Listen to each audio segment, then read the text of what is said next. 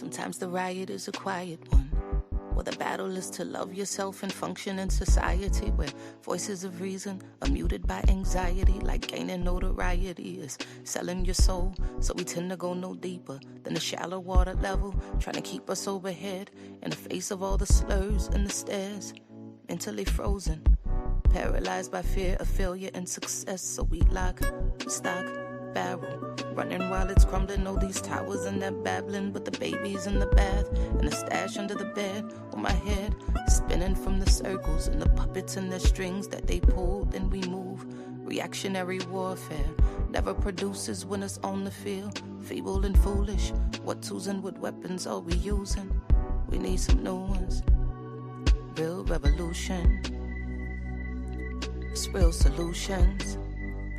What we've taken on the ways of the ones who conquer with their guns and religion and division. Got my inner me looking like my enemy. Real revolution. Where my inner me really a mirror for the galaxy.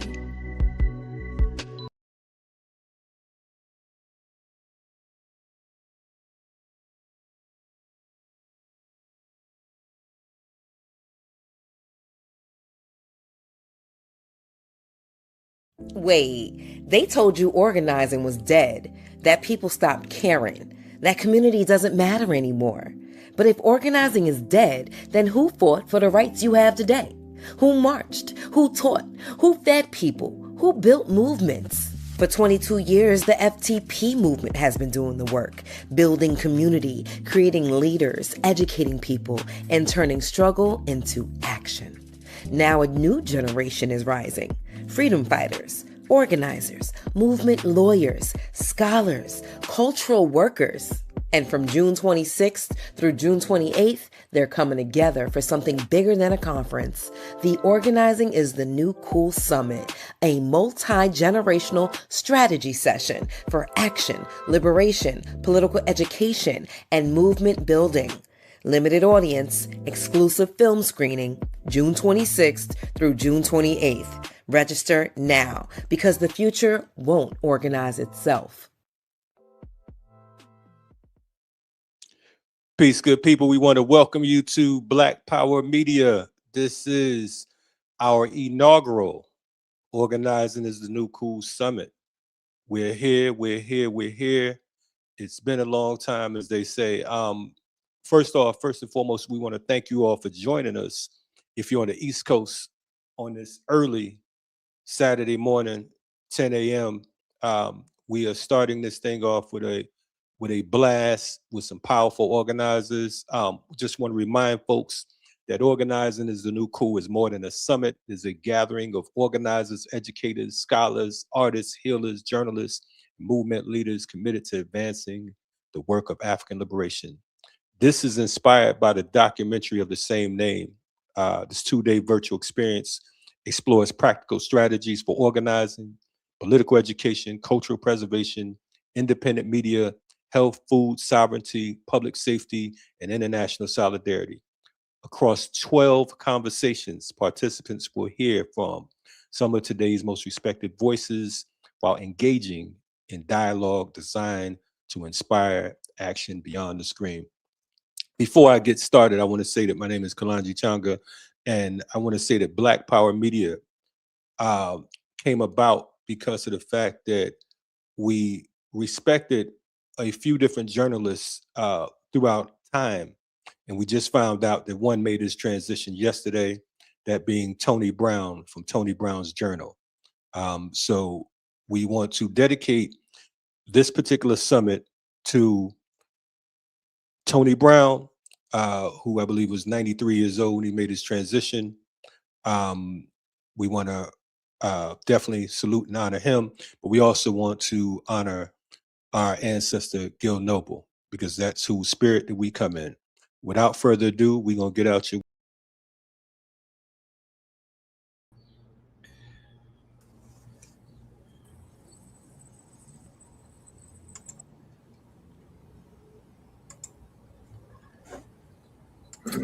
Peace, Grand Rising. Welcome everybody to the first conversation of the Organizing is the New Cool Summit. My name is Erica Walker. It's truly an honor to be here and to help open what promises to be an extraordinary weekend of learning, strategizing, history in action. And over the next 2 days, we'll hear from educators, historians, journalists, organizers, artists, physicians, scholars, and revolutionaries from around the world. But we begin here with power, because every moment begins with people deciding that they've had enough, whether it was organizing in cotton fields, organizing churches, neighborhoods, or organizing polling places. Our history teaches us that change has never simply arrived. It's always been organized. And today's conversation asks an important question. How do ordinary people build extraordinary political power? Not just enough power to win an election, but enough power to transform communities. As we listen today, I encourage everyone joining us online to think beyond politics. Think about your family. Think about your neighborhood. Think about your school and your workplace, because organizers start wherever the people decide to move together toward a common purpose. Today, we're honored to be joined by 4 remarkable leaders whose experiences span government, grassroots organizing, ministry, and movement building. Former councilperson Charles Barron, current sitting councilwoman Inez Barron, revolutionary organizer Andy Hood candidate Williams Jr., and Reverend Keyanna Jones. Thank you all for being here. Thank you. Thank you for having us. I'd like to begin with a question for everyone. I'd like each of you to also briefly introduce yourselves and answer this. When did you first realize that organizing, not simply protesting or participating, was the path to creating real change? Shall I start? Yes, ma'am. Thank you so much. First, I want to say it's an honor to have been asked to be a part of this gathering. The first, it's always a special tribute to be involved in what's initiating an activity. Just as a brief background, I'm not currently council member, but I did serve as council member, and I did serve as a New York State Assembly member for the East New York section of Brooklyn.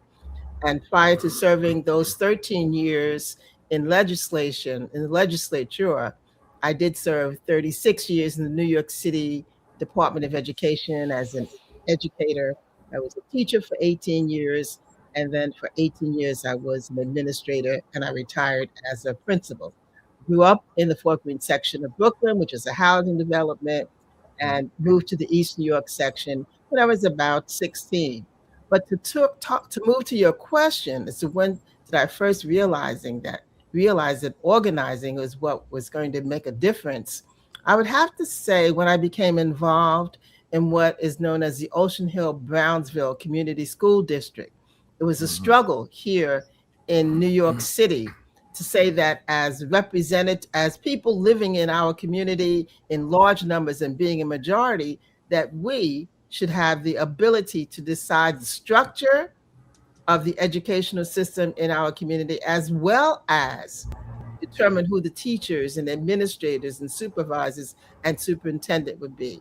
It was a movement that had at the helm, I would say, Brother G2 Wayusi, Assembly member who went on to become Assembly member Al Van, and others who were educators of great stature, who were understanding that in 1968, 1969, the conditions were right for us to make this push and to demand that this demonstration district be allowed to go forward. So it was a demonstration district. It was a model for how we were going to proceed as we were striving to make sure that as a community, we controlled the educational system in our areas.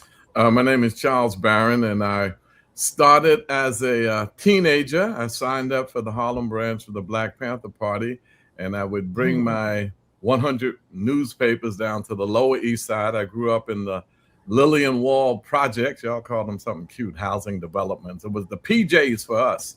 So I grew up in the projects.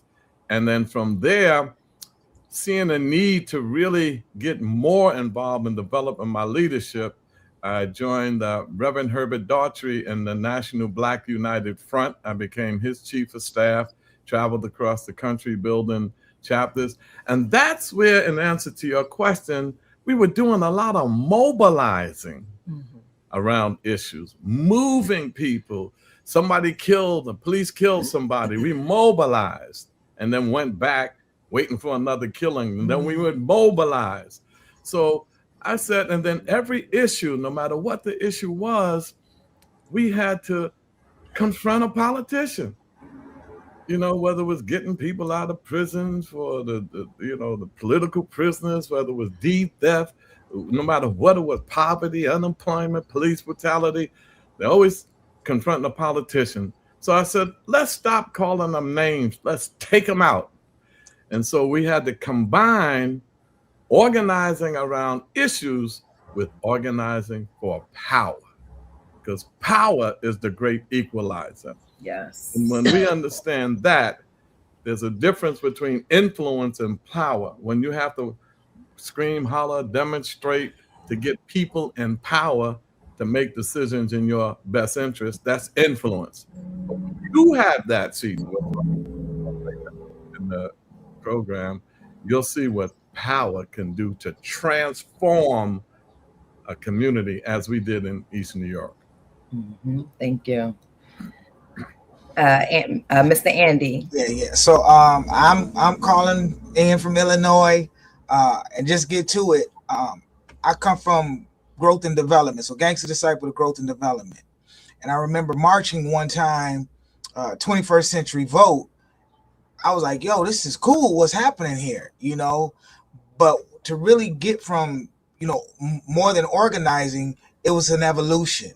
And it was an evolution of studying the historical timeline to get here, from Frederick Douglass, Marcus Garvey, but most importantly, my favorite, Malcolm X. And the reason he tatted on my arm, because when I understood what by any means necessary really was, what that concept was, it went from no longer thinking somebody else had to do it for me, but realizing I could do it myself. And so the power I went into is say, look, if I want to free some of these political prisoners, I need to be president. So I ran for president. Once things shifted in the political realm, and I'm in Illinois, I said, who has the most power in Illinois? The Attorney General. So I just ran for Attorney General. And when I think about the organizing has often been reaction, as instead of leading the front. And historically, we always lead the front, but then we want somebody else to represent us. So when I do litigation through the ministry, I'm the one most of the time representing the brothers through the paperwork and the sisters, because I'm doing the paperwork. So then I'm saying, well, I should challenge the system. And so I sued 31 states for slavery. And, a lot of times people say, bro, you ain't going to win. It's not about winning. It's about growing and developing. And that's where I'm at today. And I'm saying, when we think about we have the power, we take the Public Enemy song, Fight the Power, and then we look where we at today and say we are the power. Because when you have somebody in the allegedly highest office in the United States that's labeled a felon, that's something we can identify with, that we have in common. And now there's 535 seats that's available for those people labeled as a felon, and we need to exercise that power by any means necessary. Yes, sir. Yes, sir. Reverend Keyanna. Good morning, everybody. My name is Reverend Keyanna Jones-Moore. I am co-pastor of Park Avenue Baptist Church in Atlanta, Georgia. I am also an organizer, movement trainer, and policy consultant. I knew that it was going to be my path to organize when I was in Roselle, New Jersey, fighting alongside parents of children with special needs at the Board of Education, and understanding that the pushback was never going to stop for them. Seeing how it didn't matter, as Baba Charles said, how many times we exercise influence, we really didn't have the power that we needed. And it was when we were able to secure a meeting with an administrator within the Special Services Department, and we began to give our demands, but we showed in that time that we were educated, that we were organized, that we knew our rights, we knew the law, and that we were not going to give up. And from that point on, the path has been straightforward for me as an organizer. Beautiful, beautiful. And that's a perfect place to begin or continue, because many people confuse activism with organizing. I want to unpack that for everyone. Many people attend marches, many people vote, many people complain, but organizers do something different. How do each of you define organizing, and what separates an organizer from everyone else? We'll go back to Miss Inez and Charles.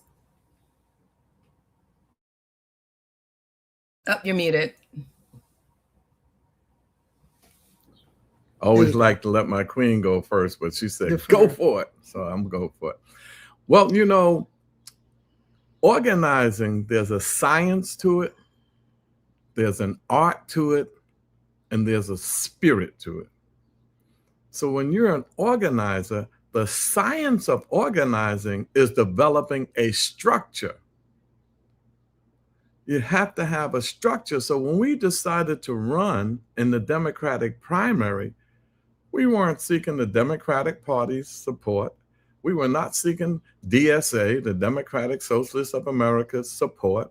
We were not considering the Working Families Party support, because those were the parties in New York that ran candidates. We developed our own structure, Operation Power. And we said, the first thing that you have to do when you want to gain power is to do a power analysis. So if we want to stop gentrification, we can't just have demonstrations screaming and hollering. Who has the power to gentrify your neighborhood? And we said the New York City Council. The council passes the budget, not the mayor. That's power. The council passes all of the municipal legislation, laws, and the council determines what's going to be built on city-owned and privately owned land in your community. What schools are going to open up and what schools are going to be shut down, where incinerators are going to be built. So I said to Inez, let's go get that power. I'm tired of calling them Sambos, ain't your mama, Uncle Tom, sell out Negroes and Negresses. I'm tired of that. Let's take them out. So as an organizer, there's a science. We set up our structure, Operation Power. We knew how to do a campaign. Then we had to determine how we're going to get the resources. You know, the machine, we talk about the machine, they got power, lawyers, money, Wall Street, real estate industry, unions, preachers, local incumbents. That's the machine. So we said, yeah, how are we going to get money? Public financing, 8-to-1 match in New York. For every dollar we raise, the city gives you 8. So if you give me $100 contribution, that's a $900 contribution. So we looked at all of that. We knew how to get on the ballot. That's how they knock you off. They'll stop you. They'll knock you off the ballot. We learned all of that stuff. That's organizing. We learned all of that. And then we decided, where is the vote?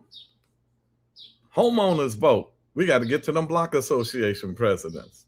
Public housing, we got to get to the tenant association leaders. We got to get to our seniors. We got to get to our community-based organizations, our clergy, 1 or 2 here and there, and maybe we'll get a union here and there. When we finished all of that, we studied how many votes that they come out in the last election. In our beloved East New York, which is 90% Black and brown, there are 60,000 registered voters. Only 10,000 come out to vote. So we got to go for some of them 10,000, and then we got to get them 50,000 that stay home, some of them out. So that was our strategy. And once we did all of that, first time we ran, so I can cut a little short, first time we ran, we got 4,000 votes. Hardly knew what we were doing. To the machines, 6,000. But we also knew that this machines candidate was going to be term limited, and they was getting into term limits the next election. So we were the most known with the 4,000 votes. And that's how we won. We won that seat in 2001, where we got 4,900 to their 4,600. And then to add to what Charles has said, the other significant part were the boots on the ground, the people who were a part of that organizing effort, the people who volunteered and gave their time and skills and efforts and resources and finances to make it possible for us to continue that movement.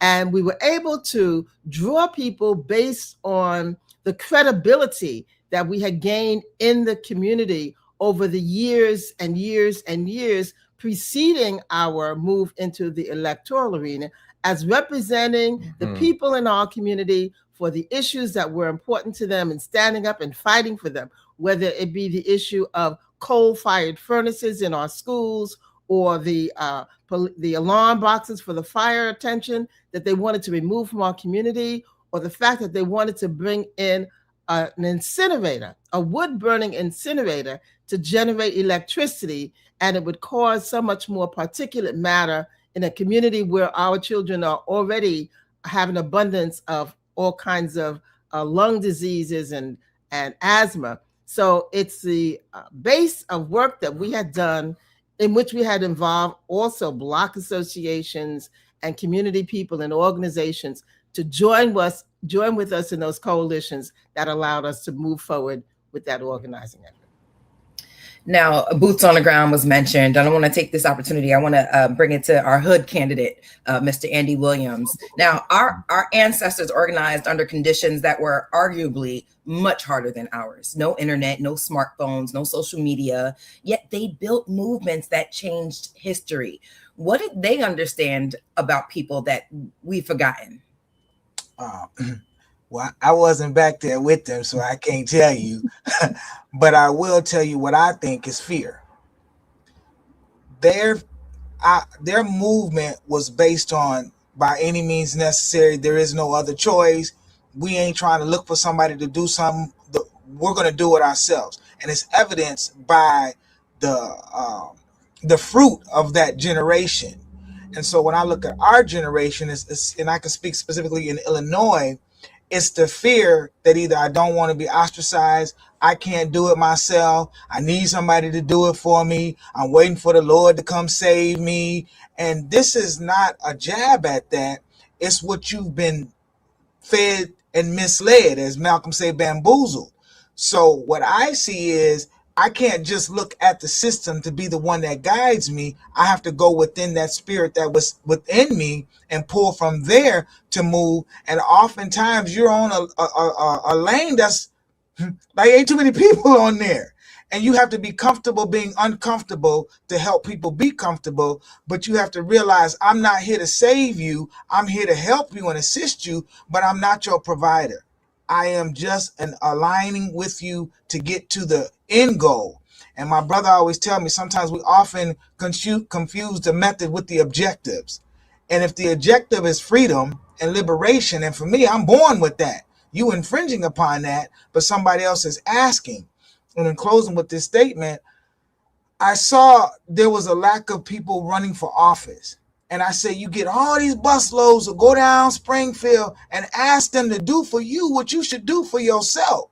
And we running around this campaign talking about we have lived experience. Well, these elected officials don't have the lived experience. When 1 in 4 has a conviction or a record, how would they know how to relate to what we've already overcome? It's our time to occupy those seats. It's our time to be that. We need to be the legislators, but what Malcolm has said is that we need a political re-education in our community. I don't think we need a re-education. We just need an education. And so it's not about just running for office to be a part of a party. Thank you, Mr. and Mrs. Barron. It's about understanding what that job is supposed to do, as Malcolm would say, what the politics is supposed to produce. And then that way, when it's time for an election, we have somebody from the community with a heart of the community that knows what they're doing. And that's what I think has to happen. I mean, so that's just the difference for me. My next question is for Reverend Keyanna. Historically, Black churches have been organizing hubs. What role should faith communities be playing today? We know about the 501c3 certification status has changed a lot since the 80s. How else has that role changed? And can you speak more about the limitations that nonprofits now have? Yeah, I would say that faith communities have a real responsibility to uphold and encourage their people to action and to be safe spaces for organizing. What we're seeing in these days is faith leaders looking for a popularity contest and a level of celebrity wherein they speak out.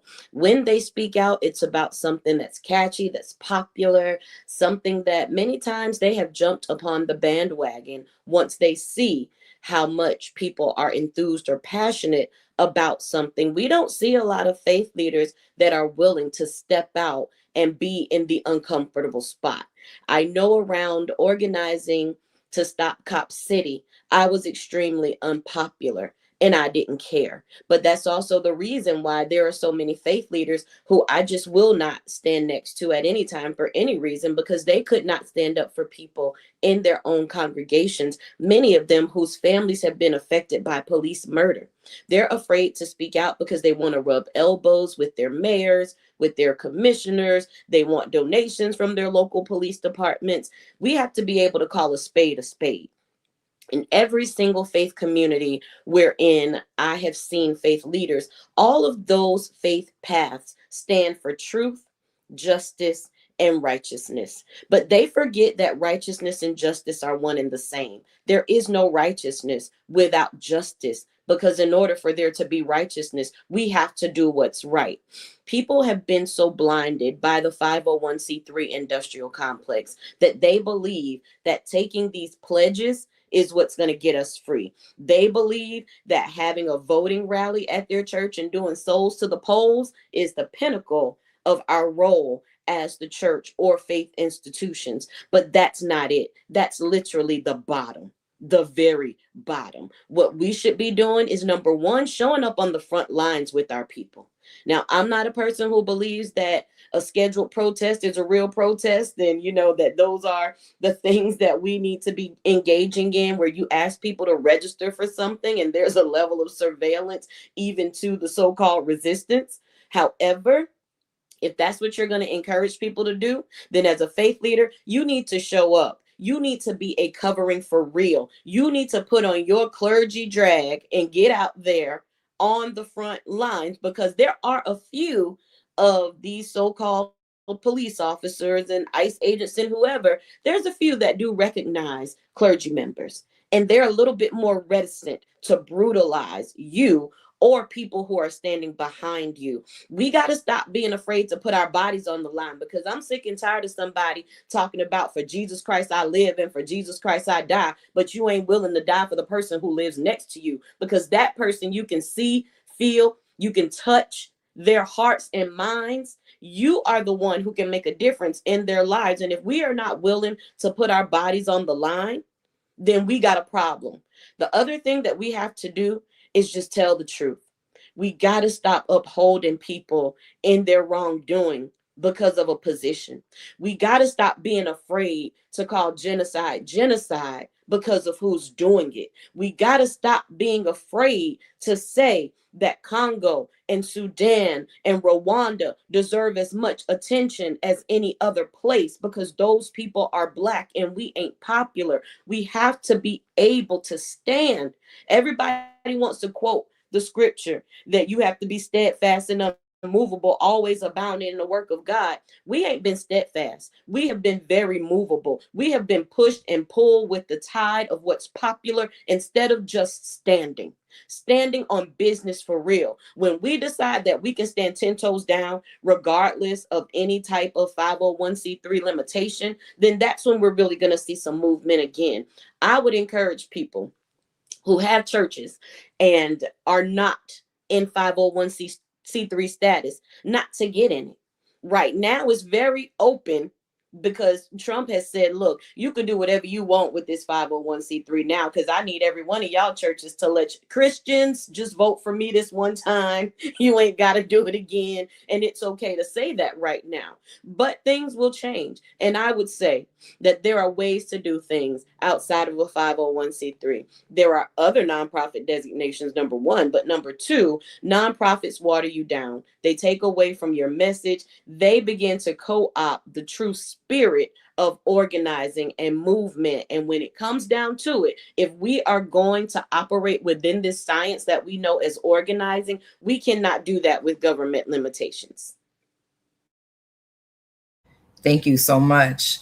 To Andy, we'll come back to you. Can you name another one of the biggest mistakes that potential or likely organizers make?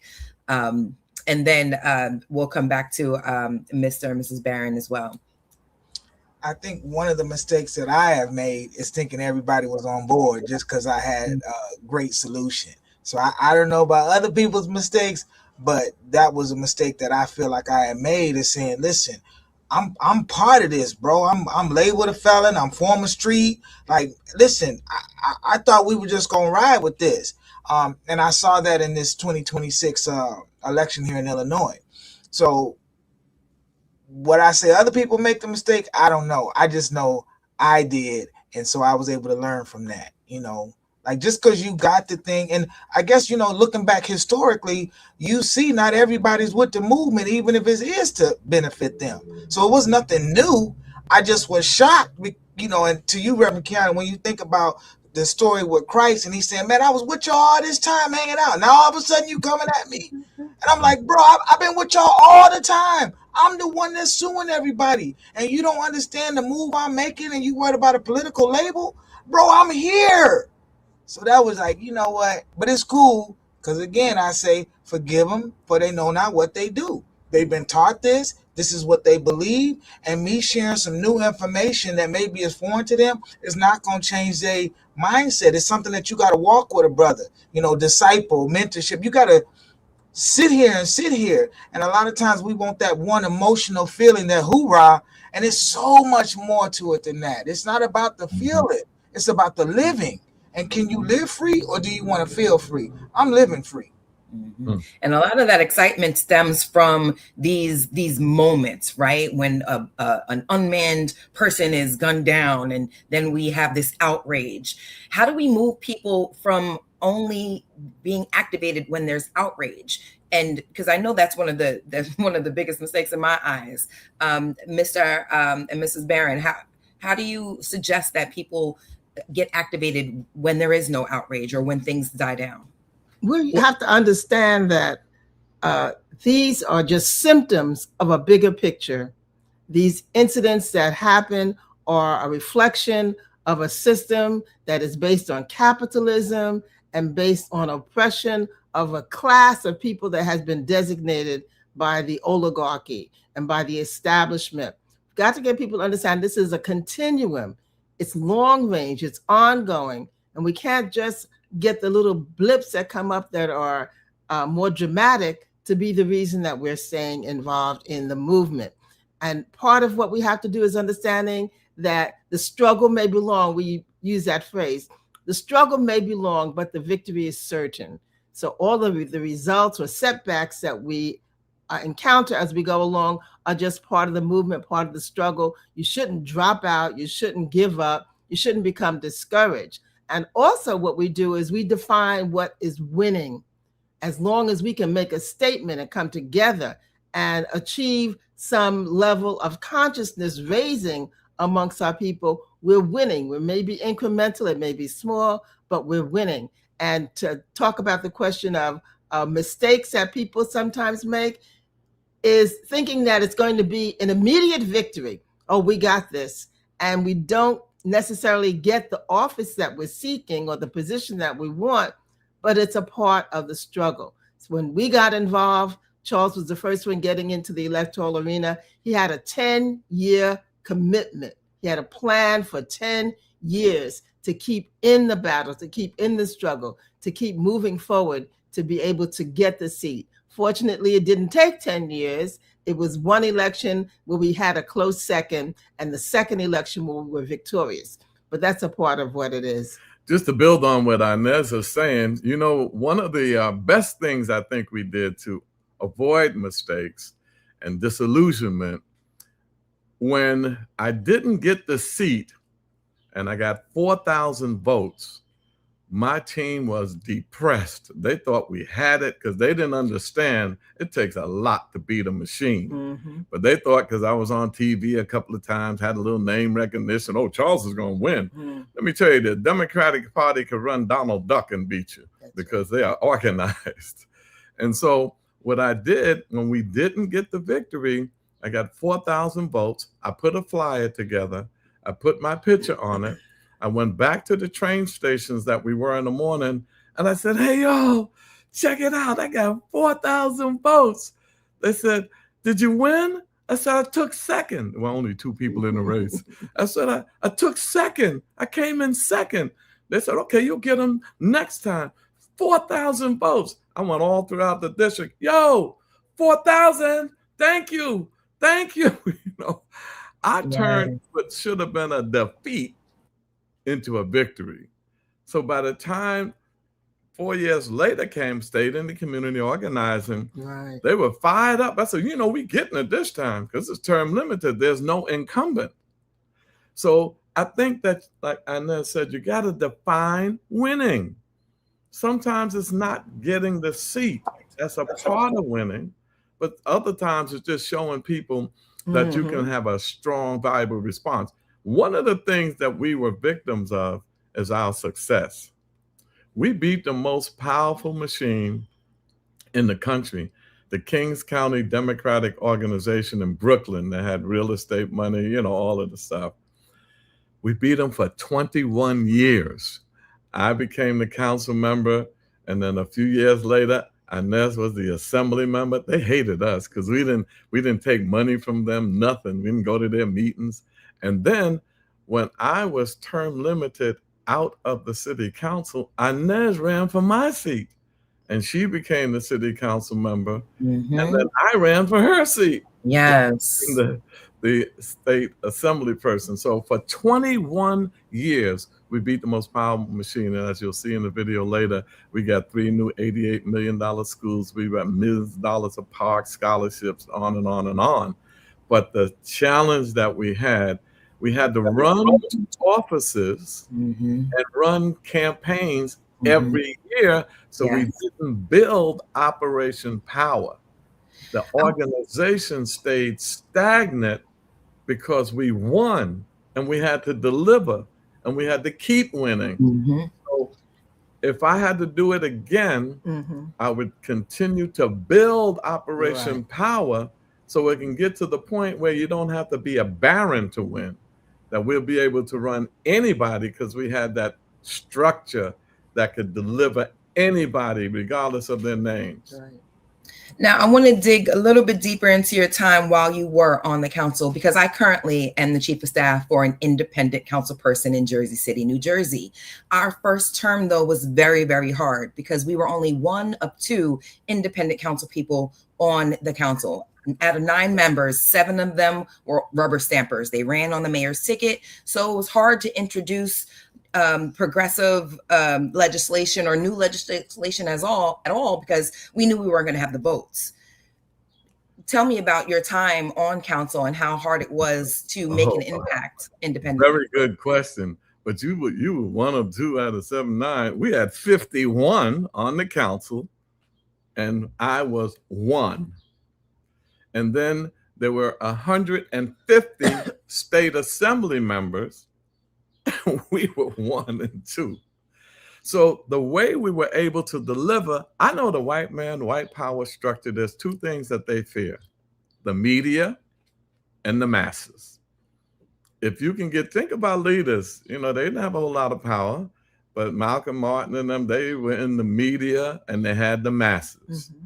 So I said, if we can influence the media, and plus it's good that they thought I was crazy, then I might do anything. I interrupted the governor. The biggest, the most powerful elected official in the state was Governor Cuomo. He was making his state address, 2,000 of his people, and I was there because I was a member of the state assembly. I jumped up, scared to death, I'll admit that, y'all. I saw the cops all over. I jumped up and I said, "Governor, you're a hypocrite."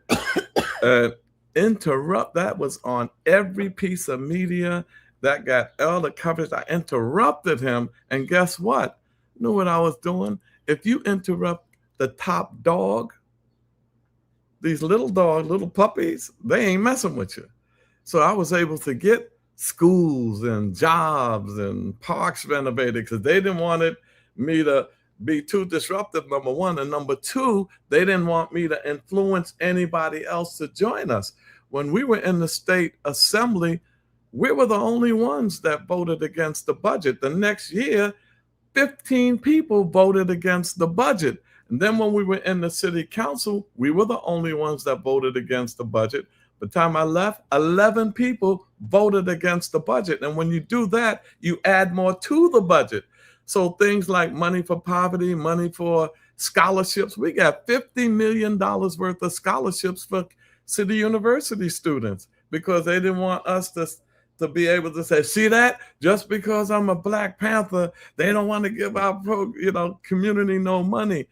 And you got to have that threat. Don't, like the brother Andy said, we got to drop that fear. They say it's false evidence appearing real, FEAR. So we got to drop that fear. And what could they do? Isolate me, imprison me, take my life? As Christians, you take my life, I'm going to paradise and a better life anyway. So you got to drop the fear and stand. And the other thing that we got to drop is the capitalistic value system of materialism and individualism. Look out for number one, the survival of the fittest. We got to drop that. So when we told our people, and I'll close it here, it's important that whatever we're doing, put it in the context. We're fighting against a colonial capitalist system that has turned our communities into domestic colonies. Even Martin Luther King called them domestic colonies. And we got to fight against imperialist wars abroad and keep that as the centerpiece as you fight for all the other issues. I want to hear from Reverend Keyanna, who recently had a huge success winning the Democratic nomination. What are other ways that you identify success? Is it in addition to getting someone elected, passing legislation, changing culture, building institutions? What ways are you leveraging your impact to create success, and what does that look like to you? Yeah, right now I'm measuring success definitely by the number of people who are beginning to understand the system in which we live. The number of people who are now realizing that capitalism ain't so good. The number of people, as Baba Charles just said, who are not thinking about numero uno anymore. The amount of people, thank you, who understand that capitalism, somebody's always being bought in this system. And the people who have historically said things like, oh my gosh, I'm not socialist. What are these people talking about? But when you begin to talk to them and ask them, do you believe that the United States should provide universal health care? Do you believe that the government should actually pay for our education the way they pay for the education of everybody in Israel? Do you believe that the government should be taking care of people to a degree and that each person is just entitled to something because of the fact that they work here? They are building this economy. We are the economy. When people begin to answer yes to those questions, it opens the door for us to talk to them about what it means to be interdependent in community and independent of the government. The amount of people who are now understanding that mutual aid is not just a buzzword, but also wanting to know what mutual aid is versus charity, how it is that we think about alternative economic systems, what time banking looks like, how it is that we create viable co-ops in community, and really wanting to build community.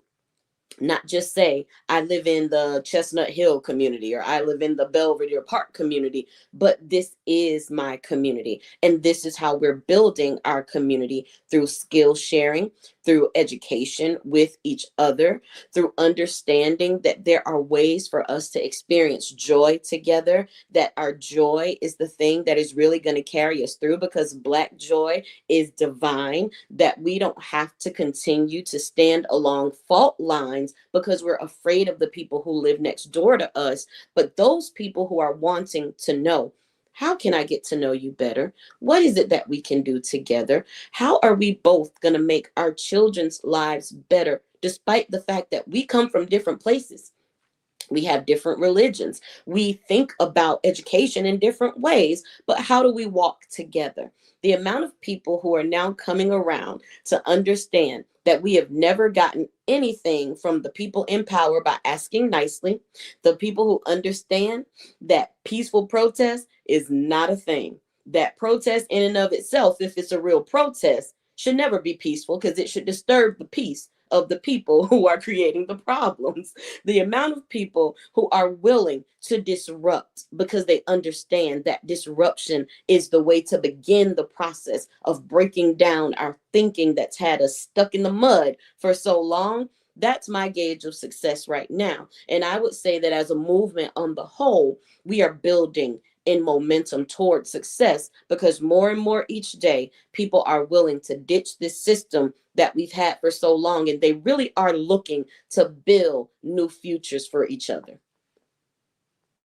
Thank you. And I'll ask the same question of the Hood candidate, Andy Williams. What does success look like to you in politics? So I think for me, it's you never lose. You either win or you learn. That's what it is. And when you realize that it's all the journey, it's like I'm never losing, I'm learning. And I think where we lost that, and listening to Brother Barron, we only lost because we didn't have the system in place to keep going when we evolved. That's the only lose. So when you see that, it's like, I have to build this where to operate without my presence. And that's what I've learned. You know, if I can build this movement without me being here, then that's what's going to bring the longevity.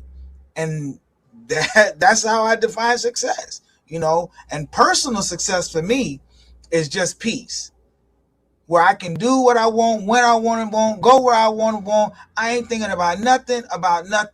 And the only time I feel like that really, really happens is when they got them 3 hots in a cot. Because you listen. And so I from the last 2 weeks, because of that, I said, you know what? I'm a jailhouse organizer. Because that's the most love I get when the letters come, the cars come. They say, bro, you out here doing it for us. We appreciate you. And so that is building something that is going to last, because them brothers and sisters coming home.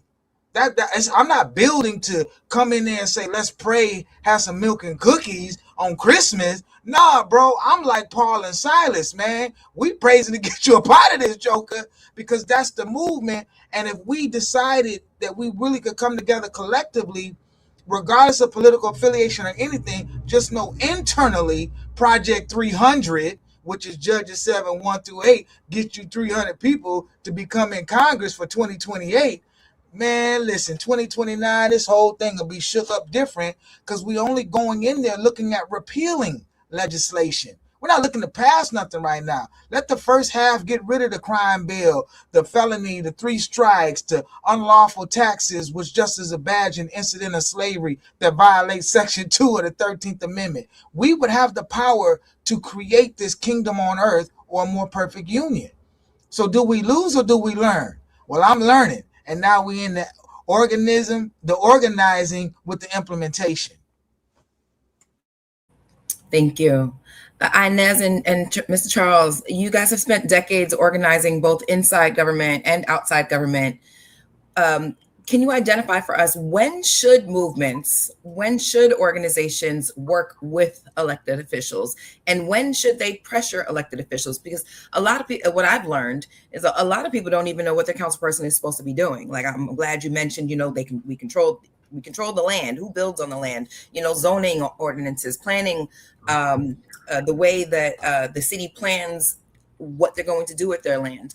But additionally, when should organizations be holding their councilpeople accountable and possibly being more proactive than reactive, maybe being effective lobbyists? I don't believe we know how to lobby or understand that we should be lobbying too. I think that's an ongoing process. And as a part of the strategy, you may have to confront them.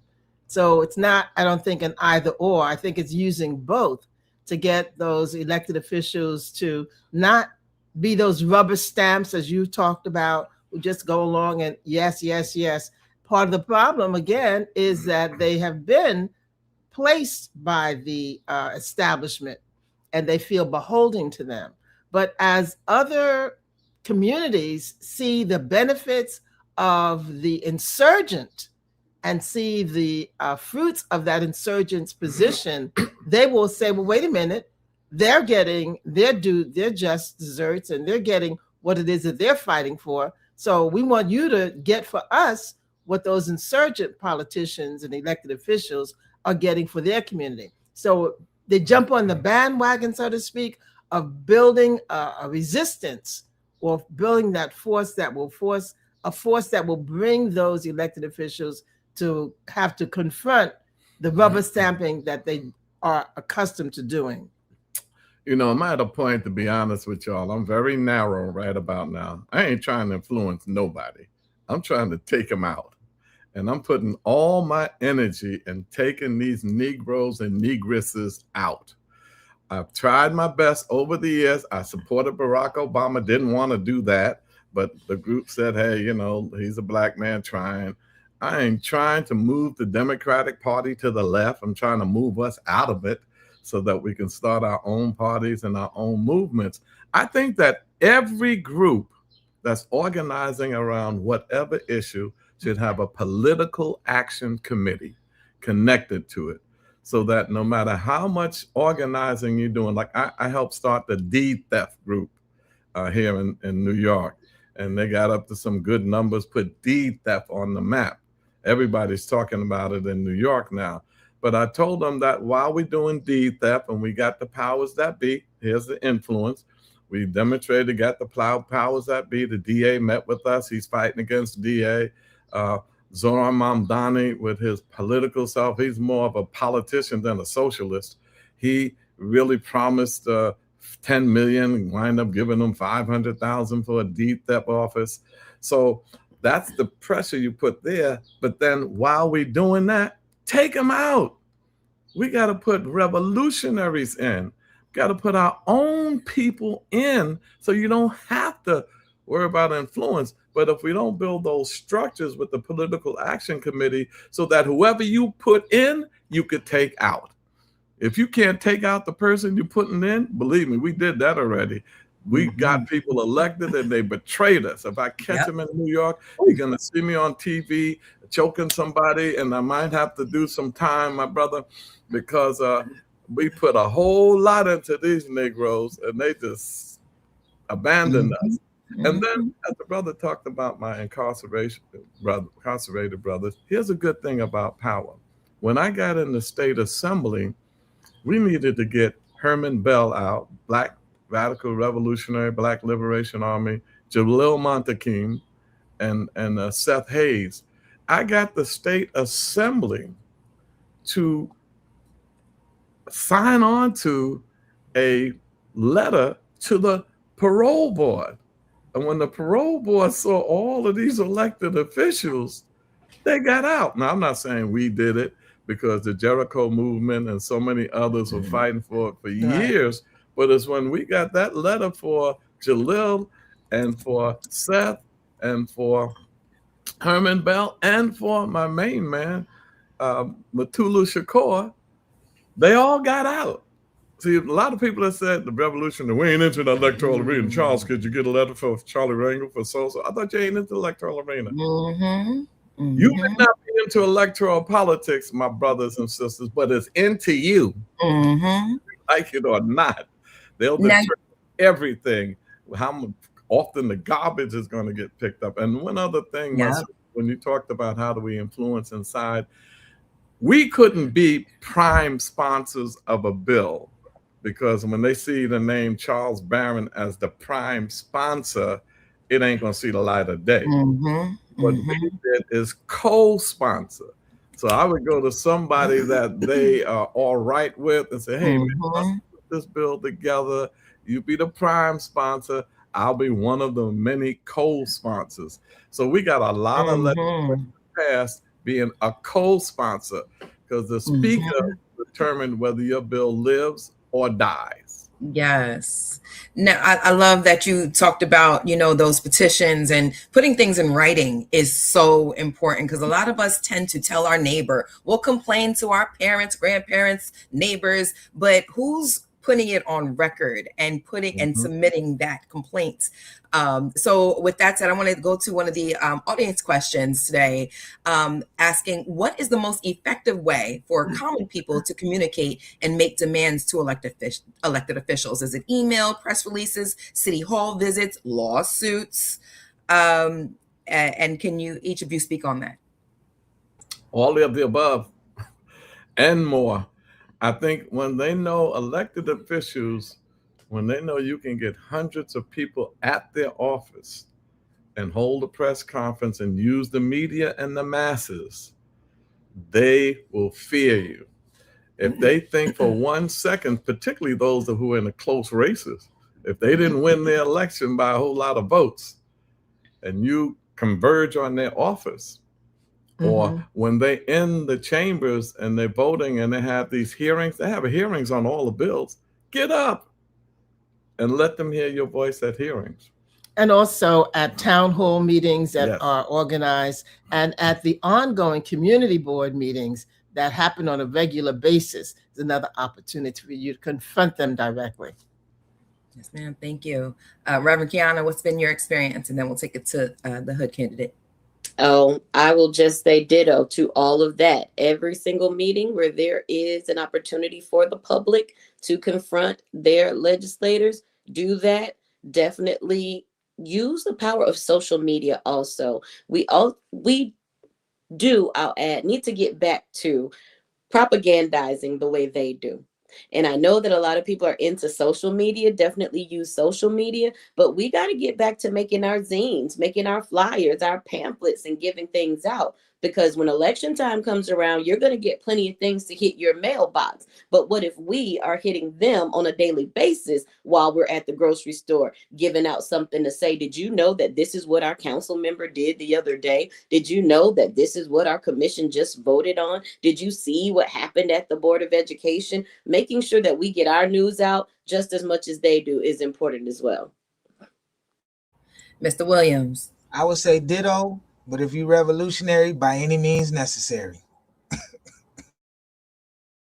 Yes, sir. Yes, sir. So we had about 20 minutes left. I do want to speak to the audience and tell them, go ahead and get your questions in, any political related question. We have, of course, this is a 2-day event. So we have topics just to preview, from building a united front against fascism and counter-revolution to liberation, pedagogy behind enemy lines, organizing against a legacy of mass slaughter, physicians of the soul coming up today. And then tomorrow, teaching resistance through art, sovereignty in the soil and soul, global domination, navigating the concrete jungle, and Black media in the hour of chaos. So we'll talk more about that media and marketing in tomorrow's panel discussions. But today, right now, it's all about the political space. So I want to invite the public, anyone who's watching, to get your questions in. We have about 20 minutes left. And with that said, I want to get some good talking points, some good sound bites from you guys, and complete this sentence. Real power begins when...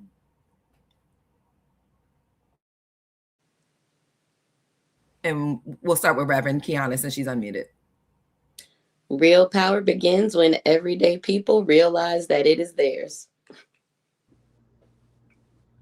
Thank you, Mr. Williams. Can't nobody give you power. If you're a man or you're a woman, it's yours already. You take it. It's yours. Real power begins when you recognize that it's within you and you manifest it in ways that confirm that. Real power is Black power. When Black people come together, we are 51.2 million of us in America. Real power is uniting our economic and political and cultural strength against any resistance that comes our way. Awesome. Beautiful. I love the commentary. And one of the things, though, we haven't touched on in this conversation, because it does definitely play a role, is economics. And, in reading Claude Anderson's Powernomics, he mentions, yes, we need political power. But one of the first things he says we need is that economic power. How much of a hindrance or lack of maybe was the economics or lack thereof? How much did it play in your role, in your success? Because you all, identified your success and have had successes. But how do you get to the money, or how do you encourage others to without selling their souls? What we did was we encouraged people to give in whatever denominations that they could give, whatever level that they could contribute. We had $5 donations, and I think the maximum was capped by the terms of the campaign finance, which provided matching funds.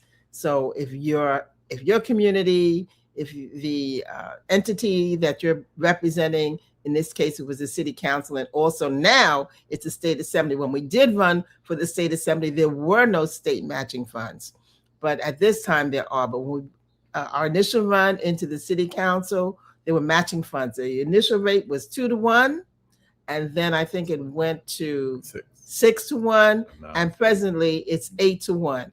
It's very precise for you to qualify to get the matching funds. Yes, they're there, but you've got to dot every I, you've got to cross every T, you've got to keep all of your documents at 100% compliance that you can present to them and submit to them on an ongoing basis.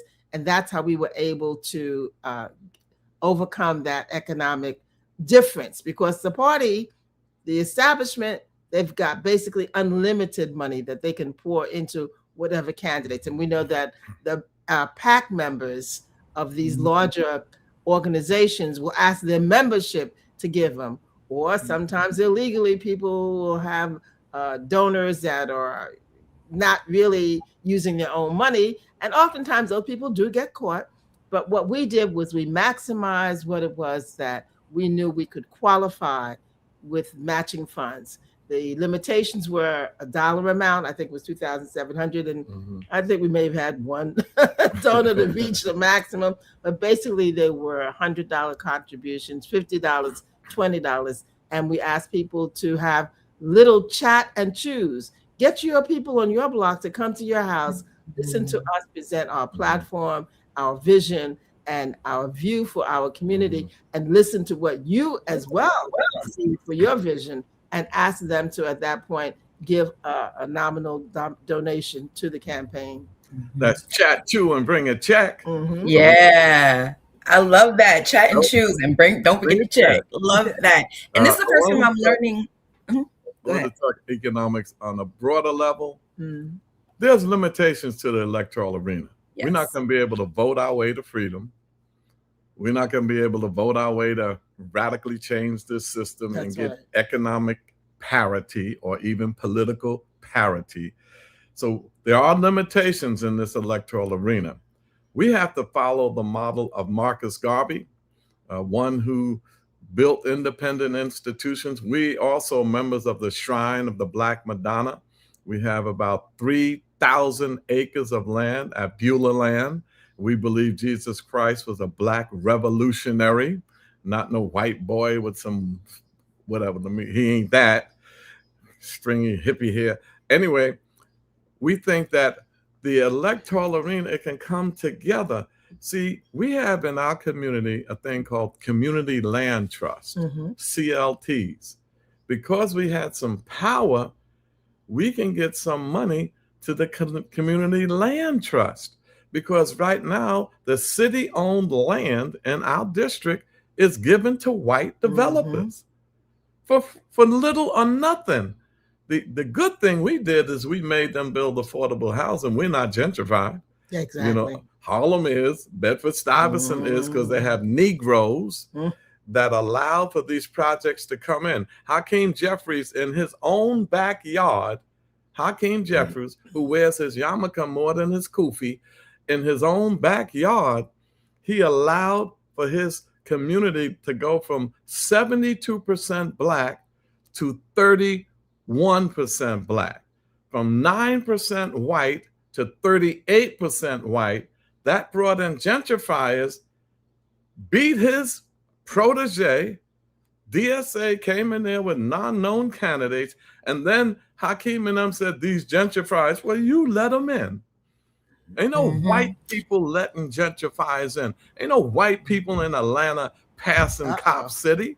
Negroes are. And so when they get in these power positions, we can do some serious economic stuff. Another thing is worker cooperatives. Instead of the capitalistic structure of building enterprises, worker cooperatives.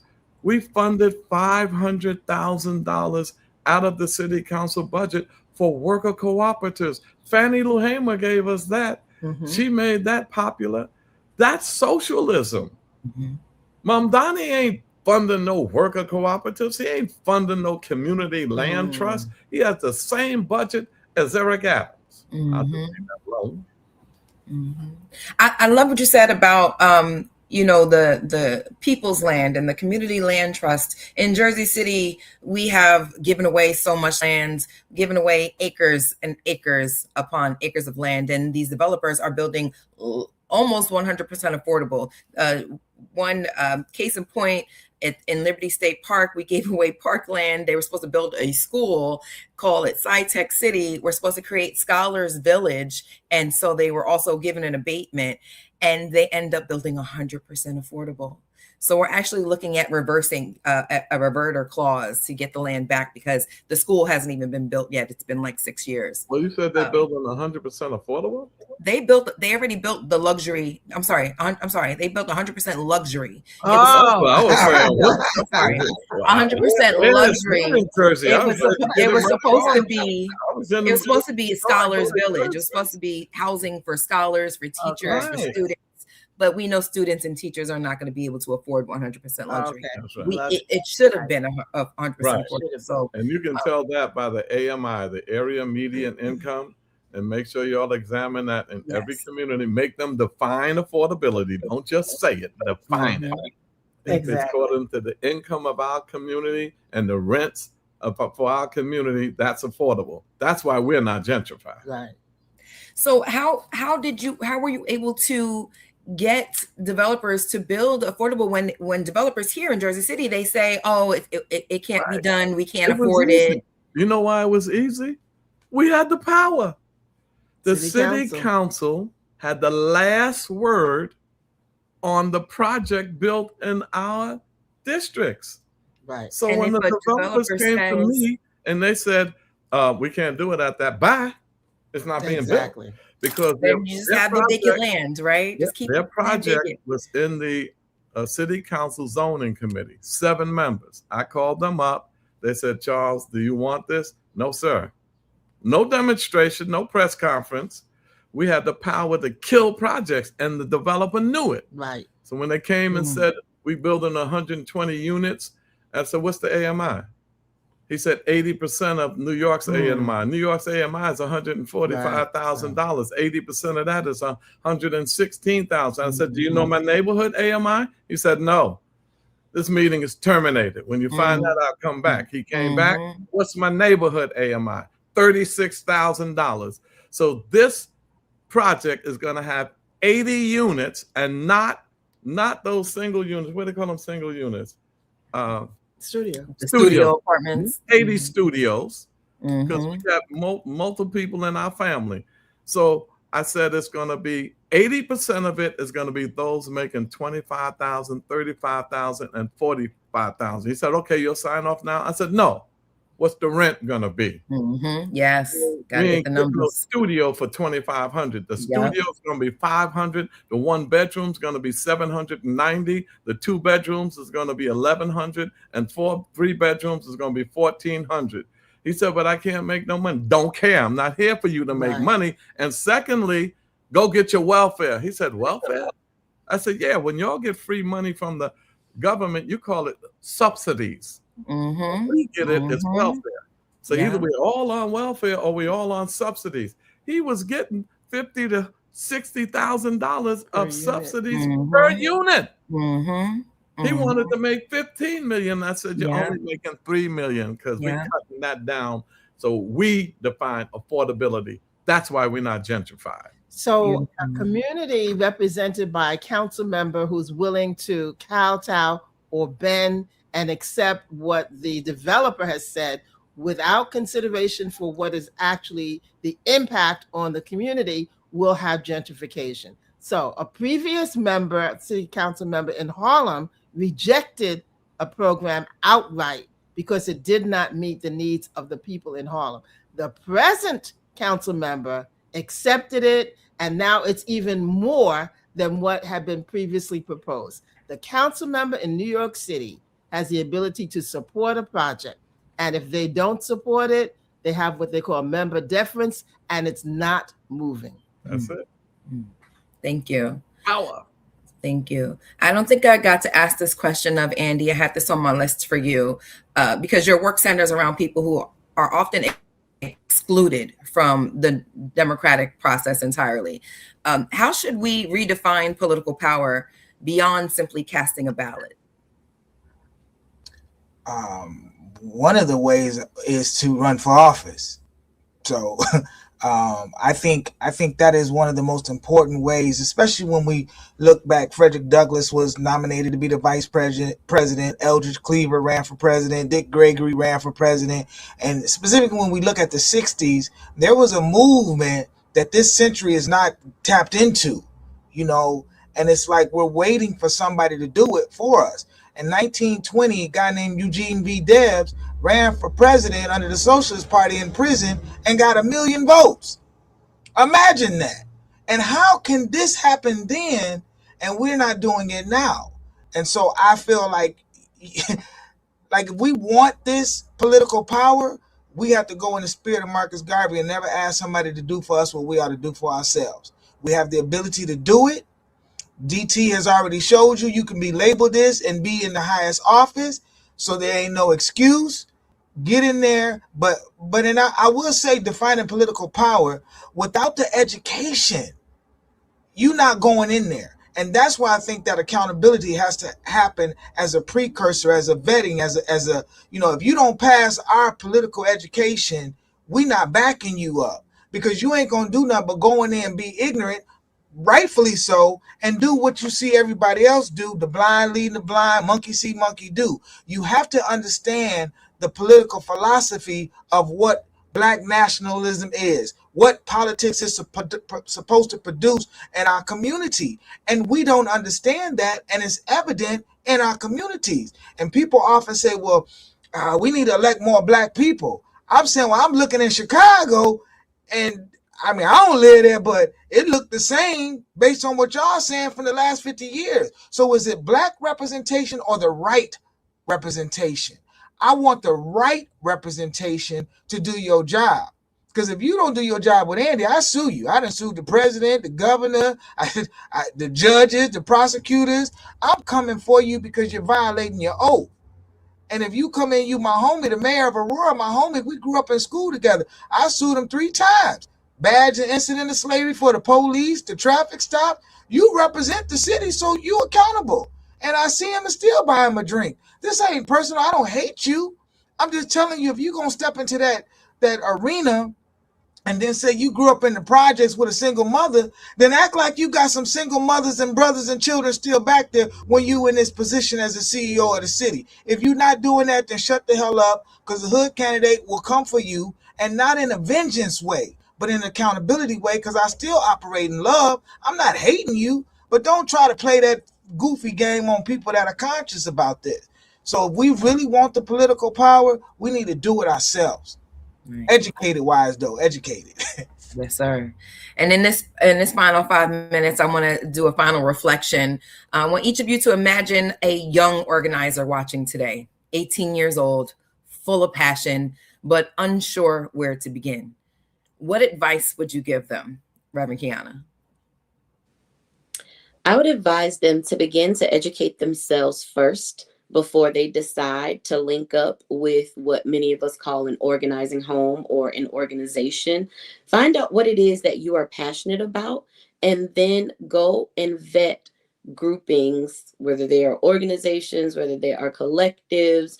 Vet those groupings based on your values. But it's important for you to develop your values first, and then begin to find like-minded people who are doing the work that you like to see. They're moving toward the future that you want to see.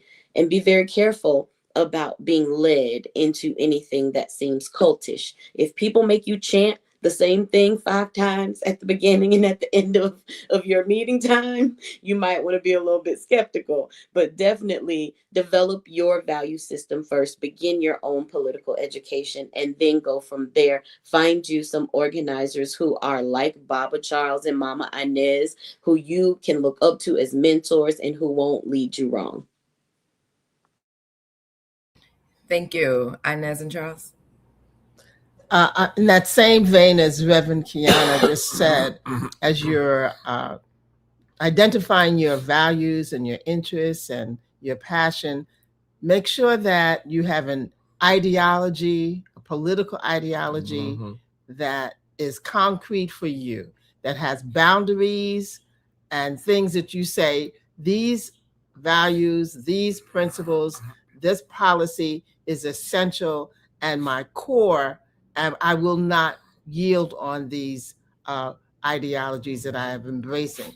Then using that to find out what are the organizations that have demonstrated a similarity to what you have defined as your ideology, who have a history, who have credibility, who have members that are committed to the people and not using what one of the other panelists has talked about, moving it to just rub shoulders, to be in the company of, to take pictures of, take pictures with others who are in those positions, and then make that kind of alignment, join with them, and be able to realize that you have a common objective. Well, I agree with Reverend Keyanna. You got to study, you got to do your political education. Find somebody who's achieving what you want to achieve and study them. Is it Cynthia McKinney? She would be a good study.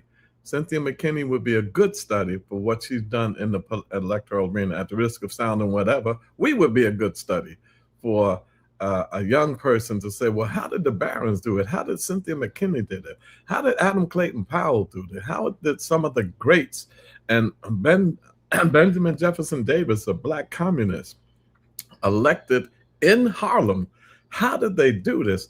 And then join your block association if you are in homeowners, or the tenant association if you're in a public housing. Join the media group. That's what I did. I joined my block association before anything else. Bradford Free Block Association. We shut down a drug selling store in the neighborhood, and they said, wow, that was good. We thought they'd never go. Join something locally and continue to grow and develop. And just remember this, life is hard if you take it by the yard, but it's a cinch if you take it inch by inch.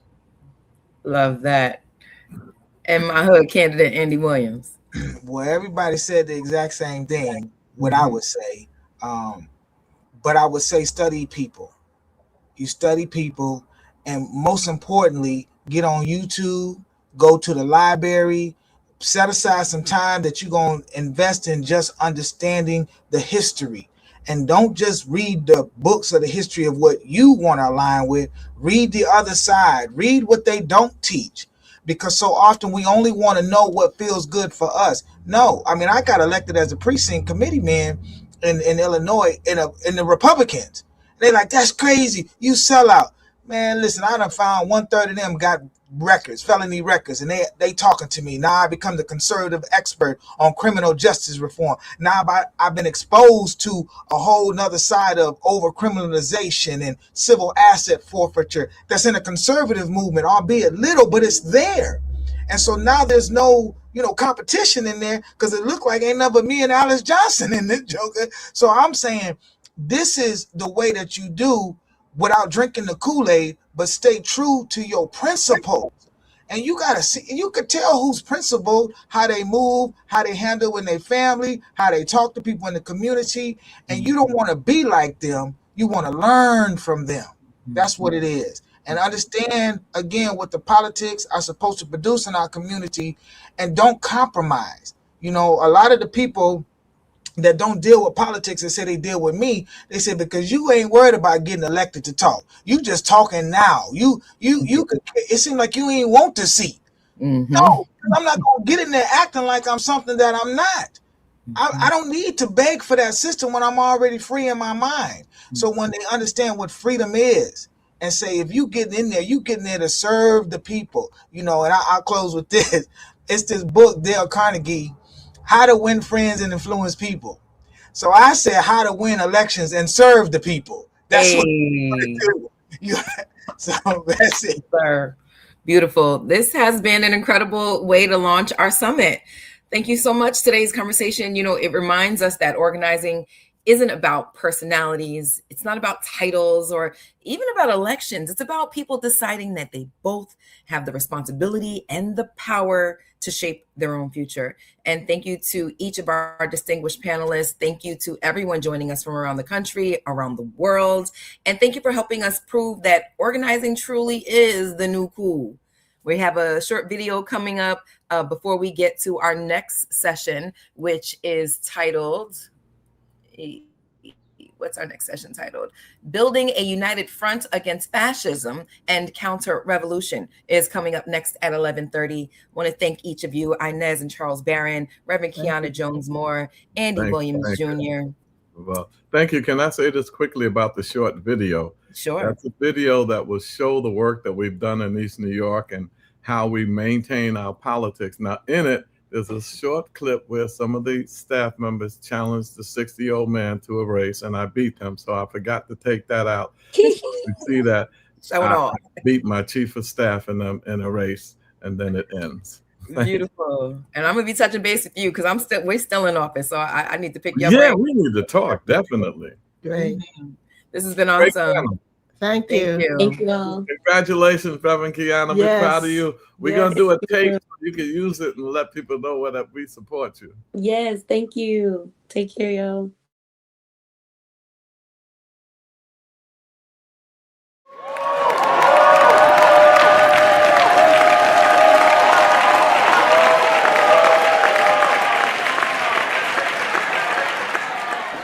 To my colleagues, in my 12 tumultuous years with you, you've been very controversial. And I tried to keep you in line, but it was very difficult. I do want to say this, that I voted no for so many of your projects. And I will be voting no on some more today. However, I do appreciate that when my projects came before you, you voted yes. Here we are in your office. I notice you have a stack of the various awards and stuff that you've gotten. They're just like sort of piled up over here. And instead you've got all of these maps and plans and models here in your office. Right, I wanted to really turn this into an urban planning room. Because when I first came in, I had a vision for East New York. East New York has a history of having burnt out housing, and arsonists burnt it down to get the insurance, and so that they could leave whites left, and blacks and Latinos now make up 80–90% of East New York. So we wanted to rebuild East New York with housing, with gardens, with parks, with new schools, and that's what you're going to see today. Okay, so we're here across from Linden Plaza, the Linden Houses, this gigantic complex here. And you said this used to be a completely vacant lot, a lot of Right. crime, a lot of problems. Crime, desolate. They have to walk through this park to get to the train station across the conduit. And now look at it. You put a lot of money into this? Yes, I put about $4 million in. The Department of Parks put about $3-4 million in, and another group put about $1.5 million. So we teamed up on this and developed this whole area. In a lot of ways, this is politics 101, right? I mean, you've got hundreds, if not thousands of votes, right? People right here in the complex. And you took what was an eyesore and turned it into an amenity for them, Yes, at considerable expense, by the way, yes. as well as brought in some new housing. So that's a couple of hundred new voters and so Right. forth. Is that the sort of the basic politics that has? Well, you know, be straight up with you, Errol, I don't even see it like that. To be honest with you, I don't think about votes when I'm doing this. I knew children didn't have a place to play. And that was my priority. With votes, I could have gotten those votes probably whether I did this or not.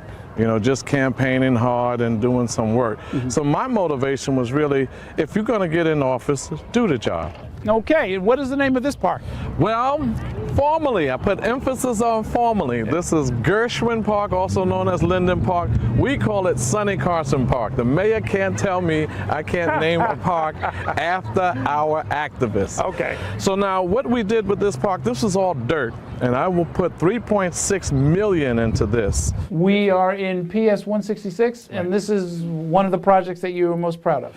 Very proud of this. You know, we contributed $500,000 to this to get this renovated because we know that culture, we know recreation inspires academic achievement and academic success.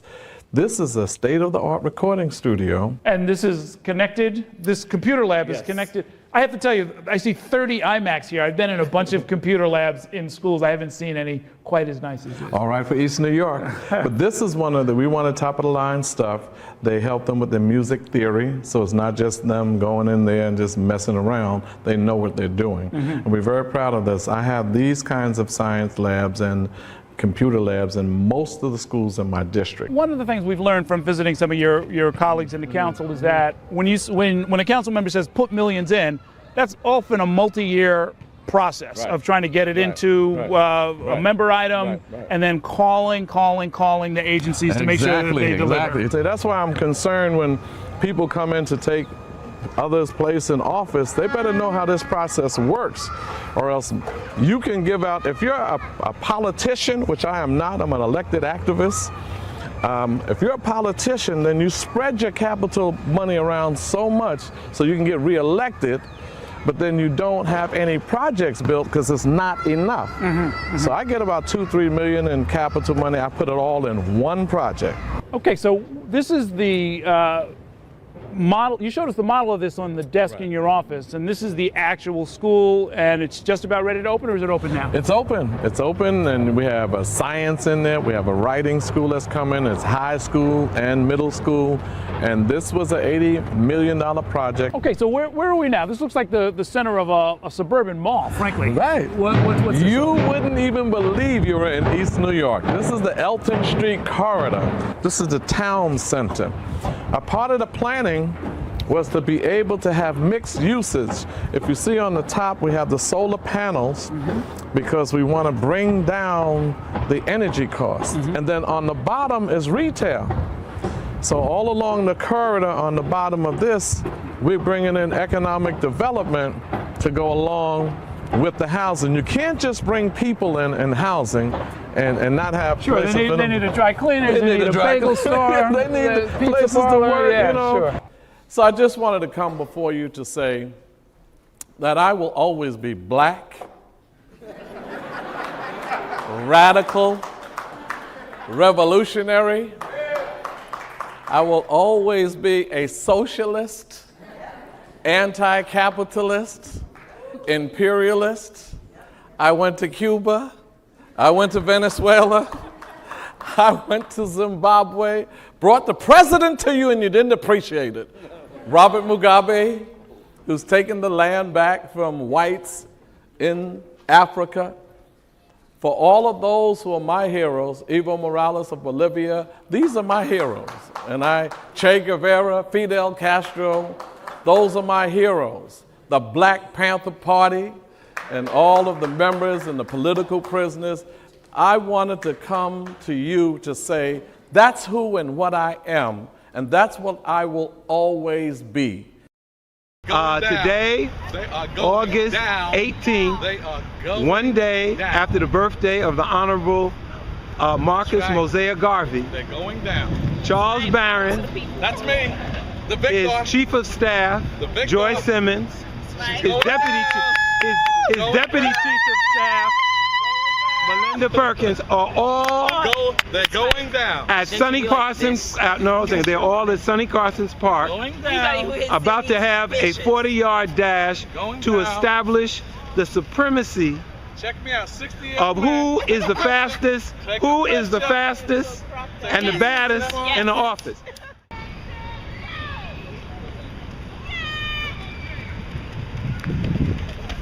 Charles won.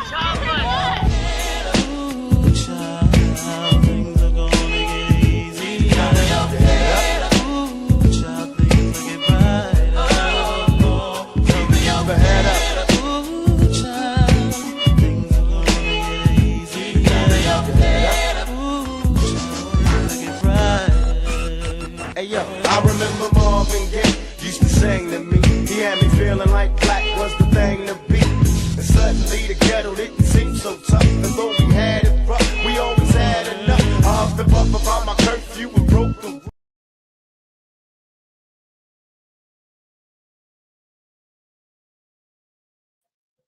You're checking out Organizing is the New Cool, the Organizing is the New Cool Virtual Summit. We're live and direct. We want to thank our panelists for such a awesome jump off. It's good way to get this thing started. Coming up next, we have another panel. Our hosts are actually broadcasting from France, from Paris. We have our brother Bouna and our brothers Fernando, both of them who are hosts right here on Black Power Media, seasoned organizers, young organizers. And, they'll be joined by Professor Dr. Gerald Horne momentarily.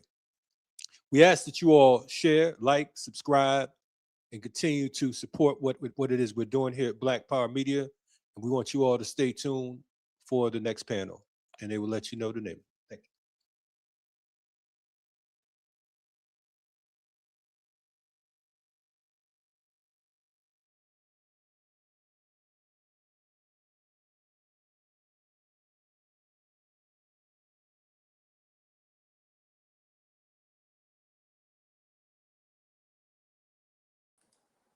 Uhuru. Bouna, you're on mute, comrade. Yeah, I was just checking, I was looking for the coolest spot in my apartment because, as most of our brothers and sisters are watching, don't know, I don't live in the palace like Fernando. So it's very, very it's very hot. Welcome. It's very hot over here in France. So, took me some time. Welcome back, everybody. Organizing is the New Cool Summit. Great intro, man. Salute to the comrades that came before us. Salute. That video was amazing too. Charles Barron, as always, doing it the way it's supposed to be done. Shout out to everybody checking us out. Bouna, man, how's everything? So good. How are you? How's everything in Western France? Everything is all right, man. Everything is all right. We hanging in there. Peace to the comrade Rakeem Shabazz. Everything is all right, man. Ready for revolution, man. Yeah, ready to fight the counter-revolution, which is actually the topic that we're going to discuss during this panel with Absolutely. Dr. Gerald Horne, who's no stranger to this channel. And actually, we'll be recording, I guess it's next Monday, the next episode of Amanla with Dr. Gerald Horne. We'll be discussing the implications for Africans and people of African descent of the counter-revolution of 1776 that people in the US are about to celebrate. Some people in the US are about to celebrate and commemorate the 250th anniversary of the so-called 4th of July that African people refer to as the farce of July, right? So this is the next topic that we'll be covering Amanla, which is the monthly internationalist and Pan-African program on Black Power Media. Yeah, and I take this opportunity to also send our African salute to our sister Natacha, who's also one of the hosts of that program, and to all the hosts and guests of Black Power Media who loved it. Also extending our regards to the audience, those who've been following us for over 5 years now. Yeah. Absolutely, man.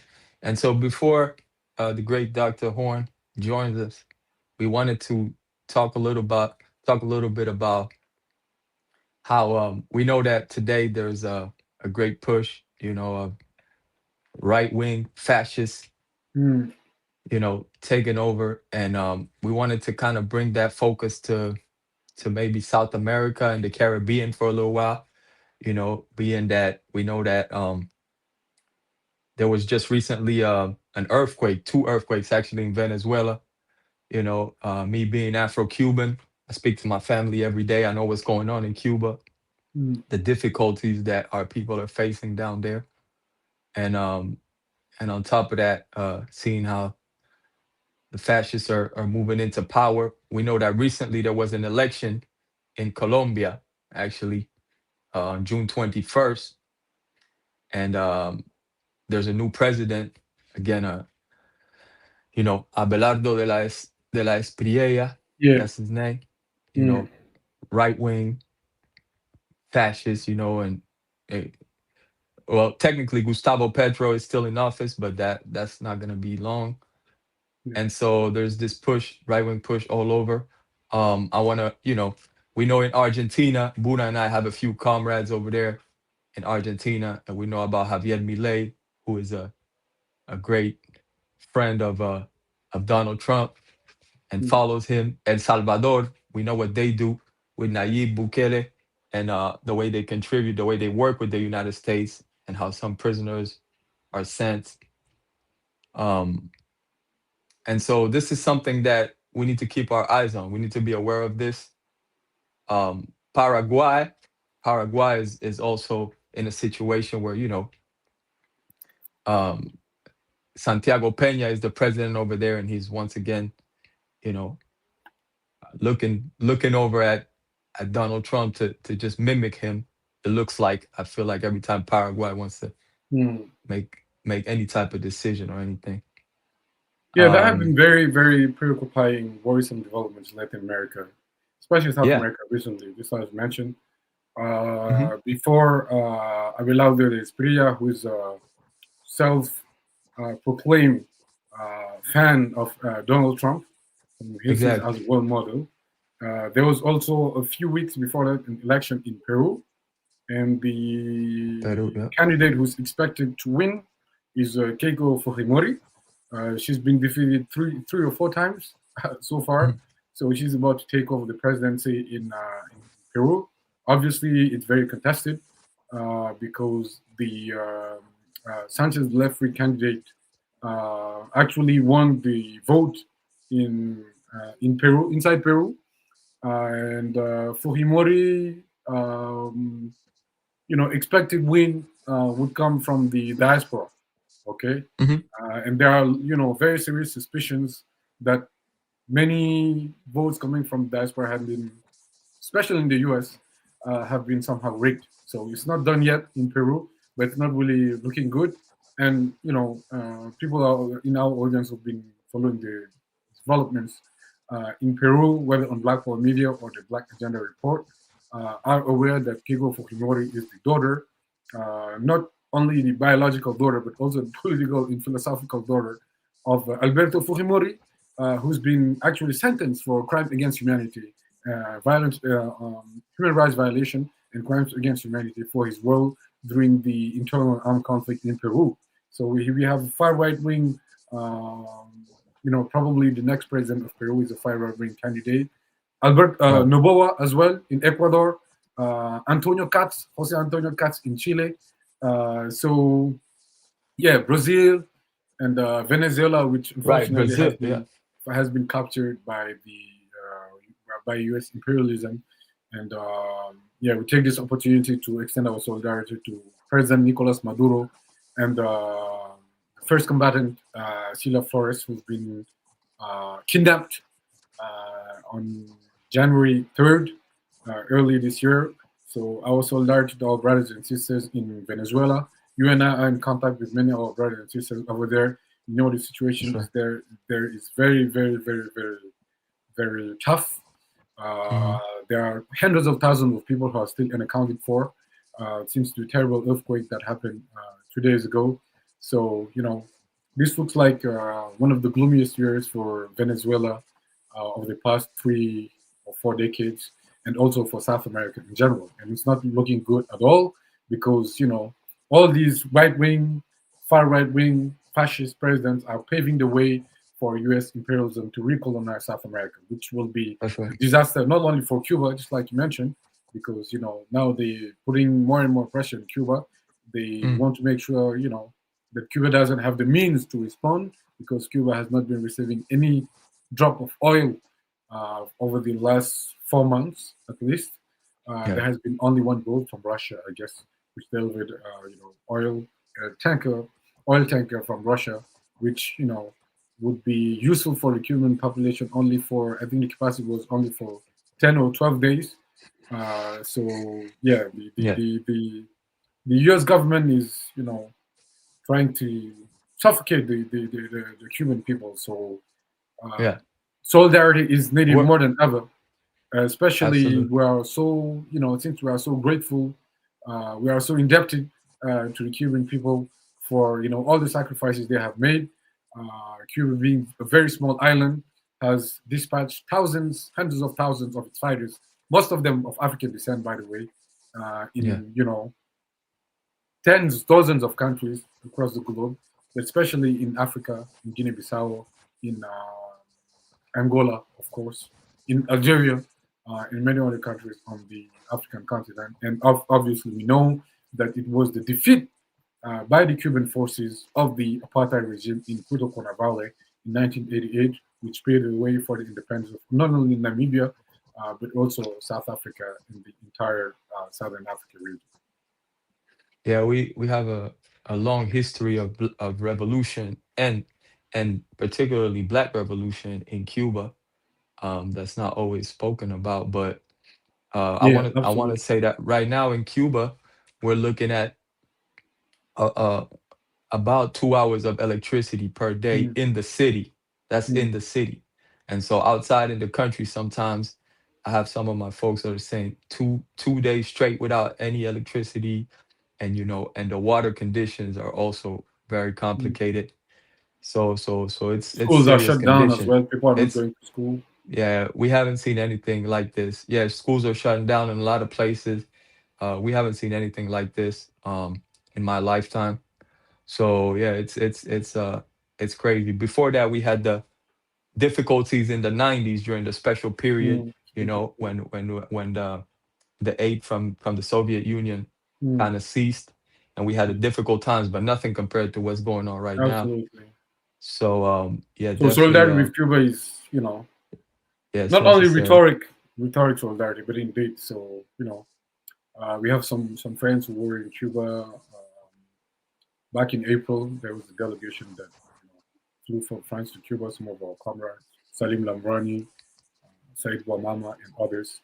Our comrades went there earlier, who were actually in Cuba to commemorate the 60th anniversary of the Tricontinental Conference, which was one of the most important events, moments in the history of the, all people who were fighting colonialism in the 1960s.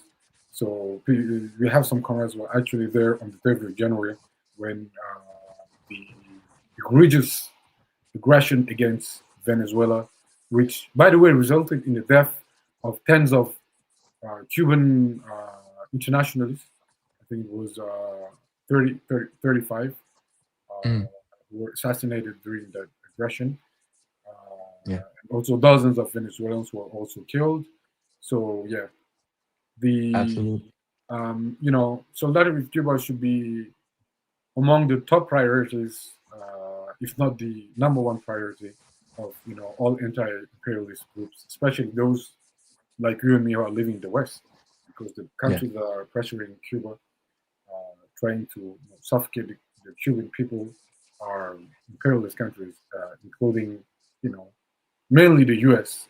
By the way, I mean the other countries are puppets. But the situation of Cuba also reflects the, the overall impact that U.S. imperialism has on, colonized people in general and African people in particular, right? We've seen that, there is more and more resistance on the African continent, but at the same time, U.S. and French imperialism are also, deepening or accelerating their imperialist offensive, right? It's like we've seen recently, for example, the deployment of Ebola treatment center in Kenya, which was supposed to treat, Ebola cases from the U.S. that would, fly to Kenya to be treated there, which the Kenyan government has accepted, by the way, but due to the grassroots, popular, demonstrations and mobilizations of the Kenyan people, the Kenyan government, which is one of the most neo-colonial, puppets, worst neo-colonial puppets in Africa, of President Ruto, they back down. I don't know if it's going to be only like a tactical retreat, or it's going to be, for forever. Hopefully, they will not, allow that center to be established on behalf of the U.S. government. But it also reflects all the difficulties that African peoples in the diaspora and also on the continent are facing, and the necessity for us to build a united front against colonialism, against counter-revolution, and also against fascism. Fascism, yeah, absolutely, man. And to get back to South America and the Caribbean, as Pan-Africanists, it's very important for us to be focused on that region, because we understand that millions of Africans that were stolen from the motherland were taken there, and the reason why sometimes it's not visible in certain countries in South America is because of the extreme racism that still exists, and in places like Argentina, where our people are not represented at all, but even in places like Brazil, where you don't see at first glance, you don't see Black folks if you look at television or whatever, and we're looking at the country that has the most Africans in the world outside of the continent is Brazil, right? Yeah. And you mentioned Brazil, and again, we have a right-wing person coming in there again, and making situations worse for millions and millions of Africans in the favelas, and and another thing I wanted to mention was about, the Caribbean, which is the first place where Africans were taken to, and the way, then our ancestors were moved around, moved to up North America, South America, different islands and all of that, so, that's just to let, there's these certain groups out there that think differently that I won't mention, but it's important to understand our history, and another place that I would like to also center on is the Dominican Republic, because again, they have a right-wing leader right there right now. Oh, absolutely. If I can call that a leader, but he's definitely making a hard line on migration from Haiti, right? From our brothers and sisters in Haiti. And Haiti being extremely important for us, as a revolution, as the beginning of our revolution, and they're every day increasing deportation of Haitians in the Dominican Republic, and for those who don't know, it's the same island, right? It's the same island. So we're looking at extreme times and extreme difficulties for our people everywhere we look. Not to fall asleep, and what's interesting about the president of the Dominican Republic, Luis Abinader, that's his name. Yes. As people can guess, or not. He's a son of Lebanese migrants. So you have, son of Lebanese migrants who has built his whole presidential campaign It was the second time he was running for president. He's actually been elected. His campaign was mainly focused on the so-called threat of Haitian migrants. And actually, one of the biggest walls is being built nowadays at the border between Haiti and the Dominican Republic. And Jose Antonio Katz, who's now the president of Chile, who's the son of a Nazi, by the way. He doesn't like to be reminded that story, but that's his family history, son of a Nazi. One of the first trips that he made was to the Dominican Republic.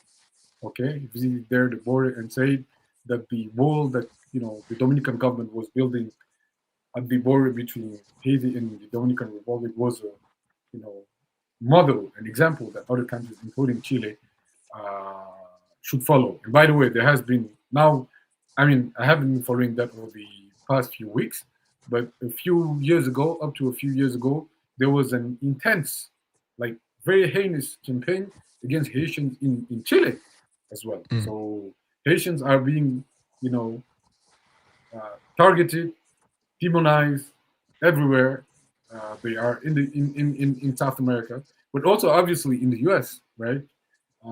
There was a very important decision, outrageous decision that the U.S. Supreme Court took 2 days ago, which was lifting the protection of over 350,000 Haitians. Right? That was a decision that was made by Donald Trump a few months ago. Now the decision got an official approval from the highest jurisdiction in the U.S. And this should definitely be a wake-up call, not only for Haitians, but also for the entire African diaspora, right?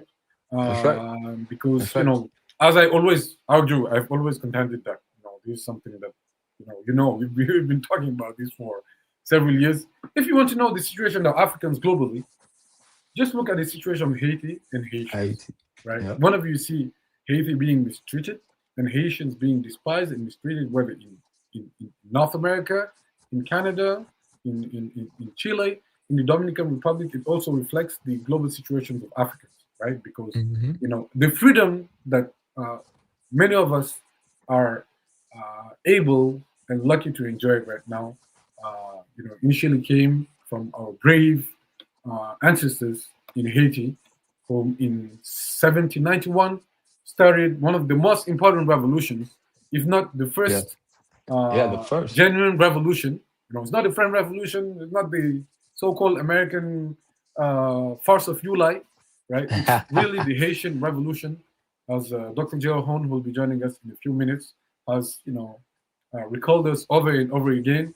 So the situation of Haitians also is a reflection of the situations of Africans globally. So I think in terms of raising awareness of the situation of Africans, Haiti and the way that Haitians are treated in Western countries in general, but also in South America and the Caribbean, should be one of the main sources of concern for Africans in the diaspora, but also globally.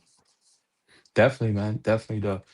I'm glad you reminded us of the Haitian Revolution, because to some historians that's actually the birth of Pan-Africanism, Absolutely. And so, definitely important. And one last thing I wanted to say was, I think it's important, like you said, Haiti is extremely important for us to always have our eyes on, and also the way, Cuba. You mentioned Cuba, and then there's another island that I think kind of makes a triangle, which is Jamaica. And Jamaica is also a force because culturally, Jamaica has been a force for Africans, for the African diaspora. And so this triangle of Jamaica, Cuba, and Haiti has the thing of the languages, which is the three colonial languages: French, Spanish, and English, that are spoken by majority of Africans around the world.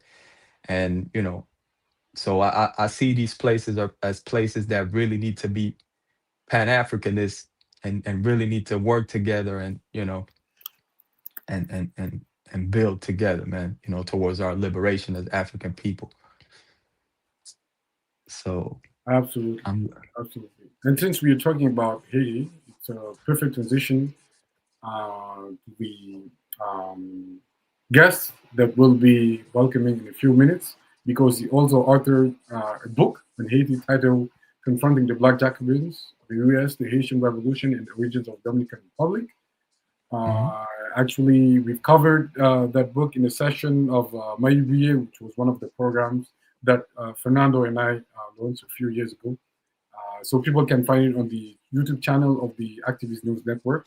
So we discussed that book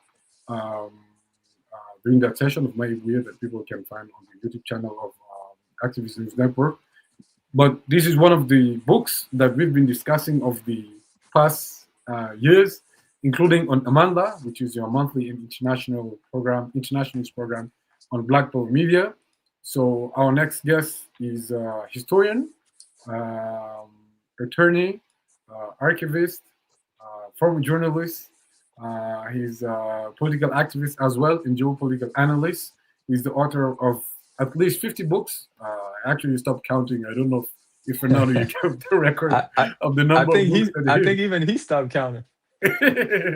Well, we can say at least 5 dozens of books, right? So yeah, the latest book is titled The Counter-Revolution of 1893, The Hawaii Coup and the Roots of U.S. Imperialism in the Asia-Pacific Basin. He's also going to publish in a few weeks a book on slavery in North Africa, Ethiopia, Sudan, and also the role of North African countries, including Egypt and Morocco, in the slave trade, including also the U.S. The role of U.S. Citizens. So our guest is also the permanent guest of several shows that people can find easily online. The Horne Report, which airs on Diasporic Music on Saturdays. The Around the Horne, which is a weekly internationalist program that people can find on the Activist News Network as well. So please, everybody, welcome the one and only Gerald Horne. Thank you for thank you for inviting me. Thank you, Dr. Horne. How you doing? Oh, could be worse. All right, good to have you. Good to have you here with us. So, Dr. Horne, today's session is titled, can you hear us? Yes. Yeah, Building a United Front Against Counter-Revolution and Fascism. And we couldn't have thought of a better guest to discuss these two issues that are fundamental for the survival of African people, not only in the diaspora. Fernando and I are living in France. You are based in the US, but you also spend time in the Caribbean and also Southern Africa. So these issues are crucial for the survival of African people, not only in the diaspora, but also on the continent. So we thought that would be, it was essential for us to discuss how we could, have a kind of roadmap or blueprint to survive the counter-revolution in the US and globally, and also the fascism that is, that has been progressing not only in Europe, but also in all Western countries. So I guess the first question that I wanted to ask you is, I guess would be a more general question about, so now we are in June 2026. There have been, several events that have impacted the lives of millions of people in Latin America, in Africa over the past 6 months. So we were thinking of, if you can give us a brief list of, the most significant events of the past 6 months, the most significant events of the first semester of 2026 that African people should be paying very close attention to. Well, first of all, thank you for inviting me. And second of all, I think that it's a mixed bag right now. If you plot developments since January 2025 with the inauguration of Mr. Trump, which led to a neo-fascist upsurge in the United States with ramifications worldwide. But over the last, say, 18 months since January 2025, there has been some pushback against neo-fascism in the United States. And I say that while being conversant with the disaster of January 3rd, 2026 in Venezuela, with the kidnapping of President Maduro and his spouse, Celia Flores, followed by the earthquake in June 2026. Obviously, those are setbacks. Likewise, a setback in that continent is the apparent election of Mr. De la Espriella as president of Colombia, who is a U.S. national as well, believe it or not, and also a multimillionaire donor to the campaign coffers of Mr. Trump, not to mention, as I understand it, also being a citizen of Italy under the leadership, I'm afraid to say, of Madame Meloni, the neo-fascist leader in Rome. Obviously, that election, admittedly by a narrow margin, is a significant setback. And I say this as well with regard to the impact on people of African descent in Cartagena, which in recent centuries has played a pivotal role, whether we know it or not, with regard to the fortunes of African people in this hemisphere. Likewise, due southwest in South America is Peru, and you just had the recent election, admittedly once again by a narrow margin, of Keiko Fujimori, the woman of Japanese ancestry. Her father, Alberto Fujimori, was a leader of Peru some decades ago. And we know that because she was elected by a narrow margin, that will constrain her freedom of action. And you could say the same thing for the election in Colombia. All this spells danger for Cuba, which is under siege right now.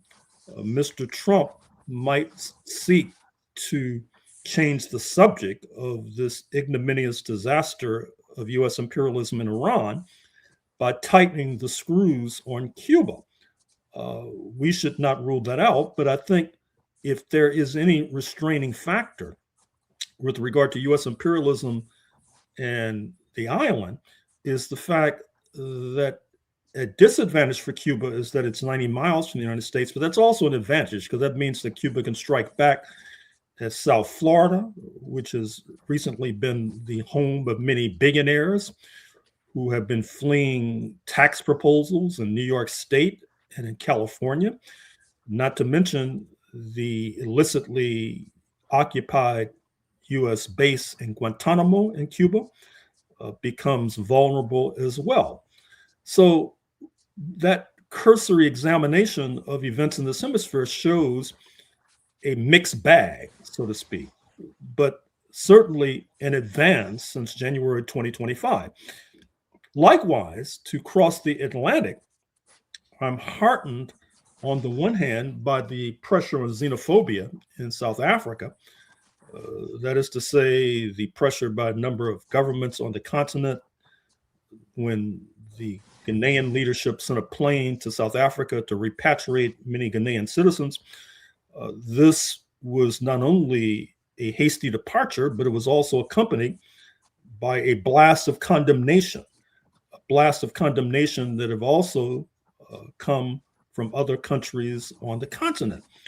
I think this is good news because what's happening in South Africa right now is the fact that there is a battle royal unfolding within the highest councils of the leadership in that country. Recall that the ruling African National Congress, which did not do well in the last election, falling from a majority to 42%, is a heterogeneous mixture of class groupings and ethnic groupings. And with the retreat and erosion of the socialist forces worldwide over the past few decades, the one percenters, the economic royalists, have gotten the upper hand.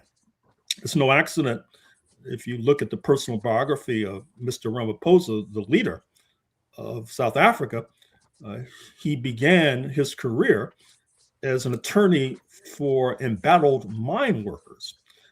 But after 1994, and the attempt to create a different configuration of class forces in light of the fact that the collapse of the Soviet Union seemingly had foreclosed the kind of radical redistribution that many in South Africa proposed.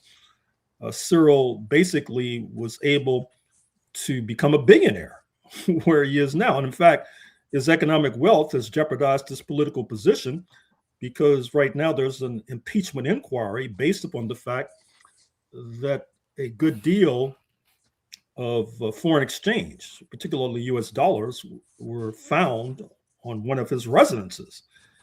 He may be able to survive impeachment, but that bespeaks the rather parlous situation in South Africa, to the point where the South African Communist Party, the ally of the African National Congress, is talking about running candidates against the ANC in the upcoming elections. So stay tuned. Likewise, as we do a brief survey of the continent, we are concerned by developments in Ethiopia in the last elections. The Prosperity Party under Prime Minister Abiy Ahmed did well, but at the same time, there is grumbling, to put it euphemistically, amongst many in Tigray province, many amongst the Oromo as well. And there's grumbling about Ethiopian foreign policy, not with regard to China, which has been a boost to the Ethiopian economy, Ethiopia being the second most populous nation on the African continent after Nigeria, but with regard to events in neighboring Sudan, where the Ethiopians oftentimes have found themselves on the same side as the United Arab Emirates, which has been playing a malignant role in Sudan and in Sudanese politics. Now, due north in Europe, once again, it's a mixed bag. On the one hand, in the UK, you've seen that Sir Keir Starmer was driven out of office, but it's not apparent if his evident successor, speaking of Andy Burnham of Manchester, will represent a step forward in terms of the politics of the UK. Part of the problem in the UK is akin to the problems in the United States of America. What I mean is that you may recall that you had a labor leader a few years ago, Jeremy Corbyn, who was sympathetic to the Palestinian cause, but this caused an uproar amongst the British elites and he was driven from power. And since that point, you've seen this sort of disjuncture in British politics, where the pro-Palestinian sentiment has had difficulty expressing itself within the Labour Party. And I think that that's led to a proliferation of parties. You might have noticed that in the last UK election that the Green Party did rather well, but on the right, you not only have the Reform Party under Mr. Farage, a comrade of Donald J. Trump, but now you have the Restore Party, which is to the right of the Reform Party. Similarly, with regard to the Federal Republic of Germany, Chancellor Merz may be subject to a palace coup. That's been rumored for the last few weeks. But at the same time, Die Linke, the party of the left, is doing quite well, particularly amongst German youth. And it has a particular base in East Germany, formerly Socialist East Germany. Likewise, in France, we are all concerned about these upcoming elections and the role that the party of Madame Le Pen may play. That is of grave concern, because what's happening right now in Europe is that the proxy war against Russia is heating up. Of late, Ukraine has been attacking quite deeply into Russia, and as far east as Volgograd, for example. And this can obviously not be accomplished without the satellite assistance of US imperialism. Recall the recent G7 summit in France, where Mr. Trump demanded that Cyril Ramaphosa not get an invitation, that Mr. Trump signed on fundamentally to this escalation with his harebrained policy towards Russia, escalate to de-escalate. That is to say, you heighten the pressure on Russia, supposedly because that'll make Russia more pliable with the negotiation table. But that's a dangerous policy given that Russia is backed not only by the People's Republic of China, but also by the Democratic People's Republic of Korea. Speaking of China, in some ways, what's happening right now is that US imperialism finds it difficult to confront China frontally. And I think that that leads to the pressure in the hemisphere, not only with regard to Cuba, but also with regard to the "we need Greenland" policy, putting pressure on Denmark and the European Union. I think that US imperialism feels it has to bulk up to confront China, and therefore so-called European allies become possible targets for US imperialism, not to mention European allies, but Canada, because Mr. Trump has also made noises about making Canada the 51st state. And indeed, within a few months, there will be a referendum in Alberta, the oil-rich province of Canada, which will determine if it remains part of Canada or secede and perhaps join the United States shortly thereafter. So the long and the short of it is that globally there's a mixed bag. But I think that ultimately what that points to is that the forces on our side of the barricades needs to prepare for an offensive against imperialism and its acolytes. All right. Thank you for that, Dr. Horne. Now, I think we all understand the efficiency of, of the system of oppression of, white hegemony when it comes to propaganda and misinformation.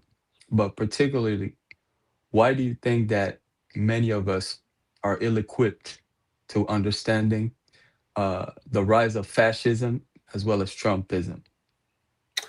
Well, it depends on what you mean by many of us. I think that obviously there has been a significant ideological offensive by the imperialists, particularly since December 25th, 1991, with the collapse of the Soviet Union that led to a revival or resuscitation of this argument once put forward by Margaret Thatcher, the prime minister in London, that there is no alternative to capitalism. There is no alternative to imperialism, TINA, Tina, for example.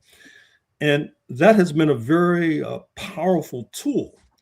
And then if you look, for example, at Black America, the Black population in North America, in the United States in particular, it's suffered significant ideological setbacks as well. Recall that US apartheid began a retreat in the 1950s because it found it difficult to win hearts and minds as Africa and the Caribbean were surging to independence, as long as people of color, particularly Black people, were treated so atrociously. But the trade-off was that the Black radical tradition had to be thrown overboard.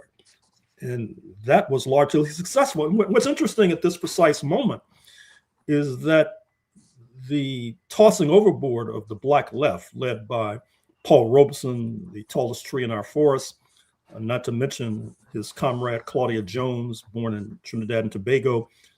Her adult life spent largely in the United States before being ousted and winding up in the UK, where she becomes an activist in London, starting a newspaper, the West Indian Gazette. But that created an opening for Black liberals, for example, who cooperated with the bludgeoning of the Black radicals, for example. But now the Black liberals, or at least in New York City, they feel that they're under siege because in the recent primary challenges, these are inter-party elections in the Democratic Party. You saw that Social Democrats defeated liberals, for example, and the liberals are crying like stuck pigs because they feel that the Social Democrats, who take a strong line or a stronger line against Israel than the liberals, will jeopardize their electoral fortunes in November.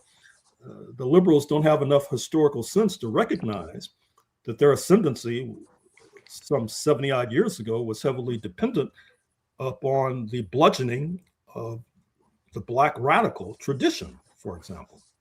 Interestingly enough, as I point out in my book on Southern Africa, as the Black liberals in the United States were making this deal with the ruling class in Washington, they tried to export that deal to South Africa.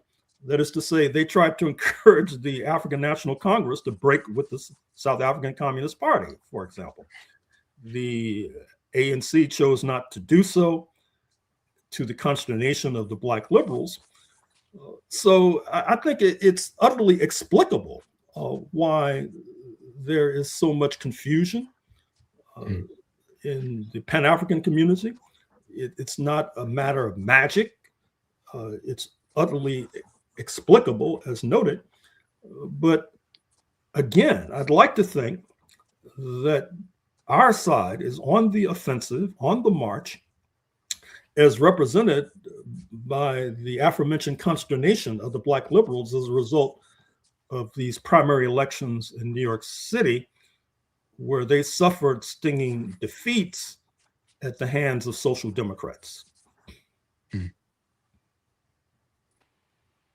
Dr. Horne, I want to go back to, the setback of U.S. imperialism that you mentioned earlier, talking about the failed aggression against Iran. I remember that, in one of the programs, I don't remember exactly which show, but, I think that at some point you mentioned that Iran made Trump cry uncle. I don't know how you phrase it back then. So I wanted to ask you, what are the reasons, in your opinion, that led to that tactical, I don't know if you can call it a strategic defeat against Iran? And what are the lessons that people in the states and countries fighting U.S. And Western imperialism worldwide, what are the lessons that they should learn from that, failed aggressions against Iran? Well, it's a very good question, but before I respond to it, let me add a footnote to my latter point with regard to the upsurge of social democrats in New York City. I think that there are certain weaknesses, ideological weaknesses of social democrats, but for better or for worse, these are ideological weaknesses of virtually every sector of the US left. And that points to the fact that if you look at New York City, which is comprised of 5 boroughs, Manhattan, Bronx, Queens, Brooklyn, and Staten Island, with regard to the latter borough, that's been the headquarters of the settler descendant working class and middle class, Italian Americans, Irish Americans, Jewish Americans, etc. Now, interestingly enough, some of our friends on the left, they try to tell us that the settler descendant working class members would vote more progressively if there was a social democratic option on the ballot. Well, there was in 2025 with the election of Mr. Mamdani, with roots in Uganda, as you know, and he becomes a social democratic elected mayor. He won every borough except Staten Island. The problem is, A, that many of our friends on the left, they're totally impervious to evidence. They're totally impervious to the idea of you do an analysis by updating it based upon recent information, such as the results of the New York City election. They have these theories that are totally untethered from facts, particularly recent facts. But tragically and sadly, they're not alone in that, because one of the ironies of US politics is that Obamaism, I would say, is a dominant trend ideologically, not only amongst liberals, but also amongst those to the left of liberals. What I mean by that is because those to the left of liberals really don't have a critique of 1776. That is to say, they look at 1776, the founding of the United States of America, as a great leap forward for humanity, despite the fact that there's an obvious schism with many Black writers, intellectuals, and analysts breaking with that consensus point of view. And so therefore, just like Obama, whenever there's some horrendous event that takes place, he says, that's not who we are, because what we are is fundamentally this progressive entity. Well, many to the left of Obama, since they haven't broken with the consensus in 1776, that's their position as well. That is to say, when you have these catastrophes, the kidnapping of a head of state in Venezuela, the attempt to asphyxiate the Cuban Revolution, the recent Supreme Court decision that's going to lead to the ouster of thousands of Haitians from these shores, their position is that's not who we are. But I'm afraid to say that is who you are. And if you have this sort of romanticized, idealized viewpoint, it becomes difficult to do an analysis. It becomes difficult to organize a configuration of forces to fight back, because you underestimate the depth of reaction, not least in the settler descendant working class and middle class. I'll be in New Orleans tomorrow. And in Louisiana, we find it hard to forget that a few decades ago, the Euro-American majority voted for a Nazi to be governor, speaking of David Duke. And it's those sorts of facts that are not incorporated into the analysis of many of our friends of the left, which means that they wind up tailing after Obamaism. Even if they denounce Obama, even denounce him personally, ideologically, they tail after him. That's part of the problem. Now, turning to Iran, this has been a very significant defeat for U.S. imperialism, notwithstanding the material negative impact on the Iranian economy, because the attempt was towards regime change in Tehran. That failed. The Iranians responded by attacking U.S. bases in the Persian Gulf, as it is called. And that upended the point of view of many of the Persian Gulf monarchs who thought that these bases provided security, when actually it provided insecurity. And so most likely that'll lead to a reformulation of many of the Persian Gulf monarchs, particularly Saudi Arabia, the largest of the monarchies, towards U.S. imperialism. But this has led to a crisis in U.S.-Israeli relations, which is part of the everyday news coverage, even in the bourgeois press, not only because of the setback in Iran, which has caused the United States to sign on to this memorandum of understanding, which is now being challenged in light of events of the last 24 to 48 hours with U.S. imperialism hitting Iran militarily. But this has had knock-on effects with regard to U.S. relations with Israel, because Lebanon is part of the deal, and supposedly the Israelis should be halting their offensive against Hezbollah in neighboring Lebanon. This has caused a crisis with regard to the Zionist lobby, which had crept ever closer to the right wing of the Republican Party. Speaking of Mr. Trump, you had many in the Republican Party right who were upset with the U.S.-Israeli attack on Iran, February 28th, 2026. The former Fox News host Tucker Carlson has abandoned the Republican Party by his own admission. Likewise, the recently retired Congresswoman Marjorie Taylor Greene has abandoned the Republican Party.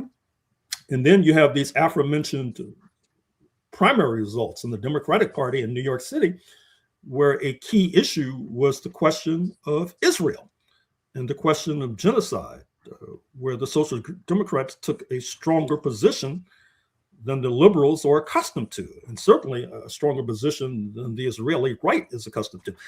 But once again, there is a failure of analysis, because as a settler colonial regime, Israel in many ways mimics the United States of America, another settler colonial regime. The problem is many of our friends on the left, they don't necessarily use the term settler colonialism to describe the United States of America, although it's the settler colonial regime, the epitome of a settler colonial regime. And if you look at US history in the 19th century, when it was taking off, what you found is that the populace, the Euro-American populace across class lines, was oftentimes to the right of the regimes of the government, and in fact was leading the government towards enhanced genocide against the Native Americans. That was called democracy, because the majority of Euro-Americans across class lines were in favor of genocide. Likewise in Israel, a majority of Israeli Jewish population, is in favor of a harder line against Lebanon and the Gazans, for example. So even if Mr. Netanyahu is driven from office as a result of these upcoming elections this fall, that does not guarantee that Israel will turn to the left, because that's not how settler colonial regimes operate. If you look at Rhodesia, now Zimbabwe, between 1965 and 1980, when you had a settler colonial regime, once again, across class lines, and admittedly, the European minority in Rhodesia was not necessarily that heterogeneous, but many of them were in favor of a harder line against the anti-colonial forces represented by the ultimately triumphant ZANU, Zimbabwe African National Union, for example. So what we see at the end of the day is that these ideological disputes that I'm describing, they're not just parlor games. They're not just intellectual debates for a faculty lounge. They have real world consequences, because they determine what kinds of coalitions you seek to develop. They determine how you view certain sectors of the working class and certain sectors of the middle class, whether or not you see them as your ally or see them as a potential antagonist. And we see this coming to fruition once again with regard to this crisis in Iran, which has been a signal devastating blow for US imperialism, which is slated to spend $1.5 trillion on the military in the upcoming year, but yet continually loses wars despite spending all this money. It's really paradoxical in a sense, but it's not when one considers that these wars are anti-popular, not only in terms of the victims of these wars, speaking of the Iranians, but even in terms of the purported alleged perpetrators, speaking of the citizenry of the United States of America. So to connect this to our original question, this setback in Iran is very significant, but the problem is that as long as we have liberals in the ideological driver's seat in the United States, for example, it'll be difficult to take advantage of these setbacks. In fact, what we have to be concerned about is that the US ruling class, as it suffers setbacks abroad, will thereby heighten and escalate their super exploitation at home to the detriment of the Black population in the first instance. Thank you for that, Dr. Horne. Thank you for pointing out also the lack of radical analysis from the left. If we could, get back to Trumpism one last time, could you please speak on why and how Trumpism is consistent with a long history of counter-revolution in the United States? Well, that's part of the problem that we face, in the sense that many of our friends on the left, they tend to look at Trump as an individual, and they denounce him, which they should, and I salute them for denouncing him. But the problem is they act as if he's some sort of rupture with regard to the trajectory and long history of the United States, when actually he is a continuation of the trajectory and bloodstained history of the United States of America. It's no accident that, at least during his first term, Mr. Trump saw Andrew Jackson, the president of the United States in the 1820s and early 1830s, as his role model. Andrew Jackson, you might recall, spearheaded so-called Indian removal, whereby you had Cherokees, indigenous North Americans, who occupied a good deal of the southeast quadrant of what is now the United States of America. They had sought to assimilate, including converting to Christianity and enslaving Africans. But they still had to go. They had to embark on the Trail of Tears, marching westward into what was called Indian Territory, today's Oklahoma. Oklahoma, Indian Territory, that was supposed to be the home of all the Native Americans, sort of a Bantustan. But in some ways, 19th century United States was to the right of 20th century South Africa, because the United States overthrew the Bantustans. And they overthrew them because there was a continual flood of European migrants into North America, some of whom wound up occupying the mansions of the evacuated Cherokees, for example. Therein, you begin to see the roots of what's called the so-called American dream, where you can be poor one day and then the next day move into a mansion in Georgia. All you have to do is take a broom and sweep and live in the lap of luxury, for example. And so Mr. Trump, with his expansionism, we need Greenland, for example. Canada's the 51st state. He's trying to emulate the 19th century US presidents. I mean, many of our friends, they forget how the United States came into being, or they romanticize it or idealize it, which then makes it difficult for them to comprehend a character like Mr. Trump. Because if you have a romantic view of the founding of the United States of America in 1776, as many of our friends on the left do, then you see Mr. Trump as not being congruent with the bloodstained history. You see him as deviating from that history, because supposedly he's that's not who we are, as Obamaism likes to say. And as I said a few moments ago, Obamaism is a ruling ideology, not only in terms of liberalism, but even those who denounce him who are to the left of liberal. But at the end of the day, they bend the knee to Obamaism because they are not ideologically ready as of now to accept the verdict of history with regard to the establishment of a genocidal republic in 1776, which once again they tend to see as a great leap forward for humanity.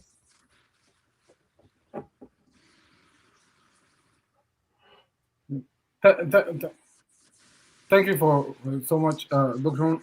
I just wanted to make a small digression, since most of the world's attention seems to be focused on the World Cup in the U.S., and I know that you've written a book about boxing.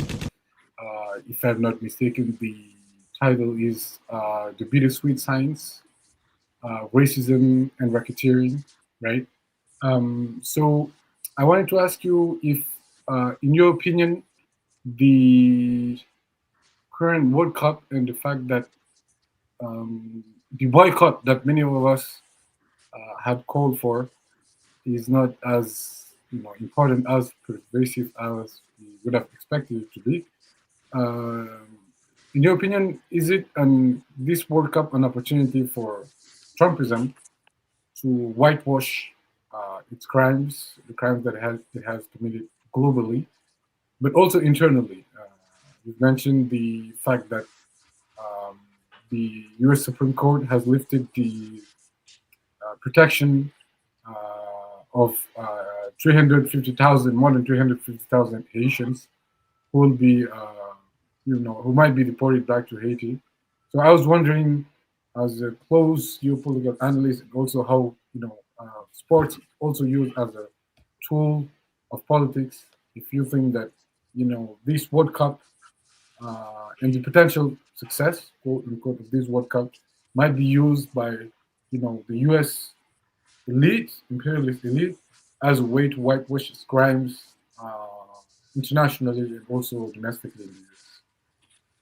Well, those who call for a boycott of the World Cup on these shores might be more successful than you realize. What I mean is that many cities, particularly the hotel and tourist industry, expected a boom as a result of the World Cup, but the boom has not eventuated.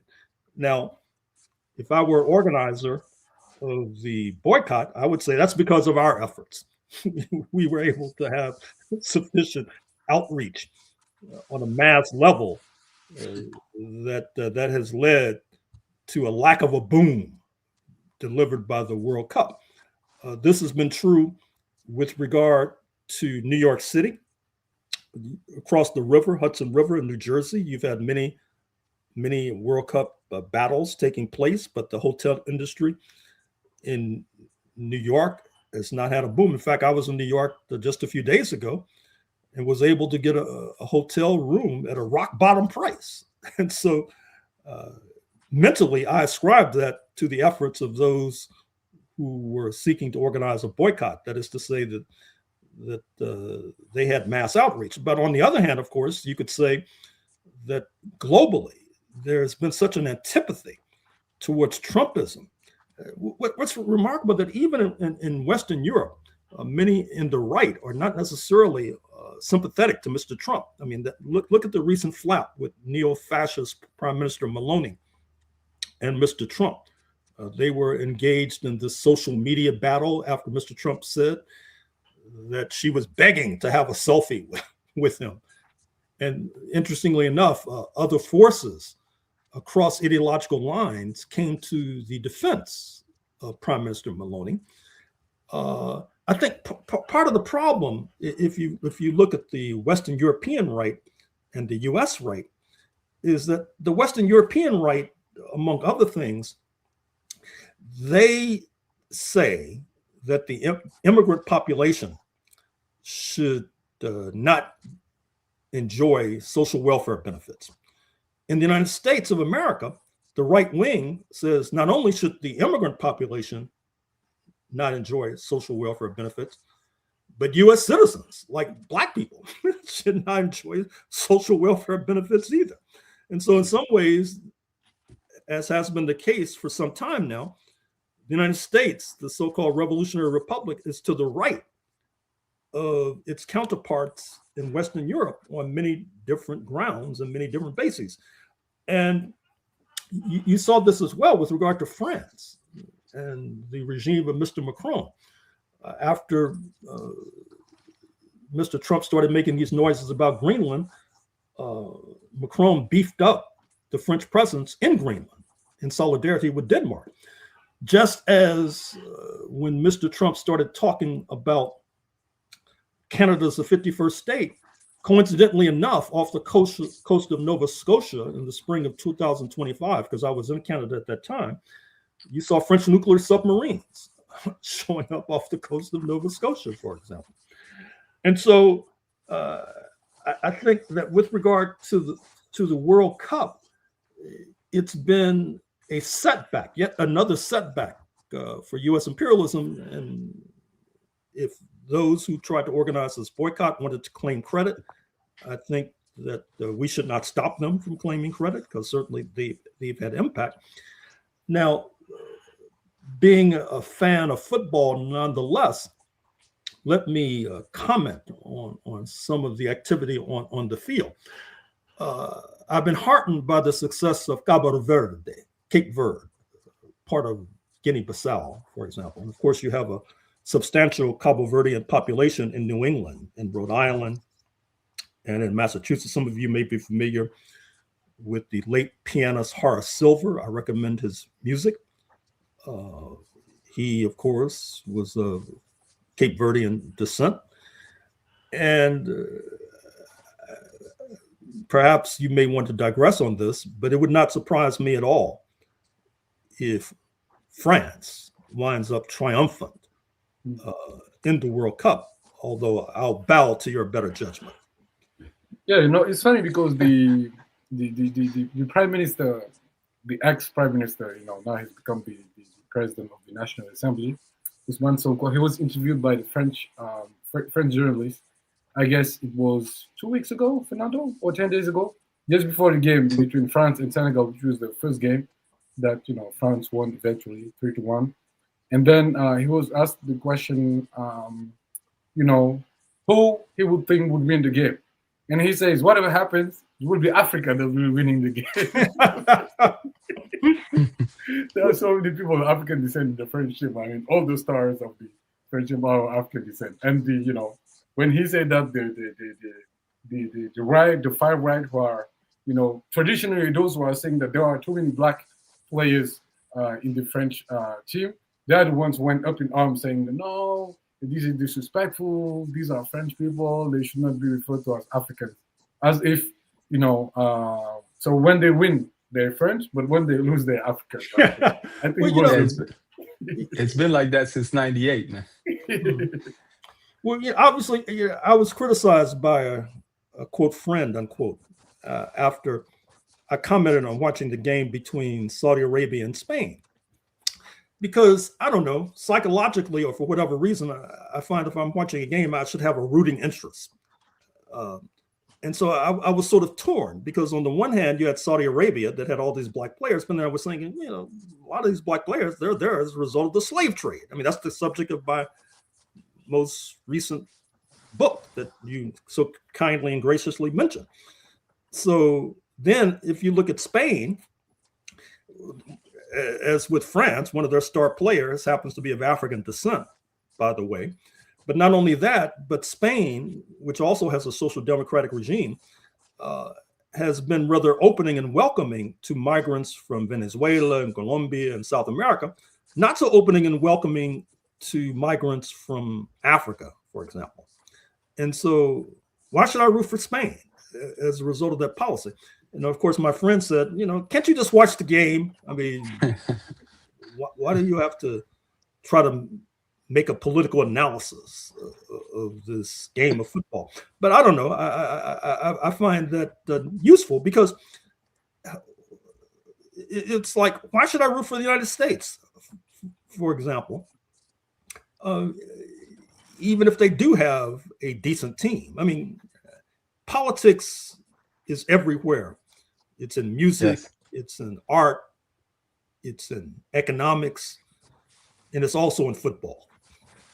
Absolutely, especially in international competition. There are very few things that are more political than international sports. Mm-hmm. Yeah, I was actually trying to show on the screen Dr. Horne's latest book that has already come out, right? Well, it's pre-ordered now. It's it as you noted in your opening, it deals quite a bit, as one of your comrades was saying, with regard to the malignant role of Morocco, with regard to the African slave trade, which is not a new subject for myself. I argued in my book on the 1500s that a turning point with regard to the African slave trade was Morocco's alliance with London against Mali, for example. Even though supposedly they're all Muslims, supposedly that should be enough to keep them on the same side, but alas, that was not sufficient. And in the opening chapter, I talk quite a bit about the anti-Blackness that undergirds Morocco, which I do not separate from the fact that in the late 18th century, Morocco was one of the closest allies of the United States of America, at a time when Algiers was, at least what were described as pirates in Algiers, were ensnaring Euro-Americans on ships and turning them into captive laborers. In fact, I make the argument that the conflict between the United States and Algiers softened up the latter for onrushing French colonialism, which sinks its claws into Algeria by the 1830s. And then it takes bloody and brutal war to force France to evacuate by 1962, for example. And likewise, I talk about the role of Tunis, or what is now Tunisia, the role of Tripoli, what is now Libya, with regard to ensnaring Euro-Americans and turning them to captives. But perhaps at the center of this story is Egypt, which on the one hand, it's a kind of colony of Ottoman Turkey, but at the same time, it's trying to establish an empire all of its own, heading south towards the equator.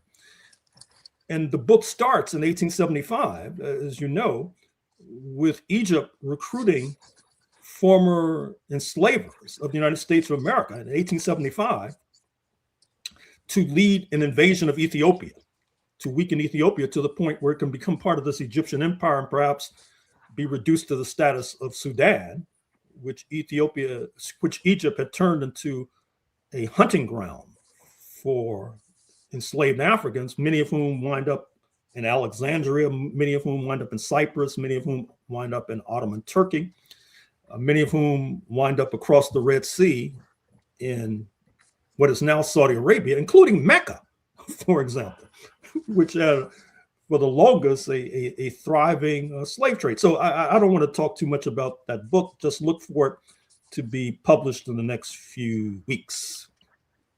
All right. Thank you Yeah, very so the much, book's Dr. title is Slavery, the Slave Trade and the Roots of U.S. Imperialism, North Africa, Egypt, Sudan, Ethiopia, West Asia, Ottoman Turkey, Western Europe, and Russia. And people can find it on the website of the international publishers.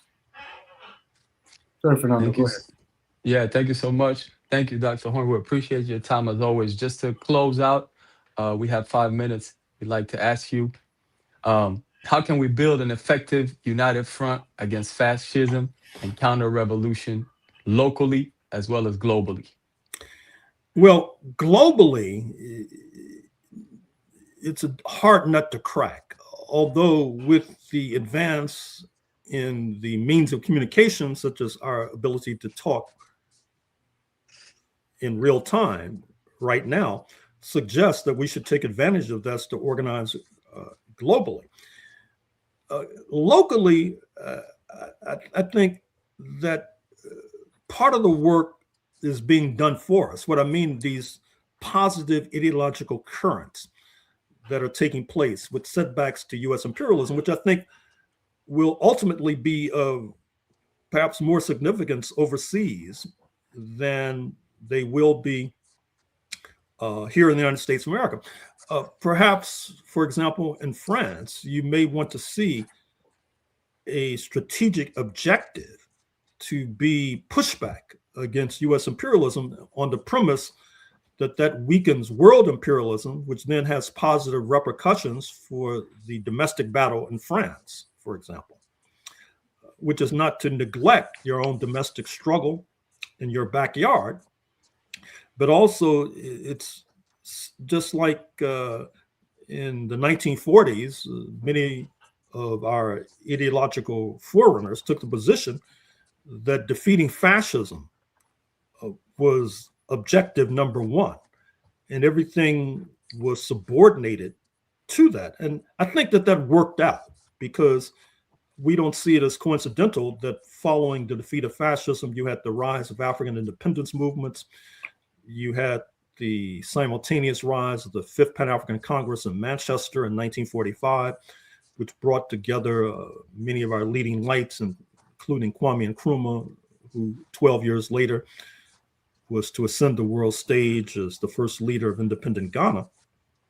Mm-hmm. And likewise, with regard to those neo-fascists in Washington, I think that we should make it a global priority to make sure that their wishes do not become realities, for example. And likewise, I think that that'll have positive ramifications for all of our domestic struggles as well. Just like our global mobilization against fascism in the 1940s had global positive repercussions for all of our domestic struggles. Yes. Thank you so much, Dr. Horne. Thank you for joining us once again on this very important event that will be going on Black Power Media today and tomorrow. So as I pointed out at the beginning of this discussion, people can find the episodes of Amanla, which is an internationalist and Pan-African program in Black Power Media, whose permanent guest is Dr. Gerald Horne. So please check that out. We've been covering many of the books that have been mentioned during this discussion. And of course, please stay tuned, like, share, subscribe, Black Power Media Reloaded. Thank you, Dr. Horne. Thank you, Fernando. And we are now preparing for the next session, Fernando, right? That's right. Thank you, Dr. Horne. All right, I'll sign off. Goodbye. Uhuru. Uhuru.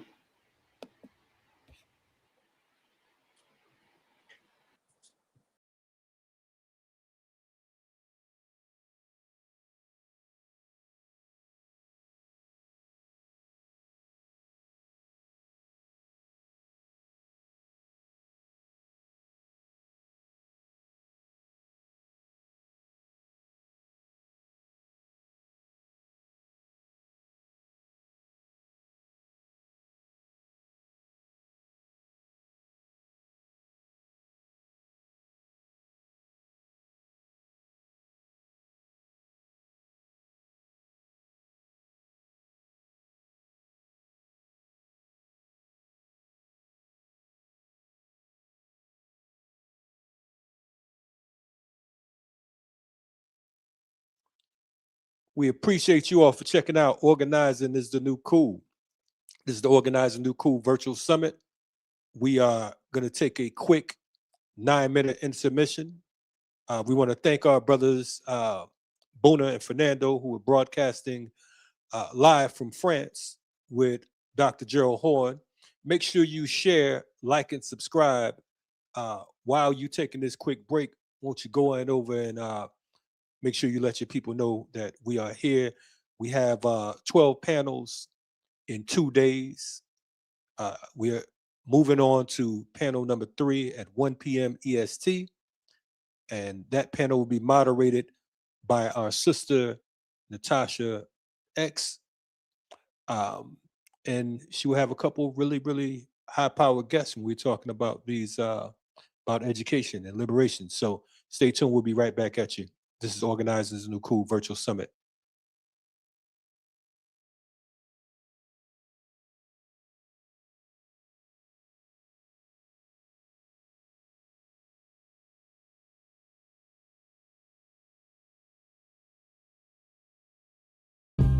Africa, Africa, Africa, Africa, Africa, Africa, Africa, Africa.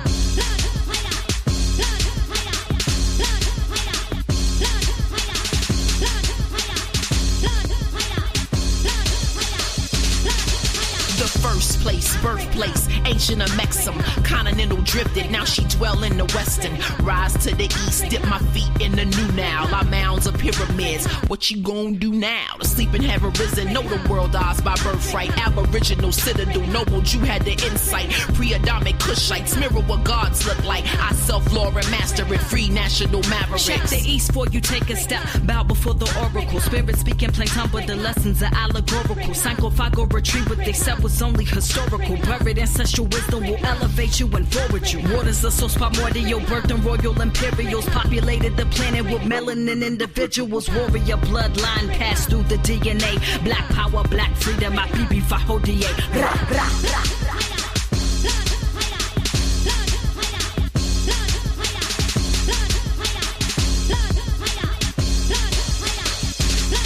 Flow, Marcus Mosiah said, for Africans home and abroad, we Garveyites in the turf fight, land grab, gentrify, pimp the people and resources. We taking it back, let's join forces.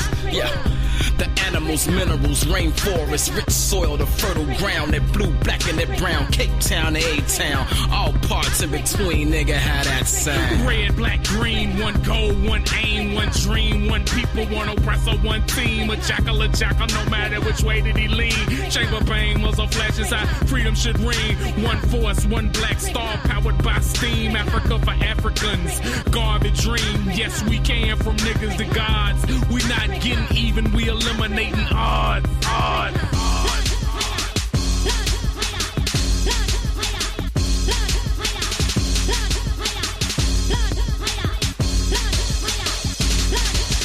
Slang boom bangs like African drums all around the world and back to the slums. My juju strong, my ashe is evident. How can you not say I'm heaven sent? In the name of Nyame, Oludumare, I set my sword free, repping the heavenly body, remaining godly. Get high if the vibe's low. I'm Ekendayo from birth. My old earth told me of my heritage and what it was worth being first. Africa, Africa, Africa, Africa.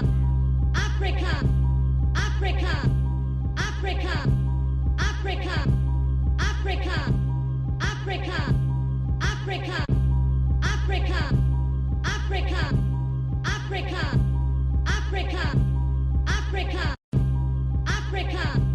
Africa, Africa, Africa, Africa, Africa, Africa, Africa.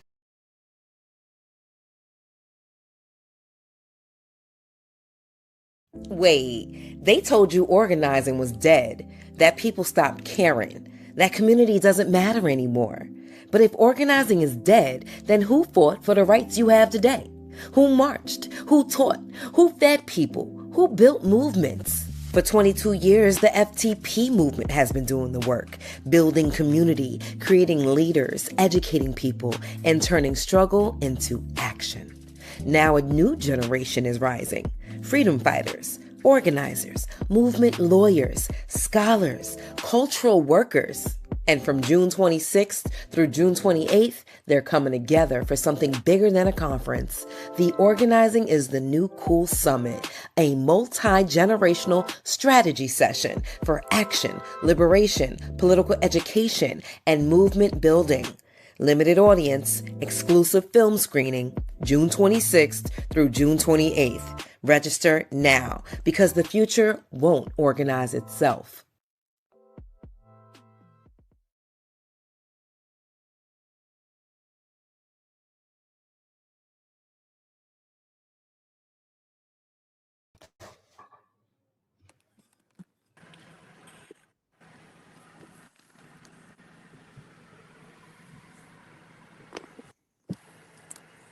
Welcome, welcome, welcome. Good afternoon, everyone. I hope everyone here is doing well. I want to thank you all for being with us and tuning in to this gathering of educators, activists, community organizers, physicians, urban farmers, artists, and all who are doing the work to really make sure that we as an African people continue to do the work to move toward liberation, and are doing this work selflessly all over across the U.S. and around the world.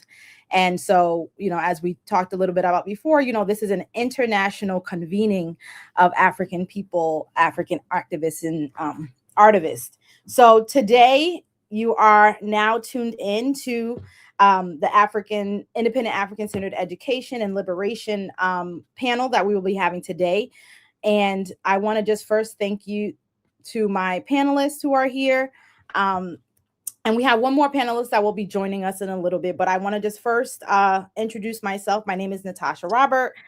I go by Natacha X on socials, and I am also an educator, activist, artist as well, doing work in African-centered education, currently a doctoral student, getting my degree in African-centered education in particular. And so it is really a pleasure and an honor to be here to lead this panel and to lead this discussion as we continue to talk about what we need to do for Black children.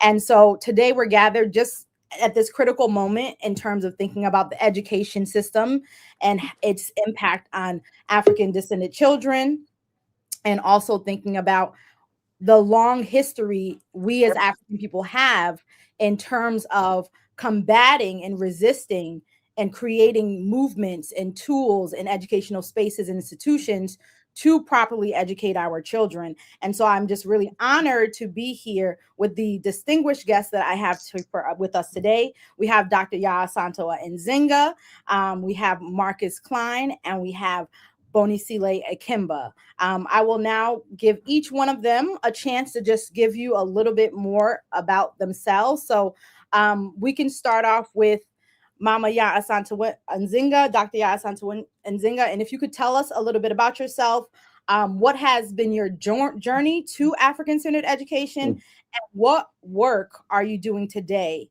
and what continues to inspire your work? That's a lot, Natasha.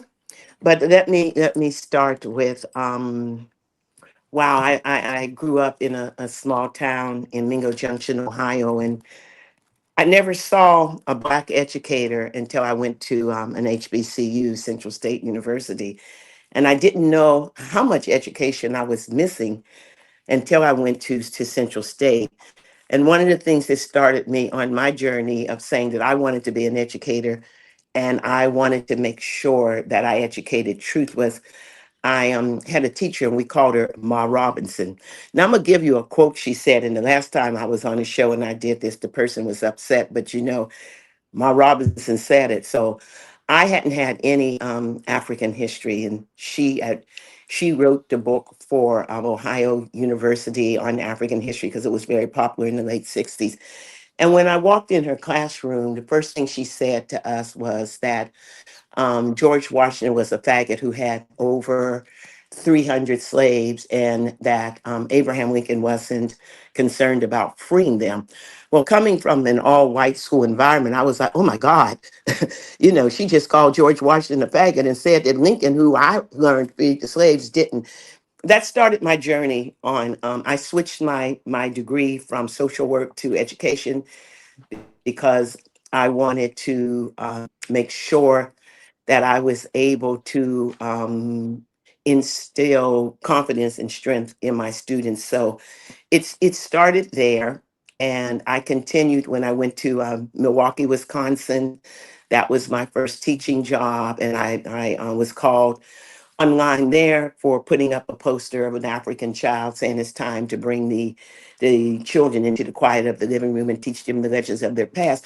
All of these things were happening, continuing with my positions in education in Brooklyn, New York. And then I realized how scary it was for us to know who we were.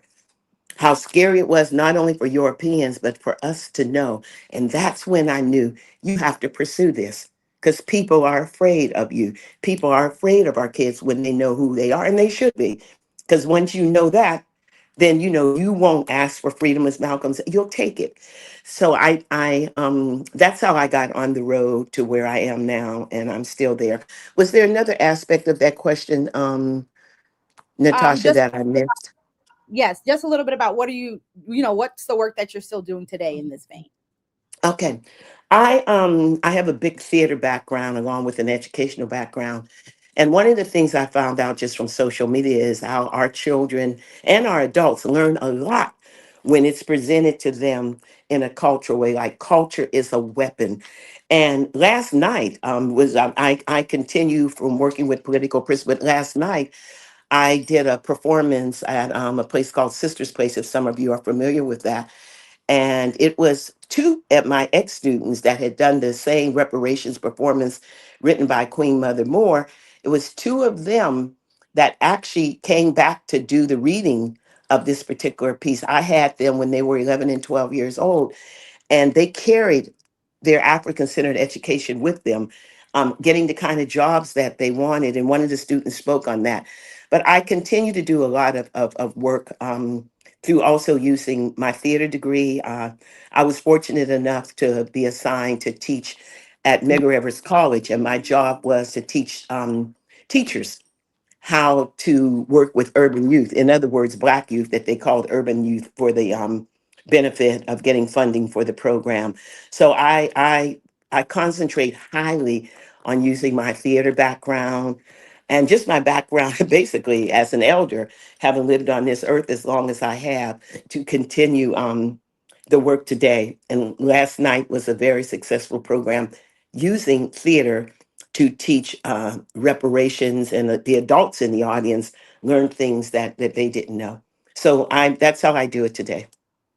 Thank you, Sister Nzinga. And we'll move over to Marcus Kline. If you can tell us a little bit about yourself and how you came to African-centered education and what is the work that you're doing today in this vein. Great. Thanks for having me. I definitely was inspired by the sister who went before me with the work that she's doing. Unfortunately, I wasn't able to hear the other sister, but what I do now is we operate 4 independent African-centered schools here in Chicago, Illinois. This is our 18th year of operation. My inspiration was my son. My wife and I decided that the schools that we had opportunity to attend weren't equipped culturally or academically. So we created our own curriculum. In 2008, our son then was 3. So now he's a first-year medical school student, graduated at 16. So one of the 4 schools we operate is a high school, Nkrumah International Academy. Those high school students are required to graduate in 2 years. So most of our last, I don't say 20 students graduated at 16, and they moved on to, the major HBCUs. We have preschool as well, School of Literacy. We have a nursery school. We started nursery school because I have an 8-year-old son. So we started nursery school for him. And Freedom Home Academy is our flagship school operating out of Chicago on the South Side. And I think too, the art, I know the sister Asantewaa talks about how the art is one of the ways, or one of the ways that we can use education to move the needle on African culture. And the arts is definitely one of them. As we know, the arts has been used, for years, to educate our children in African-centered education. So we've been trying to do that. We've been very academically heavy at Freedom. We have a medical school program that we operate. We have a doctor come in and teach anatomy, physiology to our 1st through 5th graders. And we also have two lawyers on staff that teach pre-law as well. So we're very accelerated in that. As well as African culture. My background is before, we had our son, it was in business. It wasn't in education. So I never thought I'd be teaching children outside of my own. But the curriculum was so buoyant that we created that we felt it necessary to use, particularly at that time, 2008, when it was almost 5 independent African-centered schools here in Chicago. One of them being Betty Shabazz. Unfortunately, that's no longer independent school, but we are in Chicago the only African-centered independent school in the city. And if I'm not mistaken, I'm kind of connected with a few all over the country, and I believe it's only like 5 independent. And when I say independent, I mean receiving no government funds, no outside interventions. I think maybe 5 or 6. And being in the trenches with this, I understand why. You know what I'm saying? So we are in our 18th year, and unfortunately, the other 5 that I'm aware of, and again, it could be more, but I know that they're doing quite well as well. I mean, we are faced with those same issues and dilemmas when it comes to dealing with our people from a cultural standpoint, as well as just from a social standpoint. Me being an African male, it's not traditional to pay tuition to a male. So those are issues that I on others interesting, those different dynamics. But no, we're doing quite well as those other independent African-centered schools. I'm sure you're well of Baruti School down in Atlanta. He's one of my mentors. We have another one in Brooklyn. We have another one in South Carolina, and of course, the long-standing one in Washington, D.C. So we can't operate African-centered schools without those.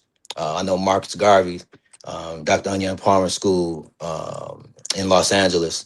That was the forerunner for us. Once we saw that video the Marcus Garvey School in Los Angeles, and I think we saw that in 2006.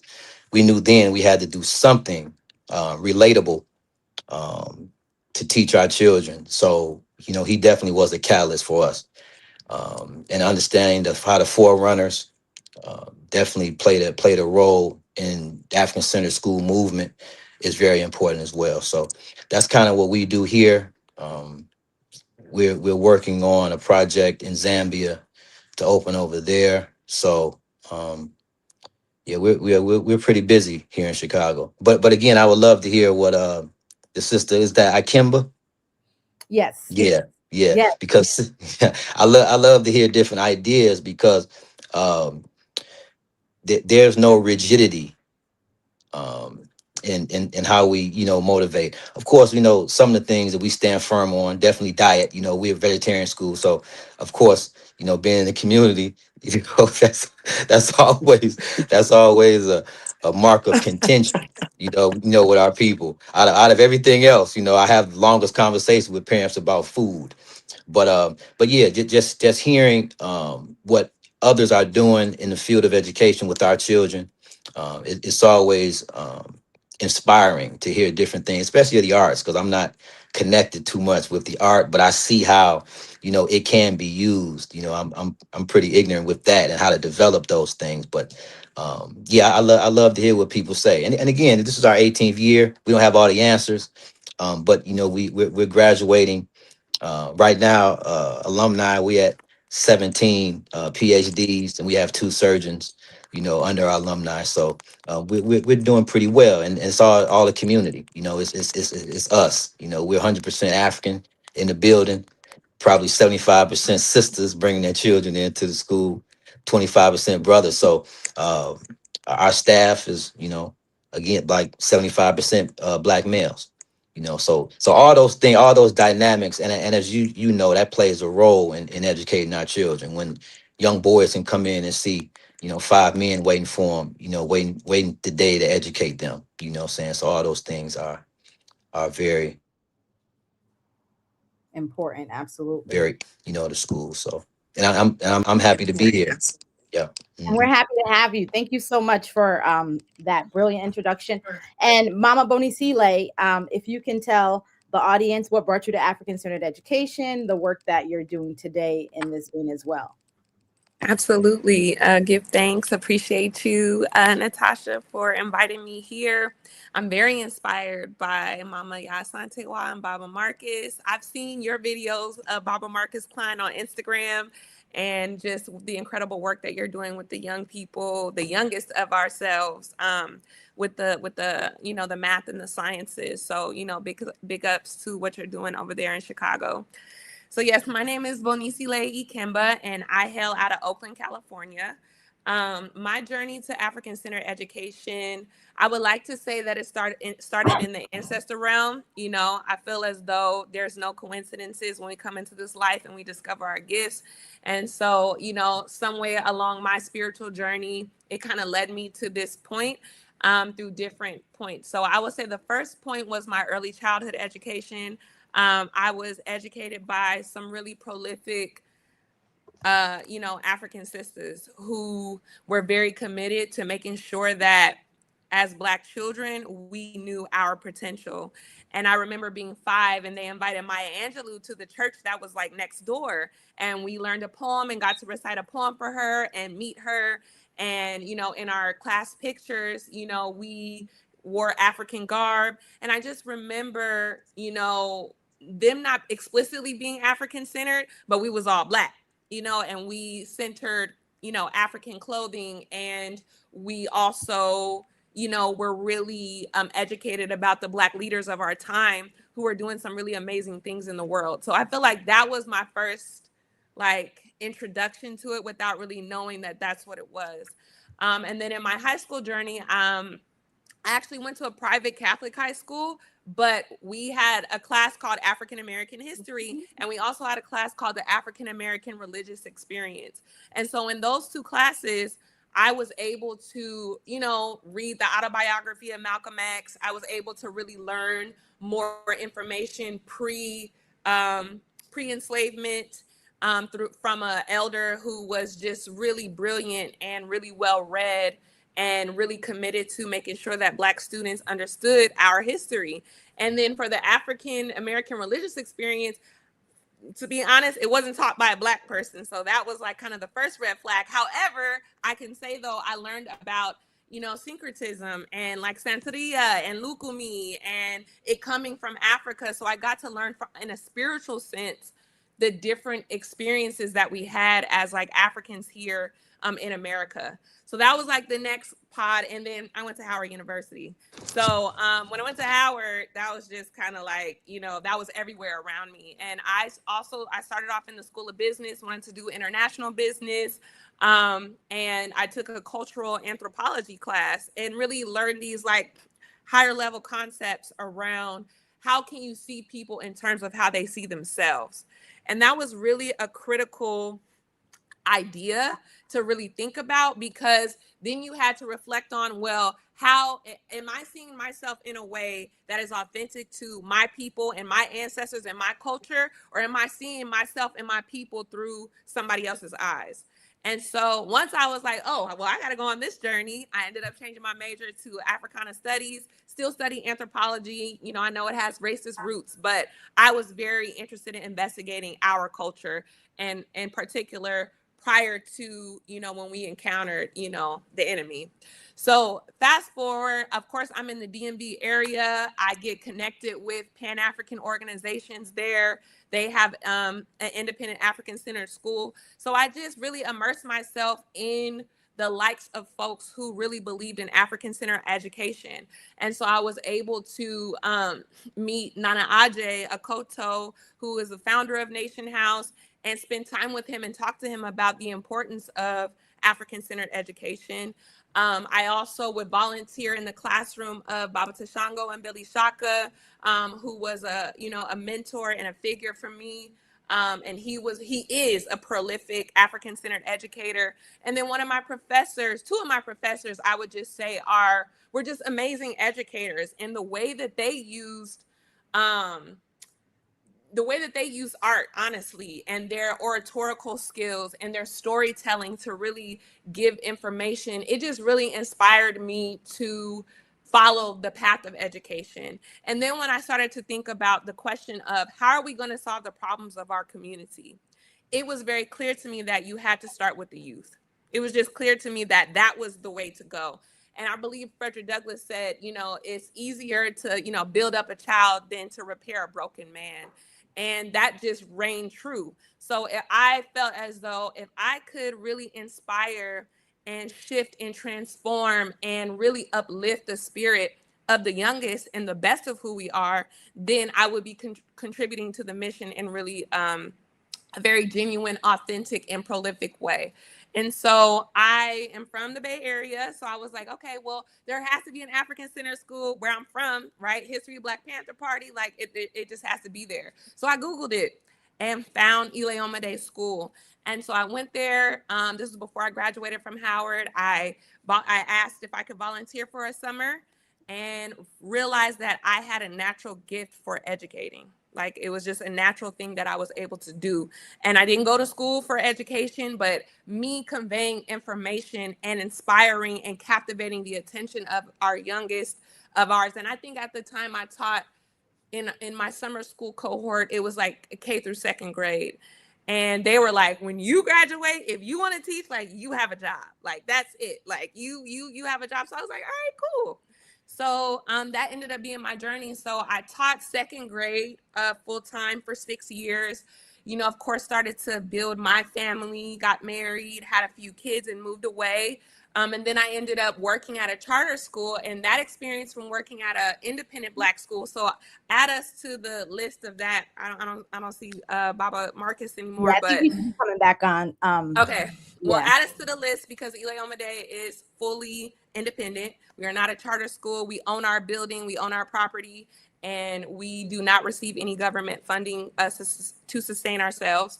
But I ended up moving away and getting an experience at a charter school, and I just couldn't believe it. Like, it just completely did not resonate with my spirit.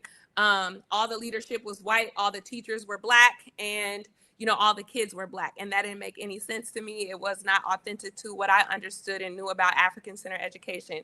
So once I had my daughter, moved back to the Bay, and then I assumed the role of associate director at Ile Day School, because one thing that is a challenge in different Black organizations and institutions is secession, right? And so I came with the idea that I would be the next up and coming director.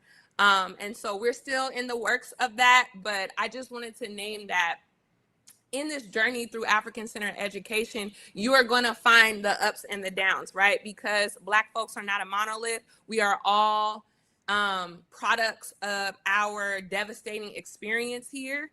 And we are at different levels and at different points of our re-Africanization, as Baba Ajay would say.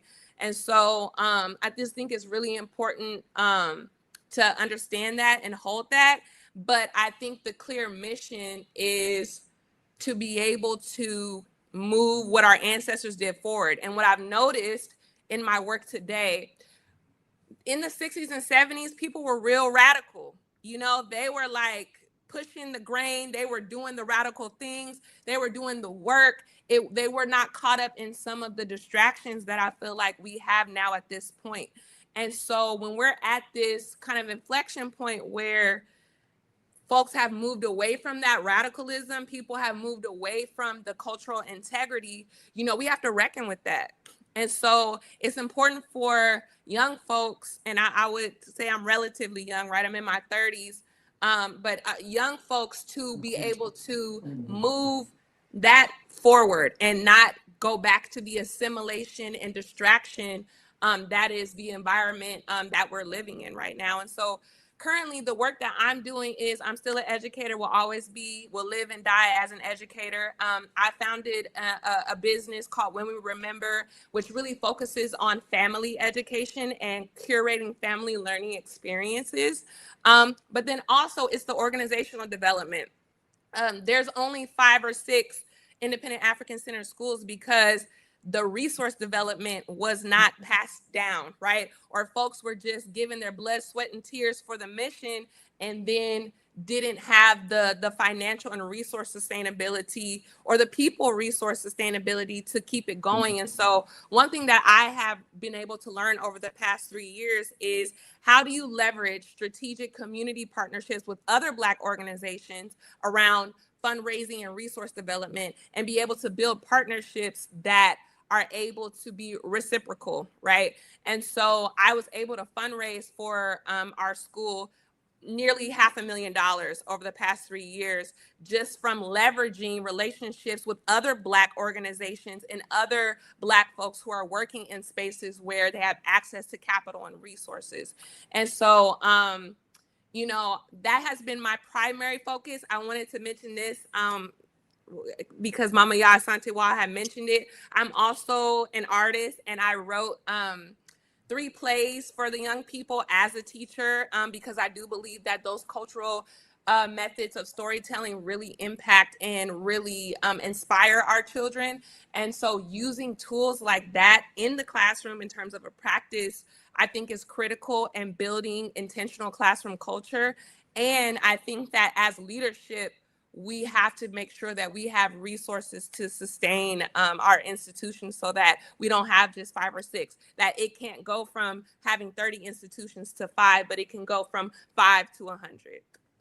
Absolutely. Thank you for that as well. And, and by the way, we're live here on using technology, so things happen. So Baba Marcus Kline should be coming back on soon. And Sis Nzinga, your camera is went black. So when you get That's what how do I correct that? Maybe just you can log out of the link and then log back in. I'm thinking that would probably be best. Just log totally out of this link and then out of the Zoom and come back in? Yeah, just get out of the link and then just come back right back into the same link. I think okay. Yeah. But in the meantime, I would just say that, for the audience, just so the audience knows, clearly we have a lot of distinguished, knowledgeable, committed educators here. And so as we go through the discussion, as we're moving into the discussion portion of our panel, what I want to emphasize is that we really want this to be a conversation. We really want the audience to give questions and to drive the conversation, so that the things that you're thinking about, the answers maybe that you're looking for, the questions that maybe you've had that you would have wanted to discuss, with the people who you felt that, you value their understanding and their experience and their knowledge, you can do here, and that we can learn together. And so we really encourage you to put your questions in the chat. And as you put your questions in the chat, they will become part of our discussion. And we hope that they will lead our discussion. So please, don't just make comments, which we love them. Keep making the comments. Also like and subscribe, and also share this and tomorrow with all those that you know. But please, please, please throw in the questions, and even throw in questions that maybe they're not questions that you have, but they're questions that you have for other people that you know, or questions that other people have asked you. And you maybe gave them a response, and you thought this would be a good way to build on that response, or maybe you didn't have a response for them, you didn't know. But now here's your chance to come and get some information about that, and then maybe go back to that person or people to be able to give those answers to them. So what I want to do is I want to actually ask a question just in terms of what we've seen over time within African-centered education. But since I have you here, Mama Bonisile, and this would be also a question that we can add on to Baba Marcus Kline and Mama Sista Nzinga, is if you can define for us, and for people watching, what African-centered education is. I think there's a lot of misconceptions about what it is and how it operates or what it looks like. And so if you can give us your understanding of that. Absolutely, absolutely. And this is it's a deep question. It's simple, but it's a very deep question because it's a working model, right? It's a working model.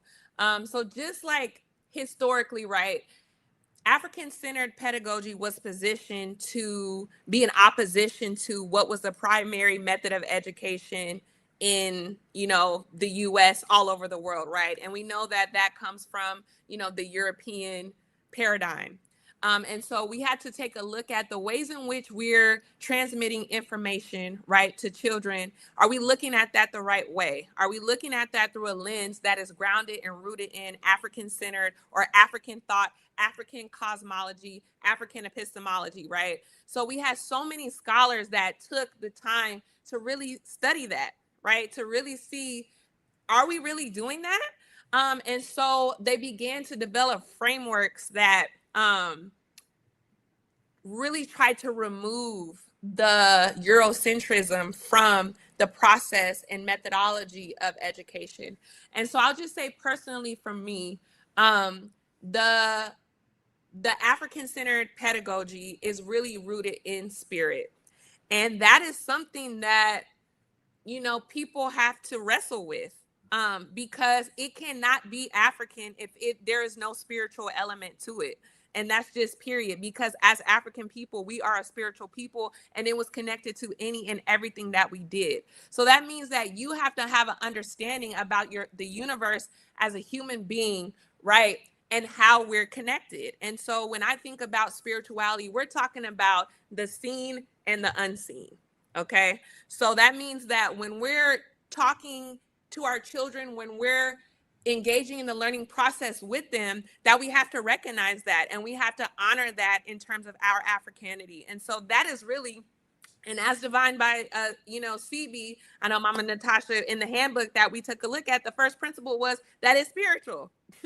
It is spiritual. And so if it's absent of that, can we really say that it's African-centered? So that's really the first thing. That undergirds everything. After that, you can start to think about, okay, well, what is the purpose? The purpose has to be to solve the problems of African people.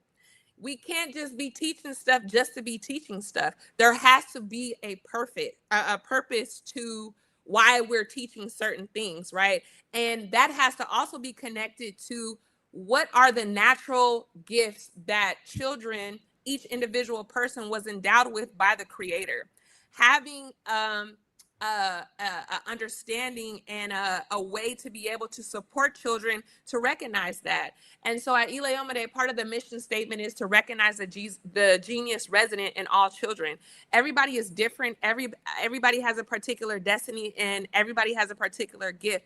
And so to be able to recognize that early on and support children in saying, this is your gift, how are you going to use it to support the solving of problems for African people? To me, that is the overall umbrella of what African-centered education is. And then you can go to the practice, right? How do you deliver information? Because at the end of the day, we're still here in America, and we still are subject to people need to learn certain fundamental things, right? You got to read, reading, writing, arithmetic, right? That was what, folks wanted us to know. But how do you teach reading? How do you teach math? How do you teach science, right? It is how you do it and the method in which you do it that also brings forth that African-centeredness, right? And so, as Mama Asantewaa has said, when you're talking about storytelling, when you're talking about painting and curating pictures in the minds and spirits of our youth, right, about the gravity, right, of their gift, right, and the purpose of their gift, and how it contributes to the total community, right, and the Ubuntu of who we are, using methods of art, right, and creativity and innovation is a very African-centered way of, looking at that. And Absolutely. to go and just away quickly. Sorry, Mama Bonisile. Just to go jump ahead. in quickly. Yes, I think you've laid out a lot for us in terms of that, and I want to just bring Sister Nzinga back into the conversation now that she's back online, and to build off of all of those things that you've been talking about in terms of what African-centered education is. And so I had asked Mama Bonisile, what is her understanding of African-centered education? And I wanted to also add on to that question, particularly for you, Sister Nzinga, what that is, and also over time, because we know this is not something that's new, right? As Mama Bonisile has pointed out, in terms of just how far back this goes. So what you have seen over time in terms of this journey of African-centered education, where it's been, and what has changed over the past several decades. Okay, that's an excellent question. I didn't mention in my introductory, because I was trying to keep the introductory, to a point where I wasn't using up a lot of time. But I worked in an independent African-centered school, Sankofa International Academy, and I worked there because almost 25 years ago, I was fired from the public school system in Brooklyn, New York, for teaching Black youth that they were Africans and what that meant. I refused to let them believe that their beginnings were enslavement. But when I taught them that, there was pullback not only from the principal who was afraid, but also from white educators who knew what empowerment I gave those youth when I taught them that they were Africans. Now, that was 25 years ago. Not only did I get fired, but the union rep got fired. And we received very, very little support. So that's leading me up to what I think is different now. When I say we received very little report, I've always been an activist, and I will be an activist till the day I die. But I thought for sure that, me being who I was, that we would get support from the Black community. That didn't happen. We had one leader tell Dr. Ray Winbush, we dropped the ball. So back then, and still to this day, what I was teaching, I had no problem with teaching about revolt. See, we get in a public school system, and we're afraid to say we had to kill white people to get free. It's just that simple. I find that those of us that are in the public school system are afraid to teach truth. August Wilson talks a lot about that. What has changed today, small changes, is that you do have social media. So what happened to me 25 years ago would hit social media. When it hits social media today, we would have people like the four of us that's on this virtue this Zoom now. The four of us would be able to respond, react, organize. So one of the differences, the curriculum hasn't. Enslavement, us having the lack of our history being told adequate, that hasn't changed. That hasn't changed from when I got fired. To today. It still hasn't changed. We still have teachers that are afraid. So what's happening today is we do have social media. We do have people on social media that just is not on there dancing and singing. We have people on social media that is putting political things on there. Natasha, as you well know, we both deal with political prisoners. That was part of my educational system when I taught. Every single kid from 5 years old, our independent school went from first grade to eighth grade. They had to choose a political prisoner. I remember them choosing Sekou Odinga, who at the time I had no idea I'd be part of the group to free him. So those are the kind of things that not so much what has changed, but what we have to build on, what we have to continue, what we have to get stronger about and stop being afraid of educators. So when you do have an independent school, some of that fear is taken away, but I've seen the fear even in the independent schools that I work in. They're afraid because they're afraid of their job. Their mamas are afraid. Their fathers are afraid. The other thing with independent schools, although they're great, the one I was in didn't have money. So there was no health insurance. There was no dental insurance. There was no money for vacations. Now I'm listening to the people talk now. Obviously your independent schools are being able to pay their teachers, it sounds like, or being able to provide some sort of benefits. That's the challenge with independent schools. We have a few more now than what we had, when I was in the public school system. But we also cannot forget that we have almost 8 million kids from kindergarten up to high school, 12th grade, that are in the public school system. And people argue with me, we have got to provide for those kids because Absolutely. we don't have enough independent schools. So we have to everybody. I mean, we're sitting right now. I don't know about, I have relatives in public schools, but we cannot ignore those schools. So we have to train teachers. So some of the things that I think have changed is that there are more teachers willing to reluctantly teach our history and teach it correctly, because if we're going to continue to teach it like in 25 years after I was fired, if we're going to continue to teach it and be afraid to teach truth, then leave it alone. Leave it alone. And we've got to encourage and work with teachers, and because of the internet, we have to work with educators now and show them how to take a curriculum that doesn't have us even mentioned in it and turn it into us. Example, George Washington, and then I'm gonna pass it on. If you're talking about George Washington, even with young kids, then you cannot ignore the amount of slaves he had. You cannot not tell the stories of Ona Judge. Anything that's in that white man's history book, we don't have to be any place in there, but there's not any chapter that we would not be involved in. So we have to learn how to use his text in the public school system to teach our children.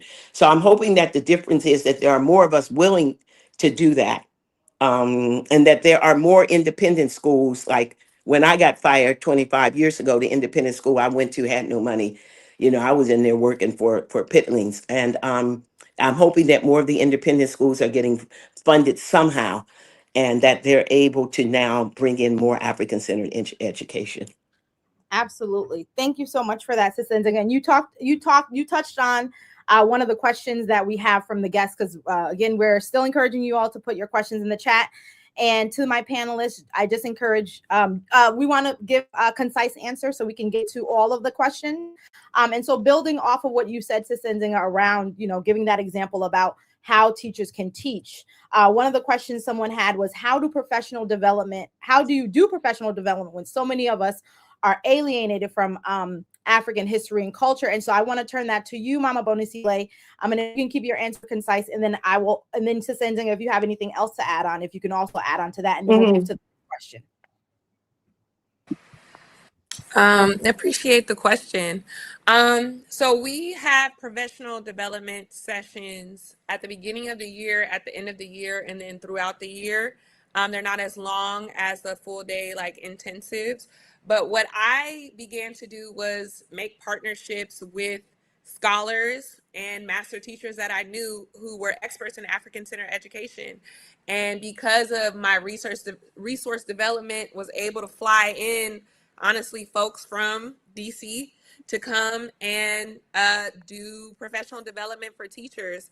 I think the biggest challenge has been the follow-up, right? Making sure that they have the key takeaways and that they have the support and the accountability to make sure that they are implementing that in the classroom.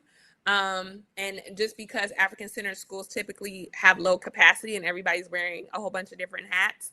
But what I can say is that it's keeping professional development consistent, bringing in experts who not only know it's scholarly, but live this life, that have the paradigm around African-centeredness and all that they do, and really getting tangible models for folks. Because when you see other people teach through an African-centered pedagogy, it is inspiring. And so the hope is that folks will take what they see, take what they learn, and implement it, but that follow-up and that accountability is also critical. Absolutely. And do you have anything that you would like to add on to that question, Sister Nzinga? Yeah, Marcus isn't with us anymore. He's coming on. He's having some technical difficulties. Okay. Yeah, there were some things. The one thing I would like to add on to it is, and I think I emphasized this when I first spoke, is that we can't, and I agree, if you can bring people in, like I said, I used to bring Dr. Winbush in, I used to call him in, but also note that almost, again, everything you have came from Africa. So when I'm teaching in a classroom and we're teaching math, I don't start math without teaching Egyptian math. You can start at these very small players. I don't start science without talking about Egypt and where these things. If we are classroom teachers, we have to look at that thing and we have to know our history. And we started this. And that's what our kids, hey, when they grab the doorknob to open it, you've got to tell them how that got invented. So your daily interaction, it's got to be simple. We don't have to make it difficult. And they will find out their greatness from just saying, I reached for the doorknob. I saw the traffic light. I ironed on the ironing board. And yes, math started in Egypt. And I would give them worksheets. Let me show you how it started. I do that now with my students. I think that we have to also take everyday life outside of the classroom. There's this, and I just want to emphasize, and you can do the research on it. There's this company out that's run by a brother called Dremaine Emery, and it looks like it has they're sweatshirts. They look like they have white wreaths on them. I kept asking people what it was. They didn't know. Finally, they said it was called denim tears. I looked that up. Those white wreaths, and some of you have had to see it because it's all over the place. Those white wreaths on those sweatpants and denims, they are cotton, and they represent enslavement. They represent what we went through. They're called denim tears because someone teased him about some raggedy jeans, and he used that to say, yeah, these jeans have been through this, this, and this, but at the end, they're resilient. And then he connected it to our people. That's teaching. You bring that to your classroom. So we have to really broaden our perspective. Everything isn't so academically high. Some of that stuff, bring it down to their level. And I had a little boy yesterday. We were out to dinner. He stood up and told, it was Silas. He stood up and explained to the people that wreath on there was cotton. And then he started going into the history of us. That's called education. And we have to find creative ways to do it. But when you guys get a chance, look up what's called denim tears. And you might want to use it in your classroom. Can I ask a question? Just Sure. yes, really quick. Appreciate you, Mama Yaya Asantewaa. Mm-hmm. Do you feel that same? Have you seen that same method needed for educating teachers, like bringing it down to their level? Absolutely. And you have to also, since you have to bring it down to a level where you can make them comfortable enough not to be afraid. That means that they know if this happens, they won't get stuck like me. That you've got a parent committee that's going to jump in there and help. Europeans do. Everybody else, you have a parent committee. You have attorneys that if they get fired like me, you have to cuddle those teachers and let them know, teachers, it's okay. It's okay. It's okay. Thank you for that. Yes, and thank you for jumping in and asking that follow-up. Yes, that's a great question. So in relation to this, and you both talked a lot about community, and Marcus did as well. And so once he's back on, we can ask him some of these to add on to some of these things that we're talking about.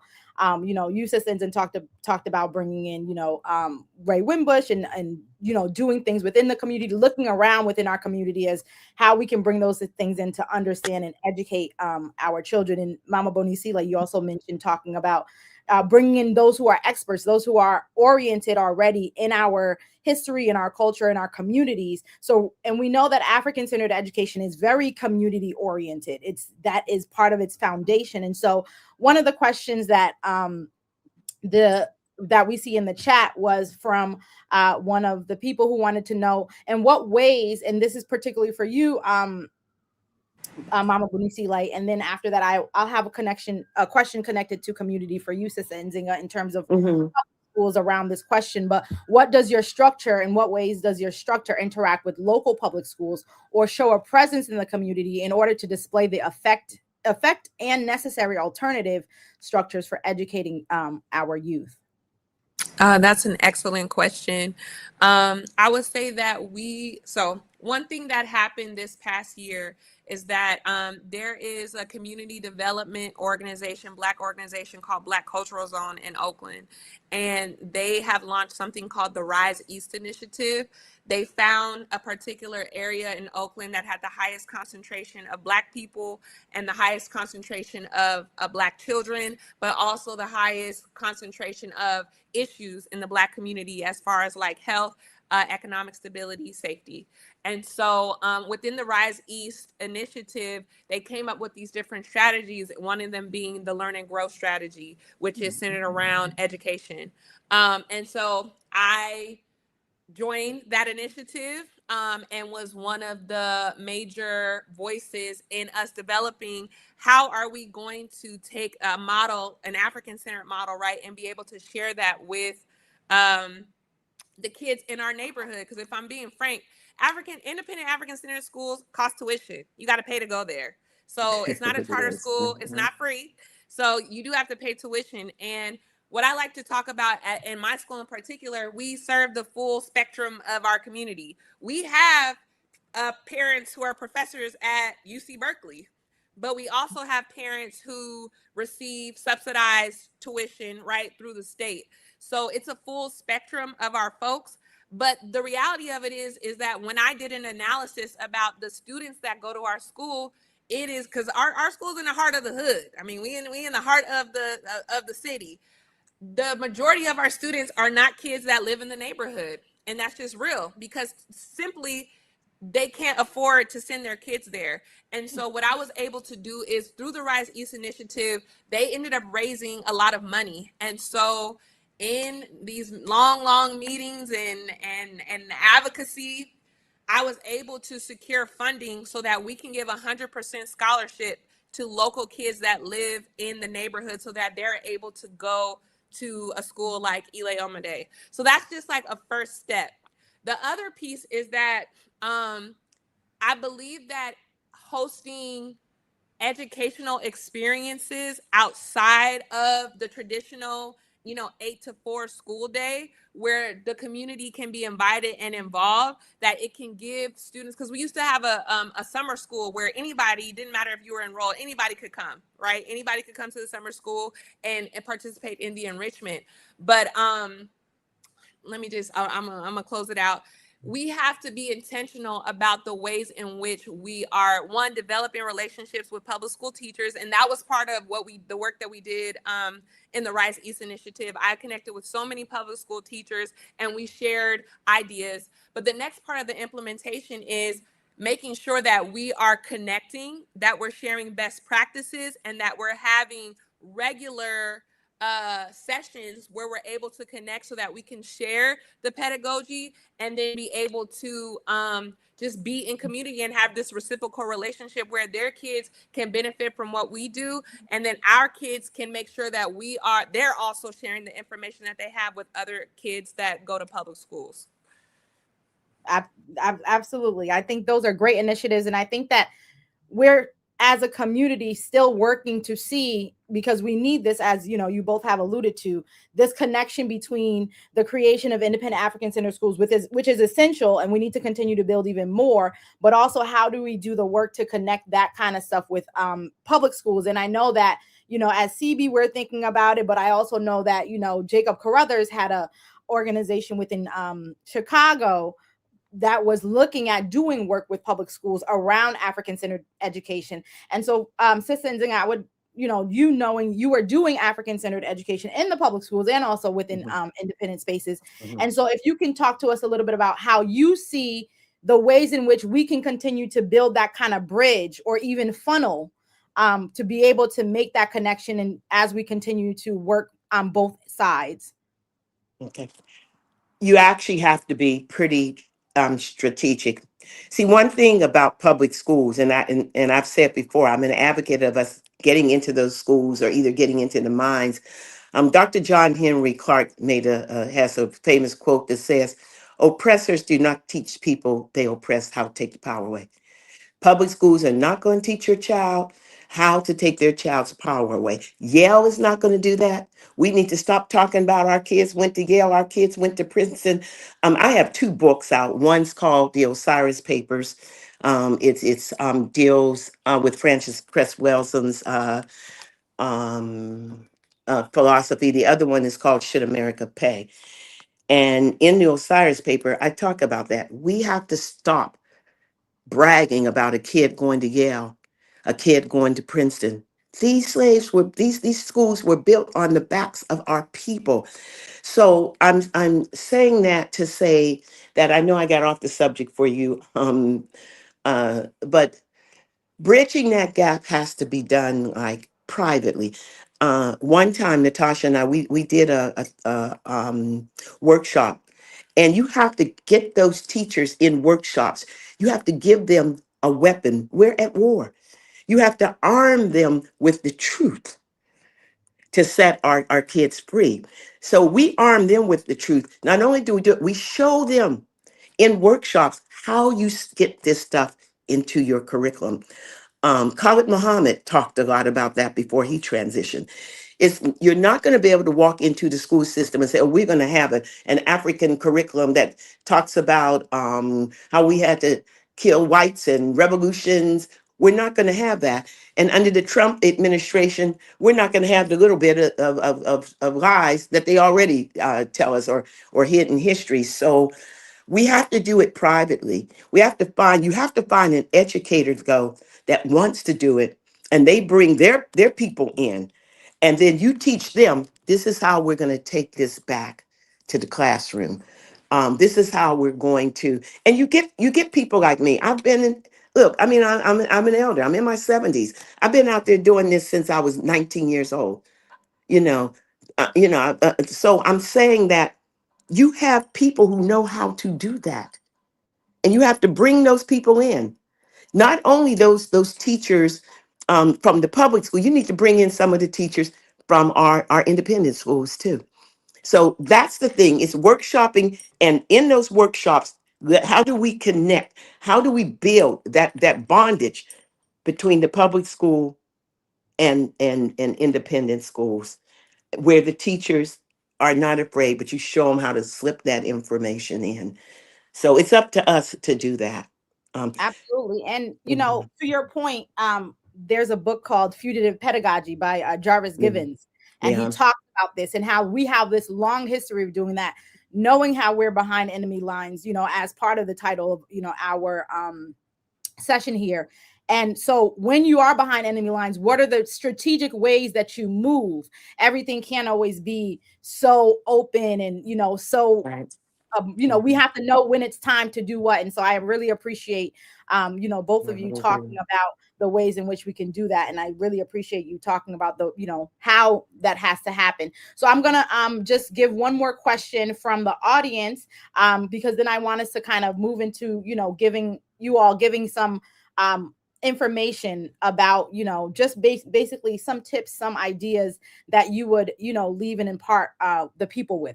So there is one question here that was asked by an audience member in relation to there's a lot of growing confusion, basically, not just within you know, what we're learning in schools, but also within this ever expanding internet and social media. And so there's so much disinformation, and our people are very confused at this time. And so their question is, with the growing rise of so-called Black people identifying with being indigenous to the Americas, have you seen this impacting African-centered schools, and how? And if you know, either of you can take this question if you have an answer. And if you haven't seen it, My answer would be no. Just no. You know, there's such a, let me see the question one more time, because usually that subject, so identifying as being indigenous to the Americas.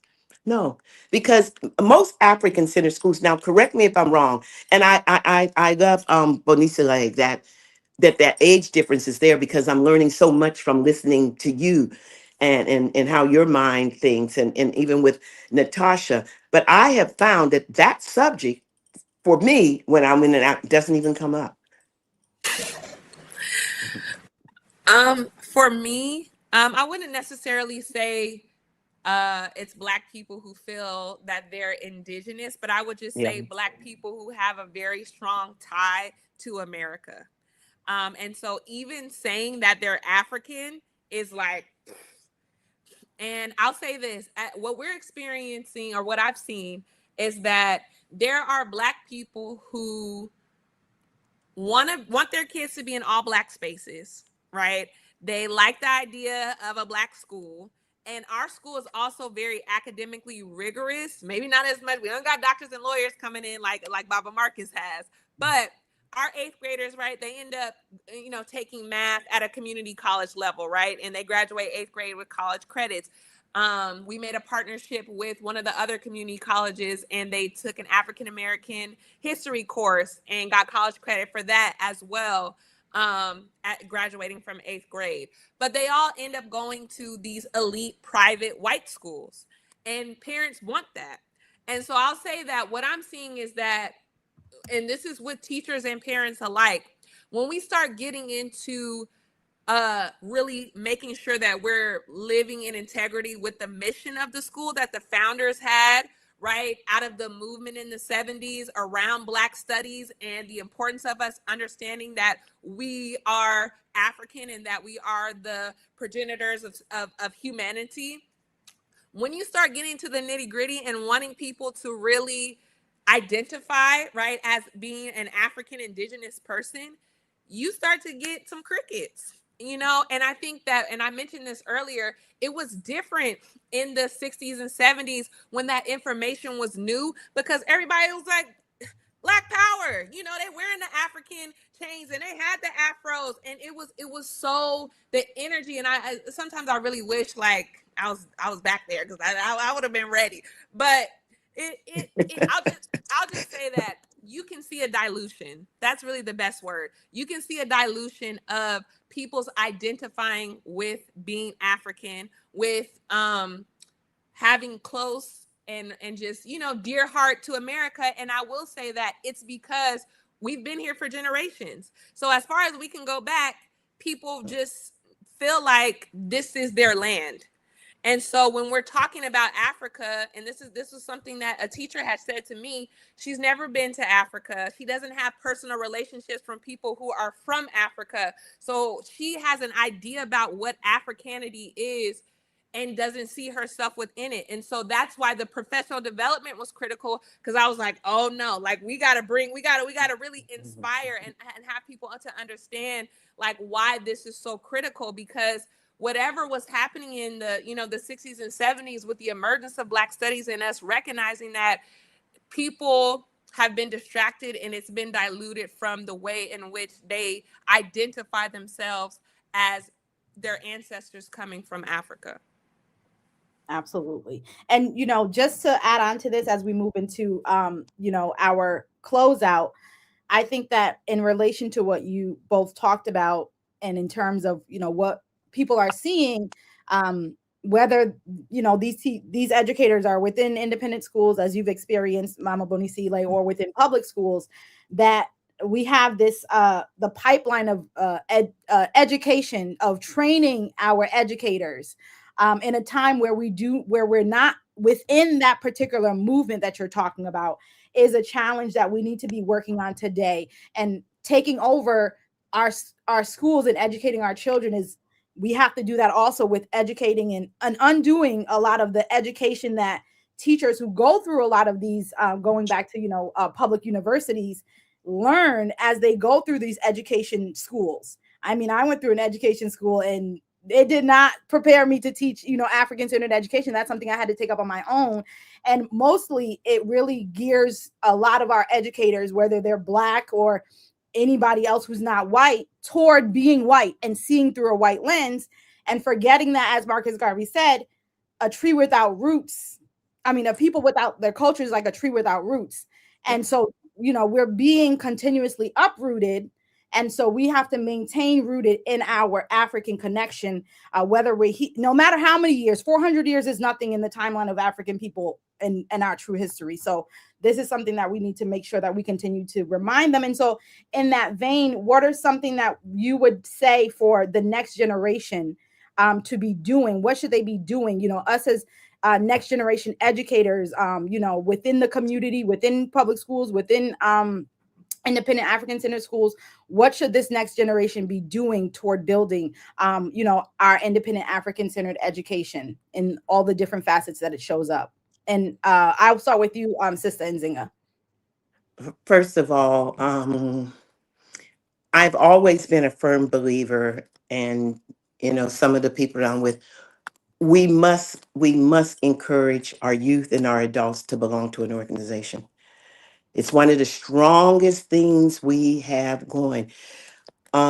We have to, not only do we encourage this next generation to belong to organizations, but we have to, not only that, we have to encourage them to read, and we have to give them a list of what they should read, because they will read some nonsense and then come back to us with that. But it's all about when I walk up to you and I say, what have you read this week? What organization are you working with? I don't care if you're 4 years old, if you're 5 years old. There's something that you can be doing. At 5 years old, there are groups like Jewish kids know all about the Holocaust. We pamper our kids. Well, we don't want them to see us hanging from trees. Why not? Since you're still hanging from them today. So those are the kind of things that I think that we really do. We have to not be afraid. We have to not be afraid to teach them that they have to continue what the Black Panthers did, that we have to teach them. We still have Panthers that fought for liberation sitting in jail right now, and some of us are not participating in their release on any level whatsoever, yet we expect our youth to. I do want to say this. They glorify the 60s and the 70s more than they should. I'm of that era. I talk to people and I say, if you think that Dr. Martin Luther King got the glory that he gets now, back then, no, he did not. He got it in certain areas, but he did not get it. Malcolm did not get it. And everybody with their black fist in the air didn't. It's one thing to put your black fist in the air.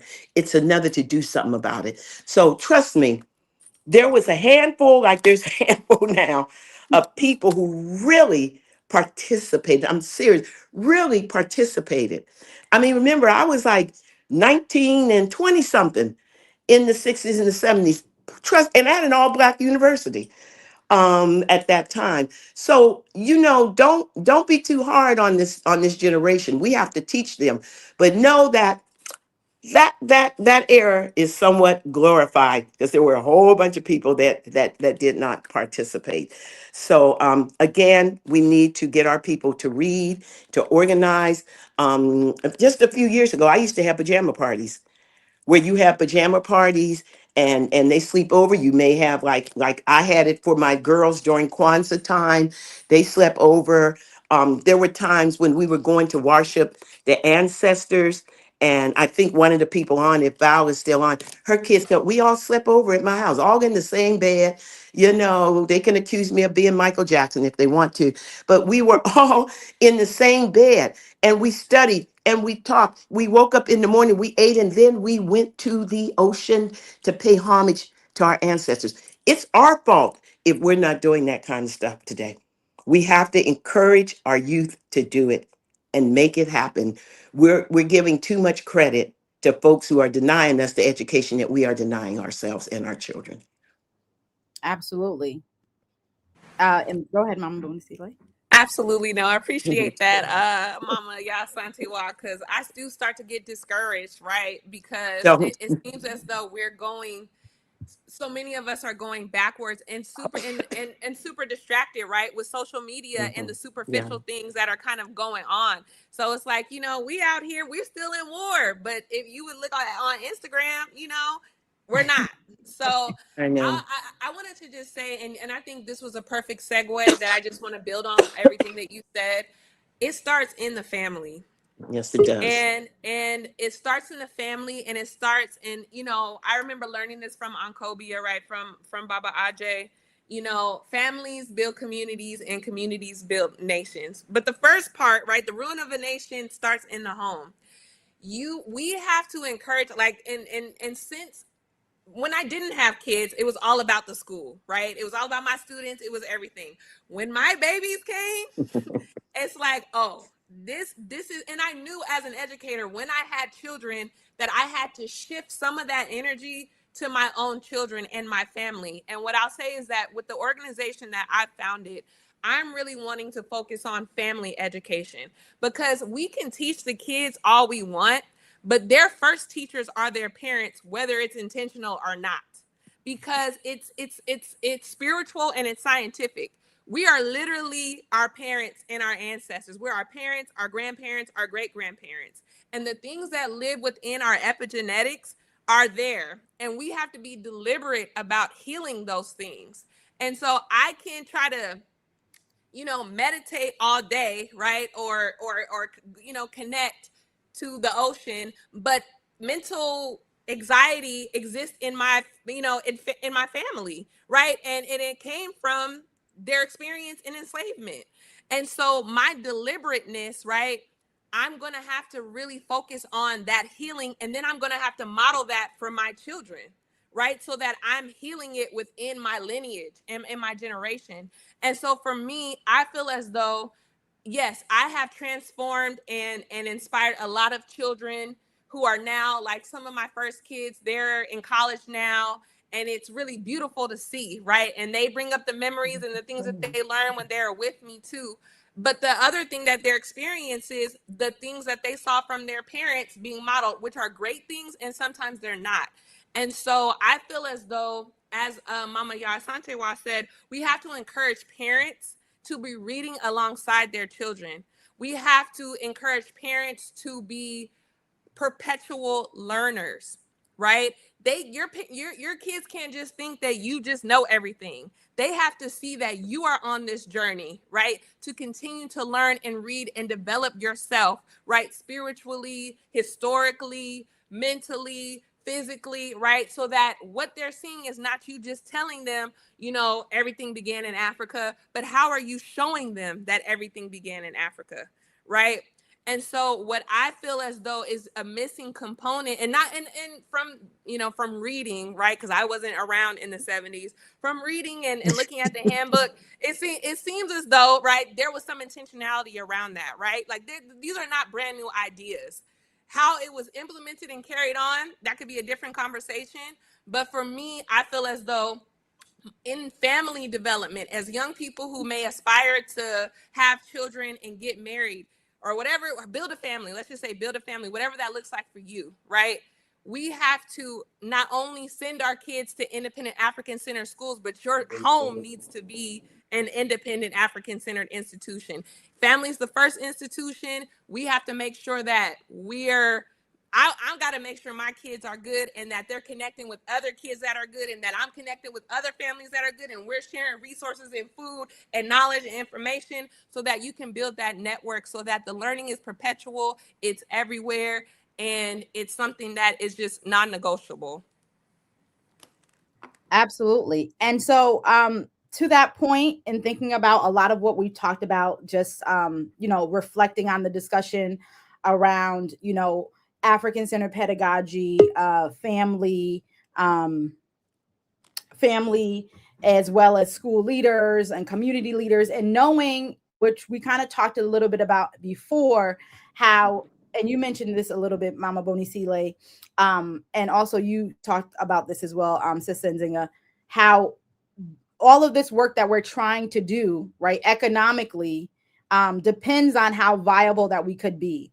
And so if we can spend some of this time really quickly, and both of you, I would love for both of you to answer and talk a little bit to this question actually that we got in the chat. And, you know, since we have some time, we will take this question as well. To the point of how do you fundraise capital and not loans? And is that how you sustain your school? I think this was a question very specific to you, Mama Bonisile. And do you have partnerships with other independent schools or consider working with daycares? And then, so after Mama Bonisile answers, Sister Nzinga, I would like you to talk a little bit about, because you're great at fundraising, you know, within community. And we know so much of our education, and when we look back at it, we've always funded it. And so what are the ways, and, you know, that you do fundraising and tips and tricks that you think would also be helpful to how we could come to sustain these schools, or even Saturday schools, or even other spaces that we're thinking about creating to educate our children from an African-centered perspective? So go ahead. I'll start with you, Mama Bonisile. Awesome. Yeah, so this is actually a new skill that I've developed over the past 3 years and found out I had a bit of a knack for it. I would say the key word is relationships and partnerships. You do have to be unafraid and be able to tell the story and importance of African-centered education to the greater community, regardless of who it is. For me, I prefer to talk to other Black people. I'm really not in the business of begging white people for money. That's not in my spirit and in my soul. You have to realize that there are Black people that do have money. There are Black organizations that do have money. And this may change regionally, right? I'm in the Bay Area and we're like the nonprofit capital of the world. And so there's a big nonprofit industrial complex. There's a lot of dollars being floated around. The Silicon Valley is right there. And we have some Black folks that I know personally who are great at fundraising. And so what I found to be successful is looking at other Black organizations, other nonprofits, looking at regional initiatives, and looking at spaces in where you can meet with those people face to face, have a real conversation, and advocate for your school. And so the strategic partnerships that I've been able to build have really, and I believe also that the ancestors conspired. So again, back to that spirit, don't leave out spirit, right? You got to pray and manifest for what you need. But it just so happened that at the time that I became the associate director of the school, this regional initiative was happening that raised $100 million. And so all I had to do was get my foot in the door. once I was able to do that, you start to meet different people, and you have to just be thinking with a strategic mind about how can this relationship be mutually beneficial? How can I do some resource development for the school?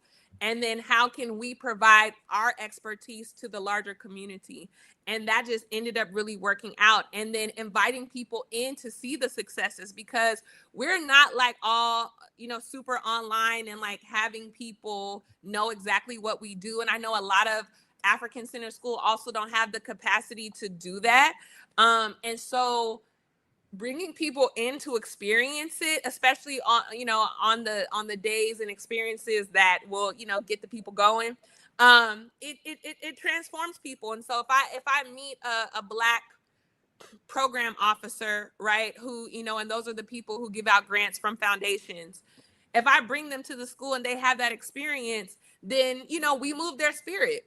And so they're going to be moved to allocate resources to the school. And so we've been able to benefit from DAF funds, which are donor advised funds, which means that we haven't really had to like write grants for it.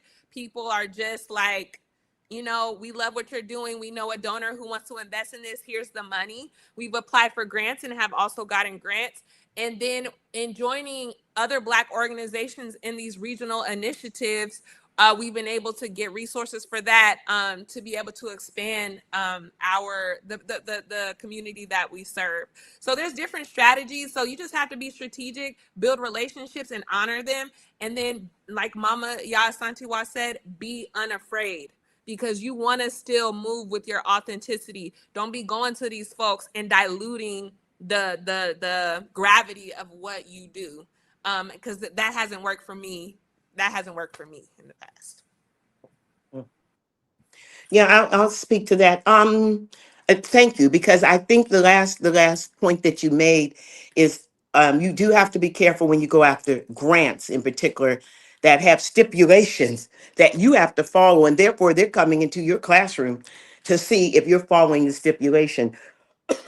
I think the donor funds are certainly more acceptable to seeing what you have and having that school run the way that you're running it. You mentioned something about, before I go on to something about the $100 million. Who gave you $100 million? See me asking, who gave you the hundred? Where did the $100 million come from?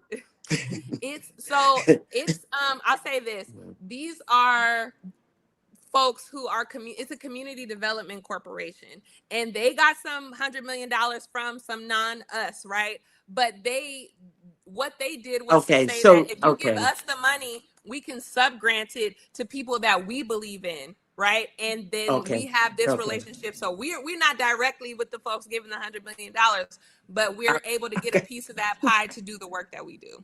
Yeah, because the key word was it came from people who were non-us, and that's what I was wondering. Where does $100 million come from? Okay, like I do like to do fundraising, and I can do it on a very community level. One of the places that I learned was when Mr. Farrakhan did the Million Man March. I was so impressed at the strategy of, I just want 1 million men to give $1. Well, then that means in an hour, you ran around and you collected $1 million. Now, the Million Man March, he collected much more than that. There were men who gave 100. There were men who gave 10. Now, they claim they didn't make much money, but hey. But I learned from that. So people that know me today know I will pull one of those off in a second. How many people do we need to give $10? We need 100 people. When Sankofa International Academy got in trouble, I did one of those kind of fundraisers. Let's send 100 notes out to 100 people to get $100 or $50. So that's one of the things that we have to do, that comes from the whole Susu thing, is use the community, because there are some people that have thousands of dollars that they can literally give you and they write it off. I've done projects where somebody gave me $5,000 for a personal thing that I was doing in Africa in December because he needed to write that off. So I think the big fundraising, that's why I asked you about who gave you $100 million. And I said, we need to get involved with that on some level, because that's where our school was weak.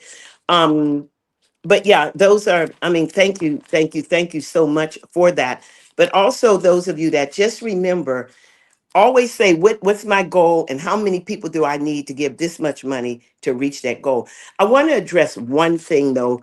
When we were talking about families, and it's very important because I said it, that family needs to get involved, but we also have to take in consideration that some of our youth don't have family. They don't have mothers. They don't have fathers. They don't have families to read to them like I wish that they did.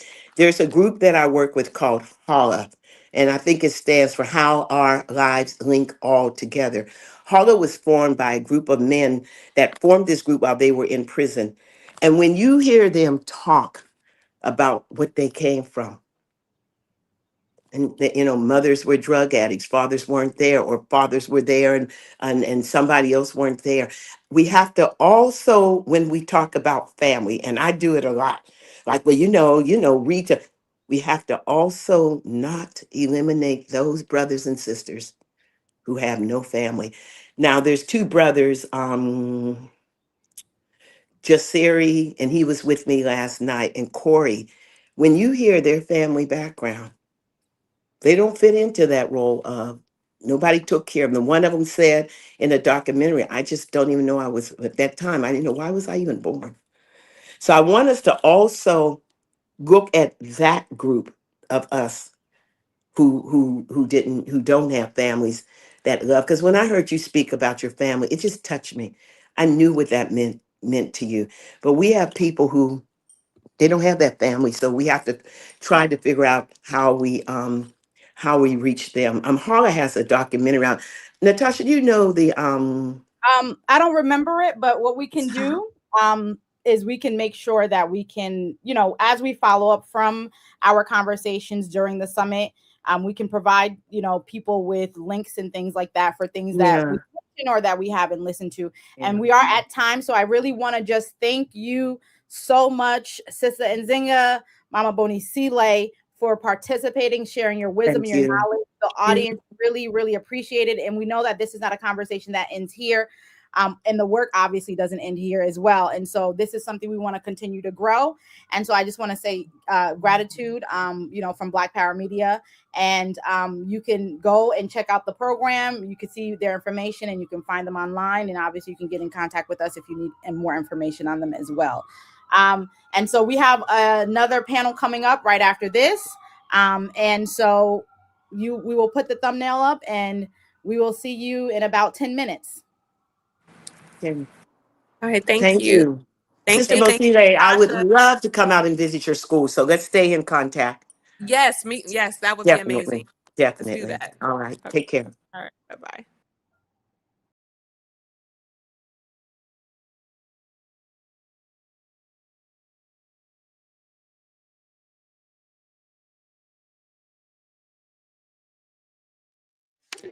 Yes, powerful panel. You're checking out Organizing is the New Cool. This is the Organizing is New Cool virtual summit.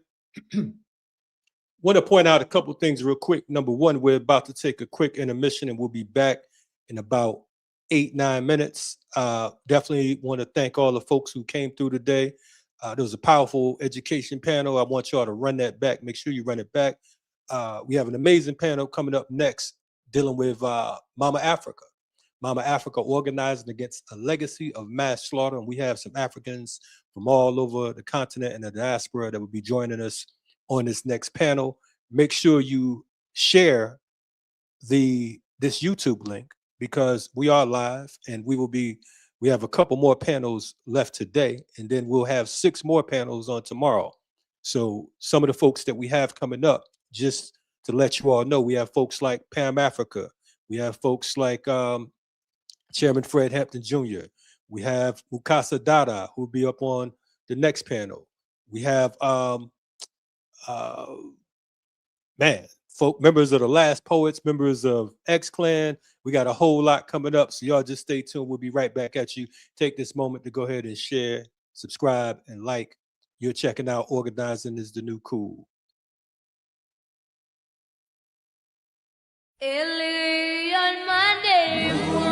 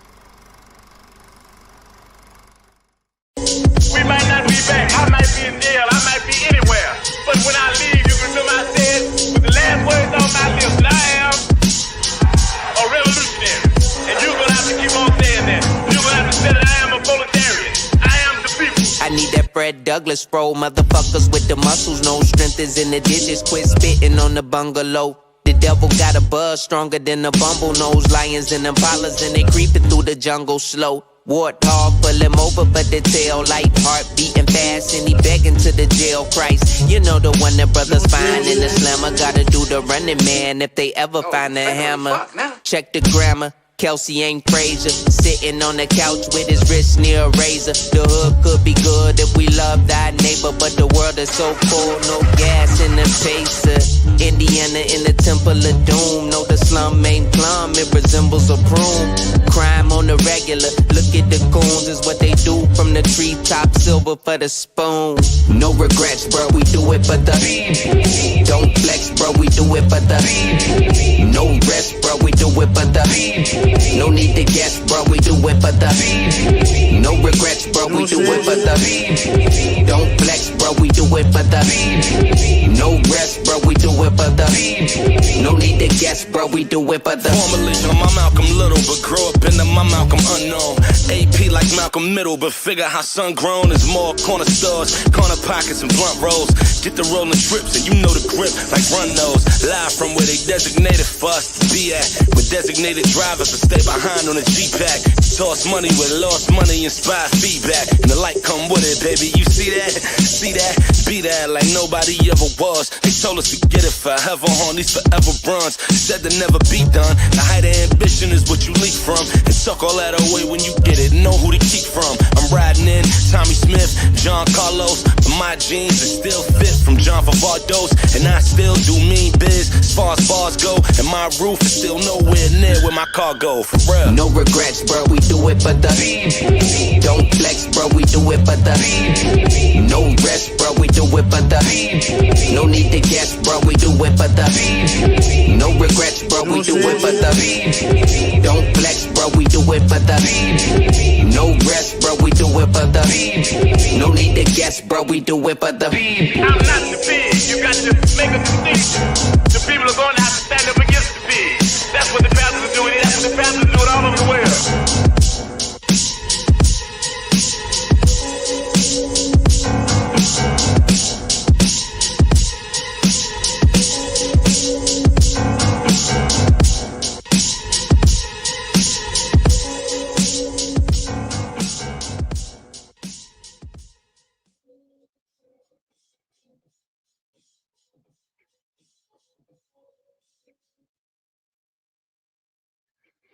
What's happening, good people? We are back. We are live and direct. This is the Organizing is the New Cool Virtual Summit. For folks who are unaware, Organizing is the New Cool is the name of a documentary that we did on the FTP movement, our organization. We decided to do this summit this month because it marks our 22-year anniversary. So we wanted to put together a summit with some folks that we respect from around the planet. And we want to give you what the people need, give the people what they need, what the people desire. This next panel right here is called Mama Africa, Organizing Against a Legacy of Mass Slaughter. It features Moya Mzuri, Inemesit, Richardson, and brother Mukasa Dada, who's gonna turn on his camera. We're gonna bring them to the stage right about now.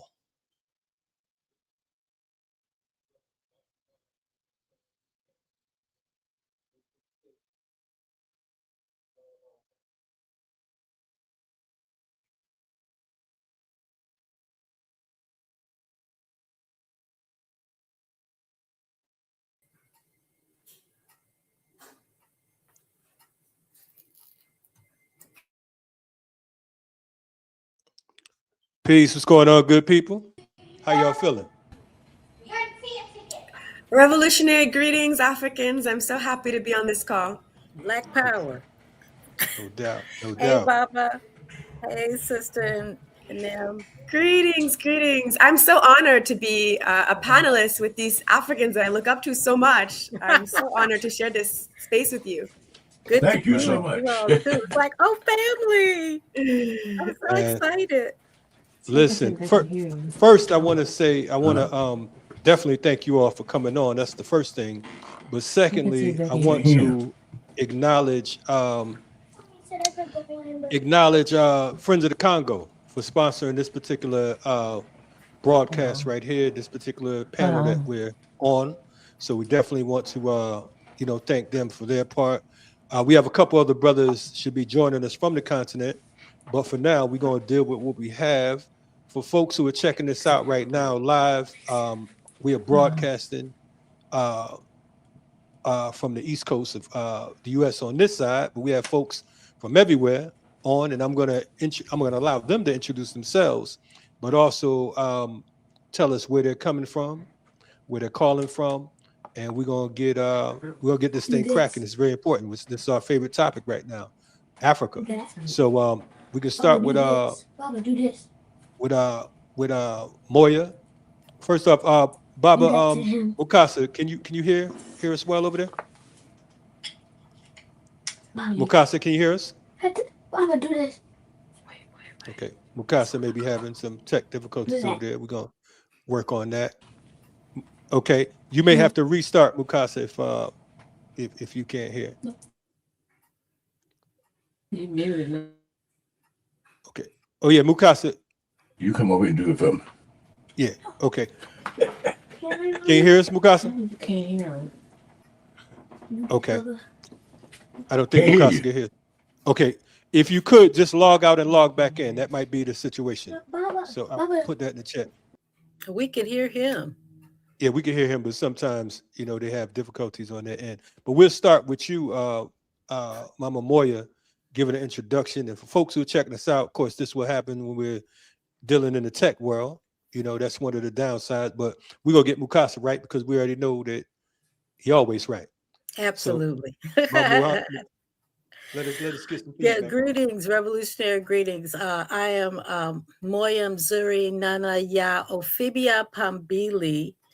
That was my Akan family name. I am a member of the All African People's Revolutionary Party and the All African Women's Revolutionary Union. And in fact, Baba Mukasa was one of my cadre when I joined the party in 1976. So this October will make crazy 50 years. Unbelievable. I don't know what happened, but a whole lot of struggle has been going on. So former Central Committee coordinator, I am in Tongva Territory, occupied Tongva Territory in Southern California, United States. Right on. Definitely appreciate you.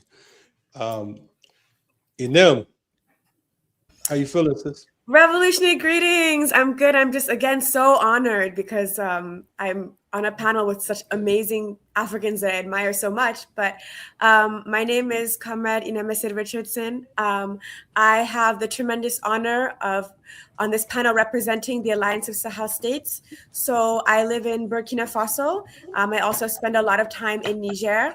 I am also a member of the All African People's Revolutionary Party and the All African Women's Revolutionary Union, as well as one of the co-founders of the Thomas Sankara Center, which is a Pan-African lending library and political education center based in Burkina Faso and Niger.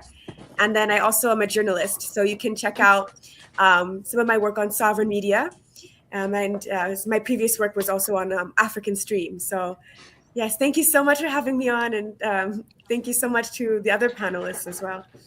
We definitely appreciate you and them. This brother right here that we're bringing on now, there wouldn't be a Black Power Media without him bringing that slogan to light about Black Power. You know what I mean? So when you talk about a brother who coined a phrase that lasts a lifetime, we're talking about Mukasa Dada, someone that I've known for a few minutes, and he was in the game for so long. I told him my mother and him shared the same birthday, and he asked me how old my mother was. I said 75. He said, "Oh, she a little girl." So that's how long he been in the movement. When he called my mama a little girl. Mukasa, what's happening, brother? Tell the people who you are and where you are. I'm in Atlanta. My name is Mukasa Dada, formerly known as Willie Ricks or Papa Ricks, and I believe in Pan-Africanism. I believe in the unity of Africa, and I'm honored to be on a program with two amazing African warriors. And basically, that's what I had to say. No doubt. Right on, right on. Well, you got 3 African warriors on here, brother. Don't try to leave me out because I'm not a sister.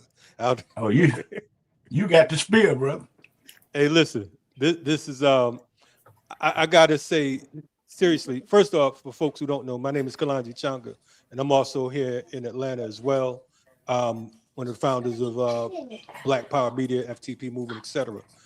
But I want to say that I'm honored to be on this panel with these good people. Mama Moya, I think I've known her about 25 years, if I'm not mistaken, somewhere around there. Baba Mukasa, probably about 30. You know what I mean? I've known Baba Mukasa back when he had long locks. His hair was about as long as mine when I first met him. Yes, sir. And Inem, I've been watching her work over the past several years, and I say it's an honor to be on with the youngest in charge. I want to get this thing started because the one thing I know about the 3 of you is that you unquestionably, undoubtedly love Africa. You understand? And I think that what I appreciate about you is that we know that in these times, to call yourself African is a revolutionary act. Because most folks want to be everything but African. They want to, you know, I'm 2% this, and my grandmother, you know, wore a Japanese diaper back in 1838, and we got to make all these claims, so on and so forth, as if civilization didn't come from the continent. So I want to start off by asking you all a question that is simple in thought. It might sound simple, but it's a complex question to a great extent, and that is, what brought about your love for Africa? And we can start off in any direction. And we'll start with Baba Mukasa because the elder. You said what brought what to Africa? Brought about your love for Africa. What is love it? Love for Africa? Yes, sir. Probably being born. Being born and looking in the mirror and somebody talking in my ear saying Africa. And I just learned about Africa, and it put its own personality on me, and I've been talking about it and fighting for it ever since. Period. Right on. Mama Moya?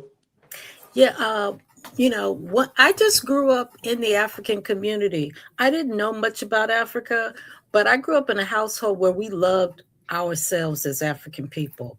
We were Black people, but we loved ourselves, and we hated the cracker.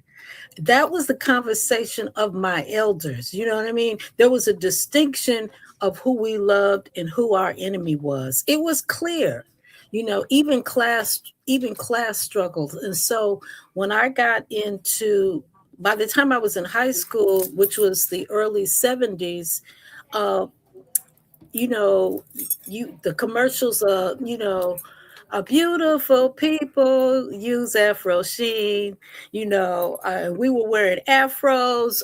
It was on commercials. You have, you know, Soul Train, and folks were promoting our identity. We were seeing Angela. We were seeing the Panthers. We had Panthers because I grew up between Watts and Compton. So we had Panthers all around our community. And so that identity began to grow and morph into realizing that we all came from Africa, and that Africa never left us, because once we began seeing you know, pictures of folks dressing and dancing and what they were doing in Africa and looking at what we did here, it's like, you know, hundreds of years didn't make a difference. We were eating the same gumbo. We were eating the same greens. We were doing the same dances. You know, I saw a commonality. So I grew up loving my people and, you know, hating the enemy. And so it was an easy transformation by high school, because our symbol at Centennial High School school was, was at Unity of African People. That was our high school class motto. You know what I mean? So by high school at Centennial and Compton, we were already there. So by the time I got to college, it was no brainer. I joined the African Ensemble. I was performing and singing in Ewe and Akan. I was taking classes of Kiswahili. It was just natural. And then within the next year, I was meeting folks that had joined the APRP and they were inviting us to join. So it was like it was made to be. My path had opened to me from the very beginning. Appreciate that. Inem, same question. Yeah, I mean, this is a great question. Like the other Africans have stated, I grew up loved by African people, cared for and nourished by African people. So of course, that's the base. But, also I grew up in Babylon, and it's like, if you don't know you're African, the enemy knows you're African, right? So regardless of what you call yourself and what you see when you look in the mirror, the enemy already knows who you are. I'm a little younger. So just to give context, like when George Zimmerman was acquitted for the murder of Trayvon Martin, I was in 8th grade. And then, when the protests were happening around, justice for George Floyd, I was finishing up college. And so that was like, that period was kind of like the stretch of my adolescence. And even though my mom is an immigrant from Nigeria, I think I would have still had a very US-centric focus and scope if I hadn't had amazing mentorship. But I really was brought into the struggle by some incredible people. I was engaged with an organization that was called, or it still exists, it's called Chiapas Support Committee, which is it's actually based in Southern California, and it's centered around Latin America, but also the Global South more broadly. And this is an organization that really introduced me to struggles in the Caribbean. So that was some of my first introduction to understanding that, the way we suffer as African people in the United States is the way that African people suffer across the Americas. And then I studied abroad when I was in college. I went to Senegal and Ghana, and I was in Ghana when I came across the All African People's Revolutionary Party. And I want to also say, I didn't understand Pan-Africanism until that point, because I had this idea in my head that Pan-Africanism was kind of like an older thing that was like dying off.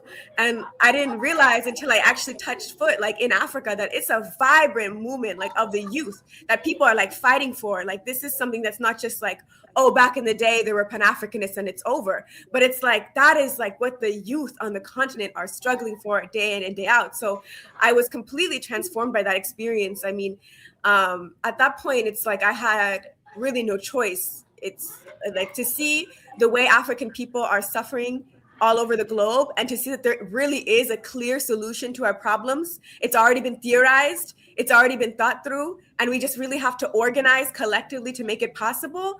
That really transformed me. So, yeah. Definitely appreciate that as well. Baba Mukasa, speaking of youth, right? You came from, we know, for those of us that know your history, we know you're out of Chattanooga, Tennessee, but you worked with folks like Dr. King, you worked with folks like Stokely Carmichael, later Kwame Ture. You not only worked and fought here in the U.S. in the very racist South, might I add, but you also took it to the continent. For the one thing that we have here in the U.S.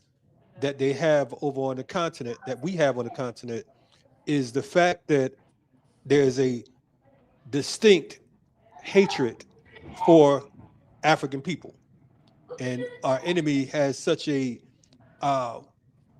love-hate relationship. You know what I'm saying? They use and abuse us, and then they want to torture us, murder us, etc.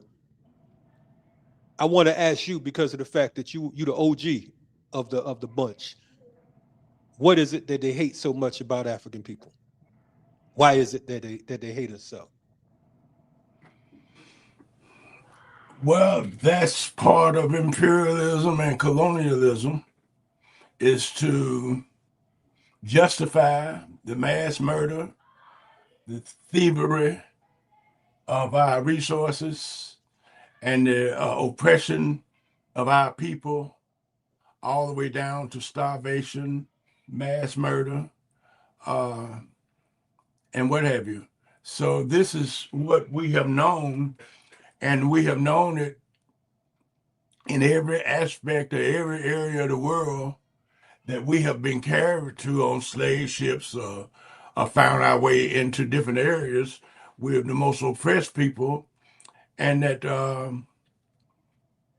once we began to look at ourselves or look at our community, it began to appeal to us in other areas. For an example, when I was fighting in Chattanooga, Tennessee, about 16, 17, they were they threatened my life on many occasions. And I was in the newspapers as a threat, a communist or whatever. And at the same time, I was in the newspaper. Lumumba in the Congo was in the newspaper. Fidel Castro in Cuba was in the newspaper, and they were doing the same thing. So I found myself on the battlefield with Lumumba and Fidel Castro and Che Guevara and all of them, even though we were in different parts of the world. And later, I began to learn about these people, and then people like Malcolm X or Jim Foreman or many people that was inside the movement began to point out Africa and to talk about Africa, because I grew up under colonialism where Africa was not mentioned unless it was something negative. So I didn't know anything about Africa until I got in the struggle. And once we got in the struggle, we began to make those connections. And lastly, I went SNCC people, John Lewis and Foreman, and some of us went to the United Nations, and we beat up, even though I didn't have all the details about what was going on in South Africa, we went there and we beat up the ambassador and the government officials from South Africa, and we were saying free Subutwe, free Mandela, free the people in South Africa.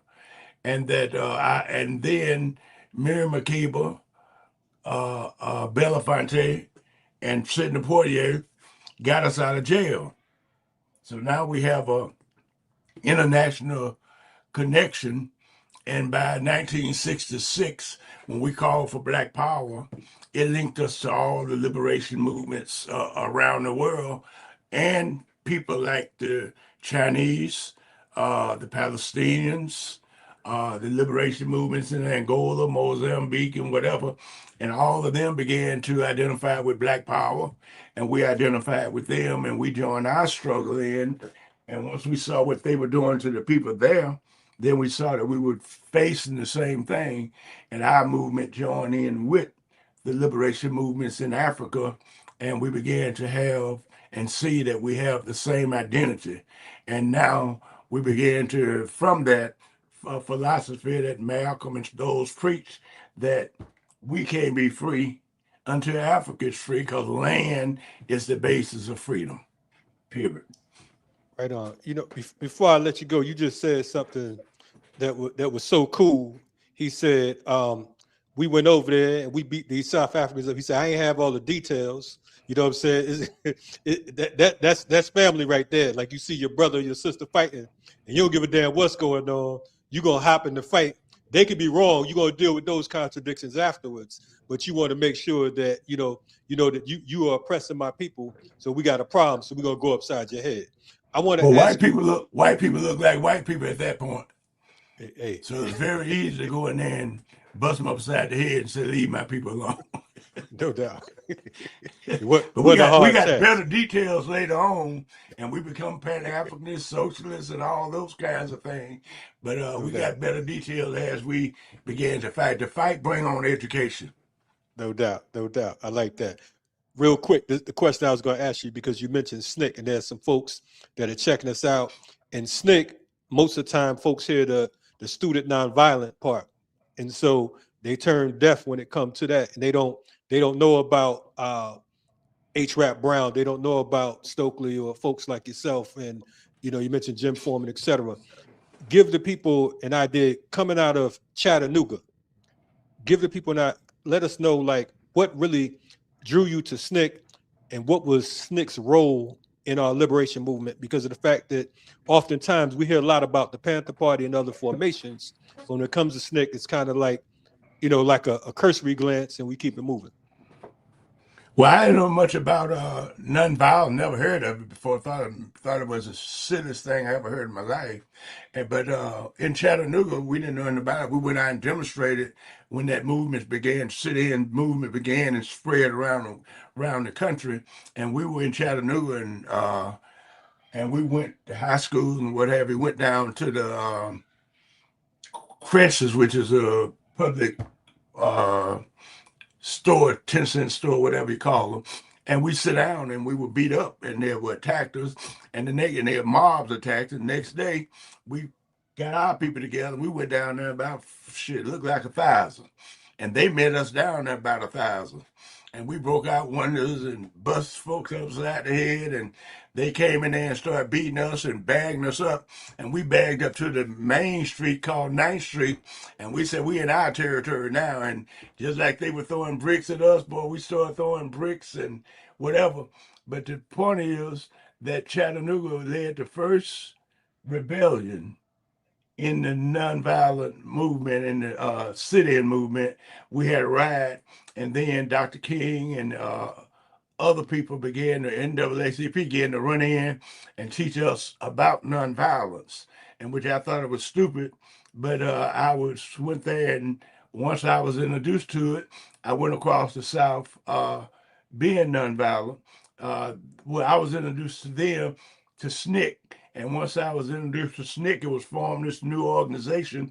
A lady named Ella Baker pulled everybody together, got $800 from Martin Luther King, went to Shaw University and said, let's get together.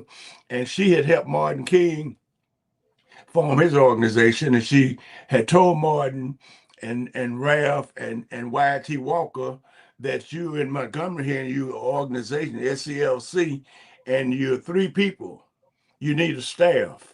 And she encouraged them to get a staff and came to Atlanta, helped them put it together. And when she helped them put it together, she worked in the office with all the preachers.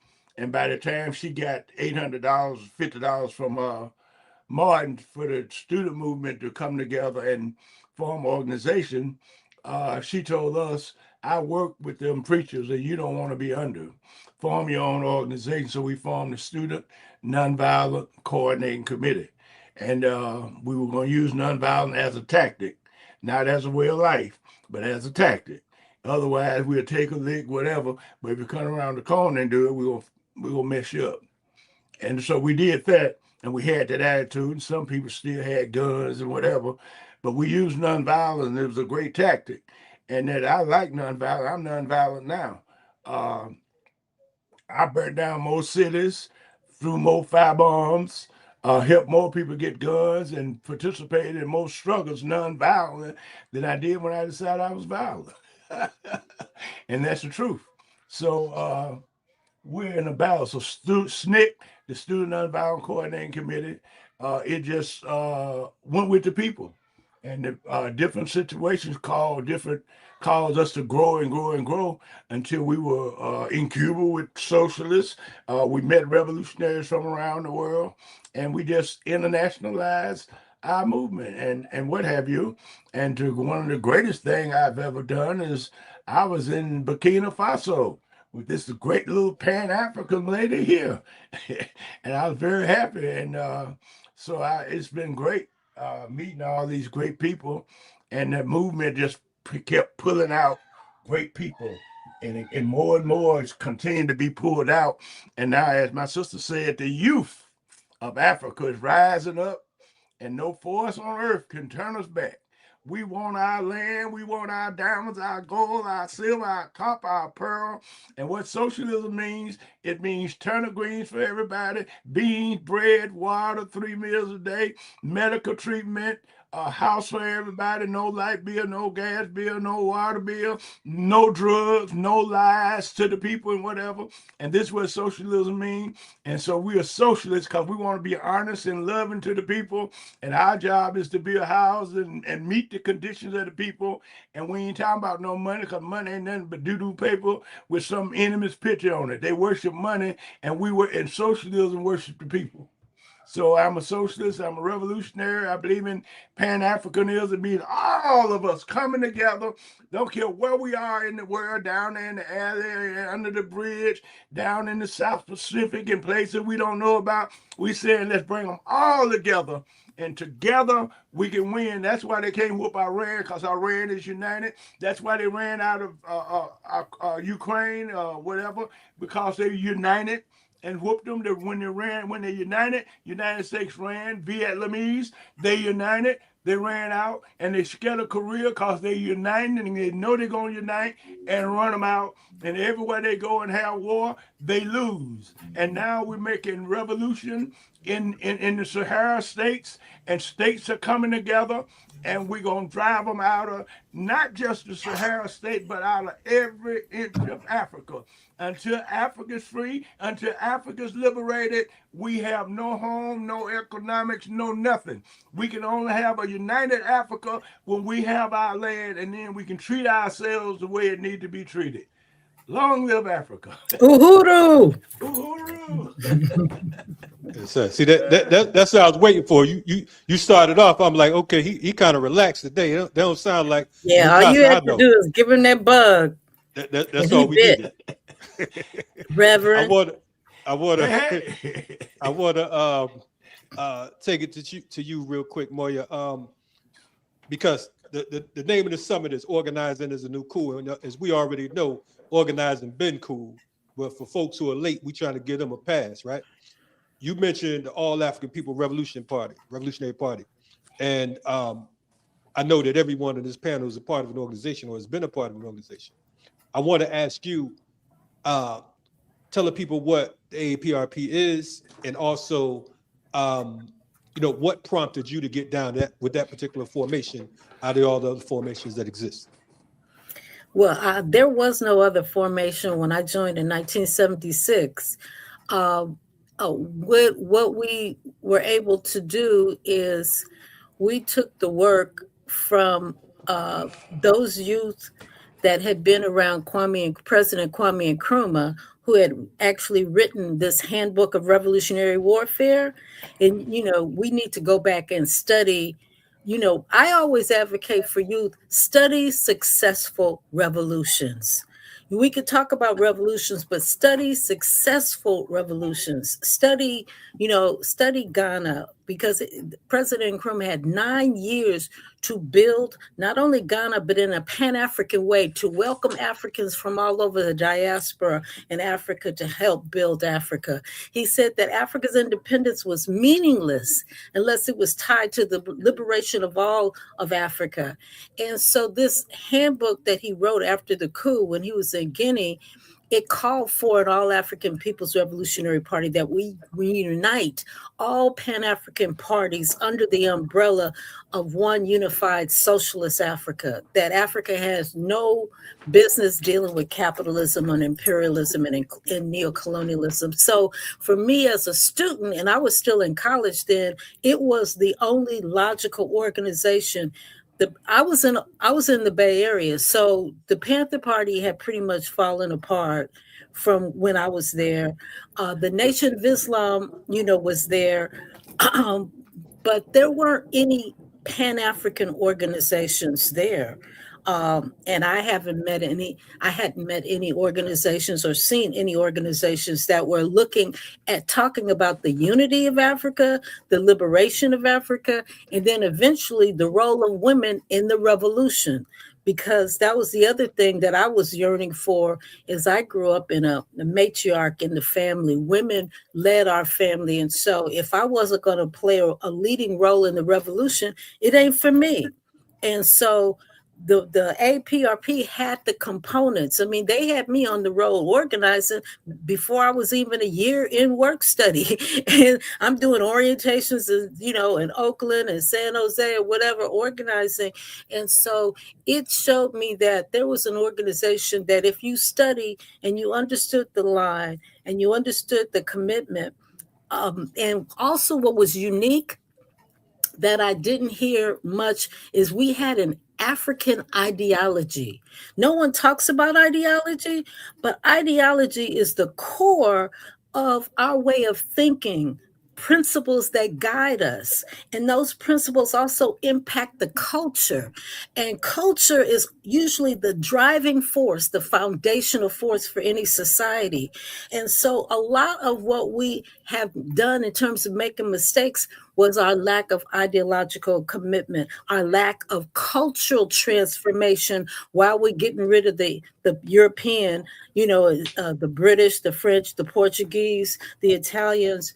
There isn't a driving ideology, set of principles that we're using that are African-centered, based on Africa's history and culture, that can bring us together. Because Africa's got one of the most complex continents. You got folks that were colonized by 4 or 5 different European entities that are Christian, Muslim, traditional.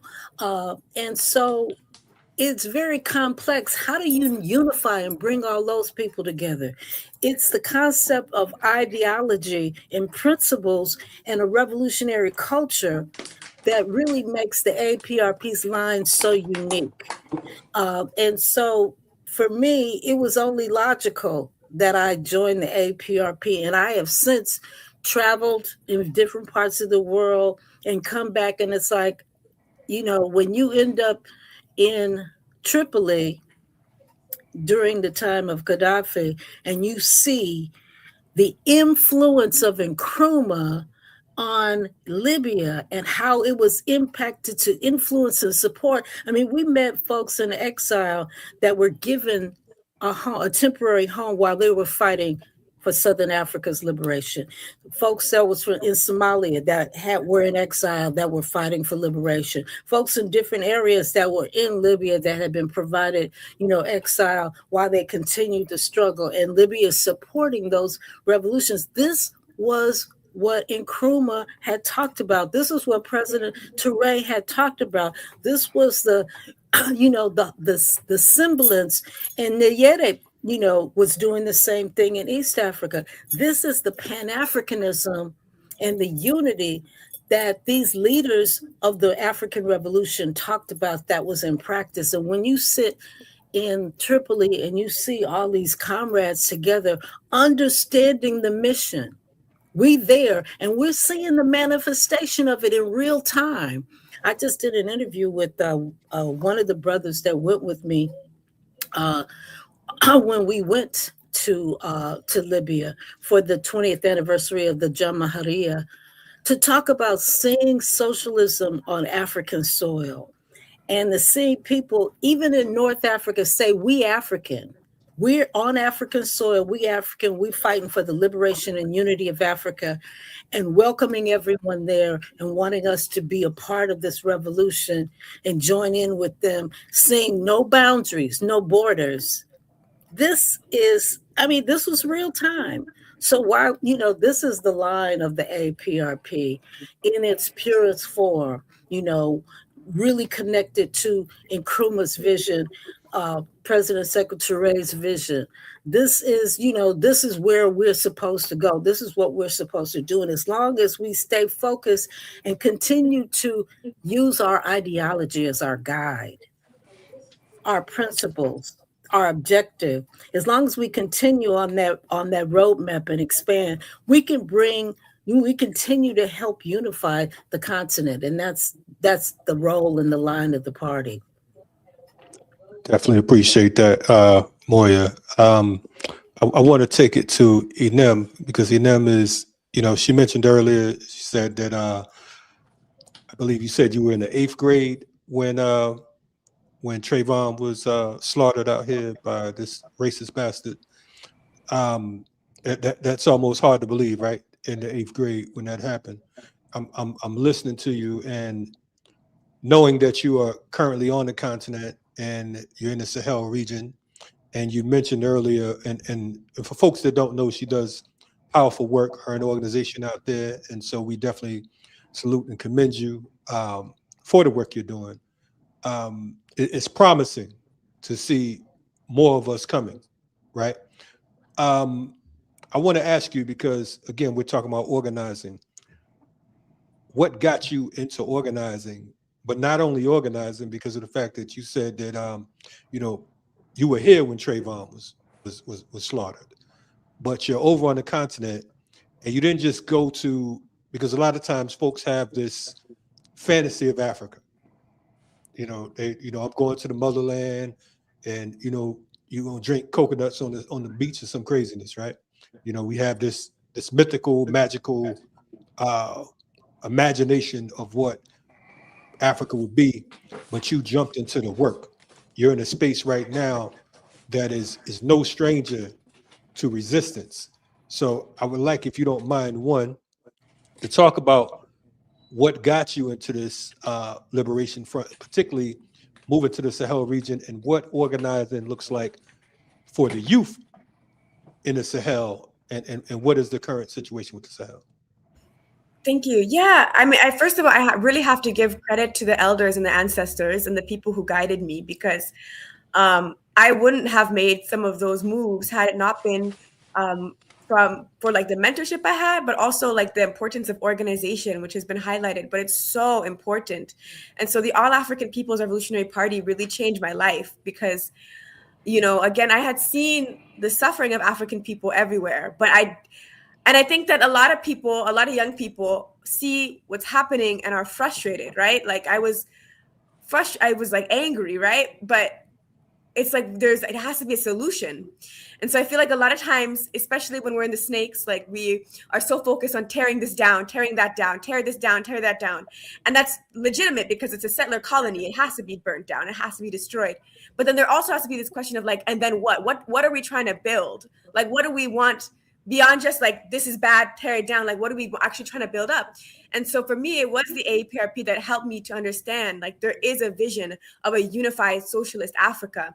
And I think, it's easy to hear something like that and think, well, that's very unrealistic. You mean like Africa is going to unify, tear down the colonial borders, this and that. But I really want to emphasize, like, when you are in Africa, and I've had a lot of privileges, like since I started this organizing work that I'm doing back home, I have had the experience of traveling around the continent. I've been invited to go to different parts of the continent and engage with people, including a lot of young people in a lot of different places.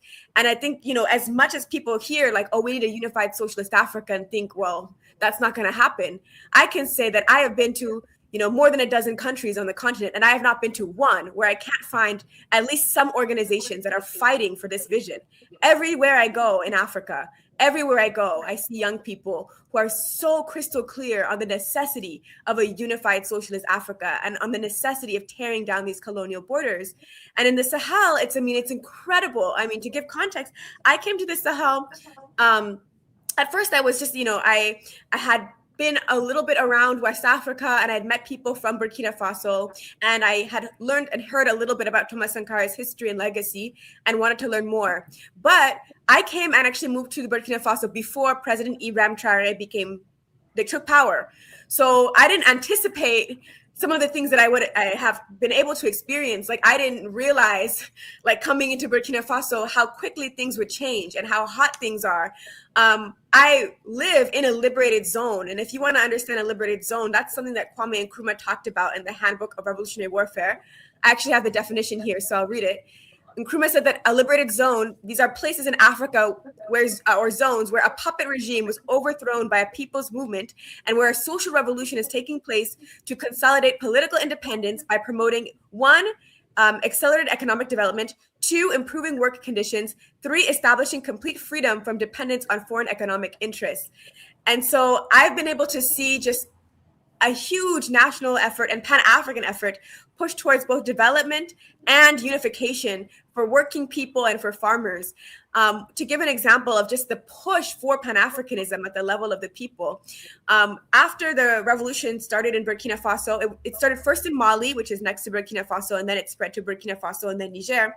So when it hit Burkina Faso after Mali, people actually marched on foot from the capital city of Mali, which is Bamako, to the capital city of Ouagadougou, of Burkina Faso, which is Ouagadougou. They marched, I don't remember how many miles, but like it's far. We're walking across countries in like a desert climate, right? On foot to call for the unification of Africa and to say we want to tear down the border between Burkina Faso and Mali. That's how strong people feel about this. This would be maybe like if you walk from like, I don't know, maybe you're walking from like Oakland to Chicago or something like that. You're really walking as like, you know, a long distance. And they were doing that as a group, as a part of an organization to express how much they care about this question of unifying Africa.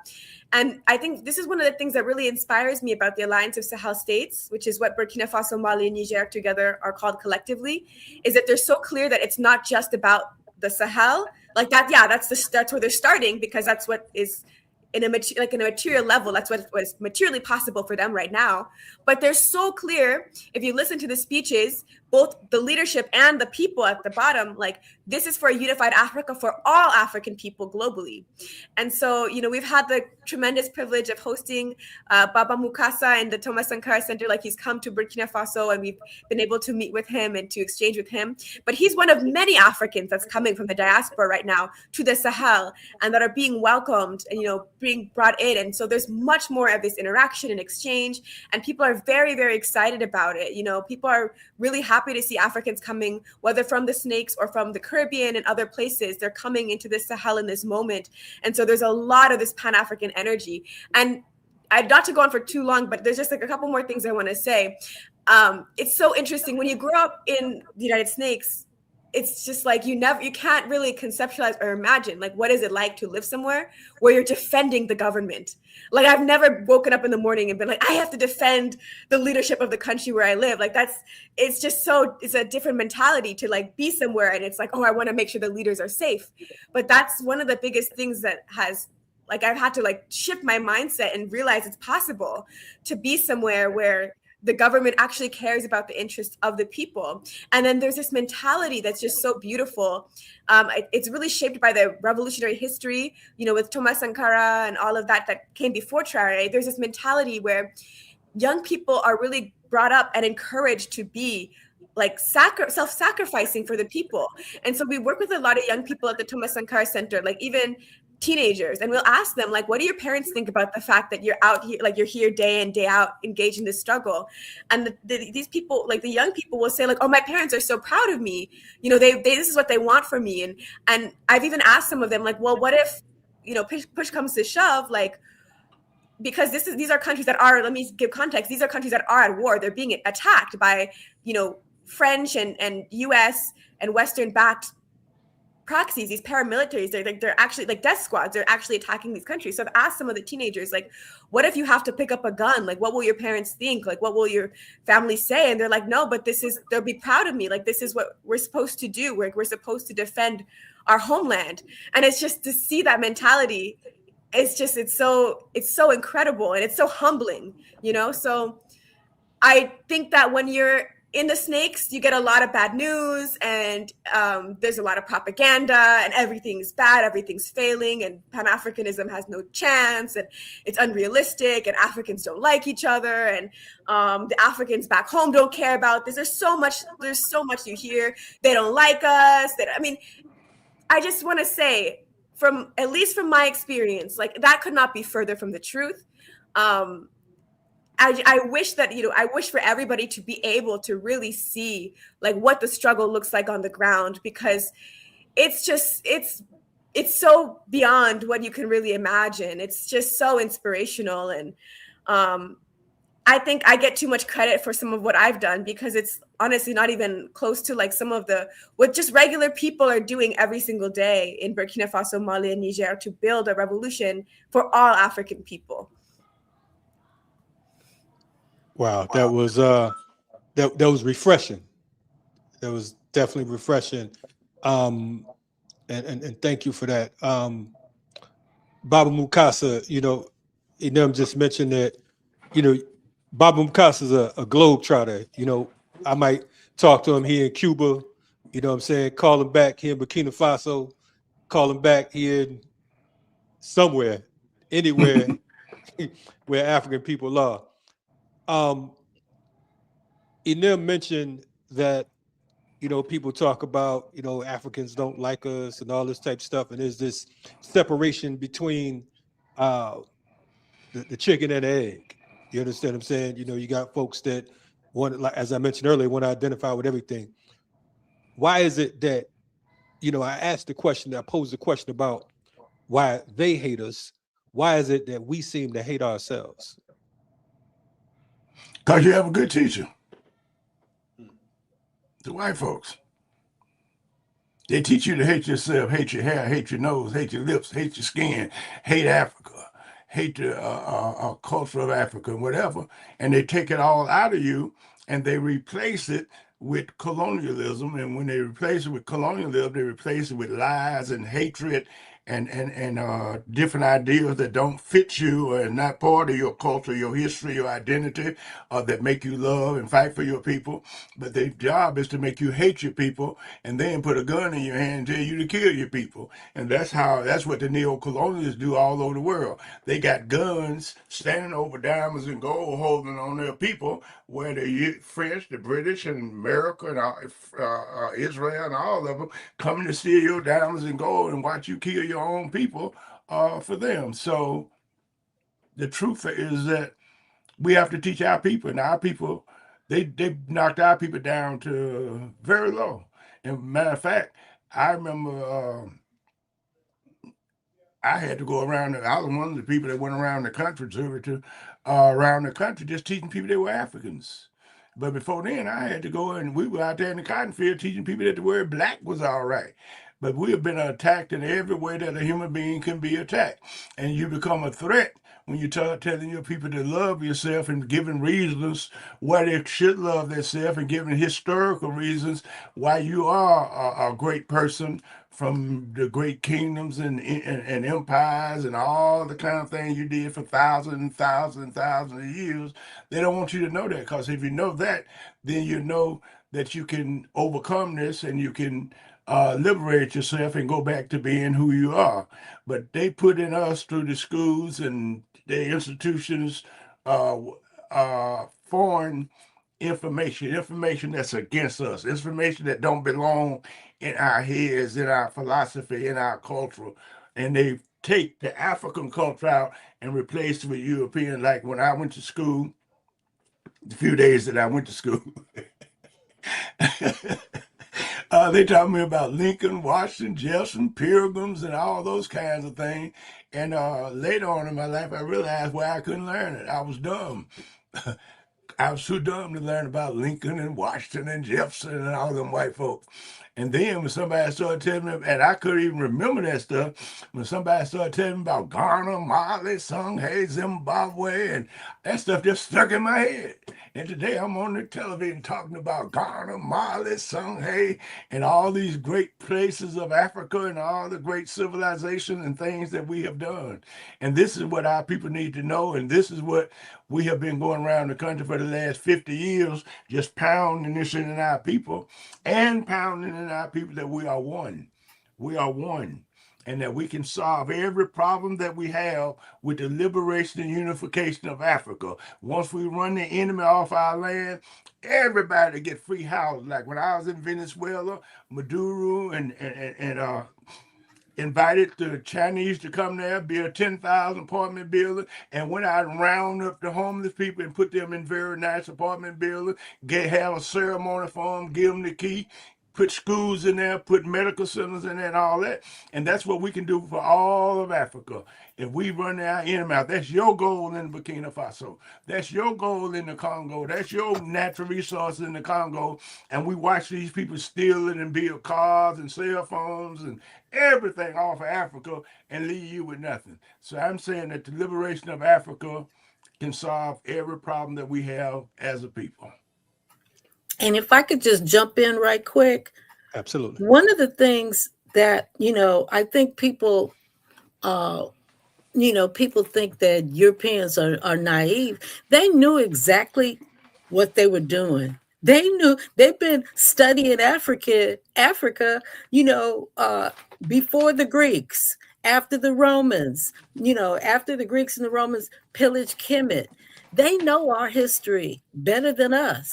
And there's a reason why they strategized to set up Obama as president, because they knew there was a growing consciousness. It's very strategic to select somebody, not only an African, but with somebody with that name.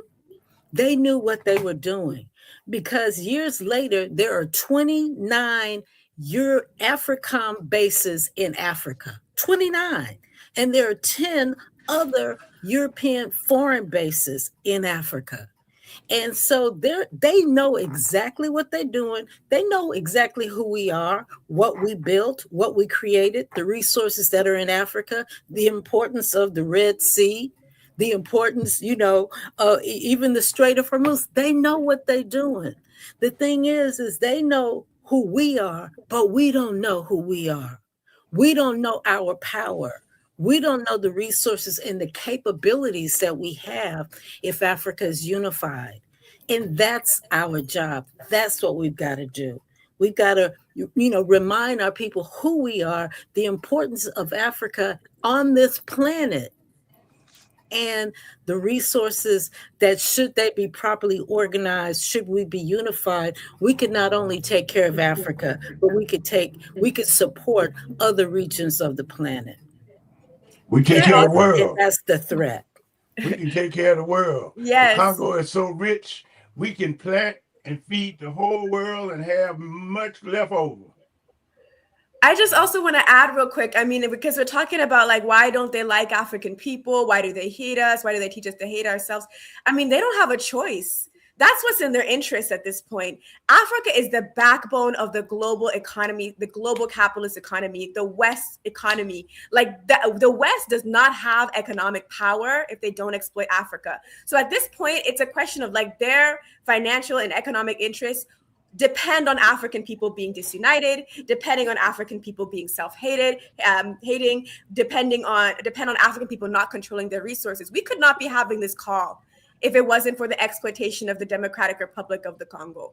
We could not have any of this conversation virtually if they weren't taking these resources from Congo that they use to power all of the electronics. Right now, one of the biggest sectors in the U.S. economy is the tech sector, right?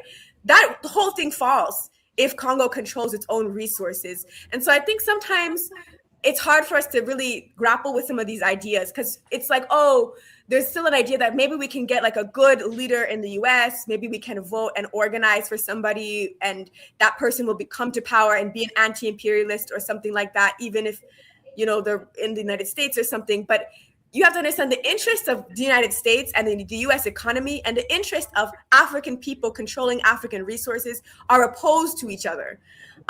So it's not even just why do they hate us? It's they have no choice, because that's just how they've structured they've chosen to do that with their civilization. Their civilization is built on plunder and the exploitation and destruction of ours.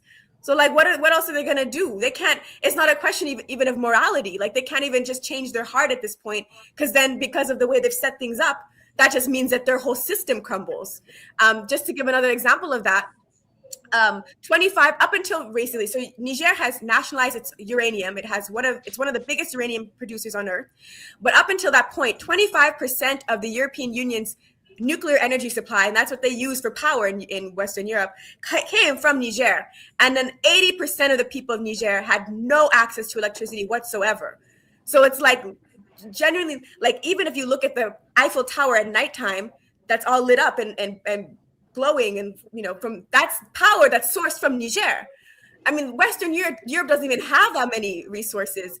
I'm just, not to go off too long, but we think about Europe like it's a continent, because they've told us it's a continent. A continent is supposed to be a giant landmass surrounded by water. Europe is a small little peninsula off of the corner of Asia, and it doesn't have that many resources. What do they have? I mean, they don't have mines that much in Europe. They don't really have a lot of resources. So if they have like this advanced industrial economy, they have these great trains and these great, modes of transportation and all this tech, that is coming from somewhere. It's not coming from there. It's coming from Africa. And that's Eurasia. We keep calling it Europe is Eurasia, and they are opposed to the politics of the socialists and communists in Asia. So, man, y'all too African for me, boy. Y'all, I don't know. We might get blackballed or whiteballed rather, and that'd be a good thing. I'm listening and I'm loving because we have an intergenerational panel. And that's important because of the fact that one of the tricks that the enemy pulls is this whole divide situation. You understand? It's impossible for the elders to organize with the youth, and it's impossible for this generation, and this generation ain't doing nothing, and this generation you got some fools walk around talking about I'm Asada's daughter, granddaughter, third cousin removed, and all that, but don't do nothing that Asada nor any of our offspring did.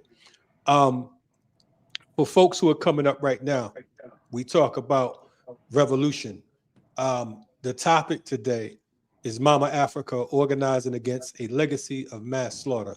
Mama Africa organizing against a legacy of mass slaughter. I want to pose this question for the youth. Is that possible? Can we organize against a legacy of mass slaughter, and where do we begin? Okay, I take it that's me. It's not even just a question of is it possible? We have no choice. I mean, we really have no choice. We are on this planet that we just saw that somebody became the first trillionaire on Earth, right? Elon Musk, who, mind you, also was somebody who got to start exploiting Africa as a colonizer back home. We're seeing these very, very wealthy people consolidate their wealth, become richer than we've ever seen before. We're seeing that, the planet is burning, and it's a question of like, are we going to survive? And Africa's liberation frees all of humanity, right? Because the resources that these imperialists are using, whether they're using it against the Palestinians, whether they're using it across Asia, whether they're using it in Latin America, a lot of that technology is first and foremost sourced through Africa. So we really have no choice. When the United States bombed Hiroshima and Nagasaki in Japan, they used uranium from both Congo and Niger to make those bombs. So they have advanced technology from exploiting Africa. We have an intergenerational struggle. We have a roadmap. I'm so grateful for ancestors like Nkrumah, and he's just one of many, but he was so clear. Like, we have a roadmap. We have a mission. We understand our objective. There's something clear that we can and should be doing. We need to be organizing. And we don't have a choice.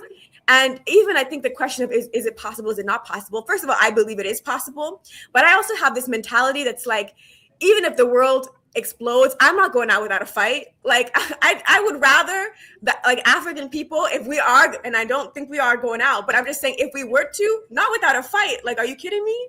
Like, we have to keep it going. I just really think that this is not even a question of like, I can't think of any other solution. I've not heard any other solution beyond Pan-Africanism or outside of Pan-Africanism in terms of what we are supposed to do to stop the crisis that we are in as African people. I know the Chinese people and the Chinese Revolution, and I admire the Chinese Revolution. They talk about how they had a century of humiliation because of the way different colonizers were in China. They humiliated China for a century. As Africans, we're in like 5 centuries of humiliation now. I mean, we've been struggling for like 5 centuries. And so I just think so there's a question I saw that was also like, why do you think it's hard to hear this message on social media? There's a concerted effort to divide us. There's these diaspora wars that are like all over the internet right now, stronger than ever. And it's just like this crabs in a barrel mentality where it's like a bunch of African people who are really at the bottom globally are trying to have conflict with each other instead of looking very clearly and recognizing that if we unify, we have so much power and so much potential to change the course of humanity, not even just our own history, but human history. Anyways, I could keep going, but I think it's beyond like, is it possible? It's necessary. It's obligatory. No I doubt, think if no I doubt. could just add, is that we have to stop looking at what we can't do and look at what we have done and what we can do, because the enemy, I mean, Obama was a blip, but there's a reason why Obama was placed in there. When I tell you we were in Libya and we saw the capability of a unified Africa, that one Africa bank was proposed, that there was going to be the fertilization of the Sahara Desert already in motion, that there was going to be progress, that Zimbabwe was supported, Guinea-Bissau and Ghana were supported, etc. It was happening, but putting Obama in place allowed for this government to kill the Libyan revolution in order to break the Pan-African shift and the power and the direction that it was going. And that's how deliberate they are. We should look at the potential. Look at what has happened in the Sahel region. Look at what has happened and how Mali and Burkina Faso has so inspired the entire continent, and that you are fired up. And again, I look at everything that is against unity as strategy of the enemy, right? Social media, the divisions, the plants, some of these organizations that are popping up out of nowhere are financed by the system, right? Let's not be naive. This is a real world war, and it's being fought majority on the African continent. 40 foreign bases, military bases on the African continent. Various regional wars, fight over minerals. Now you got the anti-immigrant happening in Azania, South. I mean, these are deliberate acts of confusion and misdirection on purpose. Let's stop being naive. We are in the middle of a world war, and this is Africa and African people at stake. We don't have any other choice.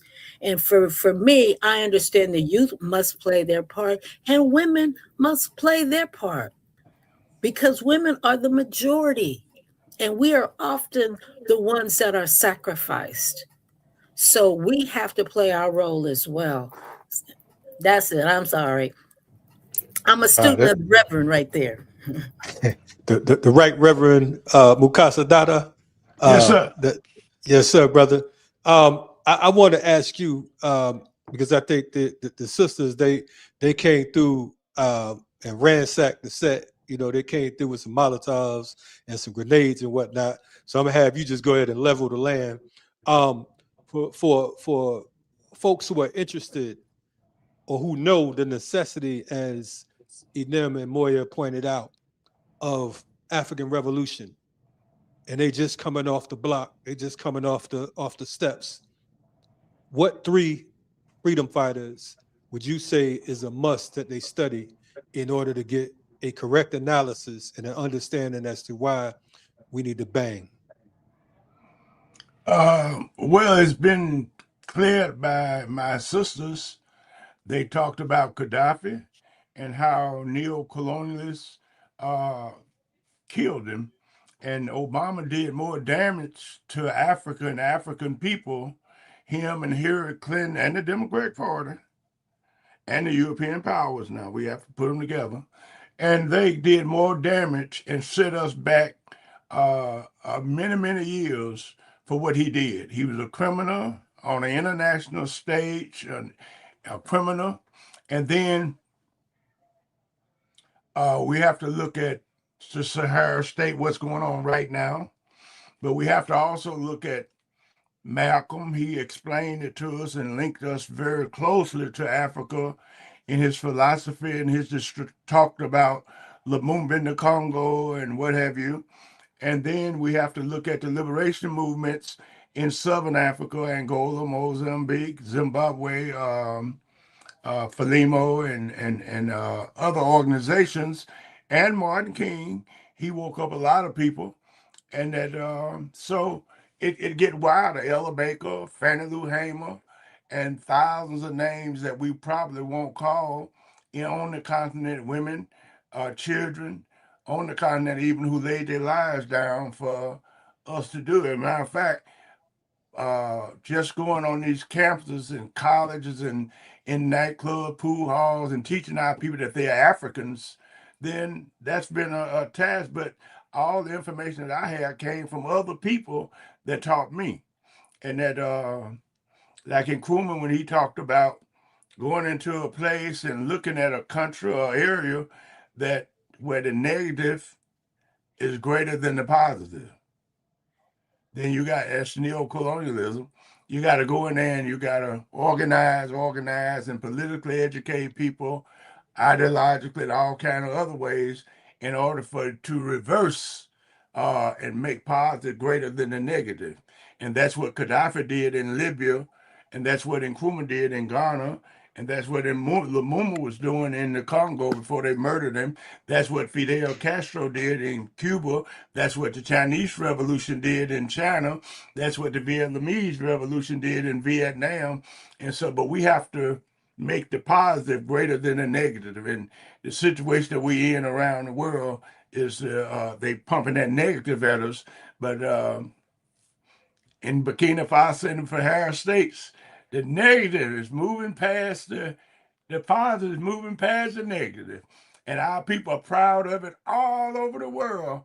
And that can't be taken away from us. That's why we got to exploit it all over the world. Let people know about the Burkina Faso, Thomas Sankara, and how he talked to us every day, Lumumba,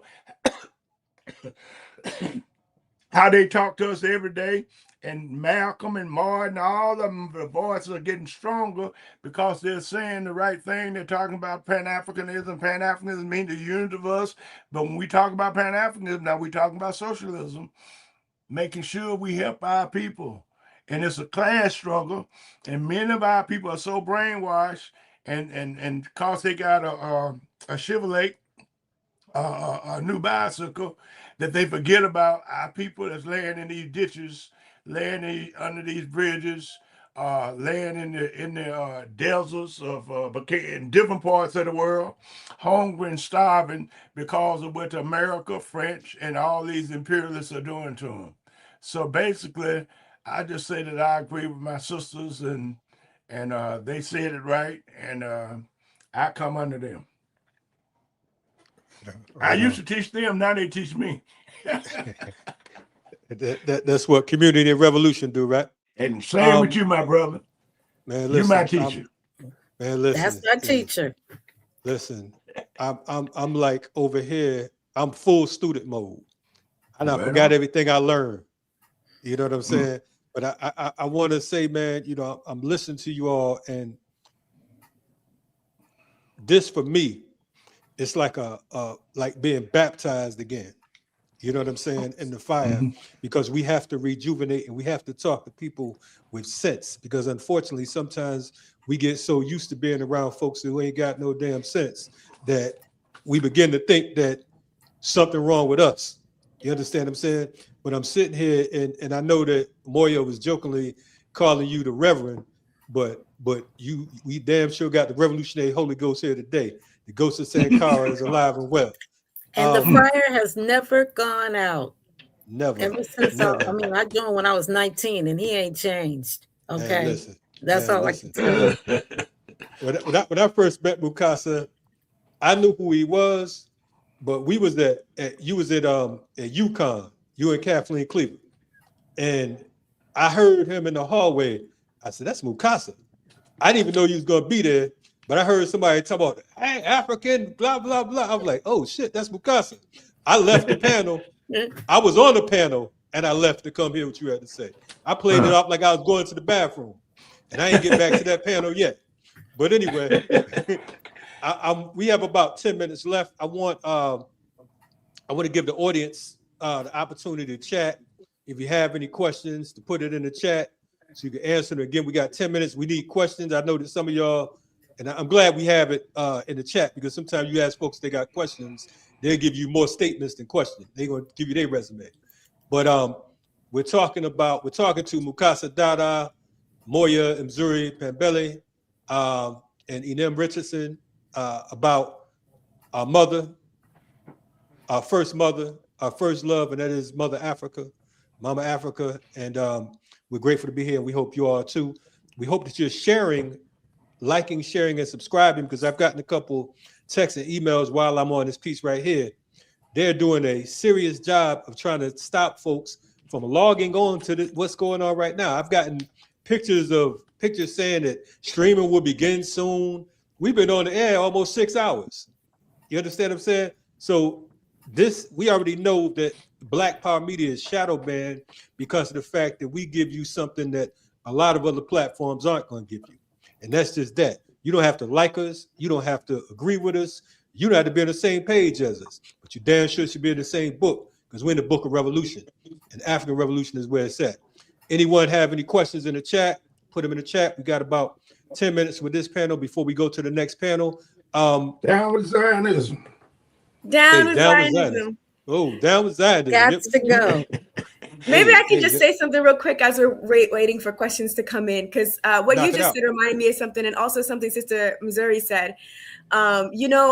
It should just be logical, right? Like, the more your enemy is against something, the more you should be curious and want to learn about it, right? And so what really makes, we hear a lot of stuff like, we know growing up out in Babylon, it's like socialism and communism. That's like, it's like hell on earth. It's the worst thing ever. That's what the enemy says, right? Boogeyman. The enemy is also against Pan-Africanism, like hardcore against it.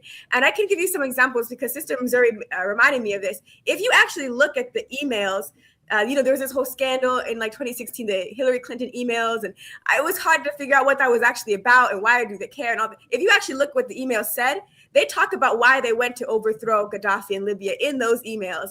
And they actually state very explicitly, like France wants to take Gaddafi out because they don't want to have a Pan-African currency that Gaddafi was trying to create to link all of Africa together so that it could be economically strong and backed by Libya's gold. So the enemies are very explicit about how much they dislike Pan-Africanism. And the Atlantic actually wrote and published an article after Gaddafi was killed in the Libyan invasion that says that when Gaddafi was killed, so did his dream also died, Pan-Africanism. And the whole thing written in the Atlantic is just all about details about why the Pan-Africanism is wrong and how Gaddafi's death means that Pan-Africanism is finally over. This is what our enemies are putting out.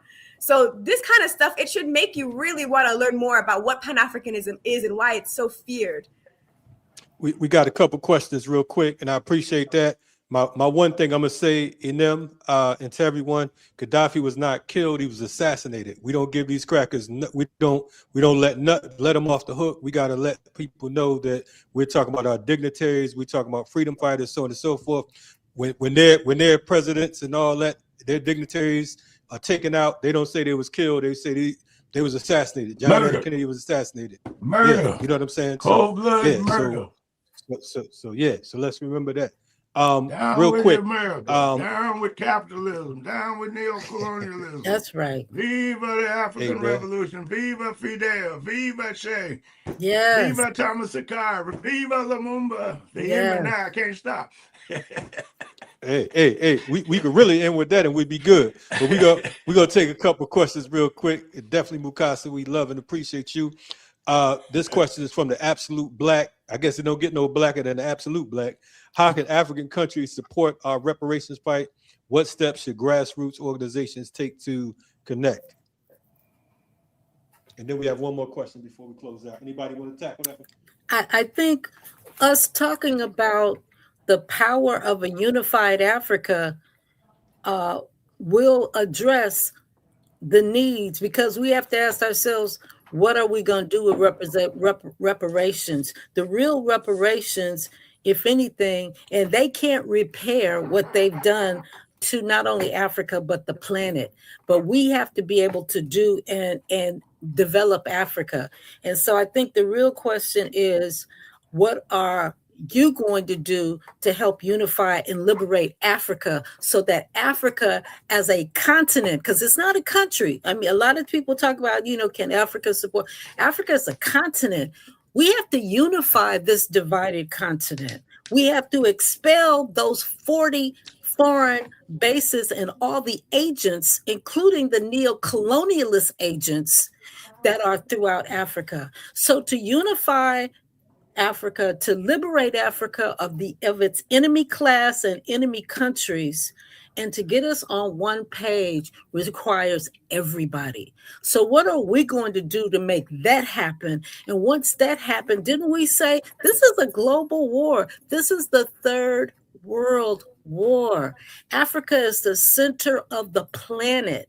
So when we do that, whatever we need, Malcolm used to say in the 50s, when you had it bad, you ain't got a Chinaman's chance.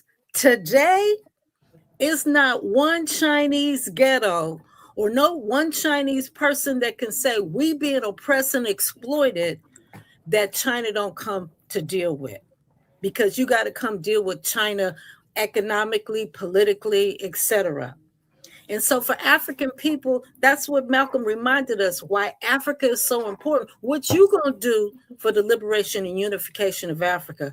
And once Africa is unified and liberated, Africans all over the world will be able to get what they need at that point. That's the question we should be asking. And also, Definitely. The reparations. They got reparations in Burkina Faso when they took, in Mali and Niger, when they took their country back that's full of gold and diamonds and other resources. That's reparation. Otherwise, take your shit back, then you got it. And Gaddafi told them, don't bring your shit paper here, your money here, talking about getting some gold and oil. So what the hell are they going to pay you with? Your own gold, your own diamonds, your own oil, your own silver, or give you some shit paper with their picture on it? We don't want it. We want our diamonds, we want our land, we want our gold, we want our everything, and that will pay. And matter of fact, once we get Africa, or once we get our gold and get control of the mine like they do in the Burkina Faso, like they did in Libya and whatever, then we'll be able to finance the whole world. And if somebody breaking your house and you see them coming out with your television, your bedroom suit and all that, you gonna say, give me some reparation? No, give me my shit. I'm gonna shoot your ass. Thank you, Africa. Listen, the Reverend speaks again. Hey, if I was thinking about some money after Mukasa said some shit paper with their pictures on it, I think I'm good. I don't want that shit. They ain't got none. They had none. And when I come and ain't got no gold to back it, okay? When I come to California, don't have no money. Mzuri feed me and chauffeur me around and make the world good for me. And I leave. I came broke and I leave broke. Don't want that shit paper. We want Africa. We want our diamonds, our gold, our oil, our rubber, our zinc. We want unity. United States of Africa. Africa must unite. Listen, that right there ain't no better way to close it. I'm gonna give Inem this last question though, because it's directly about Burkina Faso. We could have did a whole conference with just y'all on it. You know what I'm saying? We got some powerful people that'll be coming up, and we're gonna definitely have to do a round 2 of this. But I want to take this question real quick from California. Our sister Anu said, "What are some ways we can support and be involved in the liberation work happening in Burkina Faso, and the excellent example of self-determination, the leadership, and the people have displayed?" A super important question, and there's a few things that come to mind. First of all, there is a media propaganda war being waged against not just Burkina Faso, but Burkina Faso, Mali, and Niger. And it's really important. We have to uplift all 3 of those countries. So Burkina Faso, Mali, and Niger are in a shared struggle right now, and they're trying to tear down their colonial borders to unify. That's their goal. So we have to make sure we're defending all 3 of those states, because if one of them falls, it's going to hit the other 2 very hard, right? Like they're really a unit now.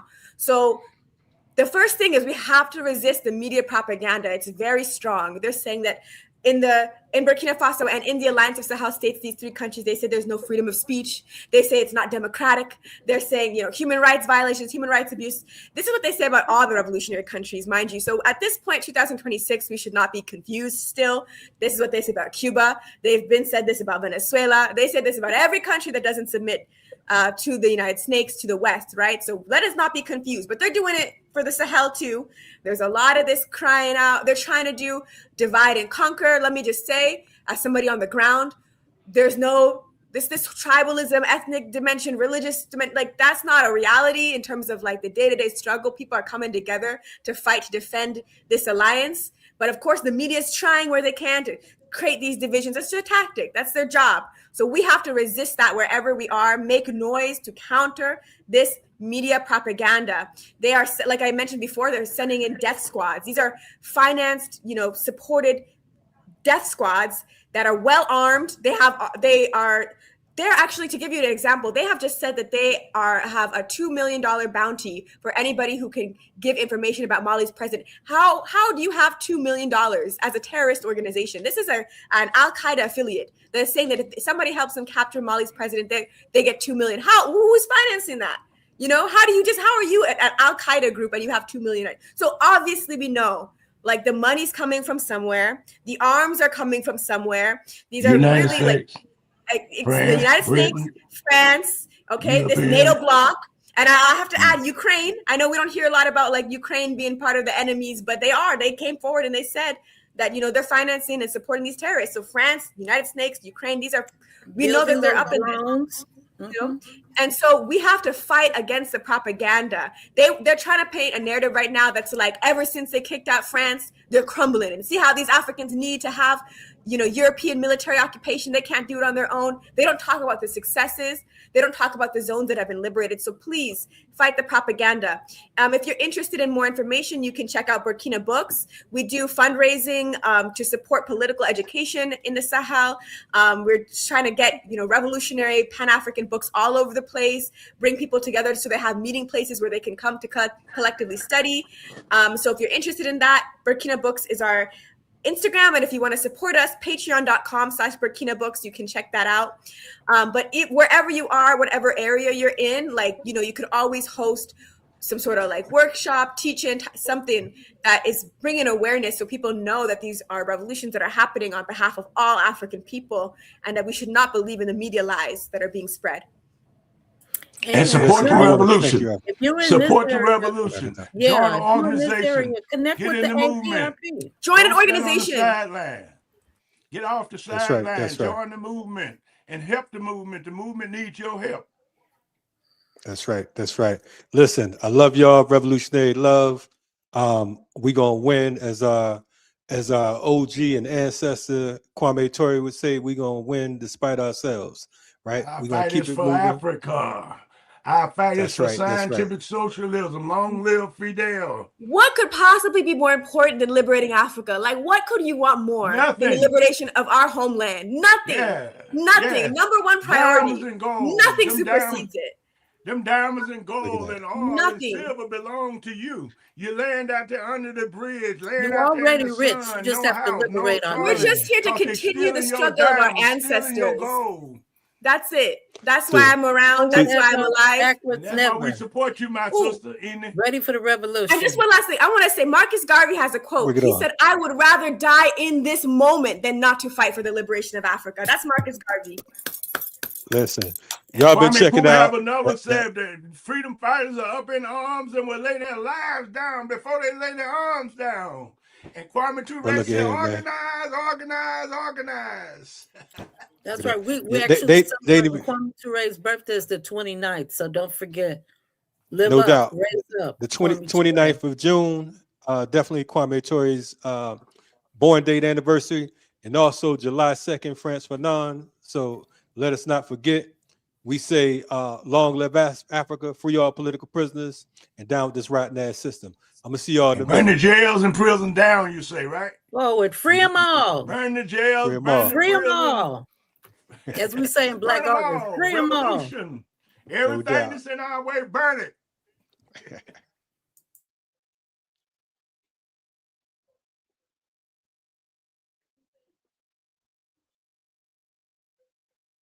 Wait, they told you organizing was dead, that people stopped caring, that community doesn't matter anymore. But if organizing is dead, then who fought for the rights you have today? Who marched? Who taught? Who fed people? Who built movements? For 22 years, the FTP movement has been doing the work, building community, creating leaders, educating people, and turning struggle into action.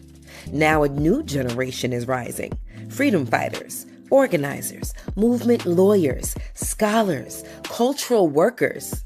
And from June 26th through June 28th, they're coming together for something bigger than a conference. The Organizing is the New Cool Summit, a multi-generational strategy session for action, liberation, political education, and movement building. Limited audience, exclusive film screening, June 26th through June 28th. Register now, because the future won't organize itself.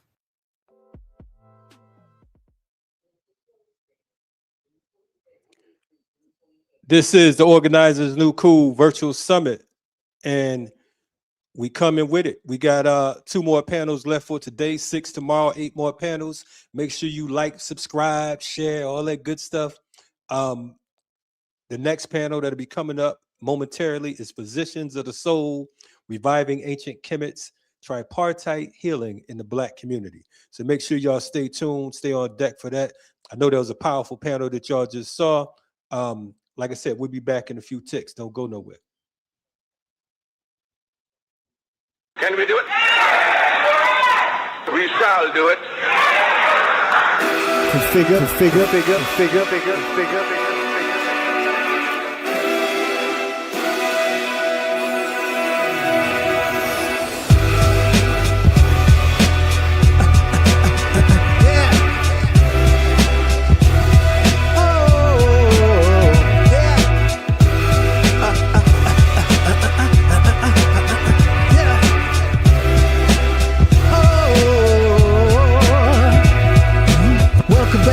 Track, sweat, hard, toy shack, black wide, bringing it back, whoa. Too late to be a new cat, not a runner up, that's up the bat. The fun is wherever we be at, so whoa. And whenever they try to write you off, show you gates, Microsoft, scarf it off, no type of loss, whoa. They don't know the concrete that you risen from, a Shawshank type prison run, on craze and pyramid son, whoa. Shadrach, Meshach, Abednego and Daniel, throw me in a fiery furnace, still I can handle. Chain gang, swing low, Sam Cook, my Sambo, cause I roll with soldiers. Pick up the skill, put the serpent under my heel, not mattering how I feel, mind over matter and pure will. Take up my cross daily, who can hang with my skills, ready for the rain like Noah. When the hard stuff comes, will I rise up? Can I handle it? Yes is always my answer. When the hard stuff comes, will I rise up? Can I handle it? Yes is always my answer. I am prepared, I am ready. All my work has been for this day now. Whatever's before me, it don't scare me. All my work has been for this day now. Bring on the words, my thirst is like a poor man that's never been reimbursed. Hey, give me my money, man. Opposite of Muslim, bring home the bacon. I'm not Pixar, you are mistaken that I'm taking shorts. Long route, I'm all out till I get a box to Porsche with a drop top like I got before. Relentless redemption, hard to the core. Core base is hard and raw. Yeah, I'm thanking you all. I'm not just saying it, I dedicated a whole song. You'll hear it. Ladies and gentlemen, that's my spirit. A rebel with a cause, loud and clearance, endurance. For future generations of children, it's our insurance. Like we was drug dealers, here's the purest. Conscious hip-hop, maybe not for tourists. It's for the native tongues. Who knows the latest of what AD has brung? The newcomers and of course the veterans. 21 when the hard stuff comes, will I rise up? Can I handle it? Woo. Yes is always my answer. Yeah. When the hard stuff comes, will I rise up? Can I handle it? Yes is always my answer. I am prepared, I am ready. All my work has been for this day now. Whatever's before me, it don't scare me. All my work has been for this day now. I am prepared, I am ready. All my work has been for this day now. Whatever's before me, it don't scare me. All my work has been for this day now. D1 used to listen to speech tapes when I was just a peep squeak. I mean a peep squeak, that's what happens when my lips speak. A quick blink will make you miss your destiny. So stay awake, and when I make mistakes, I hope that you don't think no less of me. Progression be draining, but adolescence be the recipe. Their energy especially inspires and refreshes me. I hear some people hate me, but honestly it perplexes me. This for everyone out there who second guessed at me.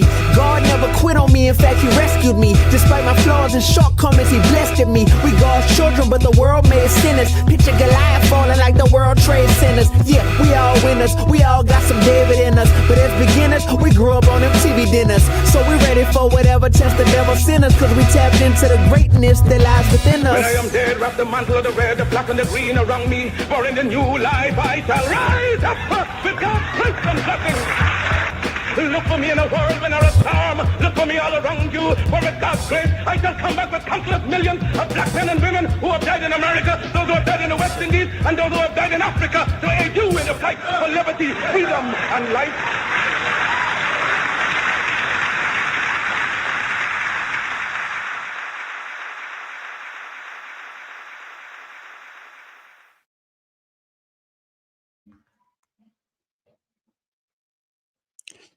Peace. What's happening, good people? We will be getting started momentarily.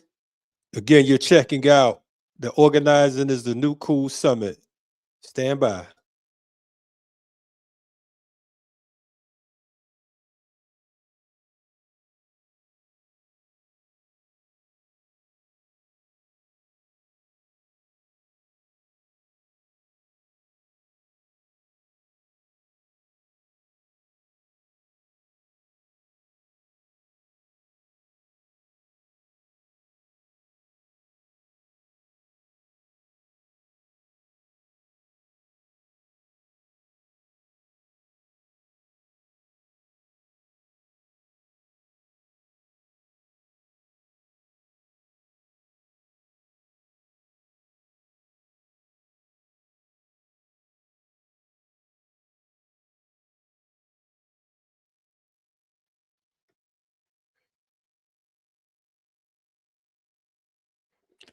Welcome back to the Organizing is the New Cool Summit.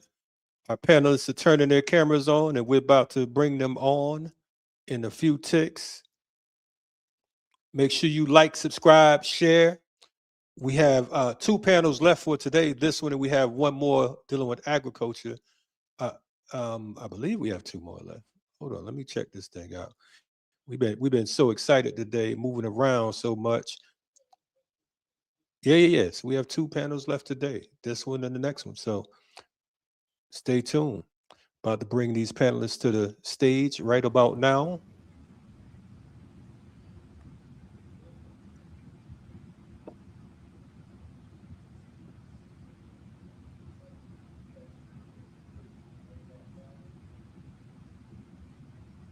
Peace, family. How y'all doing today? Yeah, Motel, brother. Productive. Okay. What's happening? I got we got say it again. I say you, sometimes me. Oh man, listen, man.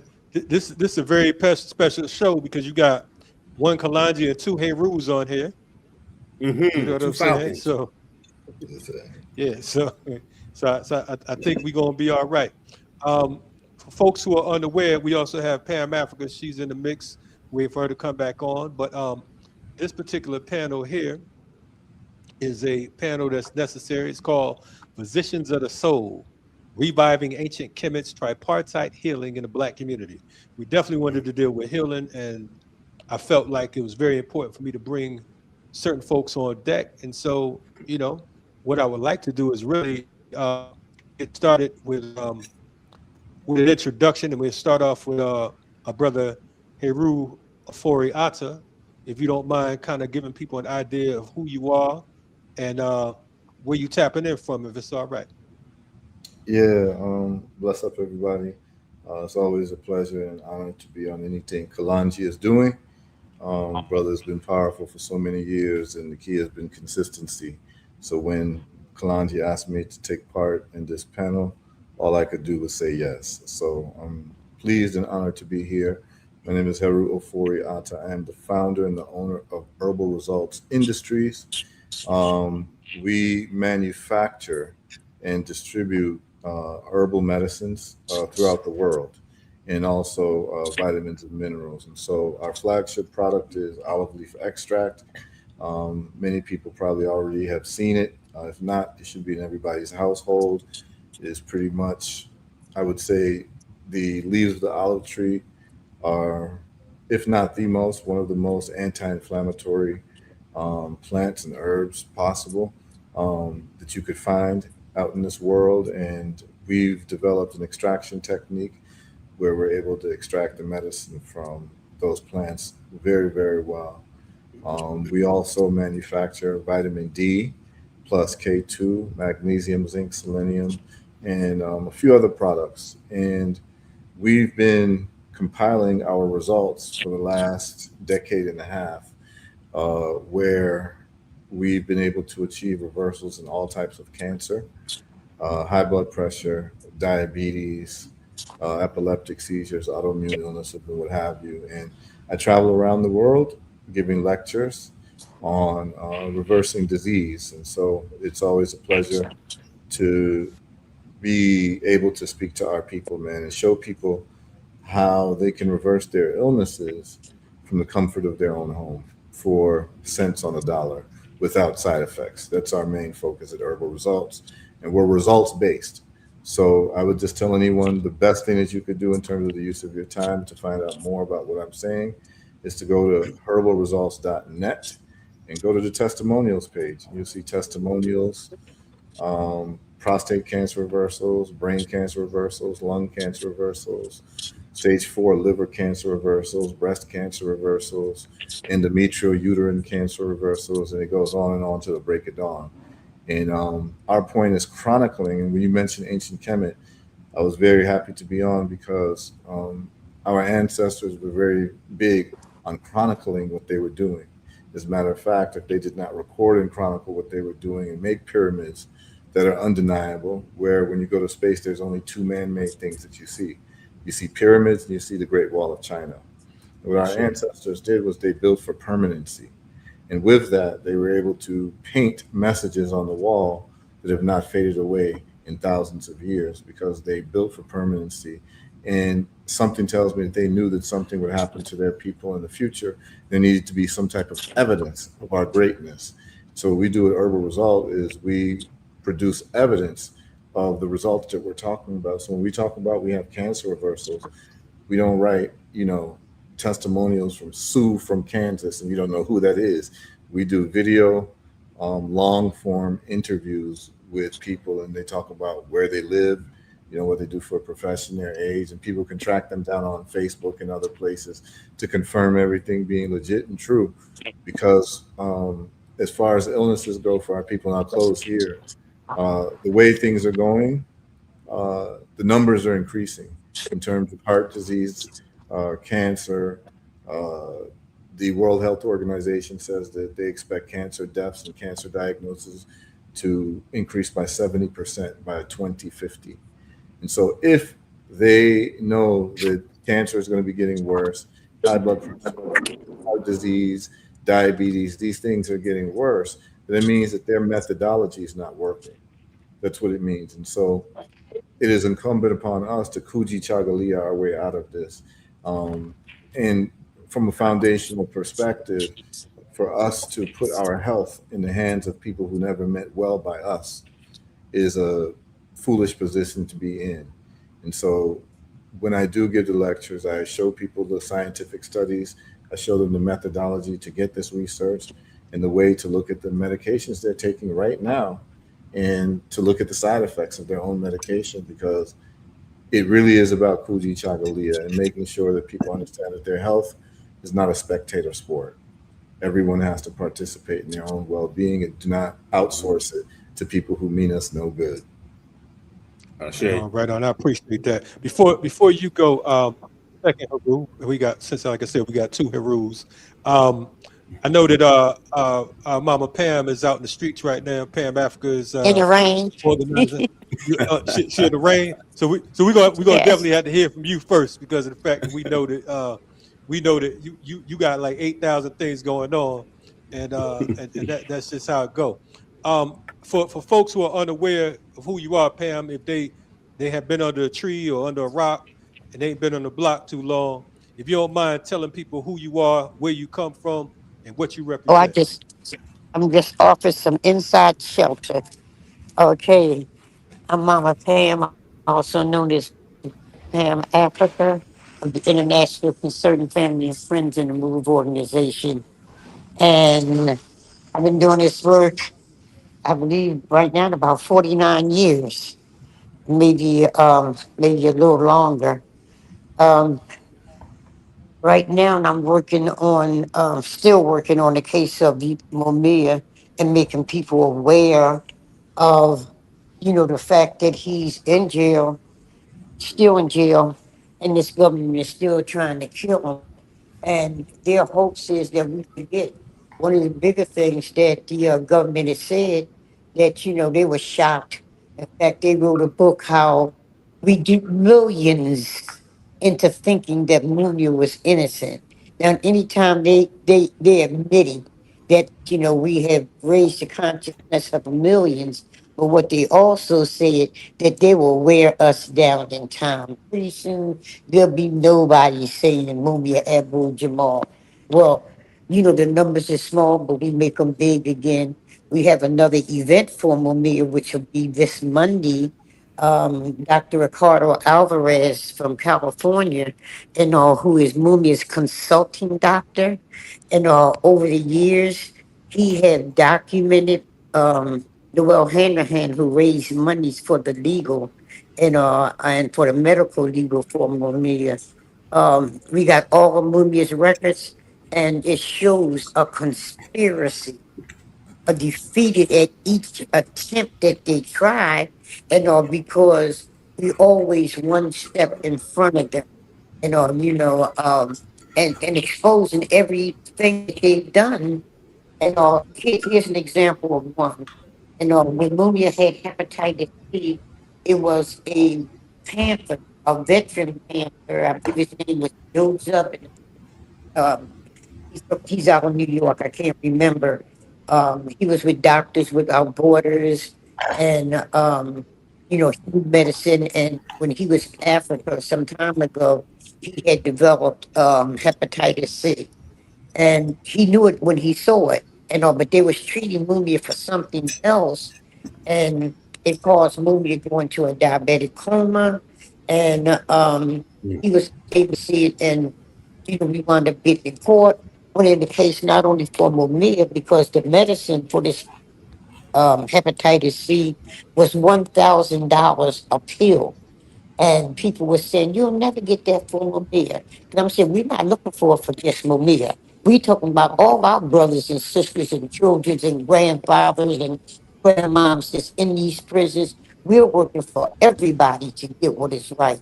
And also for the people on the street. So, we won that battle by the power of the people and by not caving into the thoughts of people who say what you cannot do.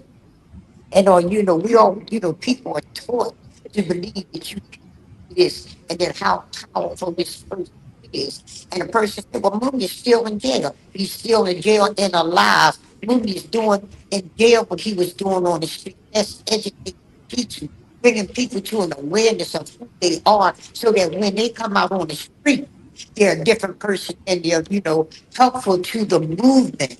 That's what I see political prisoners, and I also discovered brothers and sisters that, are not termed political prisoners that are doing the same thing inside these prisons.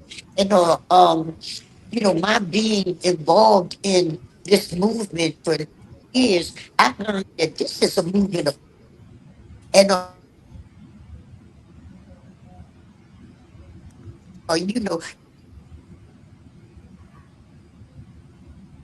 Pam is freezing up a little bit. We'll bring her back on once she has her camera in order. We'll jump to you real quick. Hey, Ru, set them. Yes, brother. First of all, I'm happy to be here. I want to go ahead and start off by invoking the ancestors in here. One thing we do, we ring that bell, right? We ring the bell to say the ancestors are visible and their spirits and they're with us protecting us. It was on this day in 1872 in Dayton, Ohio, that Paul's Lawn Dunbar was born. We say Ashe. It was also on this day that Grace Chin Lee Boggs was born in 1915 in Providence, Rhode Island. We say Ashe. Going on to those ancestors who transitioned, we have Robert Dwayne Bobby Womack transitioned 12 years ago in 2014. We say Ashe. Moving right along, we have Joseph Walter Jackson, that renowned talent manager, the father of the Jacksons. He transitioned in 2018. We say Ashe, and last but not least, we have Marlon Briscoe, the first African to be a quarterback in the National Football League. So we say Ashe, Ashe, Ashe. Oh, well, a little bit about me. Born and raised in Chicago, in Gary, Indiana. That's home for me. I'll start with my own healing. I came into awareness as a memory keeper 30 years ago in 1996. Exactly 30 years ago. It was June of 1996. Several months after that, I had started a study group, and one of the sisters came to the study group and said, your brothers need to start taking care of your health. And I looked at her like she was crazy. All I was about is reading those books and chopping it up. I see Mama Pam coming in. So if she comes in, you want me to stop and let her back go on, or we want me to just keep on flowing? Yeah, when she gets it, when she comes correct, you can. It's all good. Keep flowing. My man. So what I end up doing, she threw 3 books on the table, and she said, you brothers need to take care of your health. The rest of the brothers looked at her. I looked at her like she was crazy, but she put 3 books on the table. It was Queen of Fools, Heal Thyself. It was Joe Pookham's Vitamins and Minerals from A to Z, and it was Dr. Leala Olila Africa's book, African Holistic Health. I say, well, can I read them? She said, well, that's why I put them on the table. Took me 4 months to read them. After that, I was done, son. I knew I had to heal myself. I was born 2200 in my left eye.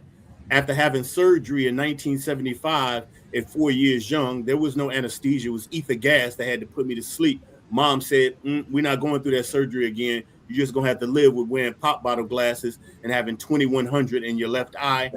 At that time, at 26 years young, I was 40 plus pounds overweight, and I had severe allergies from March to June. Couldn't go outside with my eyes running, bloodshot, mucus coming up out of my system. And I went and searched for a healer. And what's so divine about the sister that dropped the books on me was from Philly. I found a healer who became my holistic health Jegna, who was a naturopathic doctor, Elan Diallo Bomani. Where was she from? From Philly. She saw how serious I was. After 6 months, she said, brother, I want you to help me run my holistic organization, which was called Bomani's Billis. I understand you work for the government, but when you're done with the government, you mine. Are you down? I said, let's do it.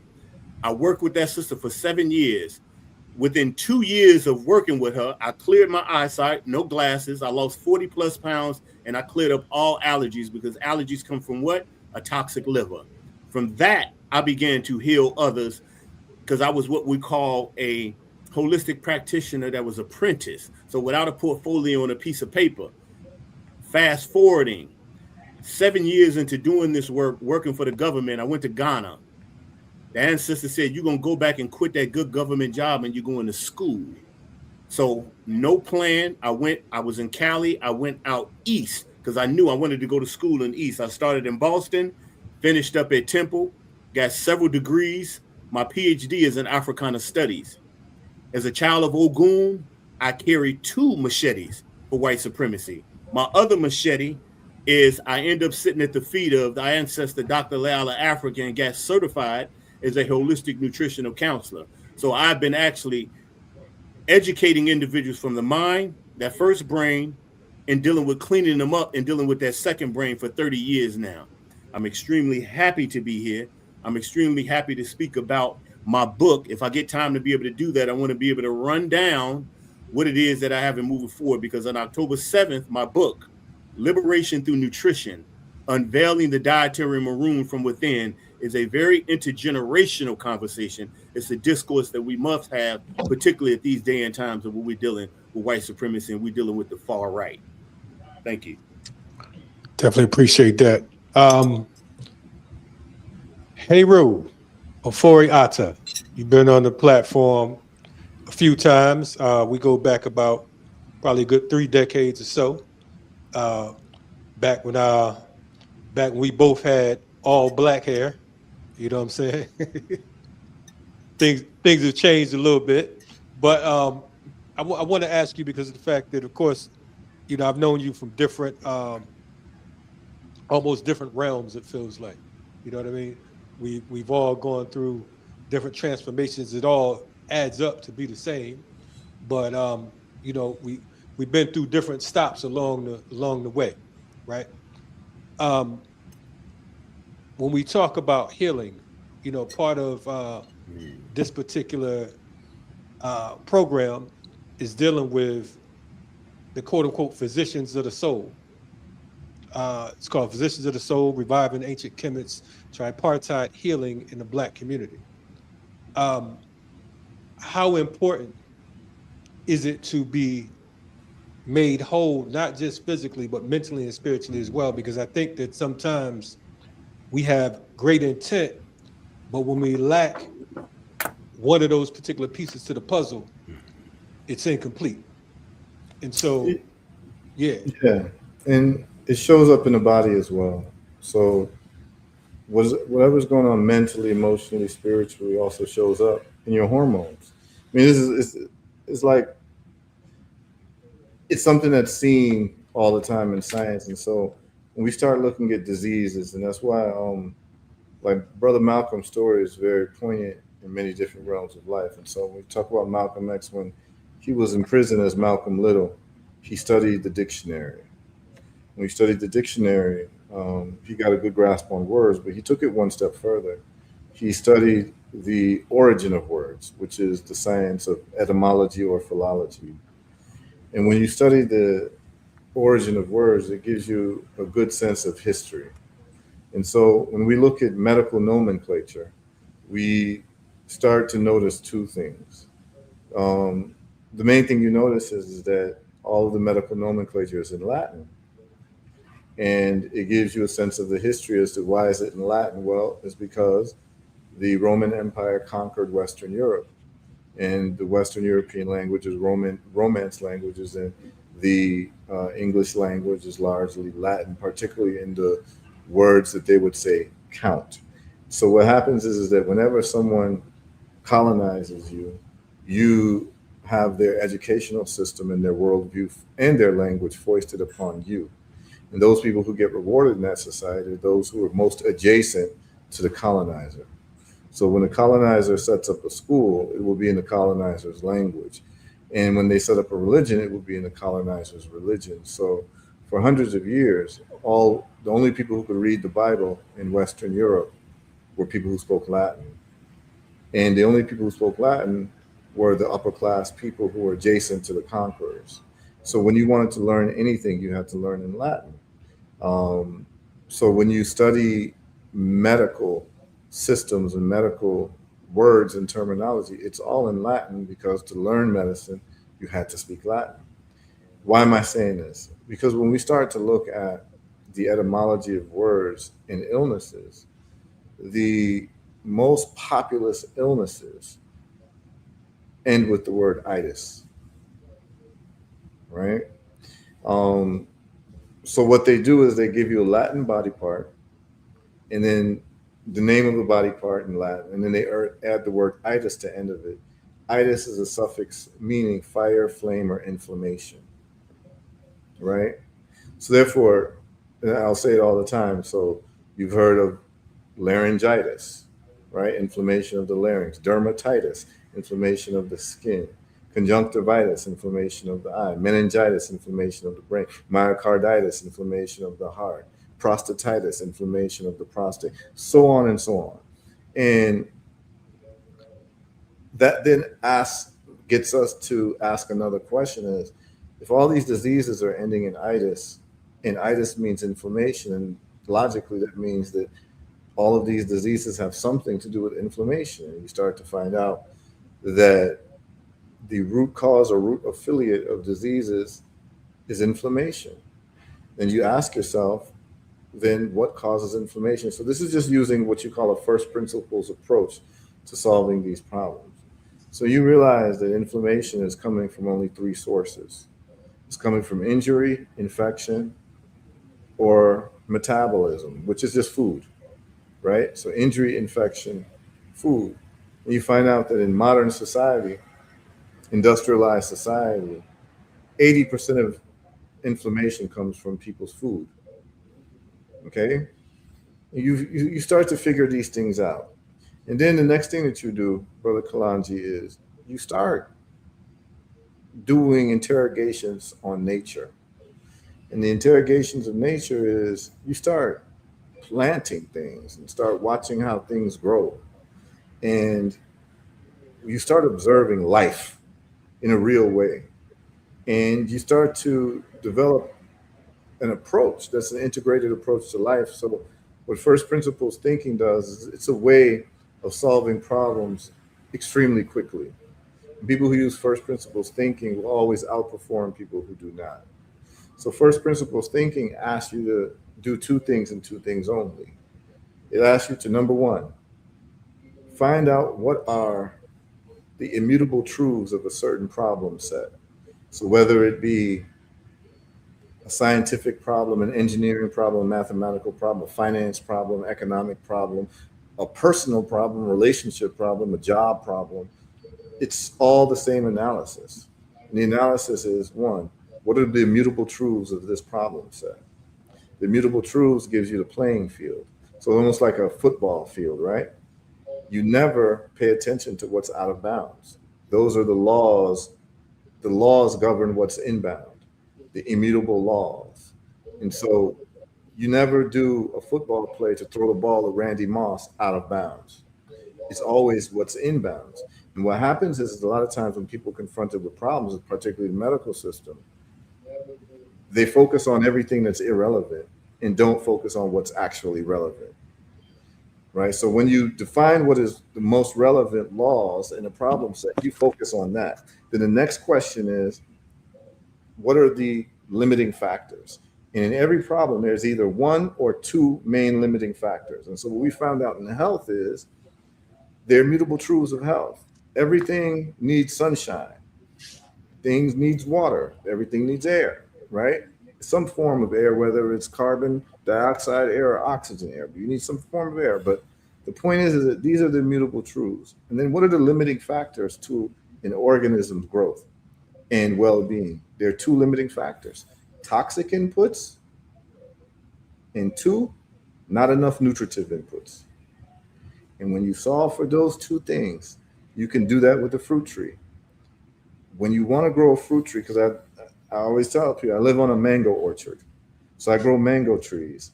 And the mango trees that receive the toxic inputs and not enough nutritive inputs, they wilt and die. And the ones that have the toxic inputs limited or completely eliminated, and then are fed the nutritive inputs that they need. And what are the nutritive inputs? They need enough sunlight. It needs magnesium. It needs nitrogen. These are things that trees need. And when you give them the nutritive inputs they need, that tree will grow strong and robust, have a long life, and give you some of the most bountiful fruits. Well, the same thing applies to human beings. So whenever a human being is sick, you use a first principles approach. What are the toxic inputs and what are the nutritive inputs that are missing? When you start finding these things out, you start solving these problems in a very efficient manner, and in a manner where it goes right back to what our ancestors said when you're talking about ancient Kemet: let your medicine be your food and let your food be your medicine.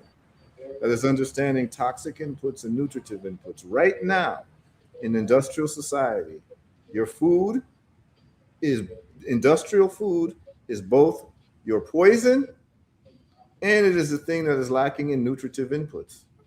Check. It's a double whammy, right? Because the topsoil is eroded. So even if you say you're going to get freshly farmed fruit and vegetables, well, the topsoil is eroded through corporate farming, big corporate farming, which means that the topsoil no longer has the amount of magnesium it used to have, the amount of nitrogen, the amount of iron it used to have. So you're getting very inferior food based on factory farming. And what's happening is you're seeing people show up with deficiencies in magnesium, which affects your whole immune system. Deficiencies in magnesium will cause you high blood pressure because magnesium is a mineral that's a relaxant. It relaxes the muscles, it also relaxes the arteries so that your blood pressure can actually be in the right place. Lack of magnesium leads to also insulin resistance, which is what they call diabetes. It's another word for diabetes, but it's really insulin resistance. And so that's just that one nutrient can cause you to have heart disease in the form of high blood pressure and diabetes in the form of insulin resistance. And so when we use this approach that our ancestors used, let your medicine be your food, let your food be your medicine. Understanding first principles thinking, we're able to solve these problems, whether it comes to cancer, because all of these are inflammatory diseases, and the inflammation is coming from toxic inputs. These toxic inputs, and I'll just tell people very quickly through food. Remember, there are three sources of inflammation: injury, infection, and food. All inflammation is coupled with these things. So you get an injury, someone hits you with a baseball bat in the shoulder, it swells up. So swelling is indicative of inflammation. Anytime there's swelling, there's inflammation. You get an infection, like a herpes blister on your lip blows up, right? That is inflammation. Well, guess what? You get inflammation from food. And we know that because of what sugar does to the teeth. Sugar can cause a hole in your teeth to be burned into your teeth, which we call cavities. So sugar can do that to your teeth, and your teeth is the hardest substance along with your bones. Then imagine what sugar is doing to your soft internal organs. So sugar is the main culprit in foods that convert to sugar quickly, which would be the refined carbohydrates, which we call the processed food. And then you have the vegetable oils. So those two things, if you can get sugar and these vegetable seed oils out of your life, the canola oil, and people still can't tell you what canola is, the corn oil, the soybean oil, sunflower oil, all of these oils actually originated as industrial lubricant. These oils that they've created, that they've now given human beings, these vegetable seed oils, their history is that they were meant to be lubricant for factory machines. And then they found it was so cheap to make, they just gave it to human beings. So what you should be having really coconut oil, unrefined virgin coconut oil. It doesn't have linoleic acid, which is inflammatory. If you can just keep sugar and vegetable oils out of your life and refined carbohydrates out of your life, you're more than 50% there in terms of health. Okay, so we want to make sure that people understand first principles approach to health, toxic inputs, not enough nutritive inputs. Then we correct for that, because what you're going to find out is that every single person who comes to you with high blood pressure, diabetes, and cancer, which are the top killers, right? And I'll say it again. According to the CDC, the top killers of human beings, including Black people, heart disease number 1. Number 2 is cancer. Number 3 used to be respiratory illnesses even before COVID. But number 3 is something called iatrogenics.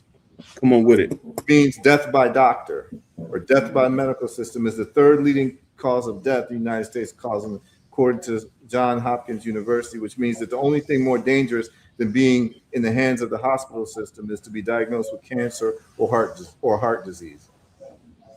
Everything else is a piece of cake compared to being in the hands of the medical system, right? So the point of the matter is for us to understand this. Do not place our health and well-being in the hands of people who've never meant us good in the first place. Understand the basics of what health is. Do an assessment of yourself and see what the toxic inputs are in your house. Do a clean sweep of these things. You got sugar, throw it away. You got white bread, throw it away. You got white rice, throw it away. You got canola oil, throw it away. You do all of this, and you then take anti-inflammatory herbs like black seed oil, olive leaf extract, these types of things, then add the nutrition. You then reverse engineer success, because everybody who comes to me with diabetes, high blood pressure, autoimmune illnesses, and cancer, they all have these things in common, which is they all are vitamin D deficient. They all are magnesium deficient. They all are zinc deficient. They all are selenium deficient. And it turns out that these 4 things are the fuels for the human immune system. So this is why we got what we got, man. Listen, man, I'm listening to you, and we're gonna bring our brother Heru up here. I mean, again, it's actually it's 3 Herus. Heru Kahuti, but we're not going to talk about that right now. But I'm looking at this right here, and one of the things that you said, Heru, we talked about. It goes along with the theme of this whole particular summit, right? You said don't put your health in the hands of people who meant you no good from the start. Of course, I'm paraphrasing, but this is what the theme was with the African-centered education piece that we had 2 shows ago. This is the theme that we had all day. From electoral politics to the politics of liberation, as the rappers would say, all around the world, same song, right? Hey Ruth, I want to keep calling you Hey Ruth too. You know what I'm saying? You can call me Falcon. Come here, Falcon. Falcon number 2. I can take that, brother. Falcon number 2. There we go. There we go. I have my glasses on, but go ahead, First of all, my fellow Falcon, brother, I've seen you in the whirlwind when I lived in D.C. 3 different times in the last 27 years, and we've come across each other, brother. So I just wanted to say I got to get with you, African, because you got a mango tree, and that's my drug of choice, brother. No problem. So we definitely need to be able to talk. Holler at me. First of all, you got me on fire. Brother. I want to start by I'm thinking about that conversation you were having about our ancestors, and there's no accident that the first chapter of my book is Come Back Forward. It's the foundation of the naturalistic practices of classical African civilizations. See, the evidence is there, as you said, brother. The evidence is there. So what I spent time doing is going after our champions of African deep thought who have wrote on this, and particularly those who know the language. Because really what's important, and to be able to unearth what our ancestors did, is what we must learn meta nature, or what the ancient Greeks call hieroglyphics. Because when we learn that, we're able to let the ancestors speak for themselves and not lean on European intelligentsia to try to basically have a Western Asian interpretation of what our African ancestors said. We're very clear about that. So for me, I'm very clear that we have been at war for at least 3,700 years with this Western Asian, dating back to the 15th and 16th dynastic period, more specifically circa 1674, before the Common Era, when the Aamu, who they call the Hyksos, the Shepherd Kings, came in and invaded for 200 years, ancient Kemet, or Kemet, if you will. This is important because what it makes us understand what we have to do, not only do we have to unlearn the language, we have to basically tap into that. So in my chapter, I use the master linguist Theophile Obenga and his book, African Philosophy. I use the ancestor Charles Finch. I use Layala Africa and other champions of African deep thought to have an African-centered aspect of listen. Just like they have usurped and co-opted so much of what we do as Africans, they have usurped holistic health to primarily have an economical means of super profit. And we'll take that no more, because we're at a time in which we have enough scholars as yourself, as me, and so many others that we know they can't pull that small thing on us. So within this chapter, not only do I identify them, I unearth the works, the different papyri, right, from the Ebers papyrus, looking at how they actually identified with what we will call aromatherapy, right, a part of holistic health, the examination of the body and basically being able to identify diseases. And equally important, if not more important, what I do in this chapter is I have a conversation of our ancestors understood, as you said, brother, that you need to let food be thy medicine, right? We need to eat to live and not live to eat. And because we're living currently under a system in which the food is industrialized, and I tell you, the hair stands on the back of my neck when I hear Negroes use these words that the industrialist food systems look plant-based. Plant-based just fell out the sky. The word plant-based. Everybody's speaking of plant-based, it fell out the sky. And really, when we're looking at plant-based, you're looking at foods that were created in an industrial plant, right? Let's just call it what it is. Let's call it eating to live. But this so-called, this hypnosis that they create for us under the guise of who we are in a contemporary era is extremely problematic. So I take it back to the source. Now, what sparked this for me is it was in 1969, Nearly Fuller's groundbreaking text, the United Independent Compensatory Code System concept, in which he identified.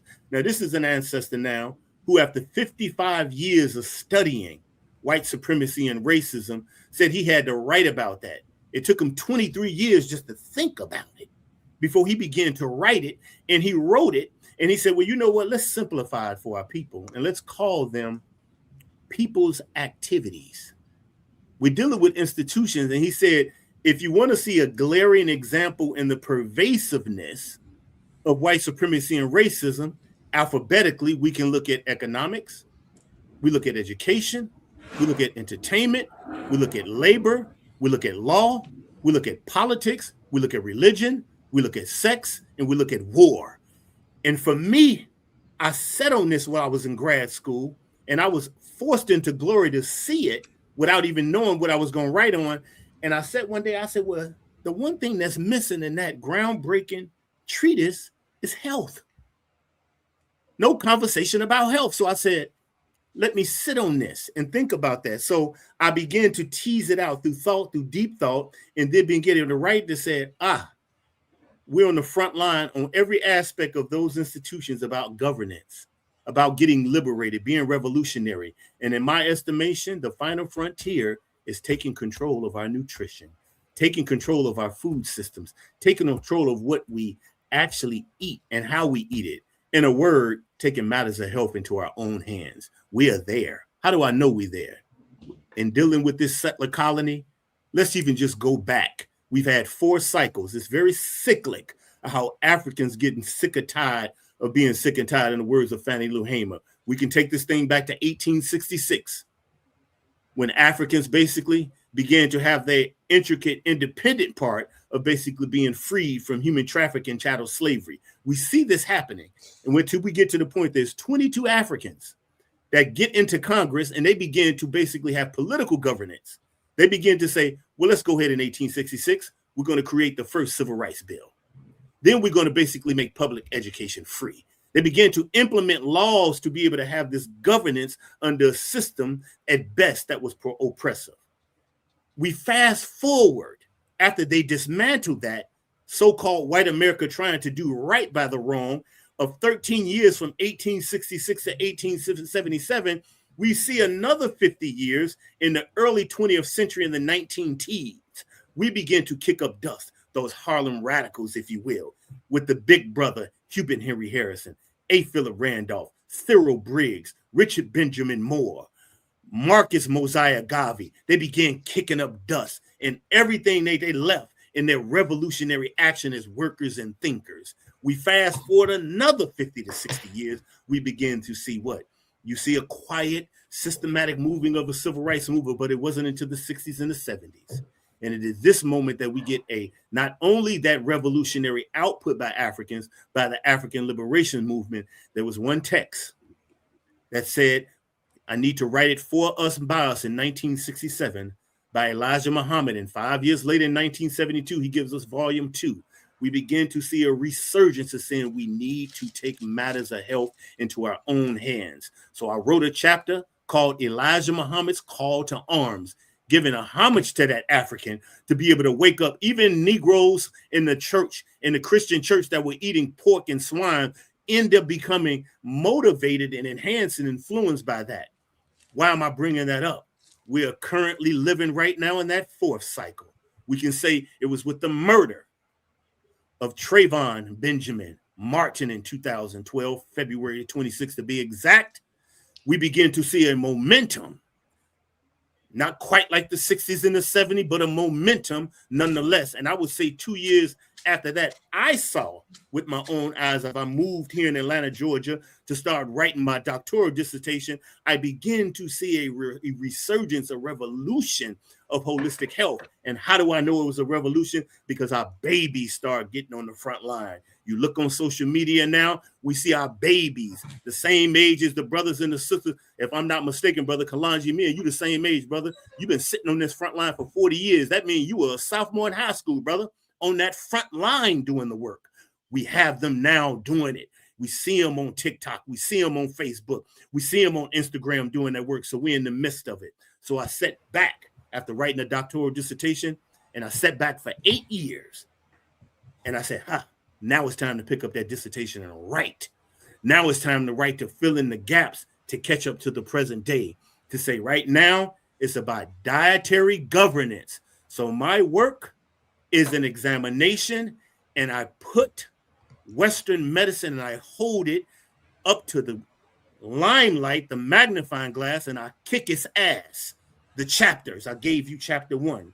Chapter 2 deals with human trafficking and what we did. African bodies displaced, anterior concepts of healing retraced.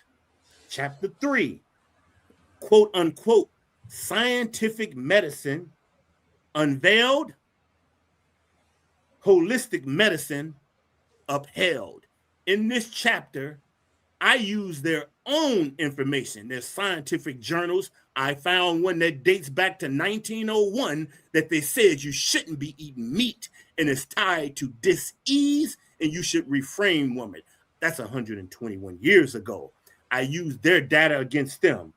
Under the same chapter, I dismantle these notions of Western normative theory of health and using pharmaceutical drugs by using Abraham Flexner as their puppet. It was first Rockefeller who tried to do it in 1888 under the auspices of the American Medical Association. He had a problem, though. At that time, in this settler colony called the United States of America, there was 2-to-1 ratio of holistic doctors as opposed to those who were trained, and they couldn't pull the small stuff on them, so it failed. What happened? Almost 20 years later, back up, maybe 16 years later, Andrew Carnegie, that magnet of U.S. Steel, got Flexner to go to 155 medical schools and test them to say, we got some money for you if you follow these new ideas of medical education. Everyone that basically didn't bite, they closed them down. There were 2 HBCUs that stayed open, Nashville, Meharry, Washington, D.C., Howard University. Why am I bringing that point on? This becomes the introduction of an indoctrination of medical education. And then your boy came back in, Rockefeller, and he put the proverbial final touches on it by actually introducing the same chemicalization process he used to make petroleum as a conglomerate of the oil industry to create the pharmaceutical drugs. So I whoop up on him on that to show what that had to do. Chapter 4, I said, is Elijah Muhammad's nutritional call to arm. I spent a lot of energy of laying the contextual framework of dealing with the 60s. We can't talk about that without talking about how we was moving and shaking something and wasn't playing. We would die for the people, in the words of Huey P. Newton. Last chapter.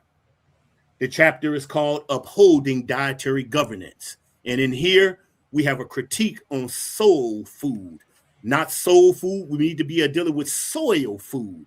I have a written critique for those books that was written on it, as well as an ocular assessment of individuals who made documentaries or cartoons or documentaries on that. And last part of that chapter are those bricklayers.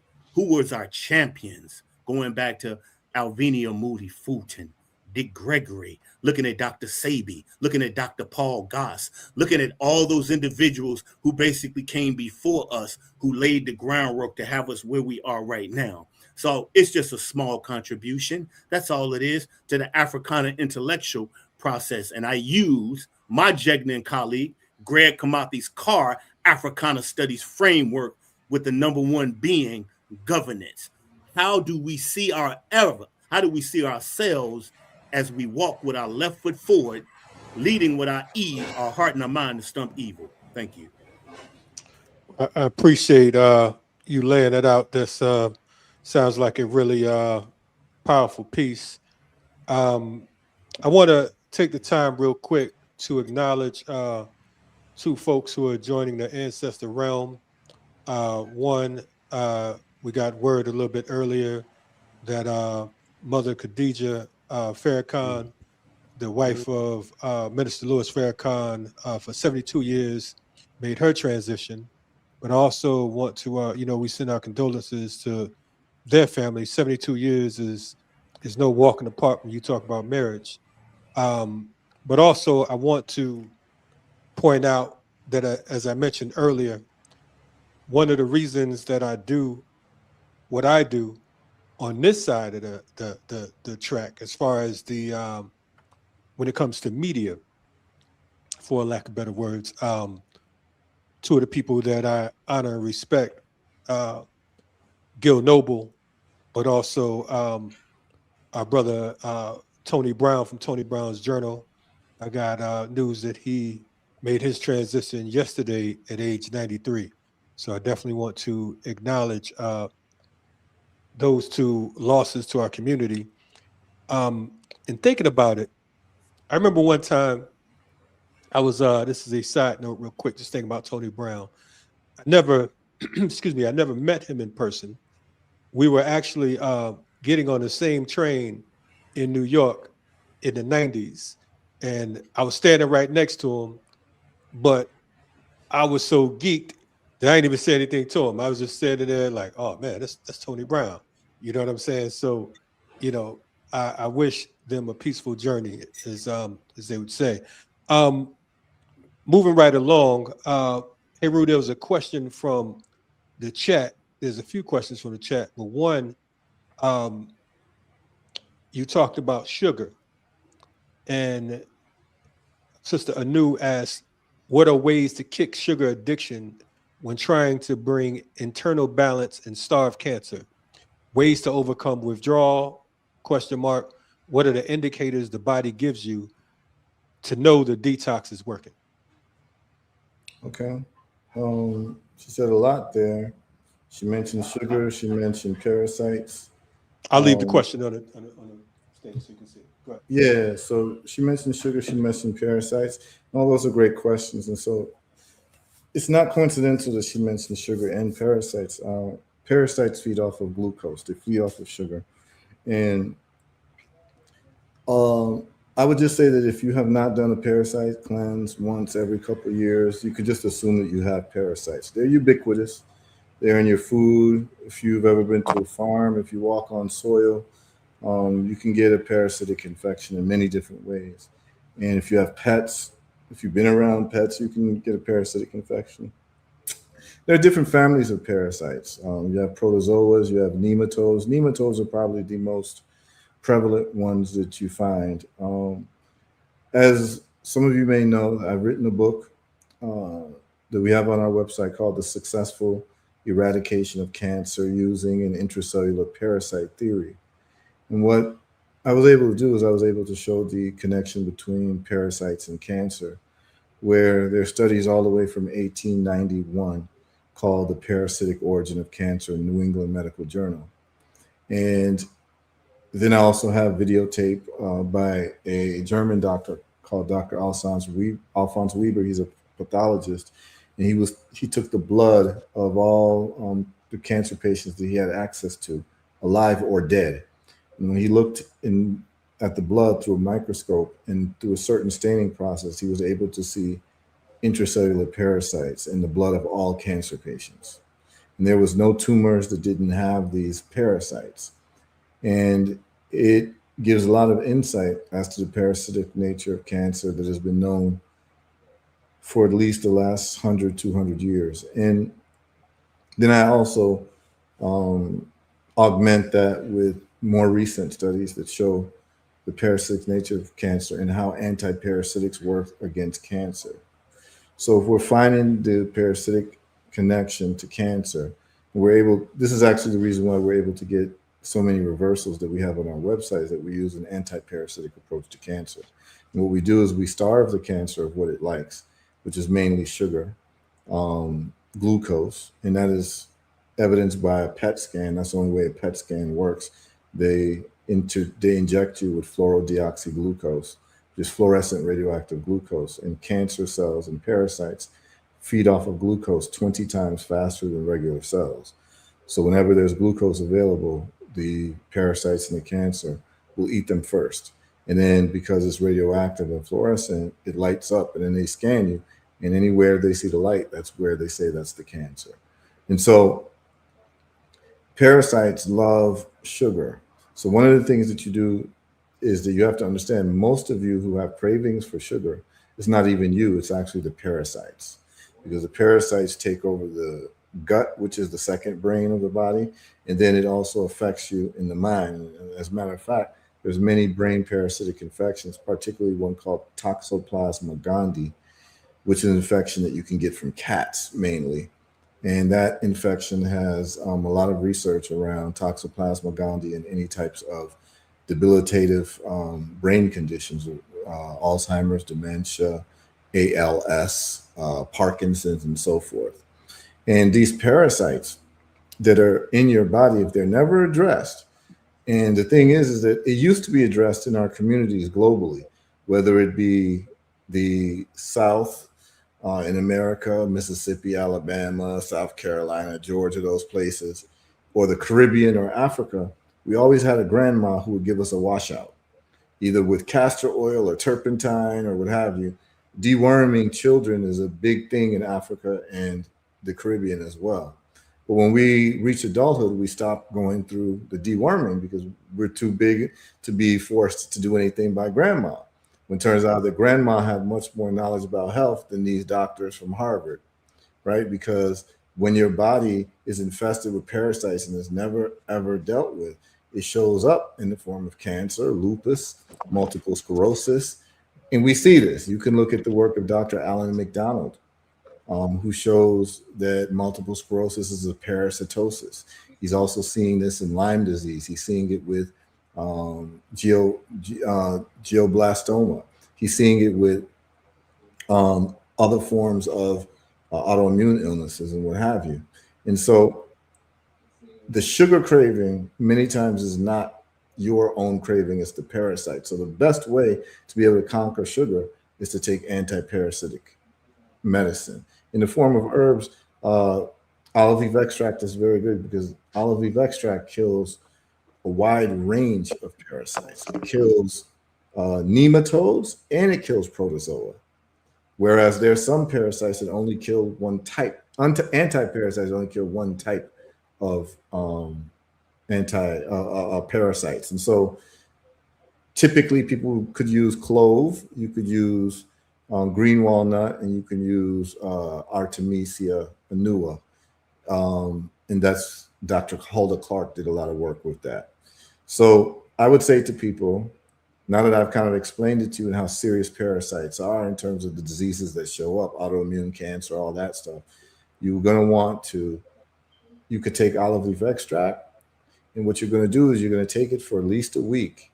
And what you're going to notice, if you've never taken it before, if you've never done a worm cleanse, is that when you go to the bathroom, your feces is going to smell really, really bad. Worse than it usually does, because what's happening is that the parasites that are dying, they go into your waste. And so you're smelling dead parasites. And I always tell people, they say, how do you know when it's over? You know it's over when your feces no longer smells. Okay, so that's number one. Number two, you will know that your addiction to sugar is breaking when you are able to tolerate bitter things better, right? So your hatred for bitter things is a direct reflection of your addiction and love for sugar, right? Those people who have the sweetest tooth are the ones who cannot take bitters. And the people who can take bitters without a problem are the ones who have conquered the sugar addiction. So that's very important. But the best way to conquer your sugar addiction is to do an anti-parasite cleanse and then start, sorry, I got some noise out here. Then you start testing yourself on some, on bitters. And the more that you're able to tolerate bitters, because what is the opposite of sweet? Bitter. And I'm going to end with this.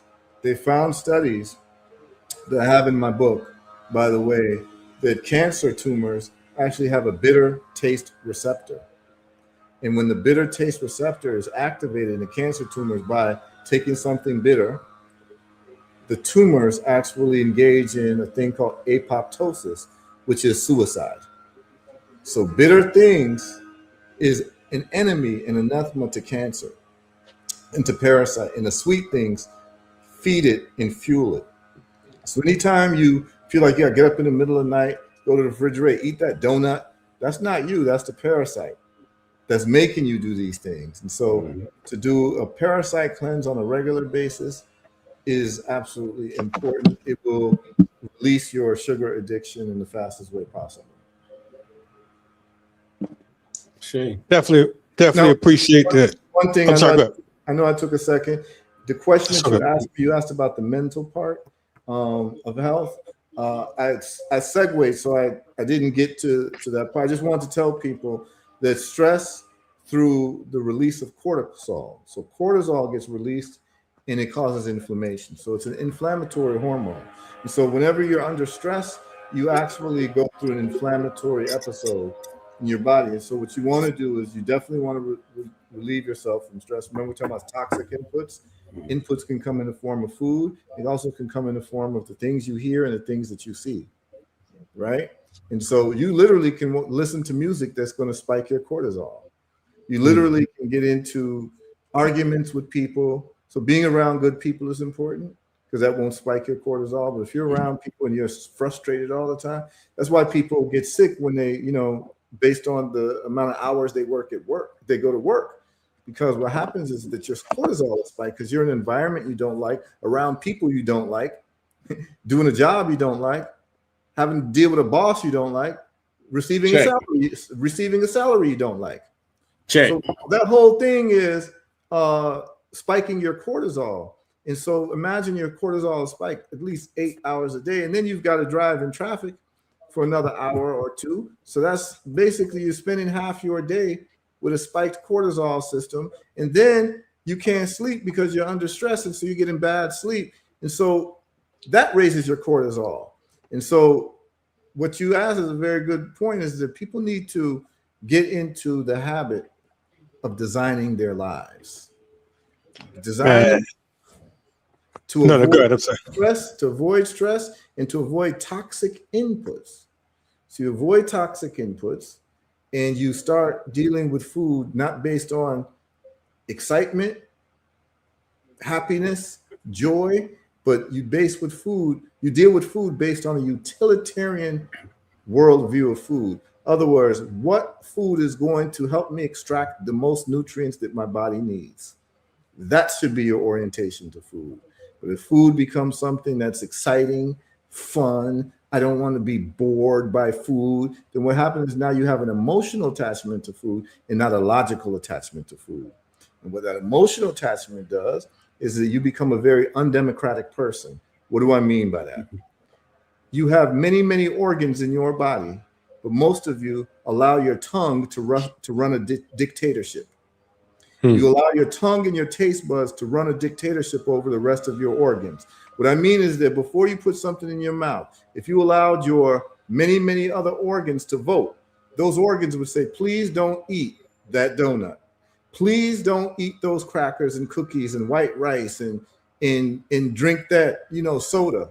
Your other organs would say no, because they know what that food is doing to you. But what people have allowed to happen is they have a dictatorship of their tongue over the rest of their organs. And what I'm saying is just try to be democratic and give your other organs a voice and give your other organs a vote. And don't let your tongue run rampant and run a dictatorship over the rest of your organs, because it doesn't end well.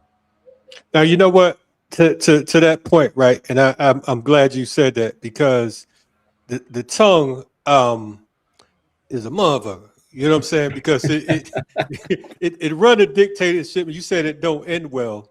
I know people that run their mouth all the time and it don't end well. You know what I'm saying? So that tongue will definitely get you, it gets your organs jacked up in more ways than one. Yes, absolutely. There's many ways to have a dictatorship of the tongue that ends very badly. Through how people talk to each other and how people, eat food. The tongue is a very, very it's an organ that is a pathway to life or death. That's all the way real. That's why they call it talking shit. We got a question though from the chat real quick. Let's do this. Baba, can I ask you something? Do I have a second to respond on that, or do we need to move forward? Yeah, sure. We'll do the question right after you finish. Okay, all right. I just want to say, just to add on what my fellow Falcon said, I appreciate you ending with that part, because, and with my clients, you know, I have to meet my people where they are, because, you know, the lion's share of us, we in it, be it financial, be it economical, be it societal, be it traditional. We're deep in eating, not eating to live, but living to eat. And one thing I found that's very effective with my people is I let them know, because when they come to you, it's usually physically that they want to deal with. I want to lose weight. I want to get rid of a certain dis-ease. I want to get rid of a certain cancer. And I say, okay, well, we'll start there, but let's be very clear. With holistic health, it's mind, body, and spirit.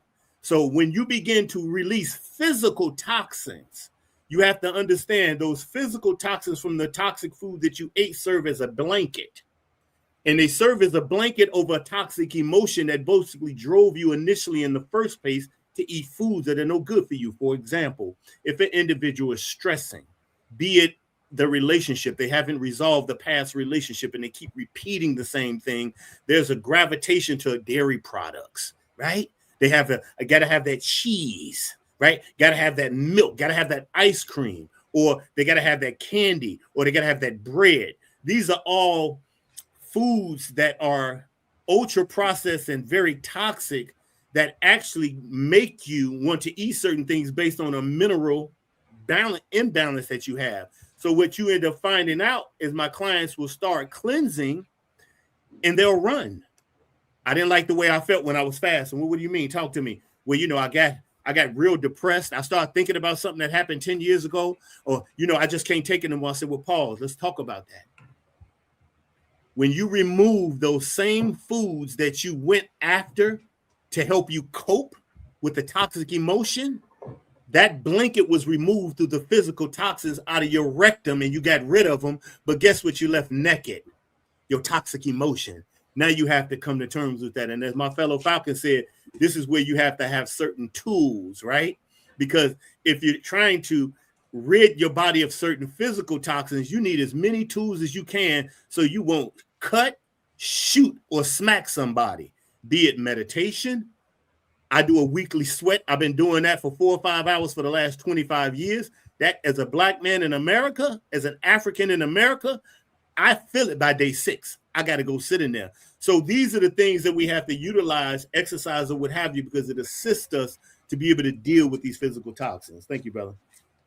Hey, brother, we definitely appreciate it. We're going to take some questions from the audience. We have about 14 minutes left. This thing been moving like an outlaw. Y'all hitting hard. You know what I'm saying? I'm just going to say that. But this question here is: prisoners are often exposed to foods in quotes. You know, some DOD foods are better quality, high in soy and salt, causing many issues, hormonal issues, rectal bleeding. What are solutions for the prisoners? And I know that talking to some of our comrades, Haru, Afori, Ata, I know that you were interested in assisting and helping some prisoners, more or less. So, you know, we'll start with you on that question. Yeah. So, you know, we can already assume that food in prison when you're incarcerated is not going to be of high nutritional quality, right? In a so-called free world, the food that you have in the grocery stores is not of high nutritional quality either.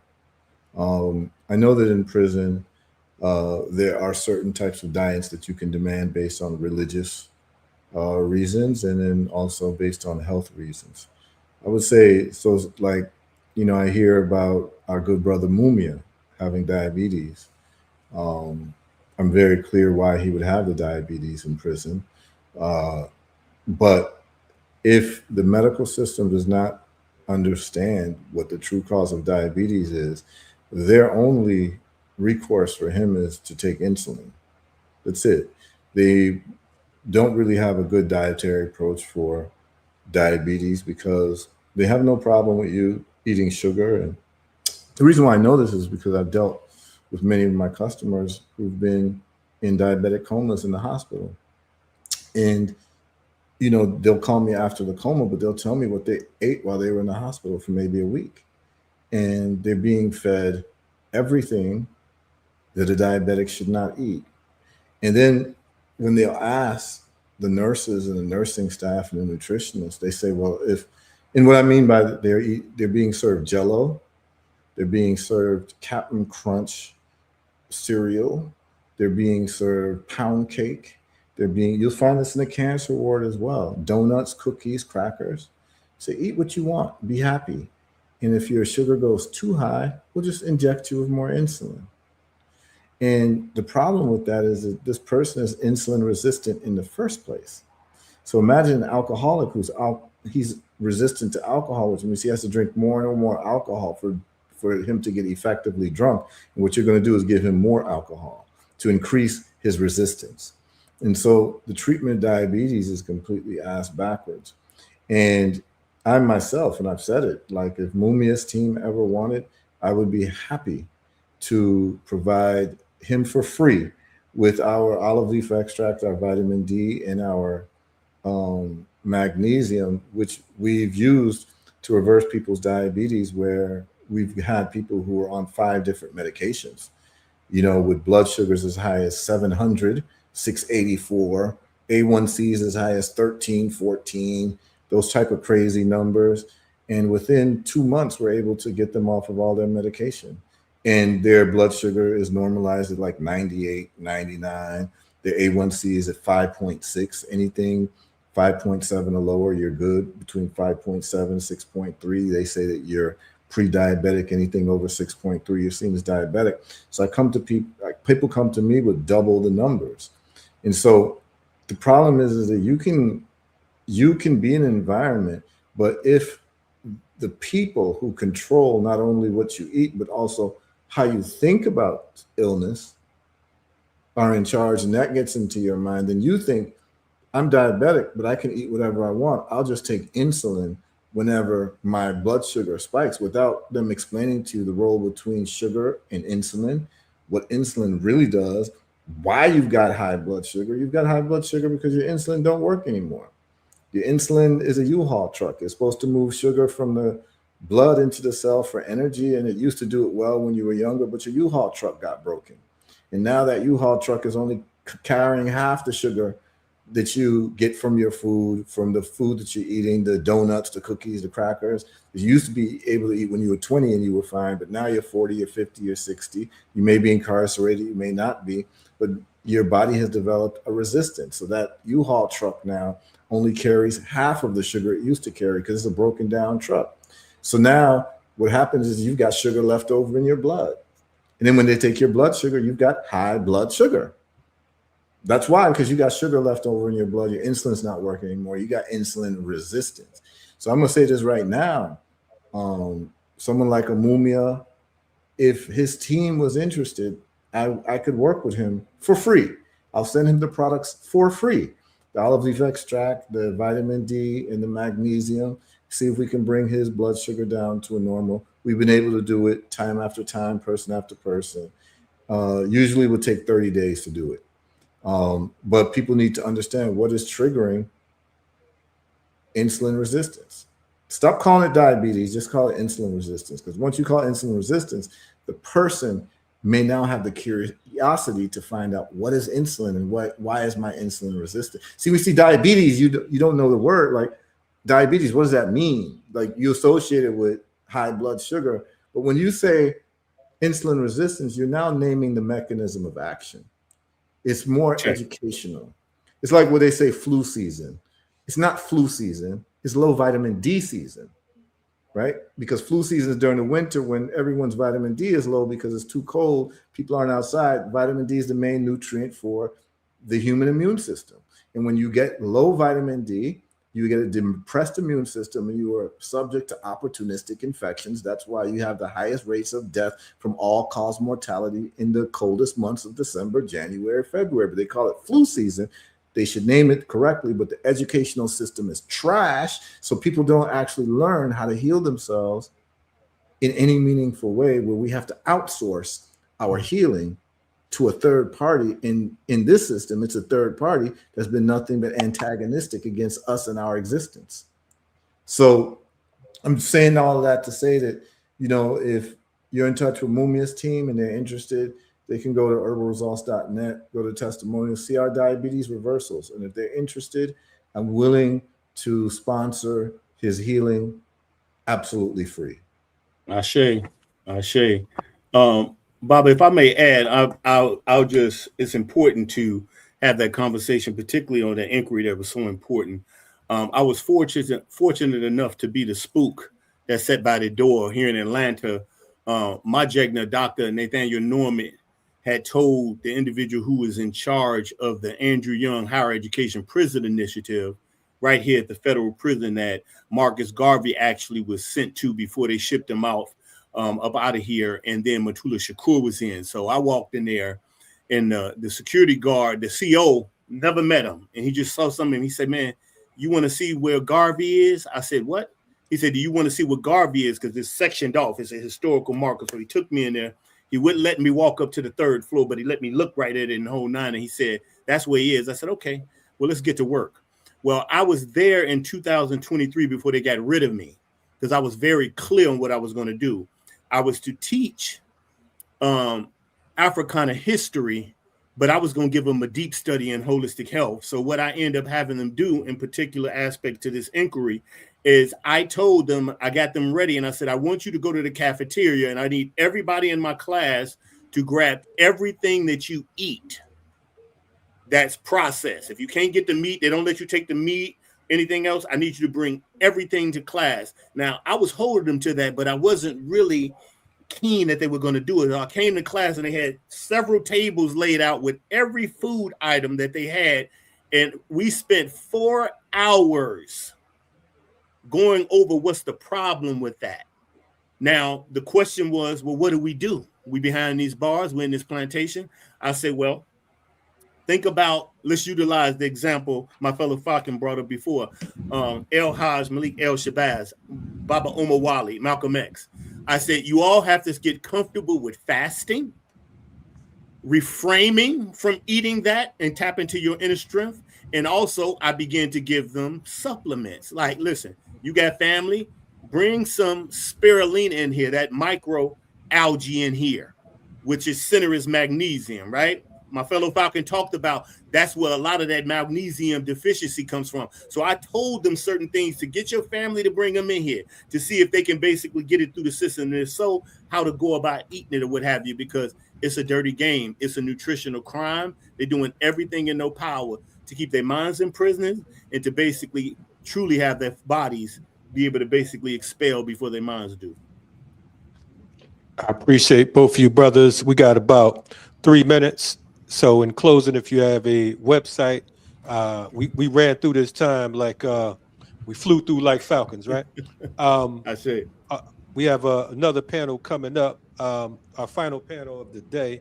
And then I want to remind folks that we will have 6 more panels tomorrow. So make sure you tune in, like, subscribe, share. This is Black Power Media, right on YouTube, the YouTube channel. You know, with what we talked about today, we don't know how long this platform, let alone these shows, will last on this channel. So make sure you tap in and share with your folks and move it from there. How can the people get in touch with you, Haru Afori Atta and Haru Setemra? I'll let the brother go first. Yes, sir. First, I will say I'm on every platform. I'm on Facebook under my entire name, as you see it, Haru Setemra Hekamta. But Facebook is interesting. They're the only one that won't let me put the dashes in my last name. So you'll see Haru Setemra with Hekamta with no dashes in it. On Instagram, you will find me at Do the Work, all lowercase and all together, no spaces. Do the Work with the number 9. You'll see it under my brand name, Dr. Haru. And on TikTok, it's the same as Do the Work 9. Now, what I will say, I just did a rehashing. My brother from another mother, who's my digital aficionado, made me clean up my whole IG because what we got coming forth. 2 things that I got going on simultaneously. I've basically established an IG page called Communiversity number 9. And what's happening there too, Do the Work 9 and the Communiversity and 9 will work in concert with each other. So we have started an Africana Cultural Excursion Committee. Our first trip is July 10th on Friday. We're doing it grassroots style until some Negroes come up out their pocket and start getting us vans and buses. We're heading down to Charleston, South Carolina, to the International African American Museum, because we got, in the words of Greg Carr, we got some CSI, some Africana crime scene investigation work to do.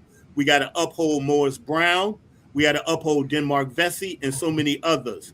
You'll see that on Do the Work 9. You'll see that on Communiversity number 9. And lastly, my book, Liberation Through Nutrition, Unveiling the Dietary Maroon from Within, is coming out Wednesday, October 7th of this year. The date is very strategic and it's very specific for a reason. If you have any questions, DM me on IG. I am sending individuals a personalized text as well as the book cover so you can get a sense of it. And I'll be closing down the location this week. So again, reach out and holler at me at Do the Work 9 on IG. I'll get everything you need. And family, I appreciate y'all. In the words of our ancestors, Shemhotep, I go in peace. Peace, right on, brother. Appreciate you, brother, for sure. Hey, Rua Foriata, my brother from another mother, who I've known for about 3 decades, or some other. What we got going on, brother? Yeah, so just to make it real simple for people, my website in regards to the work we do in health and getting results in health is right below my name on the screen here, below my right shoulder. If you just look down, you'll see herbalresults.net. The best use of your time would be to go straight to the testimonials page, where we have long form interviews with people who are no longer on any medication or no longer have any of these named illnesses. And so you'll see many, many different cancer reversals and people telling their stories. And these are all very emotional, very poignant stories. You would do yourself well to just spend an afternoon and go with your family, sit down and watch these testimonials, because these were people who were told that they've got 90 days to live, 6 months to live, and they're alive and well today because they decided to do the Herbal Results Protocol. And you'll see high blood pressure as well. It's segregated. The first testimonials are cancer testimonials, and then you scroll down and you'll see the video interviews of high blood pressure and diabetes testimonials from people of all different walks of life, are people in different parts of the world who've been able to solve their problem, all within the comfort of their home. And you'll see many of the different cancer reversals, some of the more recent ones where we ask people, you know, how much money do they end up spending? And we've gotten these reversals for sometimes under $300, man, in terms of the products that people are buying. And it's all documented. And so that's our job, and that's what we're doing. So I would just tell people, go to herbalresults.net, spend some time on the testimonials page. We have a science page with multitudes of scientific studies as to why our approach works. And then we also have a products page where you can get a download of my book, The Successful Eradication of Cancer Using Intracellular Parasite Theory. And you'll see the other products like the olive leaf extract. You'll see the anti-parasite kit. You'll see our starved cancer and parasites product. You'll see our zinc, magnesium, selenium product. You'll see our vitamin D3 and K2. And I'll tell you about the D3, K2 real quick. I think we probably have one of the strongest D3, K2s on the market. It's my own formula, and it's a vegan form of D3K2. The other D3K2 you get is usually from sheep's wool called lanolin. We get ours from algae, and it's very strong. And I've done tests on myself. If you take one dropper full of our vitamin D3 plus K2 for 30 days, your vitamin D blood score will go up by 100 points. Okay? And this is, you know, I use myself as a guinea pig for all my products, so I'm able to tell you what the facts are.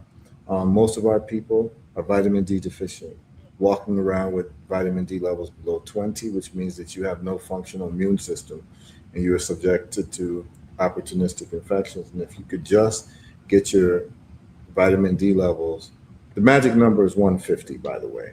The medical system will cut you off at 100. That's because they don't want you to get to 150. That's a whole lecture unto itself. But you want to get to 150. You want to take your magnesium along with that because they're cofactors together. Then you take your olive leaf extract to reverse your inflammation. And we're seeing great progress in the fields of the main killers of our people, which is heart disease, cancer, diabetes, autoimmune illnesses, and respiratory illnesses. And so, we're happy to be doing the work that we're doing. I have a radio show that I do every Monday morning at 9 a.m. Eastern Standard Time with Brother Anthony Muhammad at Sankofa Revolutionary Radio. We've been doing it for about 4 years now. We've now partnered with the Brother Red Pill, with Nota Ledge Media. We simulcast every Monday morning at 9 a.m. We reach thousands and thousands of people all over the world. People call in with their testimonials. They call in with their questions. We're able to help people heal themselves for cents on the dollar and without deleterious side effects. And then on Wednesdays, we circle back and we cover wealth. So we have Wealth Results Wednesdays where, I teach people how to do trading, buy things in the stock market, entrepreneurship, all of that. So, Brother Kalonji, it's a pleasure to have been invited by you. It's a pleasure to see your growth, what you're doing, and the reach that you have, and the tireless work that you've done on behalf of our people. So anytime you call me, I take that text very seriously, your messages very seriously, and I look to make myself available out of the respect and the honor of the work that you've done in the last 30 years. So big up to you, big up to your organization, and big up to all the people watching. I say, and fellow Falcon, look in the chat, man. I sent you my map. When you get a chance, text me, brother, so we can link, please. All right. Yeah, and I see you came up in Chicago. I grew up in Chicago too. Oh man, we gotta talk, brother. Yeah, we gotta talk. We'll build off camera, brother. Yeah. We ain't having no Haru family reunions up in here. I'm gonna tell you that right now. But anyway, love, respect, appreciation. Haru, it's mutual, so we don't even have to go there. You know what I'm saying? But I definitely, like I said, it's always an honor to be on the right side of the barricades with the right people. So definitely appreciate you all coming up. I know everyone's busy, but I don't take it lightly for folks to show up on a Saturday afternoon to kick it with a old wretch like me. Anyway, keep winning. We'll see you all soon. See you in the whirlwind. You're checking out Black Power Media. If you are unfamiliar with this platform, we giving you 12 different programs over 24 hours to tell you why it's necessary. So make sure you tap in. We're gonna take this quick break before we bring on our final panel for today. Our final panel for today is No Culture Without Agriculture. Land is the basis of power. I have some of my long-term comrades coming up, a couple mutual comrades. We got our brother Tanisio, I see him in the joint, you know what I mean, who's been responsible for some of my madness and yours as well, Hebrew. I think he helped us both get gray. So we'll have our brother, I was about to say Hebrew, Tanisio, and also my main man, Deron Chavis, and a whole bunch of other folks will be coming on. You're going to be talking to some black farmers, you know what I mean? And they're going to lay it out, and they're going to show you why organizing is cool, because I know that usually when y'all think about farmers, y'all think about some fat white dude with a pitchfork and a pig, but these farmers are different. We don't deal with the pig. Anyway, y'all stay tuned. I'm gonna go to a quick clip of one of our shows, and I'm gonna see if you could guess. There are two people that are gonna be in this clip that will be on this platform tomorrow. They will actually be presenting tomorrow, so you all can put in the chat on who you think they are. I'll see you all later, man. Uhuru. Peace. On Riot Starter TV, you know what I'm saying? We've had a whole lot of artists on this joint. We've had everybody from the Last Poets to T.I. and all in between, you know what I'm saying? So, and everybody's on the screen right now. So what I'm gonna do is, like my uncle used to say, help me stay here, help me stay here. I'm gonna ask these brothers and this marvelous sister who started off going rah, rah, rah, you know what I'm saying, to give folks a good 8 bars if possible, to let them know what the hell is going on, because I think that some of them think that you know, Wise Intelligent Brother J, when they talk about X-Clan and PRT, they think that for those who haven't been following you, they think that you just talking about what y'all was talking about back then. They still spitting lyrics, they still spitting bars, and they can fuck with whoever's out here right now. So whoever can bless us, please do. Let the God Wise start us, man. Quiet man.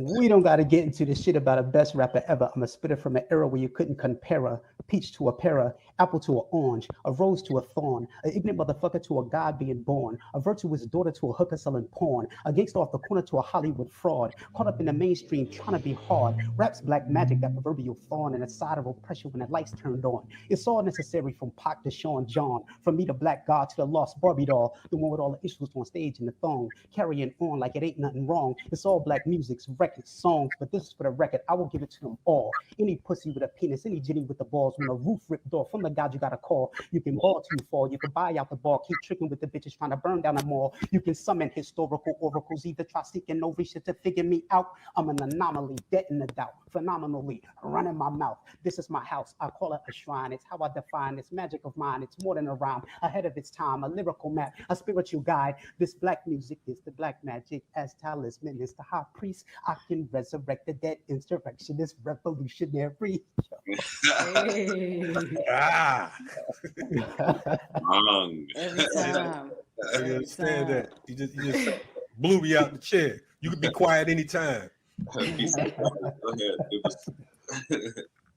Give us a little bit, guys. Okay. Y'all know that hunger keep that drive up like Formula One. Where they was lapping up the praise, I pulled a tortoise and won. I kept it slow and steady, stay putting my best into these characters where these so-called street rappers pull performative stunts. My critics thought they could defeat me, I outsmarted them all. I reason with you till you see my piece, if not we could brawl. Every Goliath got a David with Excaliburs drawn. If that don't work, we get the bullets and it's the harder they fall. I'm spitting too heavy, let me clear up this phlegm. Blessed with genius and street savvy, that's a miracle blend.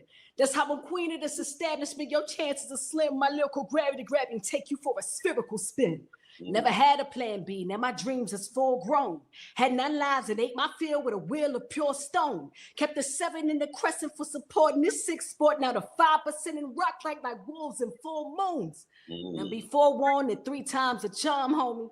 I told you twice this job is thankless. Now I'm seeking my shoe prawns. Hope I do your work in solid gold like Tutankhamun. That's how this 2X is next up to be crowned the one. They not ready. You're not ready yet. Oh, drink champs, where y'all at? Yes. I'm delivering the passion and pain as I'm schooling you all. I'm the higher league handler come to play street ball. I'm an activist born to let justice reign. It's my destined path to bring balance to the game. Through melody and grammar, I make sense in dollars. Hollering goodness, never drama off my palate. Spit polish to talent so haters look scandalous. Gazing at the guard in vain. Get your mind right. Conscious power keeps a brother in flight. Hip-hop generations unite. Stereotypes are plenty as the jealousy and envy multiply, making the messenger the enemy. Hostile energies of frustration. Test the patience tenfold as I face the nation. With every indication that I'm ready for peace. Stand back and let the weapon release. Third eyes on me. Yo, you heard it here. Riot Started TV, Black Power Media. Don't get it fucked up.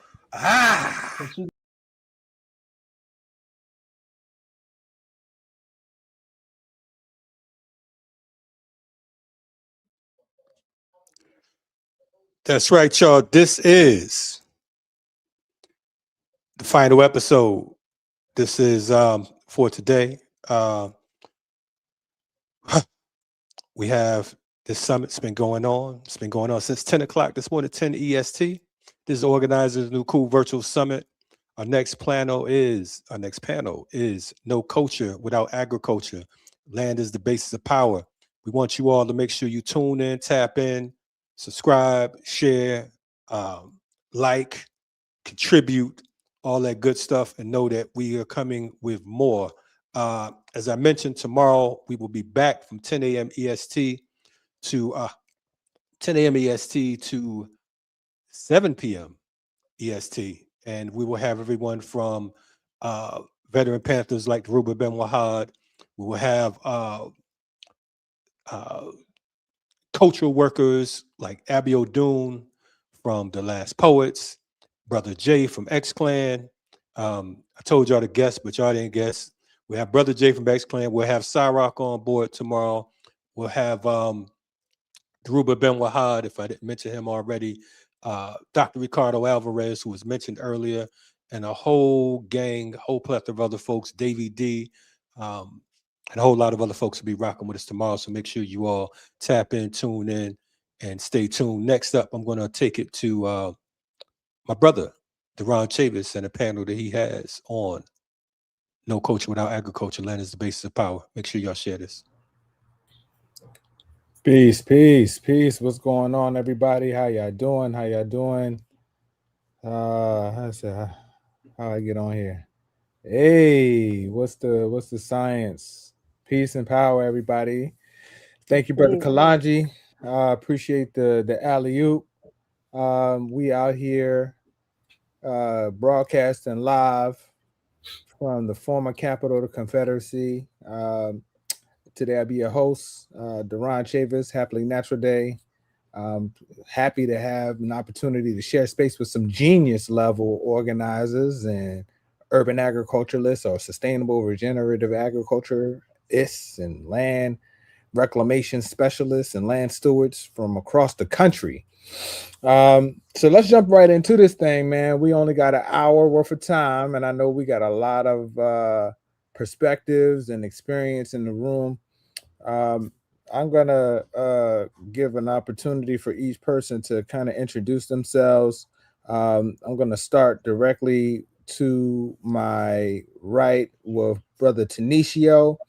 I guess the first thing we'll do is just go through a little bit about who you are, what is the work that you do, what's the name of your organization, and then we'll come back around with some deeper questions about this topic of agriculture and land as a tool for independence. So floor is yours, Brother Tanisio. Give us a little brief introduction about yourself and the work that you do.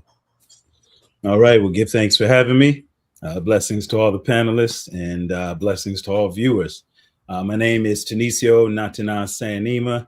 I am actually a urban farmer here in the Metro Atlanta area. First and foremost, I am the great grandson of Augusta Long. That is the family name that I come from, the Longs, out of a little 3 square mile city known as Gauze, Texas.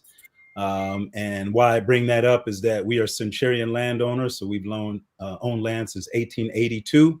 And it has inspired me to continue to do the work that I do as an urban farmer, being an extension of what my family was doing in the rural setting. Simply put, I grow food, I feed people, I teach people how to grow food for themselves. And I've even dibbled and dabbled in writing food policies for local municipalities, run some of the departments in those municipalities, just so we can also ensure that those policies that are necessary, that typically block us, are pushed out of the way and replaced with something that's a little more supportive of our communities. That's a short resume, and I'll, I guess, go ahead and pass it. I'm going to pick Sister Tanur Ali, if I may, and let her introduce herself.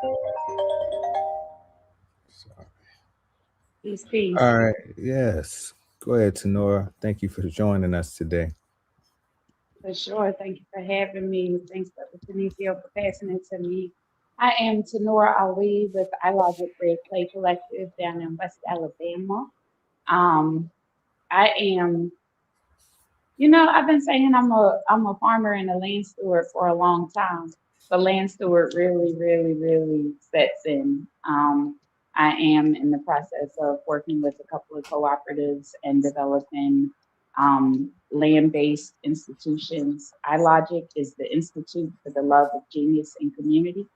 And the idea is that if we gather the resources together and gather our minds together around some shared values, we can actually thrive in this world and move out of a place of struggle and into a place of flow in relationship with the land and in relationship with each other. And so I teach land stewardship classes. I teach trainings on how to read the land, how to know what you're looking at, how to know where you can build something, where you can grow something, and how to talk to folks in order to be able to get something going for real, and maintain some sustainability in the process. So we do a lot of work with folks who are transitioning from urban to rural spaces, especially folks who are transitioning to historically Black rural spaces, and making sure that there is an appreciation and an understanding of that intergenerational shared wisdom, shared knowledge, and an energy and an initiative and an effort toward innovation, and toward really developing generational wealth in a way that fattens more than your pocketbook, but really brings some life and some flow into the heart. That's me. Nice. Thank you for sure for being here with us today. I'll pass it over to my man Nelson Hawkins with Ujamaa Farm Collector. Tell us a little bit about yourself, brother, and the work that you do. Yes, sir. Can I be heard? Yes, you can definitely be Can you hear heard. me? Okay. Yes, indeed. Yes, sir. Peaceful blessings to the panelists and everybody in the room. I'm very grateful to be here and pleasure to be in community with you all. Anytime that I introduce myself, we get into a habit of like starting with what we do. So I like to bring it back a little bit and start with who we are and who I am. So first and foremost, I'm a human being. I'm a multifaceted, dynamic human being. I am a son, I'm a brother, I'm a husband, and I am a father. Those that are in the room that tend to the land, steward land, farm, ranch, what have you, are likely to be familiar with the term. You wear many hats, right? Or in other words, we fulfill many responsibilities. Yep, there we go, Dagan, there we go. We fulfill many roles and responsibilities in different situations, right? One of those hats that I wear is I am the farmer founder of We Grow Farms. We cultivate seasonal, diversified, culturally meaningful produce using agroecological methods, and we support access to our produce for local communities while strengthening their relationship to land. And that's an urban farm that we started in West Sacramento, California. And we currently operate on 2.5 acres, both in rural and urban environments, growing a good mix of stuff, definitely ecological and diverse. And we plan to expand to an additional 2 acres next season, planting some fruit trees. And so by extension of some of that work, I can get into a little bit later. Another hat that I wear, another role that I fulfill is I am the co-founder and the collective executive director of Ujamaa Farmer Collective.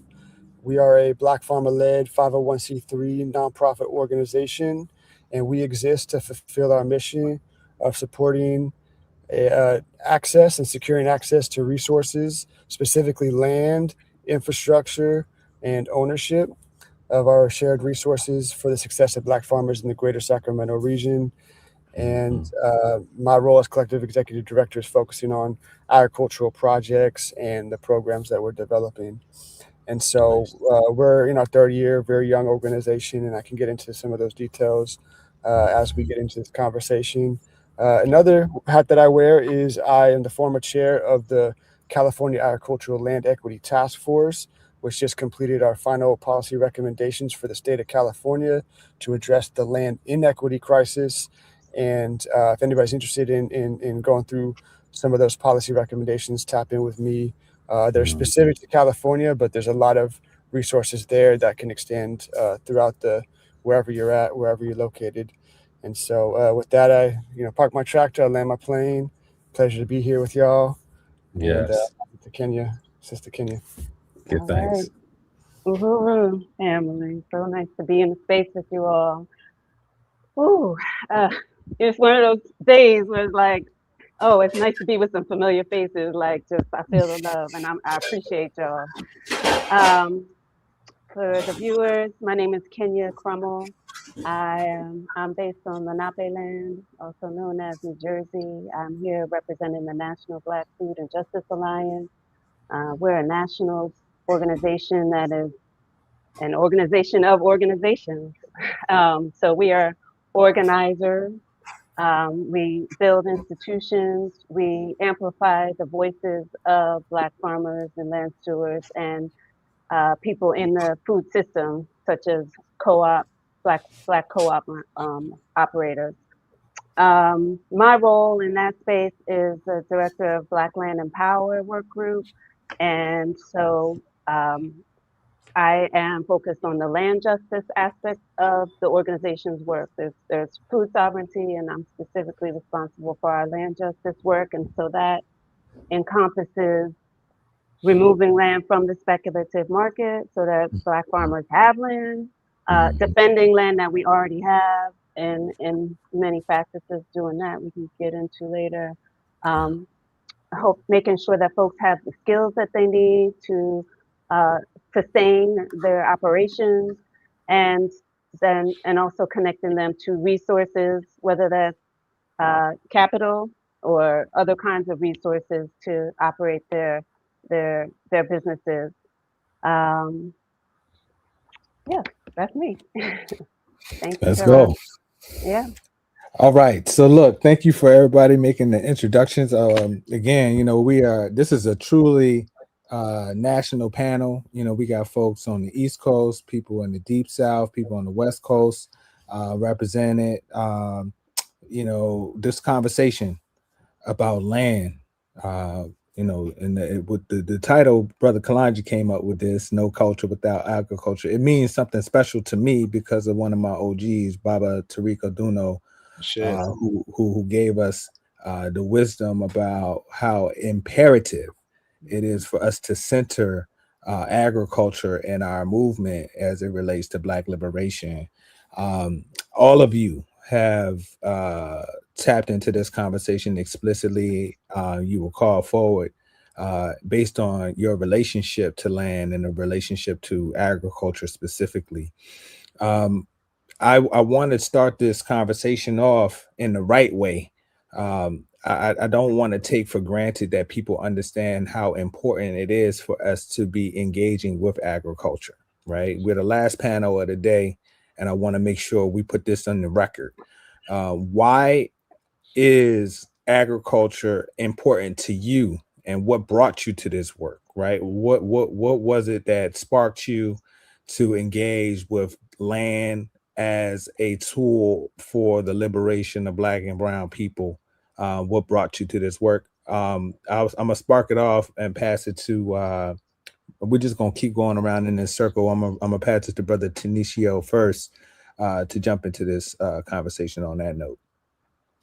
Sure. So for me, it started off really as a connection to health. I think it was apropos that the panel we had right before this one, was heavily devoted, if not exclusively devoted, right, to the health of this body. So, for me, being someone who wanted to ensure that my food source was as nutrient dense as possible, that's what drew me into this. I actually, have been a vegan, vegetarian, all these, titles. I eat plants and have been doing so exclusively for about 25 years now. And just starting to hone in on how that was, some technology going on there. I was like, well, the best way to solve this problem is to start to really connect to growing the food yourself. And I had, of course, that reminder from my family members of how deeply connected we were to agriculture. So it was an easy transition. And as time went on, I then began to really look at something that I think people oftentimes overlook, which is every single thing comes from the land. Not just your sustenance, your clothes, the fuel, the materials, this computer we're talking on and all its inner work, it all comes from the land. And so when I then began to really look at, well, who was leaders in that particular arena, and then also looked at how do, even governments, budget for this, like agricultural departments are the largest departments of governments the world over. And it just really made me understand how important it is to free the land, as we say in some of our circles, right? My RNA family, we understand that terminology, So it really just boiled down to understanding the true essence of power, which is they ain't making no more land. How can we get access to it? And how can we optimize its use for our benefit It started with food, but it has expanded to literally any and everything that I could possibly connect to as it pertains to the land. That's it. Word. Give thanks, brother. I appreciate you, man. And you know, we go back, so I appreciate you even stepping fully into your purpose like this. Tanora, question goes to you. Sir. What connected you to this work? What brought you to it, and why do you feel like it's important for us to deal with agriculture as a part of our liberation strategy for Black and Brown people? Well, I think initially what brought me to the work, or to the understanding of the importance of the work, first and foremost, was that I was raised with the teachings of the Honorable Mr. Elijah Muhammad. And that understanding of collective economics as an entrenched discussion in the household on a regular basis, being a part of developing products and in a household where entrepreneurship was what you do.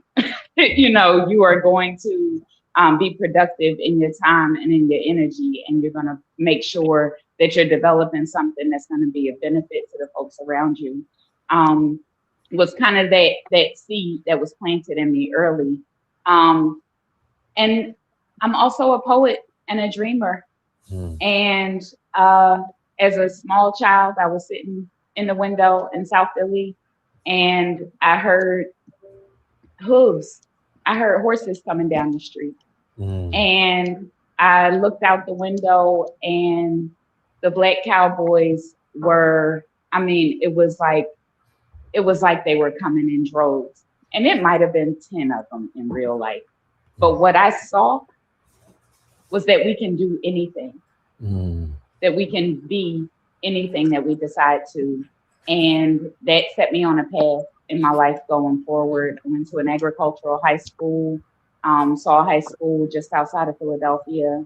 And that's where I really situated myself in the initiative that's required to be able to engage in a life that allows you to walk barefoot, you know. And I mean, it probably sounds like real kind of airy-fairy and silly, but I think there's something really important about those of us who move through this world trying to figure out how to deepen that connection with the planet Earth.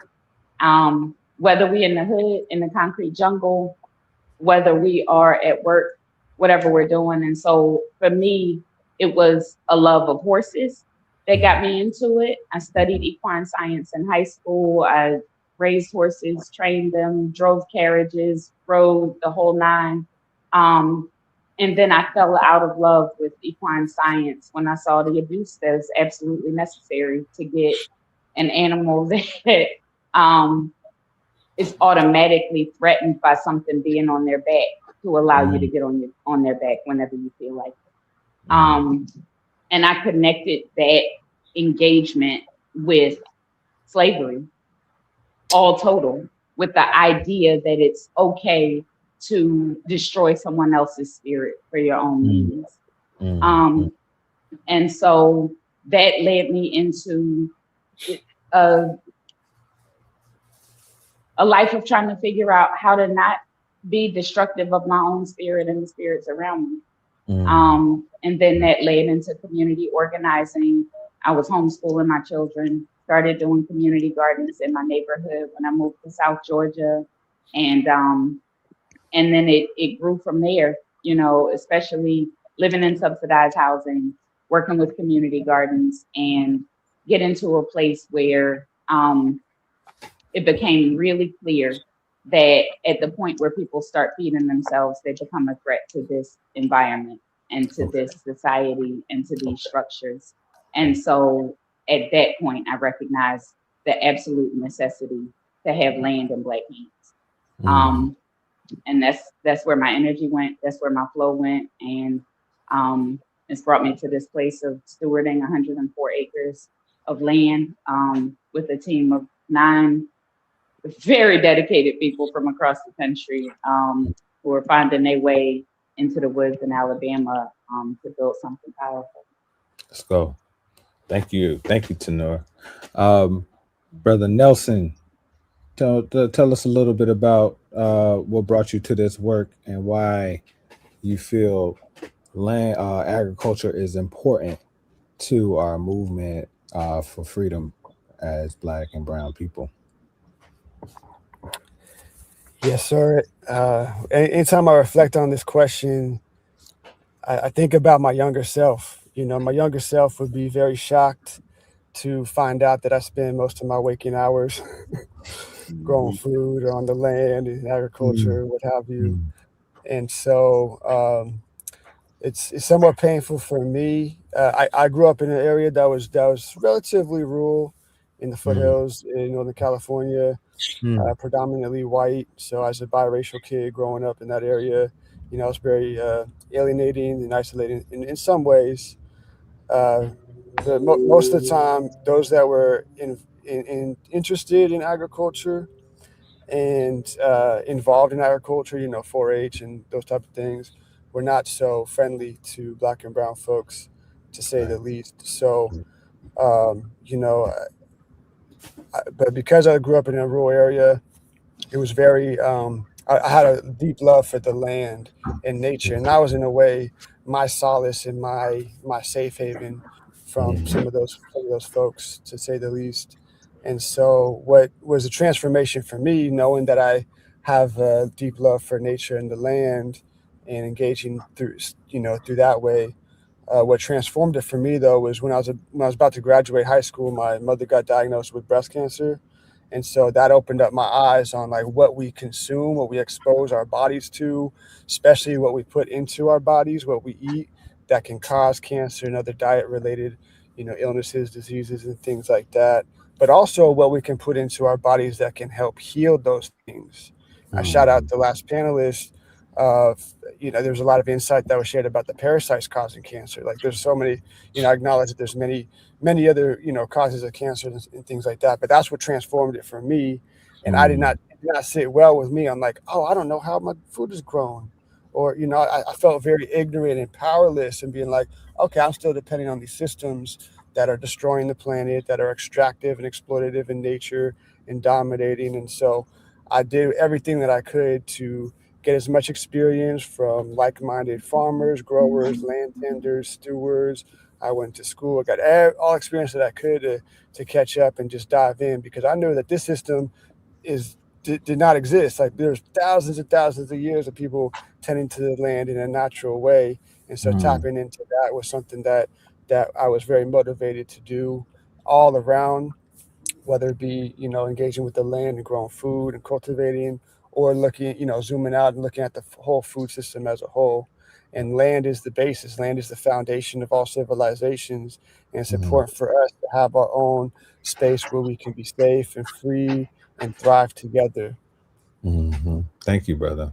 Yeah, appreciate that. Sister Kenya, what's going on? Yeah.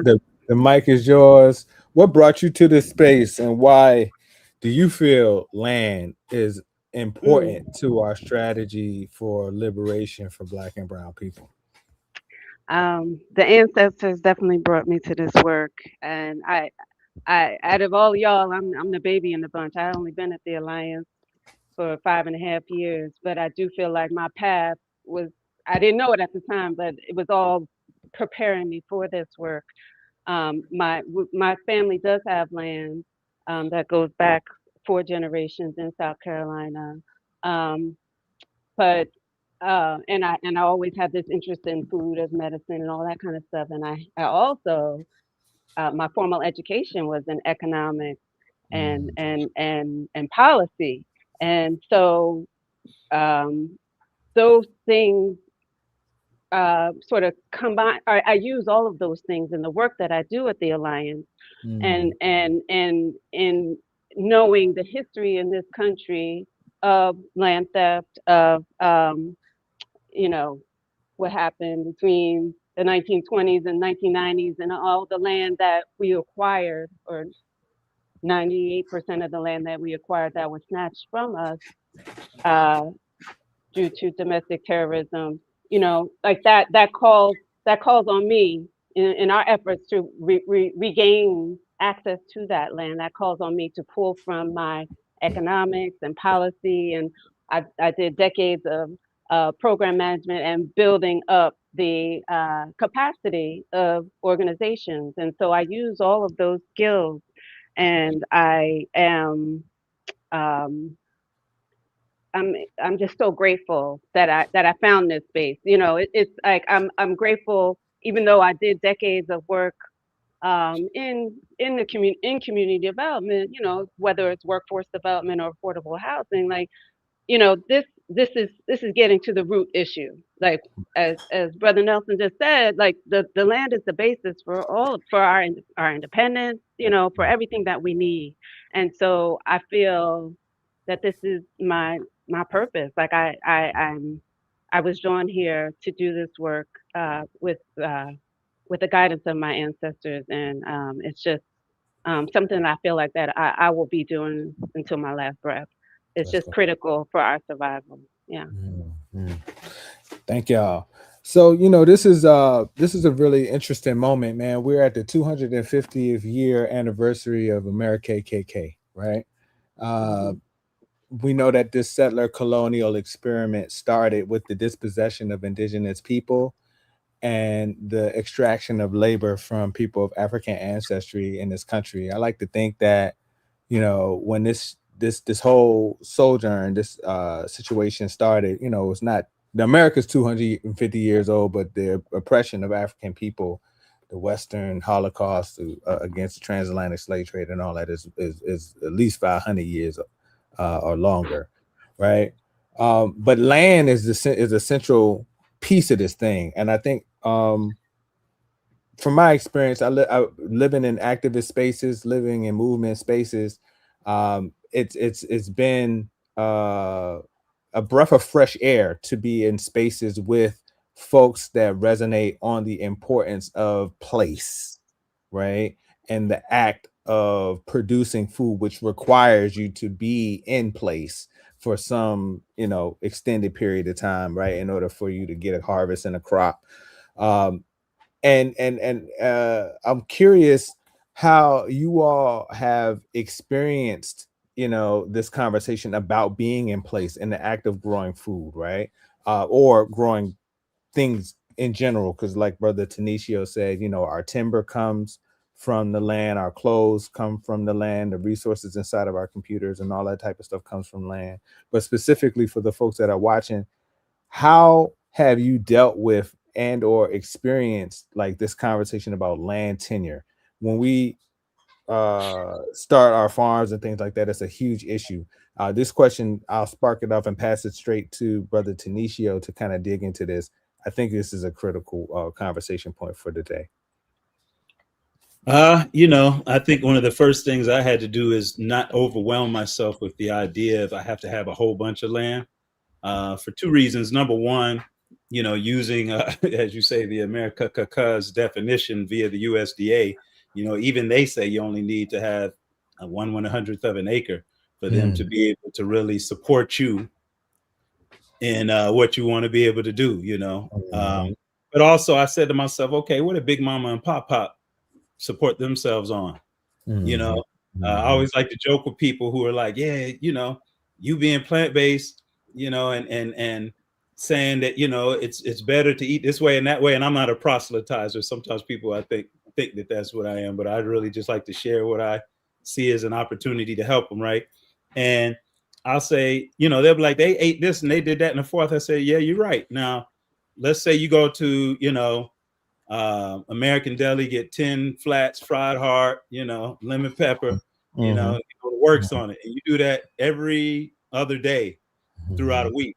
You know, that's 5 birds for that 10 wings times 3, right? So that's 15 birds. And now you do that 52 weeks out the year. You're talking about that's over 700 birds.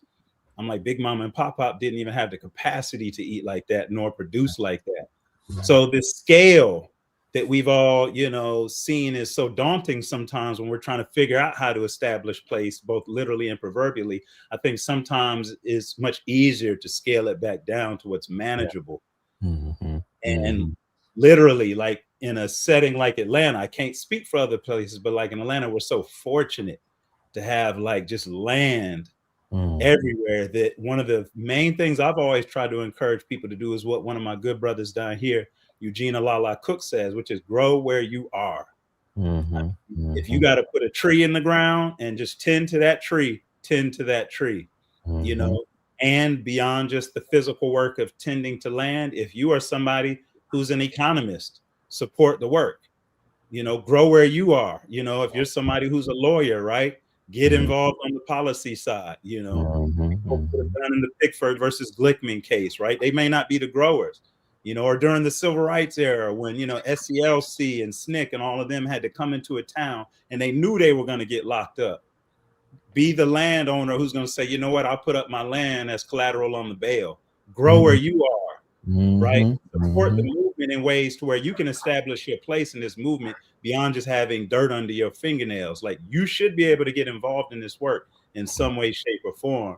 And so I had to just really realize, like, not everybody's meant to play every role, be it big or small, but they should play a role. And you got to really figure out where that's at and hone in on it, and then create these interlockings, you know, create the intersectionality that allows us to move as one unit.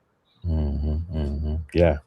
Tanor, how has land tenure impacted your work? I mean, and when I'm defining land tenure, I mean like the power and control over a particular space in order to grow not only food, but to, you know, in your sense, in your case, community and, you know, the behaviors and the culture that, you know, is necessary for us to even return back to the land. How has land tenure impacted that for you? It's been huge. I've been on the land here in West Alabama. I was gifted the incredible opportunity to take over the mortgage from the man who raised me, whose name is Garden. Okay, whose name is Garden of the Creator, Father El Hagan out of Philadelphia. And it did not take very long to start planting food and realize that this work is not meant to be done alone. It's just not. And so it's, I think I feel and agree, you know, so much to what Brother Tanisio said about, you know, being able to scale things back. But I think for me, there's a both and. There's the need to be able to make sure that you're designing things in a way that you can manage yourself, while also designing things in a way that other people can come into, and that space is created for the community to be able to develop. For me, I look at family as a microcosm of an ideal society, right? And so I come from a big family, and have been blessed over the last couple of years. iLogic is 15 years old. iLogic Red Clay Collective, the cooperative, is 2 years old. And what we've been able to do is to encourage folks who've gone through our training process, whether it's folks who are in my family, who, you know, are a part of my bloodline, or it's folks who found a link on Instagram and jumped in. We've been able to develop a collective that is centered on our values. And one of those central values being the care for the land, and wanting to make sure that the land is still gonna be able to feed people in 3 generations, 5 generations, 7 generations. And so how are we engaging in a way with each other where whatever it is that we build, we can continue to work it together, and whatever it is that we leave behind can continue to produce for many generations to come. And so for me, that's really the central piece, is like, how do we develop these relationships? How do we both build physically? I sat here on purpose in the kitchen and classroom that we're building on the land. With the sheetrock that's up on the wall, was hung on this wall a couple of days ago by my brother and my nephews. My nephews are the first generation in my family who can come to the house, jump in the truck, without a license because they own private land and ride up the road that we put in and come up to the kitchen that their father built and assist in bringing it to fruition. What's going to shift in their relationships inside the family, what's going to shift in their relationships in their friend groups, in their way of looking at themselves is something that I think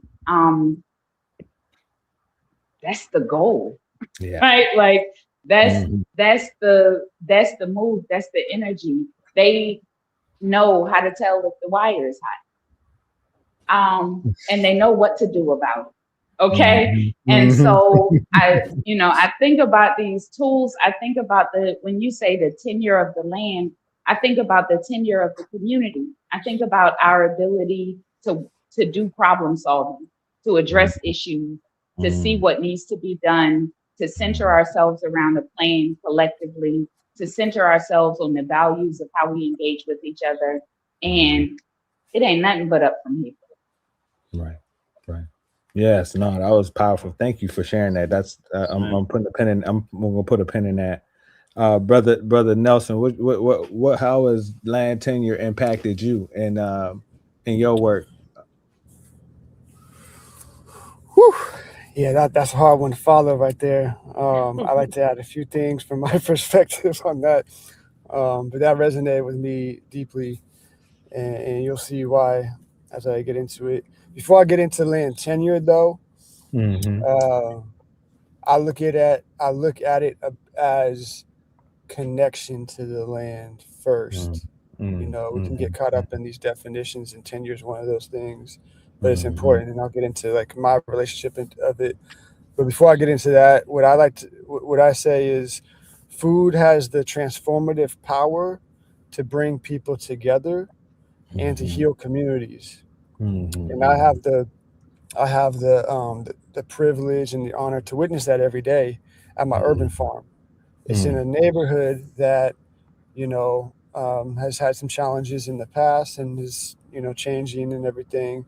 But whether you're in the concrete jungle, the ecology and the landscape is fragmented by concrete and asphalt grids and these sharp angles and things that would never exist in nature. So as someone who stewards the land and observes the patterns, the cycles, and just has a deep relationship with nature and that connection that I'm speaking to, it's very much against that, like the way that the city's set up.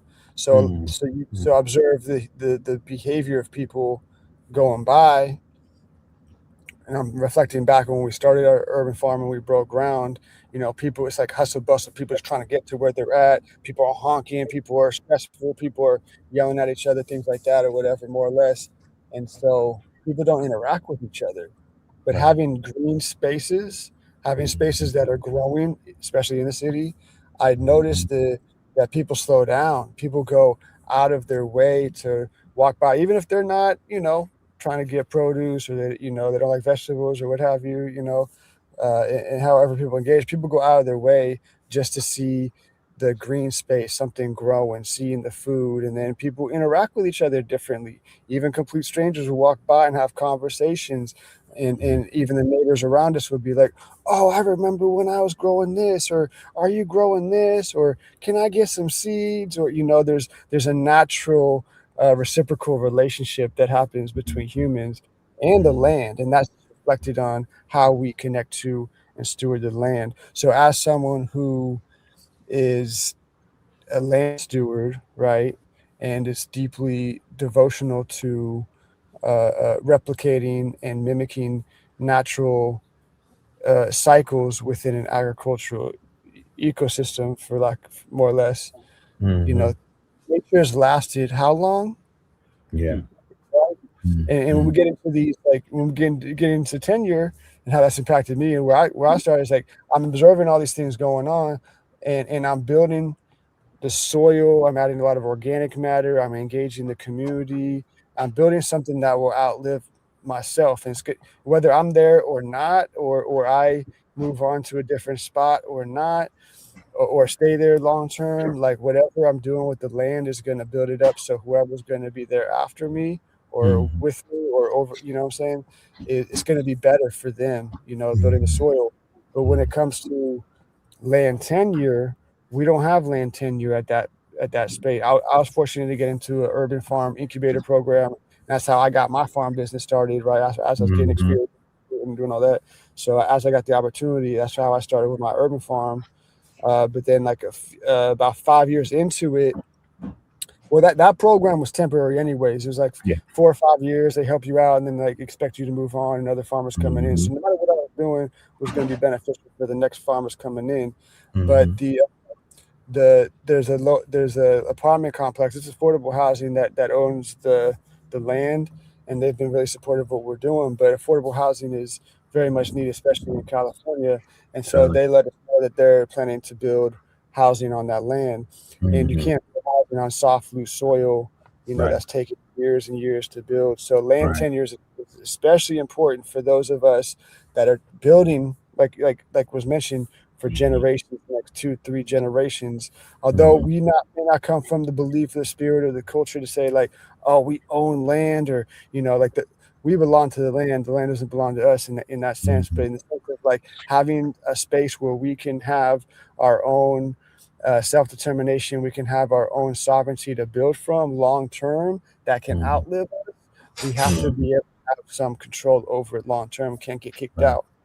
So part of that is what sparked me to advocate.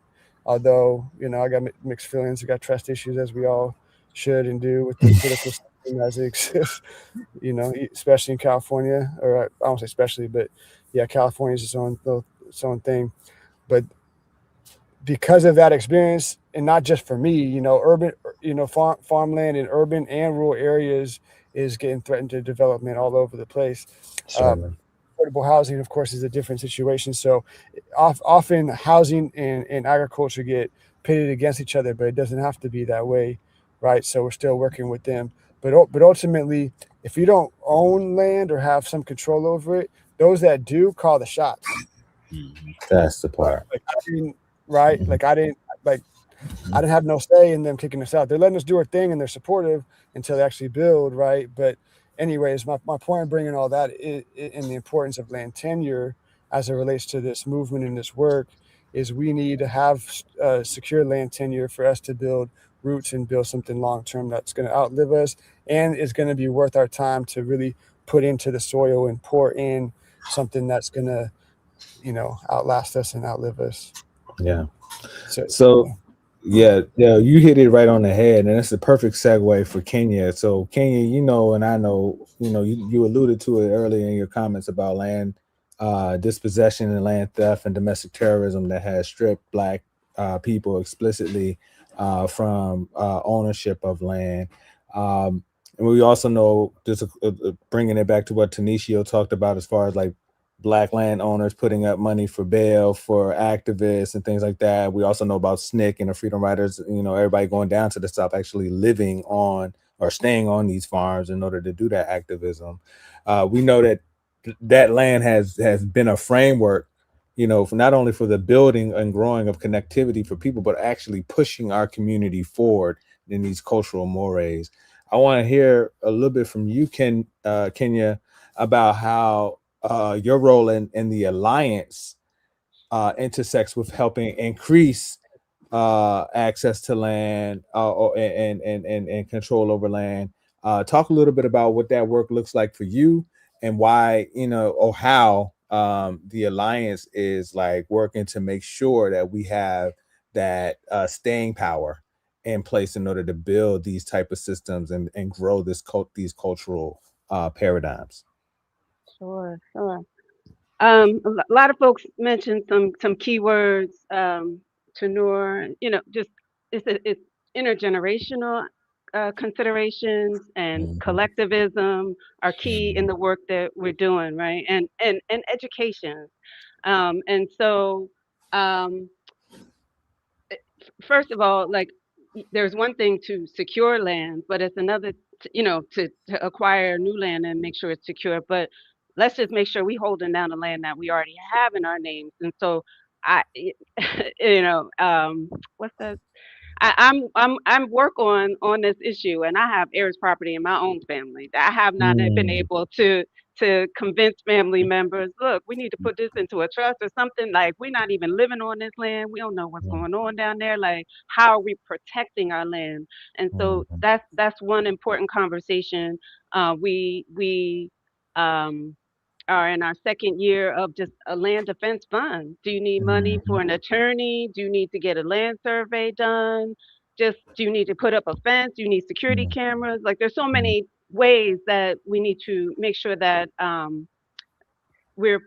was thinking about this family in Brooklyn. Somebody's been cutting their water line like twice now. Like, it's just, it's like we constantly under attack. So the land defense fund is really critical, and we're not alone. There's others, people like Black Farmer Fund. There's others doing this kind of work. So so that's important, but also just organizing.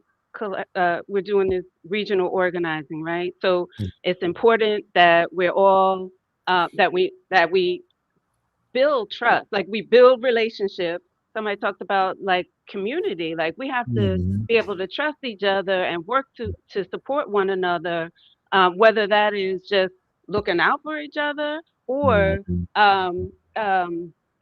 creating businesses and getting our food to market, or Tenora brings people down, building structures on land, like teaching people that skill, and what Tenora was a part of organizing in Alabama, where I forget what y'all call it, but you take turns going to different farms, different lands to help whatever, if Nelson needs a new deck, you go there and everybody does work on that. And then you go to the next place to build some outhouses, whatever it is, or just like get the land ready for the next season.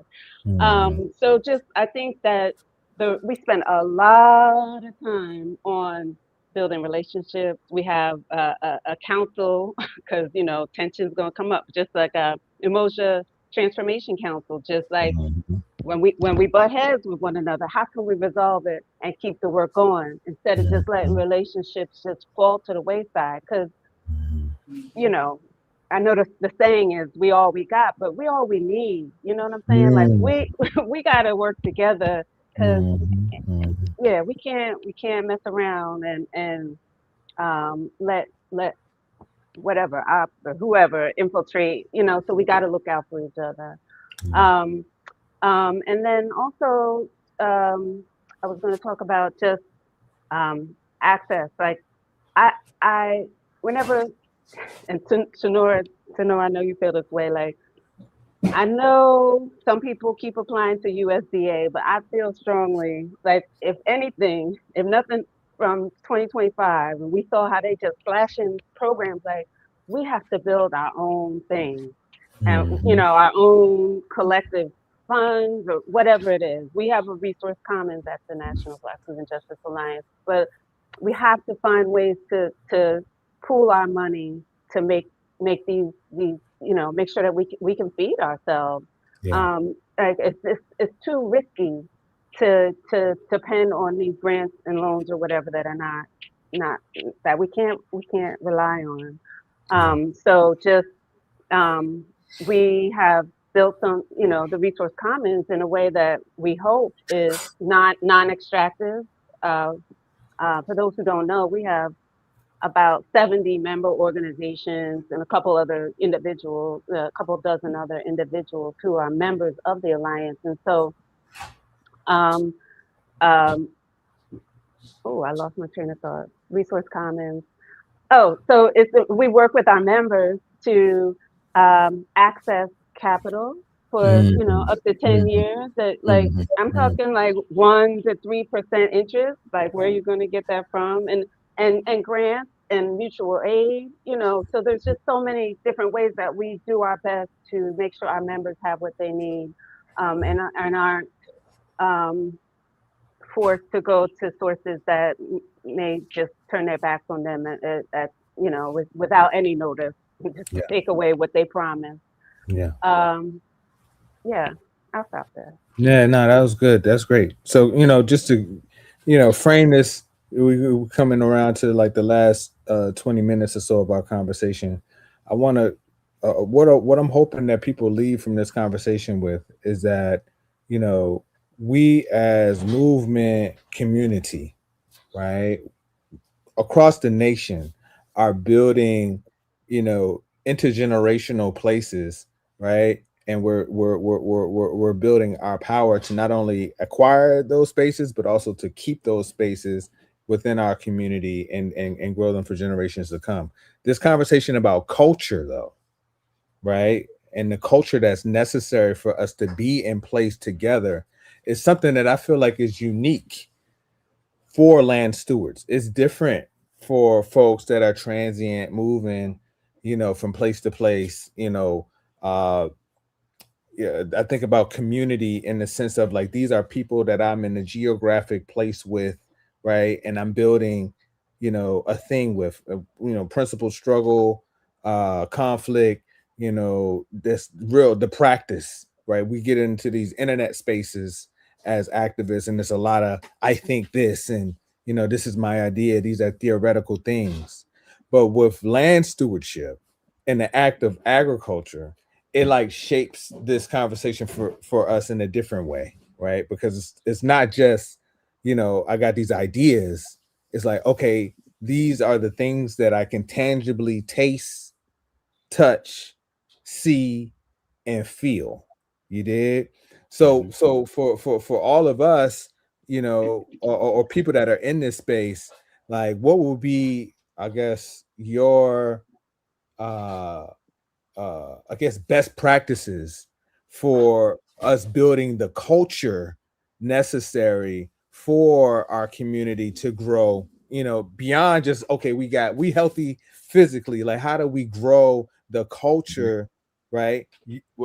And I want to lean that into like, with regard to our act of communal, you know, regenerative agriculture, like how does that help us take this movement to another place, like the transformation that occurs internally? How, what would you say, or how has, what would you say would be best practices conducive for that type of evolution in our movement spaces? Go ahead, Tanura. I You threw your finger up, so I'm want to assuming jump in raising on your that hand. one. First, I want to like just speak to a little bit of what Kenya said. I was out here with my 3 children, a bunch of dogs, and a machete, figuring it out. Right. Moved to a place with no vehicle, and 8 miles away from the closest gas station. Okay, 45 miles from a grocery store that had any kind of reasonable, affordable food. And that one engagement I had with the USDA was enough for me to know that I'm gonna sit out here with my 3 children and my machete and figure this out, because we are capable. We are all we need. And I got to this land on the back end of doing anti-racism work and all kind of, you know, going and telling white people how not to be so white, you know, and, you know, and came to the land and realized that me and those children and this land can work together and build up enough that we can demonstrate our initiative. And that demonstrating that initiative is going to call in the relationships, like our relationship with the Alliance, that has given us the ability now for me to be 9 years in on the land, 2 years into building this collective, and be able to say that we have 14 people moved to Alabama in the past year to put their work, their effort, their dreams to life on the land, right? So when you ask about the best practices, I think first and foremost, the best practice is knowing for sure that we are capable of doing the work that needs to be done. Like moving in that knowing, I think is first and foremost. And then the next thing, like the very next thing is taking the initiative ourselves to get started. I think a lot of times, like, I know YouTube is a fabulous university. But if you see something on YouTube that you think will be awesome to try, practice on your porch, practice in your living room, get started, like do the thing so that you can understand what they cut out of that video. And start moving on it and get your hands into, whether you're getting your hands into the soil. This cedar behind me, we got a wall of cedar going through this room, separating the kitchen from the classroom. That cedar was grown within 20 miles of here. It was cut 4 miles away. And this is what comes out of the trash pile. Okay. This is what they pile up and burn. Okay. And we've been able to go and engage in a way where we are relieving the folks with the cedar mill of the, massive amounts of wood that they need to burn. And then we're also teaching each other how to build something out of what's readily available to us. And I think those practices are so key in making sure that people go from, my brother moved here in August last year, 2 weeks before he got on that road to come to Alabama. He was serving tables in Philly. He's a chef and a master server, right? And came down here and designed and built a kitchen from the ground up. Because he said that's what needs to be done for what we're building together. And so I think some of the rub in that process is being able to step back enough to say, do your thing. Right. I'm gonna do the part. I can do the paperwork. I can put together the proposals. I can work with you on the plan. We can count 2x4s, from now till dinner time. But then it also has to be, I believe in you, I trust you, and a reciprocal way of engaging that has him saying, looking at this and it's not looking right. Come look at it with me. Yeah. Yeah. And me stopping what I'm doing and saying, okay, let's look at it. I think those are some of the practices that actually build the sustainability of those relationships and the sustainability of what we're building on the land. I know I talked a long time. My apologies. No, that's good. No, that's good. The same. You're touching on the sustainability of our movements. Our together is imperative. Like, we can go far by ourselves, but we can go further together. Tanisha, what do you think are some best practices as it relates to this thing? So it was actually somewhat similar to what Tornur talked about. One of the things I always share with people is, I think one of the previous hindrances to our people wanting to get ready and go is, of course, the traumatic connection to the past and chattel captivity. And so one of the things I try to always break them out of that trauma with is capacity. And what do I mean by that? So we know that we can tabulate how many of our people, how much labor and effort, and how much money was made from that effort. If we chose to really do the deep dive on that, even if we just use speculative information, we know it was a whole heap of hours and a whole bunch of money with our people. What traumatizes us is that we didn't reap the benefits of that capacity. So now imagine if the same people, the same amount of time, the same skill sets, but now with the control of that capacity, could be able to then initiate those same literal activities. Like we're not going to be out there physically toiling the land as much as we used to. We have, in the bigger spaces, mechanization, technology, right? In the smaller spaces, we still, boots to the ground, as the song says, right? But, all that being said, capacity. And this is why when you asked the question earlier, I of course went somewhat in a more, metaphorical sense, but bringing it back to the literal sense, like our people's capacity is what we have to start to make them realize exists. You see, once we can get beyond, that's what I say, like the idea of scaling it down is so it doesn't feel so lofty, so that we get to work. And then when we get to work, that's when it all starts to really blow up and become big. But until you introduce that idea of capacity, especially when it's having to break down stories being told from the outside in, We got to learn to tell the story from the inside out so that our people can really begin to recognize, like, you know what? Yeah, I actually can do that. Because, you know, Tanisio told me how he started with just a townhouse, you know, little lawn. It wasn't no bigger than, you know, a parking space. Right. And you realize, man, he hadn't talked to his neighbors ever in a townhouse community. Our walls touch each other. And we ain't even ever said, hey, I'm Tanisio. Hey, I ain't even talked before. Right. And then when he asked that neighbor next door, like, hey, this little bit of space I got, I've kind of outgrown it. Can I use yours? And they're like, yeah. And then they got to see what that could do. Right. That capacity started building in the community to where people were like, yo, I don't know if you know, this brother is over here growing in my yard, their yard. You might want to get down with him. Right. The community's capacity started building. And then when that didn't become enough, we literally guerrilla gardened the entire property behind the townhouse community for 10 years without the developer even knowing. Right. So now we built up the heart to use that capacity, regardless of what anybody told us we can or can't do. We're going to do it. There's just something within our people that it always turns on once you give us that opportunity to let that spark shine.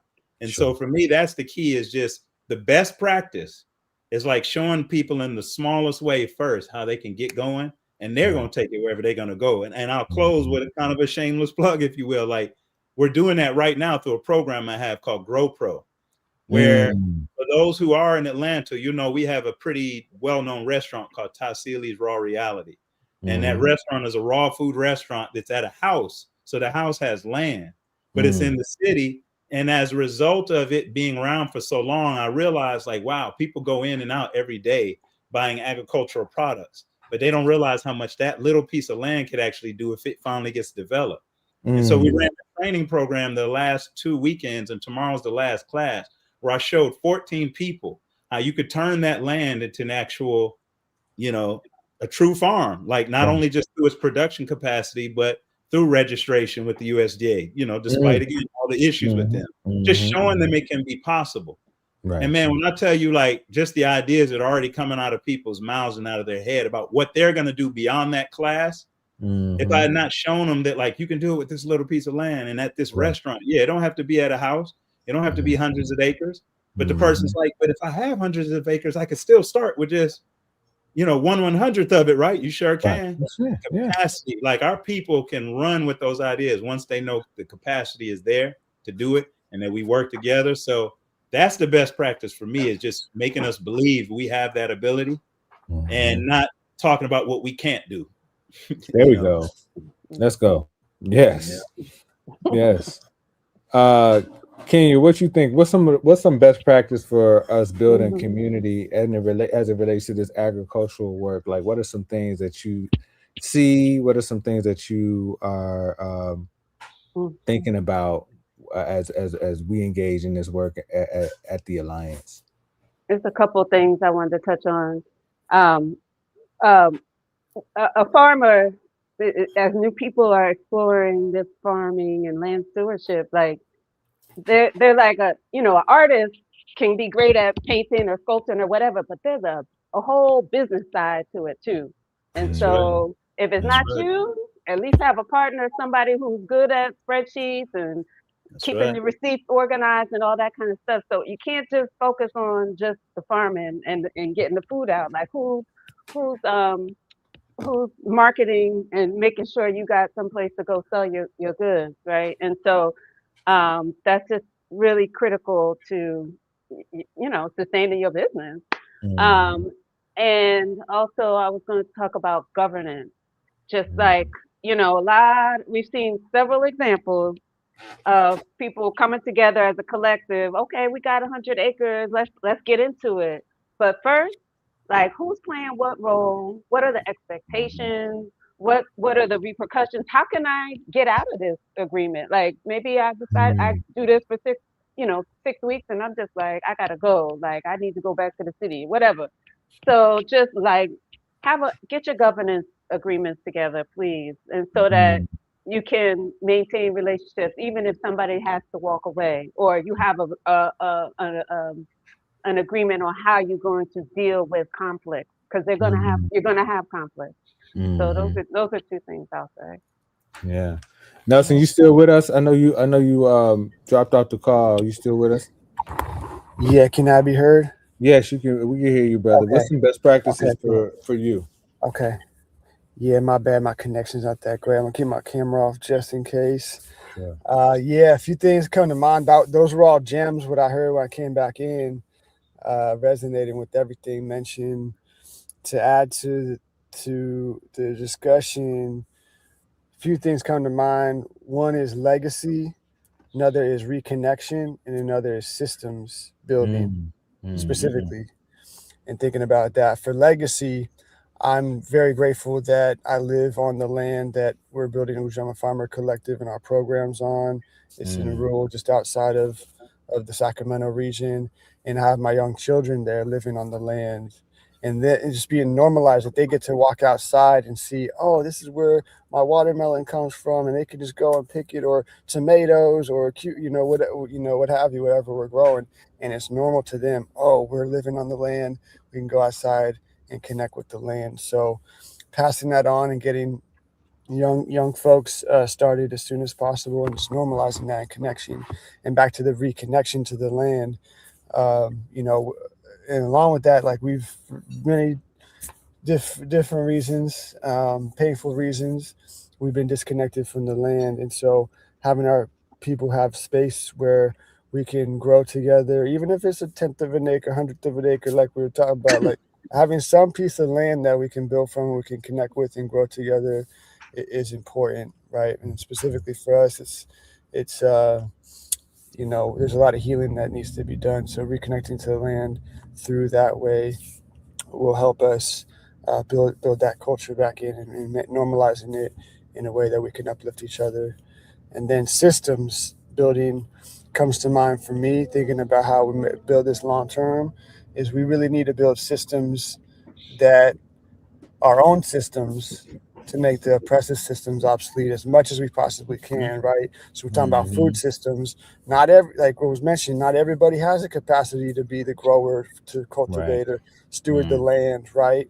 But somebody might be good at accounting, somebody might be good at distribution, somebody might be good at, I could make something with this. I could make some sauce, I could make some pies, I could, what I'm saying? Like, or can make create a restaurant. Like there's different places in the food system and system, and we can create our own systems beyond just the food, where we can make the current system obsolete, right? Those that control the food control the population, control folks. So if we can take that control and back, and people can plug in and play whatever role that they're to be and to plug into. But it's important that we build that more broadly, and it all starts with everything coming from the land, like was mentioned, the timber, the fiber and food and what have you. So those are what comes up for me. Thank you. Yeah, man, this is I feel like this is the moment. This is a moment. We're in like a watershed or a zeitgeist moment, right, where the system is openly like showing us the middle finger, across the country. Government policies are like, even with the what is it, the Nama movement, make America Maha movement, to make America healthy again. Like these crackers are going bad shit. Just part of my language. I mean, on one hand, they be like, yeah, Monsanto. I mean, we're okay with glyphosates, and then the next conversation is like, yo, we want to do regenerative farming. It's like, what is going on? They're talking out of both sides of their mouths. The rise of AI, data centers, like everything that's happening in this moment, I feel like this is a really awesome time for us to be in food systems work. Like if it was never a time to be like, hey, look at this bullshit that they doing, come over here with me. I don't think I ever seen anything like this. So I appreciate everything that you had to say, Nelson, to Noor, Kenya, Tanisha, especially, about helping people see have people see the opportunity. But I'm gonna take it a step further. I think this is a great opportunity for us to imagine what's possible. That's good. Because what we're looking for, as far as like what our freedom looks like, we haven't seen it yet. So there's a whole new thing that's on the other side of us connecting, building community, building trust, putting these systems in place, thinking about how we handle conflict, but rooting that inside of place on land. We don't know what. Hey, I get chills thinking about what it looks like for us to be working together regionally. People use the term alternative systems. I'm like, no, this is the primary. Like, this is the primary system. Absolutely. The other shit should be like, it's burning down. Right. We're watching. Duran, can I do this real quick? Because Sure. I know there's only a few minutes left, and I'm gonna steal your role for a second. I'm gonna be a moderator because it would be remiss for us to have you sitting here with us on this panel. Thank you. Straight like that. Yeah. I need you to answer that question. What is our vision, brother? What does it look like? We need to get you to answer at least one question for these people who don't know who you are. Mr. Chavis. Brother. Okay, look. So I believe. Thank you for that. He thought he was gonna get away, but nah, you gotta answer something. Hey, I believe that we are building a Black-owned and controlled food system. Period. That's the sentence. That's it. Pan-African food system. Can you use with me in Ghana?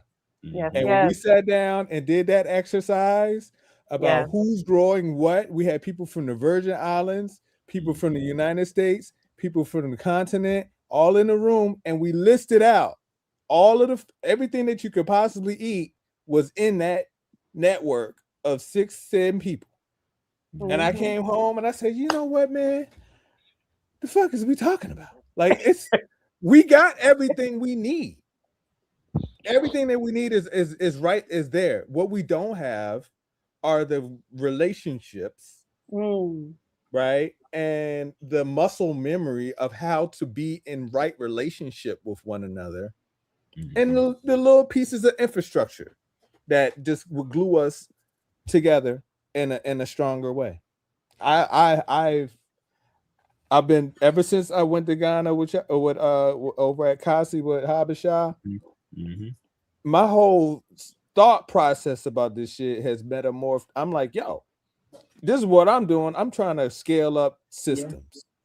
And everything about the distribution, the aggregation, the innovation, the production. I ain't even think about what these white folks doing.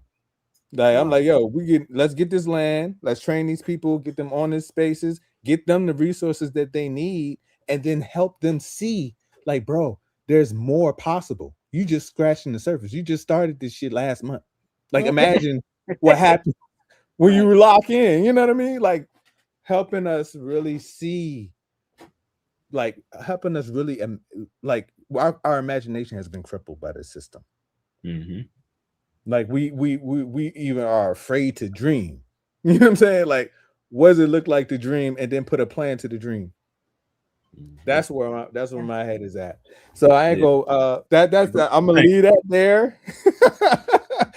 I get excited when I think about dreaming and being radically imaginative about what's possible. Given that I know people like Tenor, who's rural and got people getting on the land, living there, family members. I hear about what Brother Nelson is doing in California with hundreds of acres and getting farmers on the land that probably wouldn't have been able to do it otherwise. When I hear about what the Alliance is doing and resource count commons and Mark and, Ujama transformation, when I hear about what you're doing with Tassilis, I'm like, yo, we out here. I have no complaint. We got, let's do it. I'm like, yeah, we just need to know. So you need to just see, these young people in the movement, you just need to see this. You know what I'm saying? And be inspired and lock in and connect and support, right? And we're gonna be fine. So land is the basis of power, because everybody in this movement needs to be connected to a place. Let's get the fuck off the internet for a second and go tap on put your hands in some dirt somewhere. There's somebody in your region that's doing this shit, and let's connect those dots regionally, and form these coalitions necessary to share the best practices and resources. So we got 2 minutes left. Can I? I want to make sure y'all put y'all information on these in the official document. This lives in perpetuity. So how do people get connected with y'all?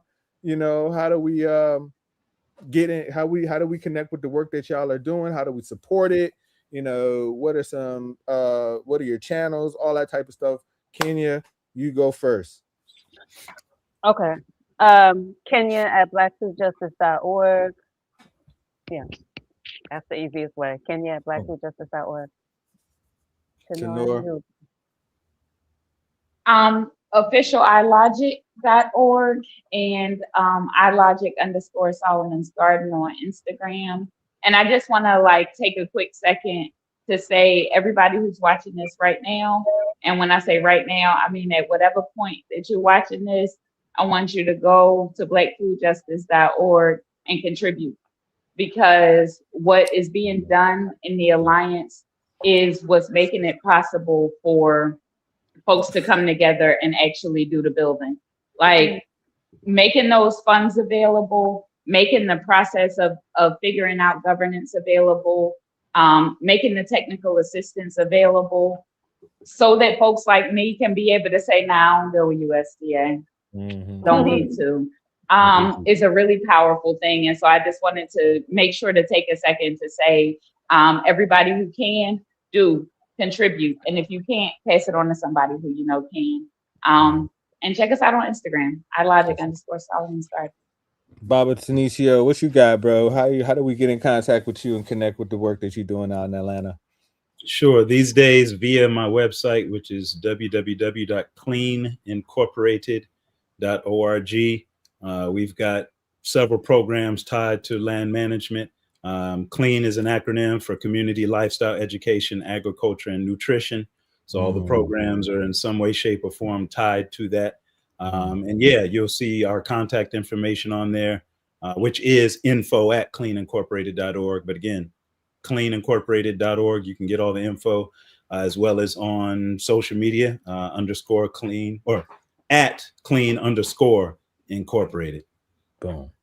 And brother Nelson, how do we get synced up and connected with what you're doing on the West Coast, my brother? Yes, sir. Tap in with us at ujamafarmercollective.com. Y'all need to reach out to me directly. Go Nelson, Nelson at ujamafarmercollective.com. If you're interested in tapping in with my farm, wegrowfarms.com, and social media, We Grow Farms, and then Ujama Farmer Collective as well. And just really quick, want to end off on what I imagine real quick. When people think about what does a farmer look like, they see us. Not old McDonald, they see us. And when you got some, what do you see when you see the land? They see it the way that we see it. Let's go. Let's go. Yeah. Let me get that Hyro hat, Nelson. Yo, for real. Oh, I think that. All right, look. Thank y'all so much for rocking with me, man. Hold on. Don't go nowhere. Don't go nowhere. Don't go nowhere. Listen, I just want to say this is one of the dopest panels all day. You know what I'm saying? The work. I want to honor, first of all, I'm gonna start off with Duran and Tanisio, because I've watched these brothers grow for 2 decades. And they are, I mean, I knew these brothers before they were farming. You understand what I'm saying? And they are 2 of the people that I go to if we need to know anything about a seed or anything about land. These are the folks, not only from the farming tip, but just culturally. Tanisio on the radio side, Duran with Happily Natural. You know what I'm saying? Shout out to Kenya. I know we met on the road once. She was doing her thing. The other 2 good folks, Nelson, Tenors, that's how you say name. Definitely, you got it. Powerful. I appreciate y'all. We appreciate y'all. And before we close out, I just want to say, folks that are checking us out, again, we've done 6 shows here today, 6 panels, and this one had to be the icing on the cake. Tomorrow, make sure you tap in same time, 10 a.m. EST. We have our brother Goldie Gold, Flux, Cyrock, Brother J, Davey D, Dr. Joy James, Dr. Ashley Farmer, the Ruba Ben Wahad, Balagoon, Cat Brooks, Russell Maroon Schultz III, Chairman Fred Hampton Jr., you know what I mean, and a whole lot of other people that we're going to be having on tomorrow. So again, I want to thank you all for doing your thing. Love all y'all. Keep on winning. And in the mortal words of our now ancestor, no culture without agriculture. Salute to y'all. Y'all stay on the right side of the barricades. Yes, Free the land. Free the land. Free the land. Appreciate you, brother. Peace, love, and power. Indeed.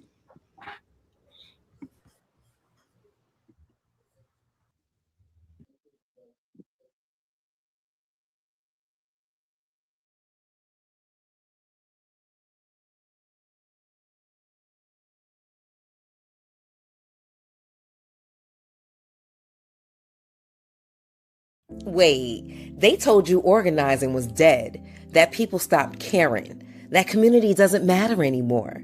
But if organizing is dead, then who fought for the rights you have today? Who marched? Who taught?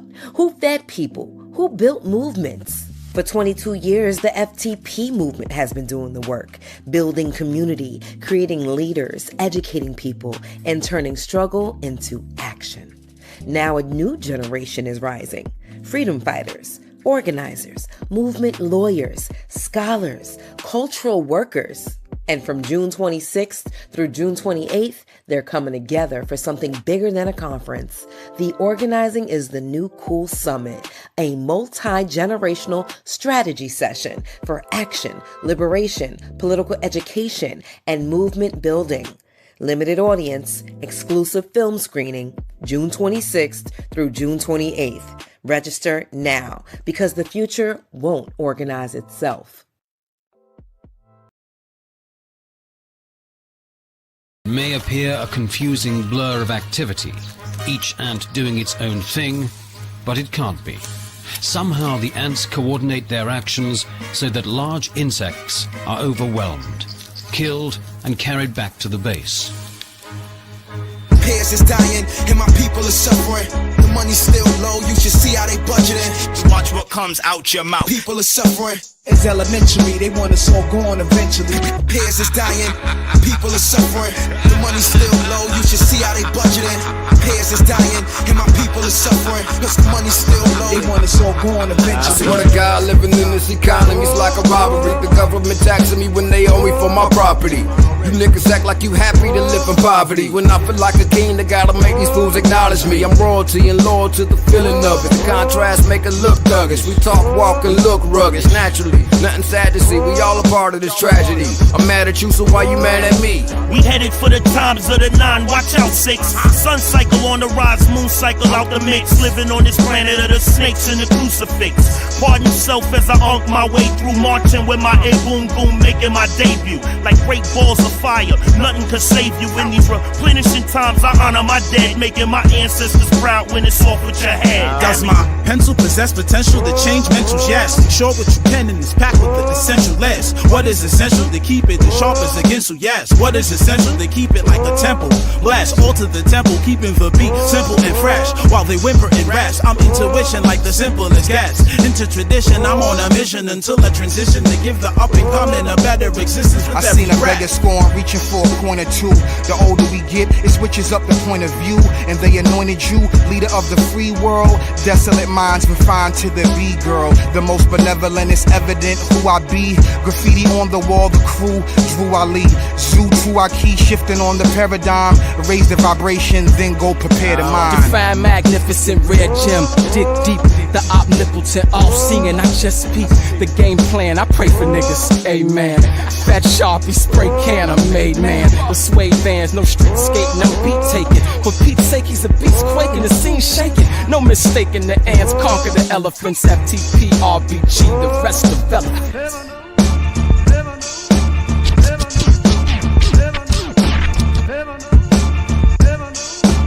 What's the ant's secret that makes them the most efficient predators on Earth, consuming more meat than lions, tigers, and wolves combined? I'm way medicated, puff lion, lay sedated, and stay dedicated to culture that created the essence of the lessons now delivered in my presence. Kalonji called upon me, so now I pose the question: how is it that the blacks came in whips and chains, having nothing else to lose and everything to gain? Now niggas entertain for some whips and chains, a white game and some fame. Is that shit not strange? It's kinda hard holding down your dreams when you black and in America, with institutions set to bury you 6 feet underneath dirt, a depth deep. Disciples psychological when making those ends meet and needs be. A hand feeds the other teasers. Gather thoughts, grab the Gatlin for good reason. In between success, devil's greed, a pine box, a mind jogs elusive. And why I come off and camouflage, can't take cloth. Eating lentils and vegetable broth, but I ain't never been soft. Leading the lost and forsaken by any cost, bones aching, working hard, trying to bring home the turkey bacon, breaking laws of gravity. Fuck with the family and watch me savagely crush craniums and chest cavities to pray for the casualties. Cause my anatomy is naturally, casually composed. This is self-construction for the soul. I'm black dynamite, I'll blast you with my nitro. Spit a dope piece with a gold piece in a booth with 5 disciples. We channeling boot mind, the revolution sparker. With 8 bars, cigar smoking, some dark room on the altar. Watch the Dada work a mojo, walk the stage without a hype man. Electric verses turn the great crowd into light rain. Flood psyches with the ill beats, a brain food that's got hot. Fly wisdom, call saucy, the enlightener, that's side rock. 2012 and times are different yet the same. Nowadays the number of prisoners behind the cage outnumber amounts of those enslaved during the trades and shit. We killing ourselves over what set you blame. Getting shot instead of hang. Nothing changed for the better except the cheddar of corporate profit to gain. The more money in pockets, the more people in chains. Unite niggas who bang, destroy their main aim. It's all connected, form a web like an Anzi. It's the people, Siafu is the army. Start a top contender, loyal plots a new agenda. They even breathe on the track, sucker empty for dinner. All that garbage I penning, this right here's the ending. Words the venom, getting them wrapped in Egyptian linen. Coming for head, this rapper, Kali will shake the rafters. Only thing standing after, walking natural disaster, rapture.